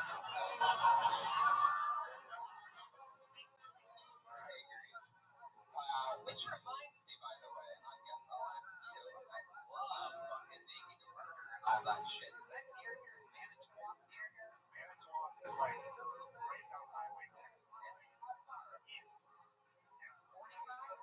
It's not on the way to Milwaukee, is it? Damn, I would have loved to fucking stop off. Alright, shut up, baby. Don't you have fucking two kids to be taking care of right now? You're giving me goddamn directions to a murderer's junkyard? The hell kind of life are you living? You can't pull out. You can't shut up. So wow, 45 minutes away. You ever go around there? You ever go near Manitowoc? You go near the junkyard?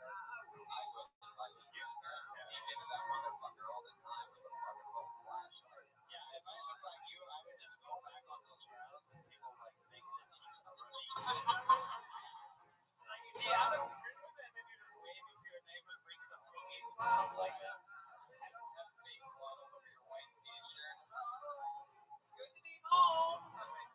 We got our president outfit on. So that would be fun. Brandon, what do you want to do for dinner? We should do that. If I were you and you would post to there, this close, like a YouTube video. Yeah, it'd be really funny. Absolutely. What, tonight? What? Let's go tonight. Well, no, we're not going to help you with it. Yeah, let's do a full shoot in Zadar. But I will promise you this. I guarantee you this. If you do it and you make it funny and you tag us in something, we'll fucking maybe share it or something.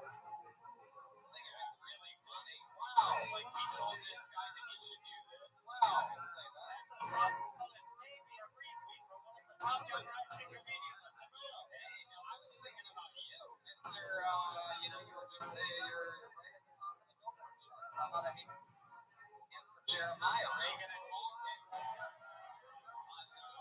Absolutely killing it with their debut album. Anyway, so Josh, tell us about you, man. What do you do? What do you try for a living? I used to drive a straight truck. Wow, you drive a day truck?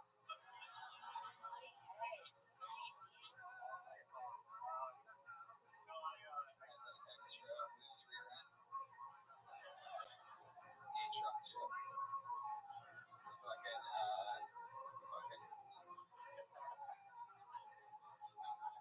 it's got a fucking, dirty tailgate. Takes a lot of heavy loads. Transporting. Hey!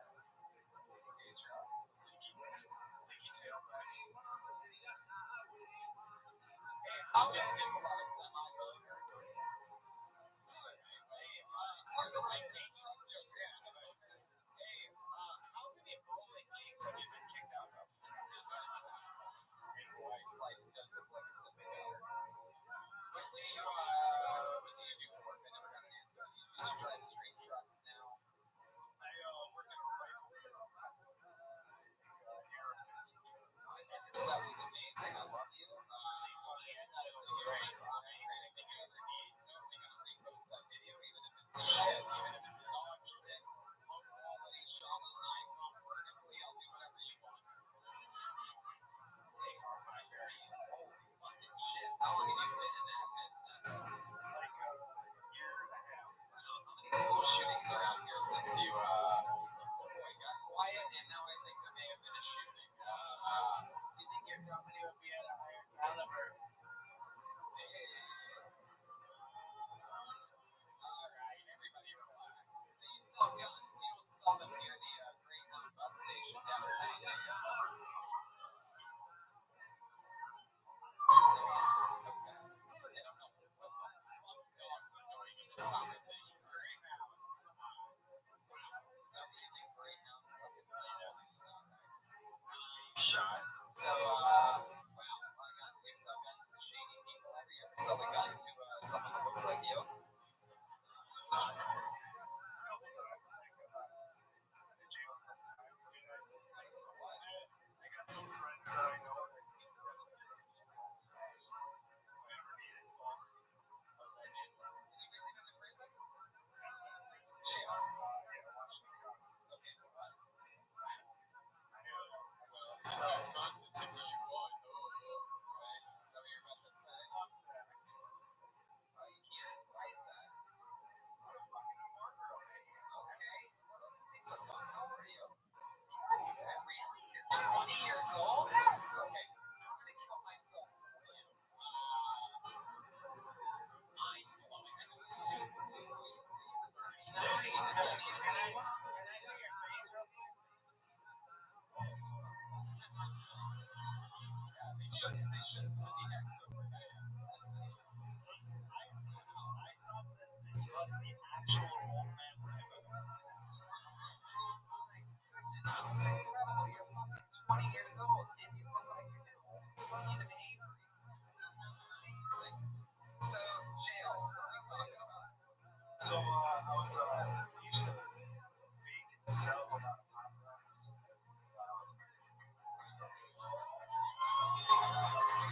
So the thing that they do in Washington County is they like to throw it all on a scale. Weigh it up. And say that's What what are we talking about? When you're cooking the brownies or when you got arrested? when I got the brownies in a pan, I'm sure they kept their hand in it. They just threw it all on the scale. They said I had like a pound and a half. Oh, are you fucking kidding me? They counted the batter in the weight of the fucking pot? Are you fucking kidding me? What is wrong with this place? Why are you still here?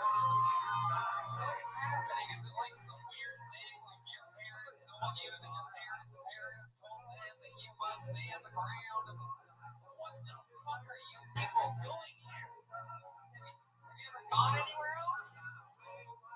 Okie dokie, you're just staring back at me like I'm the weird one.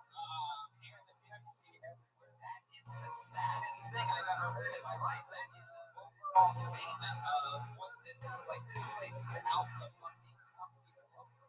That's crazy because we brownies don't have that. Oh my god. So are you saying that since it's against the law, you shouldn't smoke weed, don't you? You know what? It's true. I've never smoked weed in Wisconsin for the next at least 15 minutes. So Tom Brady, so how long did they put you away for? I got a shit ton of probation. Yeah, is that what you call it when dudes about to fuck you? So can you imagine being put away for a pot round? Something that if you look at my car right now, there's like 10 edibles in there. There's joints, there's weed. You know, I got pulled over, they'd be like, cool, that's awesome. Well, they try to yell at you about the brownies. If you had brownies, they'd be like, oh, those are high and saturated. Yeah. California, but cars. Yeah, I do have like underage cops coming over. Oh wow, cool. There's like animals and stuff in here. Is that a porno like this? Wow. Hey, can we hang out like this? This is awesome. Goodness. So what else about you, Josh? Anything else we need to know?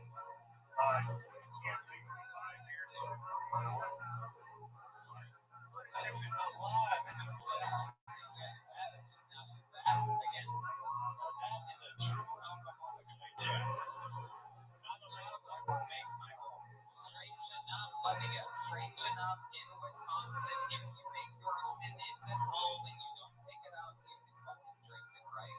Dude, I don't even know. Fuck the law. Oh wow, oh my goodness.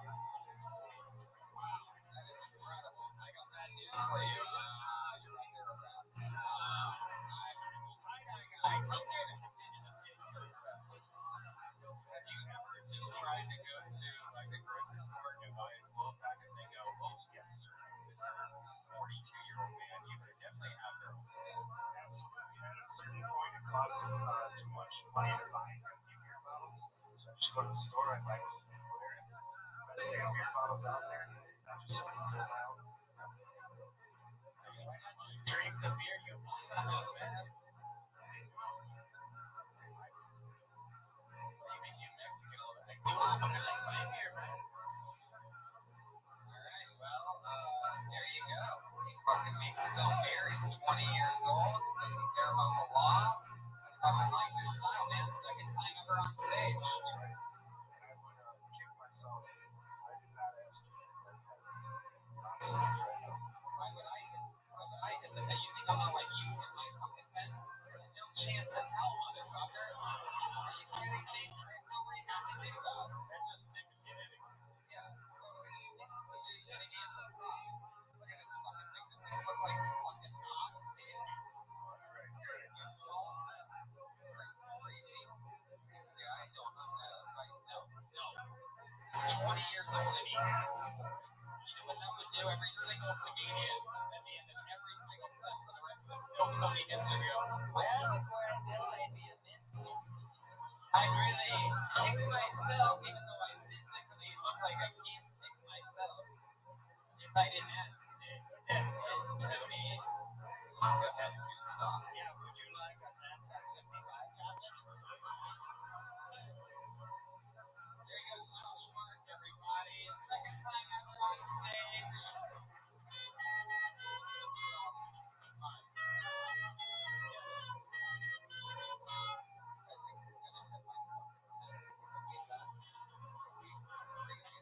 Interesting because it was the guy that never smoked pot before. The goofball. Like something dropped. Did you know that? Yeah. It's the only thing that's supposed to be all that nicotine we smoke. So I have nicotine right now. Freaking out, man. It's nicotine I brought with me from Los Angeles in this bed. It's unbelievably effective. I've been snorting Fridays all day. Let's keep this fun train moving along. I'm exposed for Kyle L. Everyone, Kyle L. Get all the you want.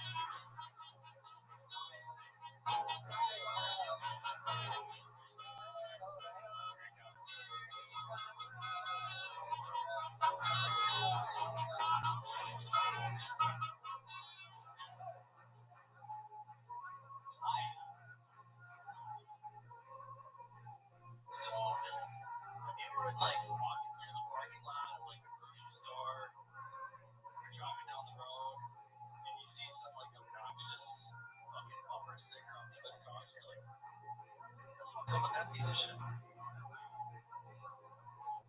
worst bumper stickers I ever see are the ones that say like 26.2, and they're like literally like 10 on the back of the car.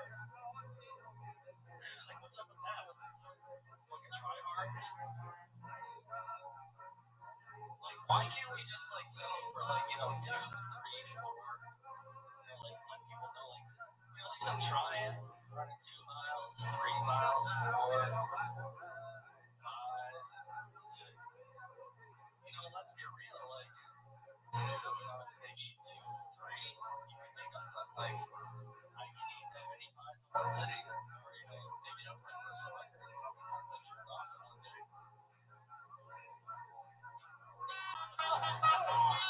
Oh yeah.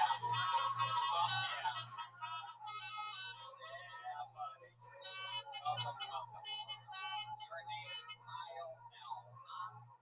Yep. How do you think that went? Not great. First time ever? Yes. Congratulations. First time ever. That's awesome. I like your style, man. You went out, you fucking tried. That's something. I got something. I would never, I don't think, what's up with that will ever work, since that's sort of like a, as soon as I said it, I was like, what's up with that? What? I turned around for 1 second, and somehow it got worse. I turned around and it was worse than it was the first time. No, I like this version of this guy. It's a wacky guy who has personality. Yeah. So you call it personality. I don't know. I'm looking at him. I think it's more like Down syndrome. I don't call it personality. Can he answer a couple of your questions and his fun personality? Yeah, let me find out if you're fun personality, and make sure you face the audience while answering these questions. What do you remember most about? What's your favorite memory from your childhood? Sure. It's your fun personality, dude. I love that. Come on. I like playing Nintendo 64. Do it in your fun personality. Do the wacky thing like you just did. What's up with that? I like playing Nintendo 64. Let's go back. Look, people like it. Very good. I like this guy. Yeah, they love it. They love it. Do another joke in the fun personality. I want to see if this. I think all you can do is kill in your fun personality. I think the other personality doesn't work out for you. Gustav's just trying to inspire you a little bit. He's from Germany. That's how they do things. He's poking him in the ribs. Very ticklish. He has those glasses that make his eyes 8 times bigger than they normally are. You can tell this guy has tiny eyes. He has those big magnifying glasses and he still has tiny eyes. Johnny person eyes. Funny story, I'm actually cross-eyed. Why wear those glasses? Let me see. Look at me. Let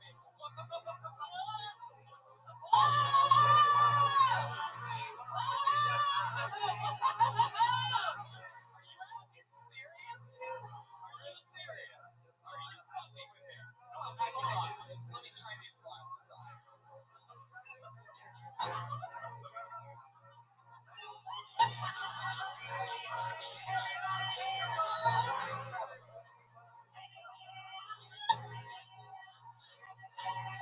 Hold on. You are cross-eyed as a motherfucker, dude. My God. Welcome to the first 4-man panel on Calzone on the road.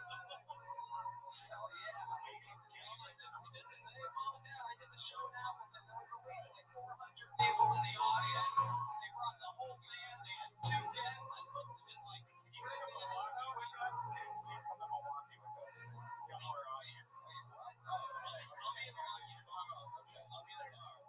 Oh, now you need a beer, Brian. We just gave that guy 12 kids. Funny thing, I used to tell my parents, well, I used to tell my friends that my mom drank when I was sleeping.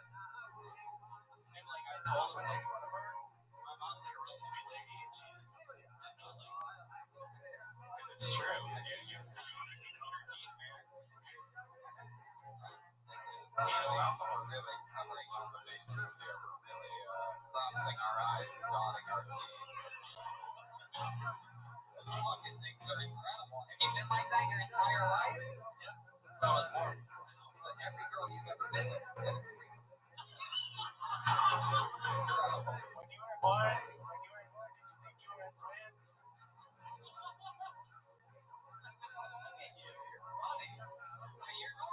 smart guy. You're not like you're sort of retarded. I would think it would be you whose parents were first cousins, and then this would all make sense to me. But you actually seem like you have it all together. The other guy, Can't you get like when you get an operation of things that are like time with those on your eyeballs or something? Maybe. I'm surprised you didn't just have a full lead out of you as a kid. That's also every time of differences.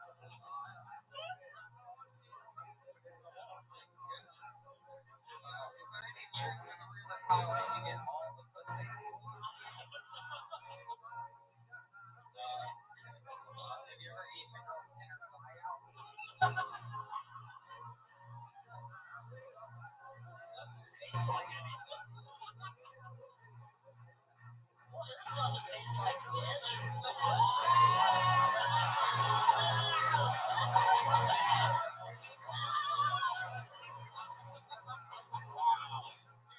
Nothing you can do that doesn't kill when you do that. You cross-eyed motherfucker. You are an unstoppable beast when you do that. Do you know that? Are you aware of it? You choose not to kill. You're like Batman at the beginning of every Batman, like where he's putting away his weapons, like then he has to come back and save the day.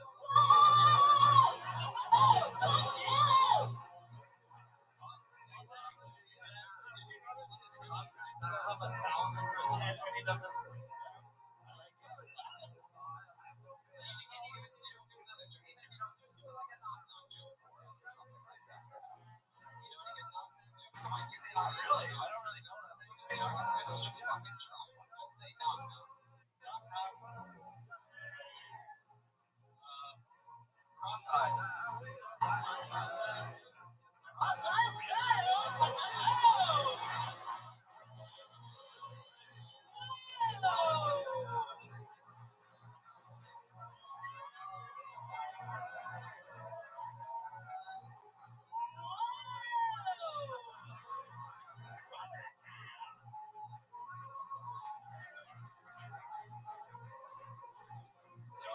Usually I hate catchphrase comedians, but this is an exception. You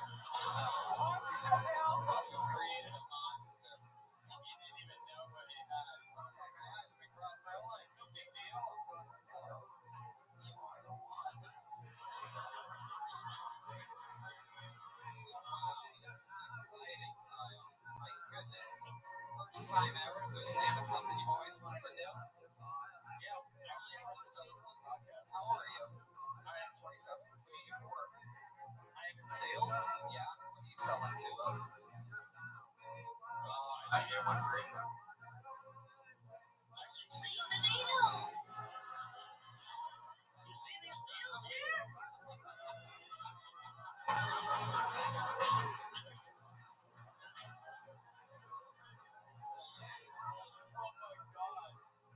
Oh my god, you're amazing. You know what's great about you is like all these fucking networks and all these distributors are all into diaper. So you know, and everybody will think you're disabled. So, you know what I mean? Like, I feel like I could write you a killer 1 hour Netflix special in like fucking 4.5 hours. Let's do it. 2 hours special. How do you feel about sexy Benjamin Franklins? You guys would be a power couple. Yeah, man. If you guys, that would be great. If you guys made a baby, that'd be fucking crazy, right? If you two started fucking and just made a little one, right? Just fucking. I can't find my sex wing anywhere. That's how it comes out of the womb. It smells in here. Red, man. He's the one who sings all the dentist smelling fish pies. Your baby's online for what I've got on the mail. Did I find out what it is that you're selling? I sell packaging. You don't want to tell me what you sell. It's for a corporation or something.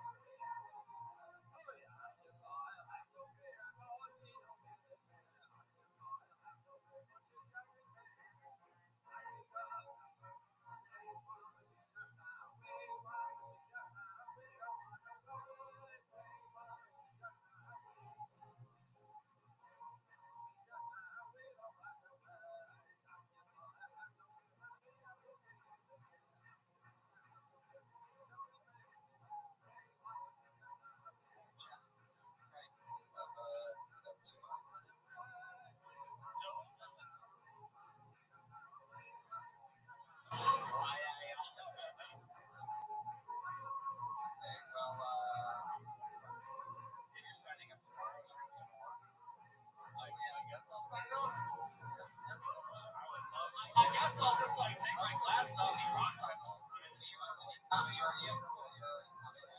Yeah. Definitely sign up. Yes, thanks. It is, really is, legit tonight.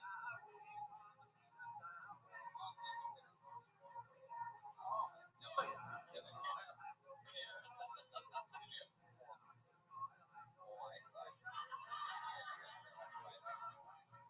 One more time for him, everybody. Seeing you here tonight. We had a lot of fun with them. It's like, Silly fun. There he goes. There's Kyle. Kyle. Hell yeah, you Oh, nailed it. that's exactly where my name was. You guys think we should go to the bucket one more time? We're going over time. We've gone over our time already. Got here late. We're in Los Angeles, and we appreciate you guys started a bit late, and you can thank someone here. We appreciate you guys staying here late and having fun with us. So, it's a fun episode. Okay. The final comedian of the night goes by the name of Joe Brown. Joe Brown.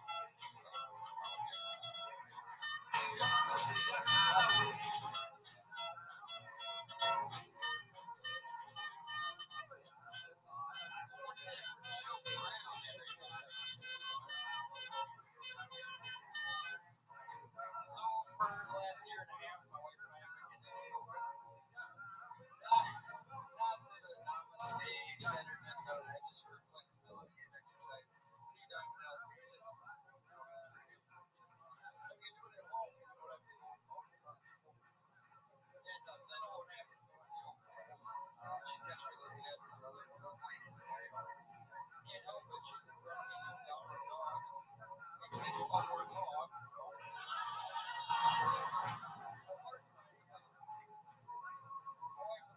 We gotta go. Let's get out of here. Look at her, look around, and look at her. Namaste.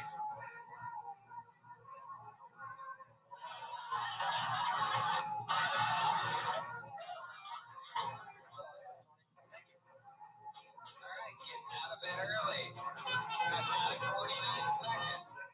Leaving. Probably about 20% of your seventh table leaving a little bit early, like I'm guessing you did during yoga class.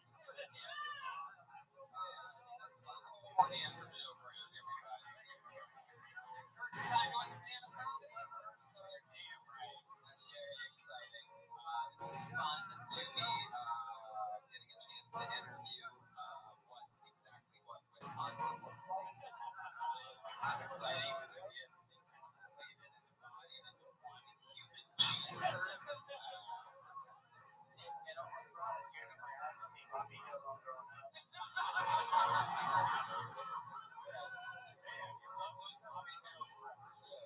If they keep coming, I'm gonna keep making them. They all look like them. Almost racist. Anyway, welcome to the show, Joe. First time. Is that all true? You're married? And you go to yoga with your wife? Yes, right. And how long have you been married for? 10 years. 10 years. How old are you? 37. Wow.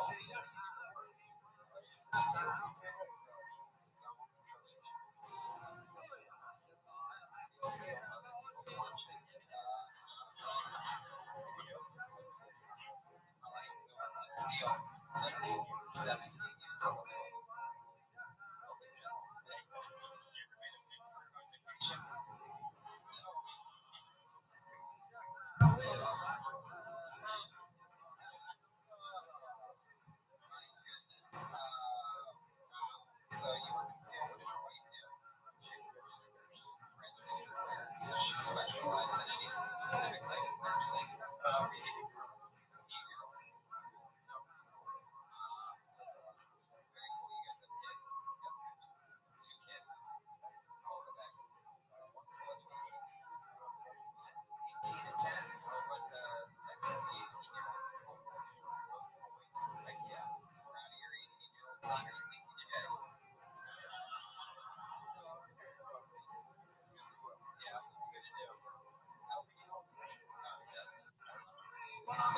And does he go to college or anything like that? As far as in high school. And then, so you don't know what the plans are yet. Does he have a job yet? Oh, shit, look at you. Look at you. I think you're kind of slacking on making sure he has a fucking job. Job at 14. Yeah, I know. And look how red band turned out. Free companies. Nice company. So, are you a drummer, by the way? I never said drumming. No, I just wrote this. Look at that. He's a drummer. And he's got a drum set. He's not a drummer. However, he does own drumsticks. The ice cream tree. Joel just had the biggest sigh of relief. He's like, "So this wore a drum shirt. Thank you so much." Joe, what do you do for fun? Any hobbies? You ever do something? You seem like the kind of guy who likes shooting pumpkins in the backyard or something like that. Yeah, really? Is that true? Is there a cheap place to shoot ball around here in Appleton? What's that called? Really?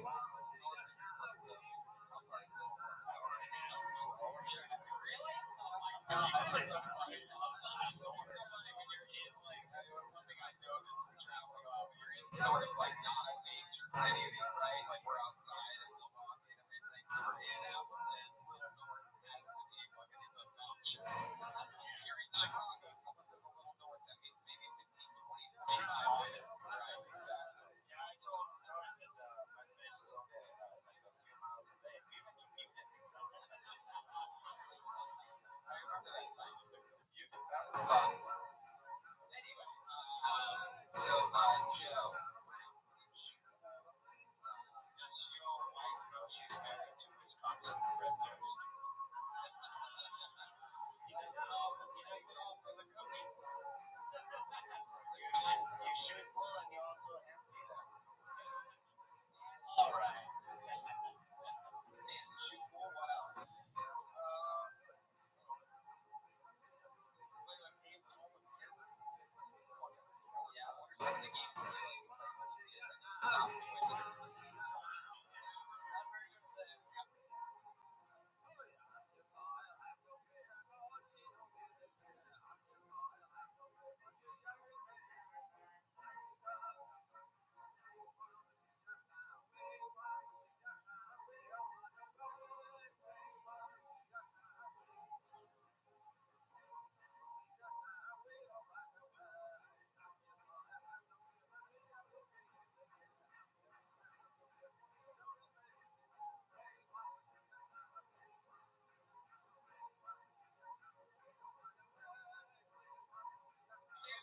This shit is just crazy. You ever play some more game? Guess who's your real dad? Because the answer is the first.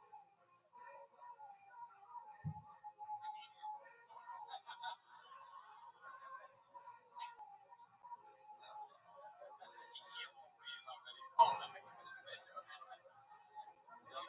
Not very often is meeting his entire episode of Kill Tony dedicated to him, but you know what? 6 kids, baby mama, you fucking nerd it, dude. You came inside of our world here tonight. Joe Brown, you have the same name as one of my favorite television judges. Judge. My friends call me Judge. They call you Judge Joe Brown. Judge created King of the Hill. Hey, wow. Heck yeah. Did it again. Say? Let me ask you something, right, Joe? You seem like a real man. You're a real fucking dude. You got a couple fucking kids. You work with steel. Wow, just like any special sexual things that you have in the bedroom. Anything that you do, just like a fucking finishing move that puts fucking nuts and bolts on your wife. It's called to roll over. I don't want to hurt her. What is it, Judge? I feel like I'm already calling you Judge if you just made that. What is it? Is there something you like to do? Is there a special thing? Pretty normal. He puts the snake out there. That's what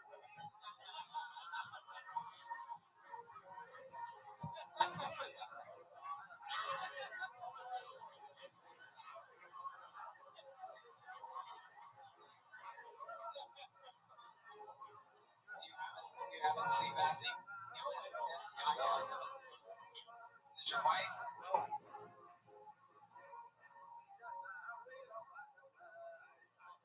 Sorry.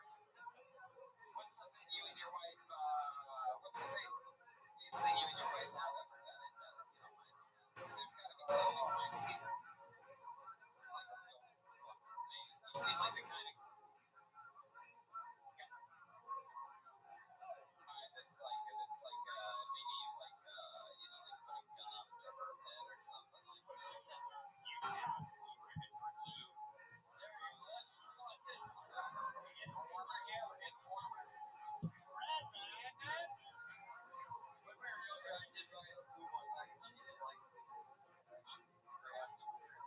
You reacted weird? It's about hot oil. Massage oil. It's not supposed to be actual chicken.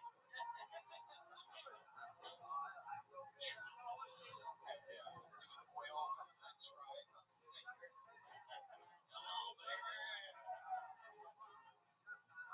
My goodness, Joe. How about back in the day? Anything you remember was one time? Did you ever experiment? Did you ever put anything in your butt? No, none of that. No, none of that. Away from home hotel cells. Oh, away from home hotel cells. Yeah. Heck yeah, you put the do not disturb thing on the door. You fill out your next morning breakfast menu and you fucking get to town. You know, when I was younger, when I was like 22, this is how redneck I used to be. Like, I agree with you. I used to have hotel sex, but we would get a double bed. We'd buy a whole bottle of like baby oil, and we'd just use the whole bottle on each other and just have baby oil sex on the one bed. Just reroll against the fourth bed, like a whole gallon of baby oil. I don't know why, but that was our fun thing to do. Just a pimply ass couple walking around. It's funny because I know that when you were 22, you were like built like I am, you know what I mean? But I like to picture the modern you doing that. Yeah, that would be awesome. I actually will do that. Just chicks using you like a slip and slide. Yeah. That's what I was good at. Trying to get all oiled up. Just some boobs everywhere. This guy lives his whole life oiled up. He lives there. Anything else we'd be shocked to know about you, Joe? Any other fun facts? Or maybe a little like, I guess maybe that is a good question because I feel like you remind me of the sort of like the tough guy, you know. It's like, is there something that you'd be surprised to? I mean, I guess what I'm asking is, what is the most hillbilly thing about you to you? Like, what's like, here we go, we got an answer. Yeah, you already fucking know. Here we go. Here we go. My cousin and I were bored on Friday night. We were 19 or 20. And we decided to have a fire truck in our own little place. Wait, you did what? So I got on the woods. Here, I heard a fire truck on the table. We were out there at midnight. That's when I'm like, second place, your cousin, boy or girl? He's like my brother. Okay. And we climbed it, and then it's supposed to be parkour, so we're getting to walk around the top of it. With your sexuality. No, not quite. You hooked up with your cousin that night, am I correct? It was a boy, but I made him a man. He was my cousin, and then he was like my brother. And for about 10 minutes, he was a lot like my wife. There you go. Yes. Yeah, I had sex with my cousin in a 7-Eleven bathroom, and that's what I call Game of Thrones. My goodness. Well, Joe, I mean, first fucking time, you got it, dude. You're a likable guy. I think we have a lot of great comedians tonight for their first time, but your second times here in Appleton. You guys should be very proud of yourselves. Small but fucking mighty. How about one more time, good and loud for Joe Brown, huh? And that's it. That's what it looks like. That's what it feels like. The first ever Appleton Bill Tony. Tell your friends, tell your neighbors, tomorrow night we are in Milwaukee, Wisconsin, in a stunning turn of events. We are there, and then we go on to for Chicago, if any at all. Same for Madison, Minneapolis. Sold out Comedy Store every single Monday for Gipsy the 19th, and we're going to see Theater on the 20th in New York City. That's a very big one for us. Philadelphia, Pennsylvania, July 25th. Our biggest show ever in front of an audience. And we'll get right Apollo into doing it after our smallest show ever here tonight. And small but mighty again. We appreciate you guys. How about one more time, good luck for the leader of the band, the great Jeremiah Watkins. He's on top of the game.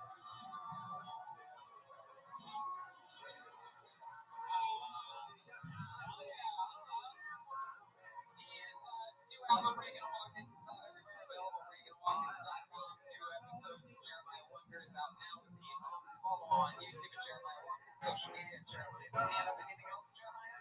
Yeah, a couple of Reagan and Watkins headlining dates that we added. June 28th in San Diego, and then also July 18th in Phoenix, and also on Huntington Beach as well. So there you go. Oh, yeah. Guys, we decided to pull a little trick on you earlier and empty the stage of this single drum set just to surprise you because this is the smallest venue that we've ever taken him to around the country. How about one more time for Joelberg? Joel. The real deal. The guy made me go in the fucking bathroom earlier. Had me make eye contact with another man because he's really a little bit sexy. So good. So much fun stuff happening. It's an honor to get to come here and have this much fun. This is a risk that we take sometimes you go to big cities, and because it's such a random improvised show coming out of a bucket, sometimes it's hard and to pull off. And sometimes you go to a small city like this and have way more fucking fun than we know we were gonna have. So, thank you for helping us have another very fun episode. We love you, Appleton. Brandon, thank you very much. See you guys. Good night. We love you.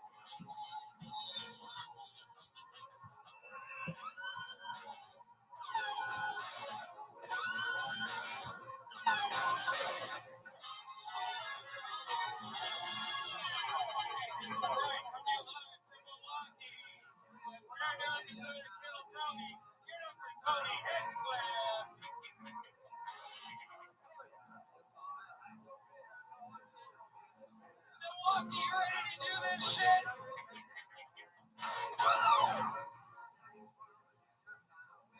How you guys doing out there? You guys ready for this? We're live.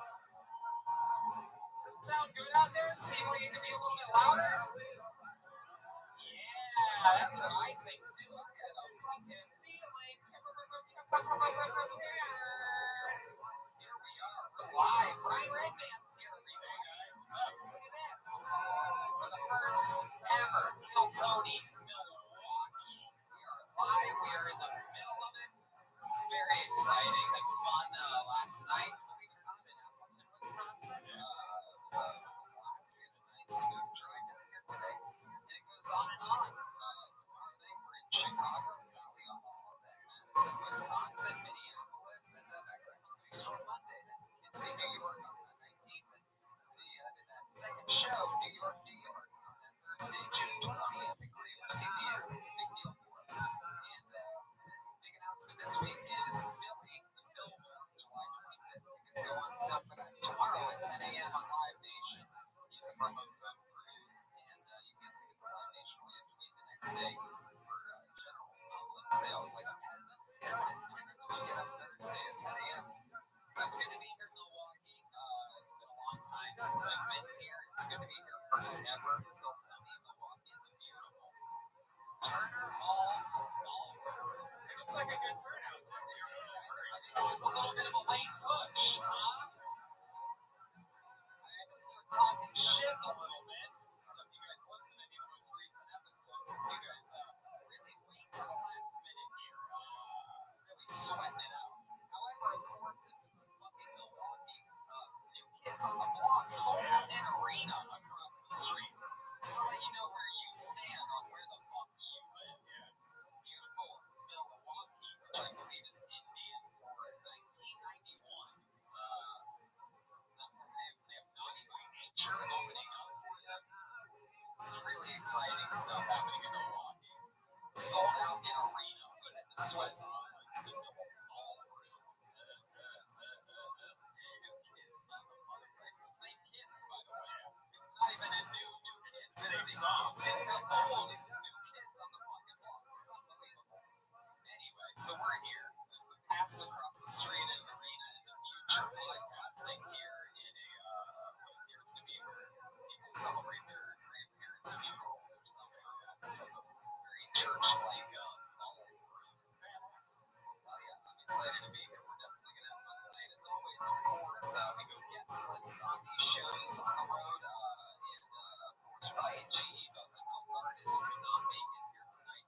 However, he did draw an amazing Kill Tony road tour poster, so we're going to be selling right over that lit-up poster-looking section over there after the show. We have pins for sale, the brand spanking new Kill Tony pen, the new Death Squad pen, both will glow in the dark, both of them are made by our friends over at Rocket Pins. So, we'll be doing that after the show. So that's a little official rage. I gave up friends to be here with us in spirit. Don't have a guest tonight, however, it just so turns out, Milwaukee, that we do have a band on this show. Due to travel restraints and budgeting, we couldn't bring the entire band with us. Small stage also. So yeah, very tiny stage. So you guys are just going to have to deal with what you got. Every single episode, the band commits to staying in character. Sometimes it's a brand new character that we've never seen before. Sometimes it's the return of one of their famous characters. I never know what they're going to be. They had a second dressing room as always tonight. So let's see what happens tonight, ladies and gentlemen. I present to you the Kill Tony band, the best damn band in the land. Jeremiah Watkins and Joel Jimenez.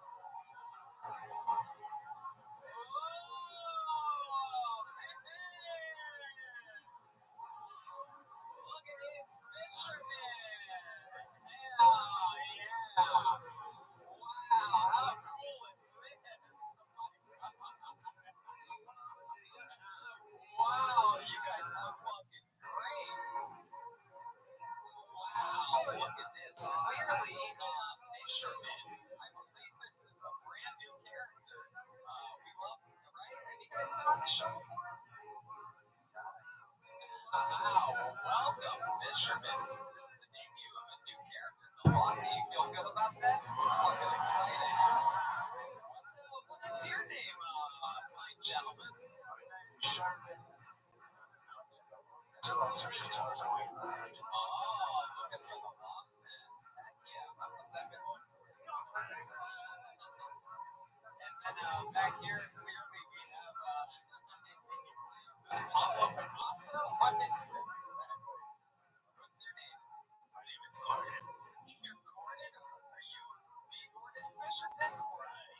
Oh, wow. That's very exciting, Gordon. Well, welcome. I can see your through your pants. You're a frozen fish stick right there. Look at that. Little fisherman action tonight. This is very exciting. Was it easy for you guys to get here to Milwaukee? We just sailed on the seven seas. I didn't know Milwaukee was on any of this. We sailed everything to get here. I know. Well, rock and fucking roll. I'm excited about this.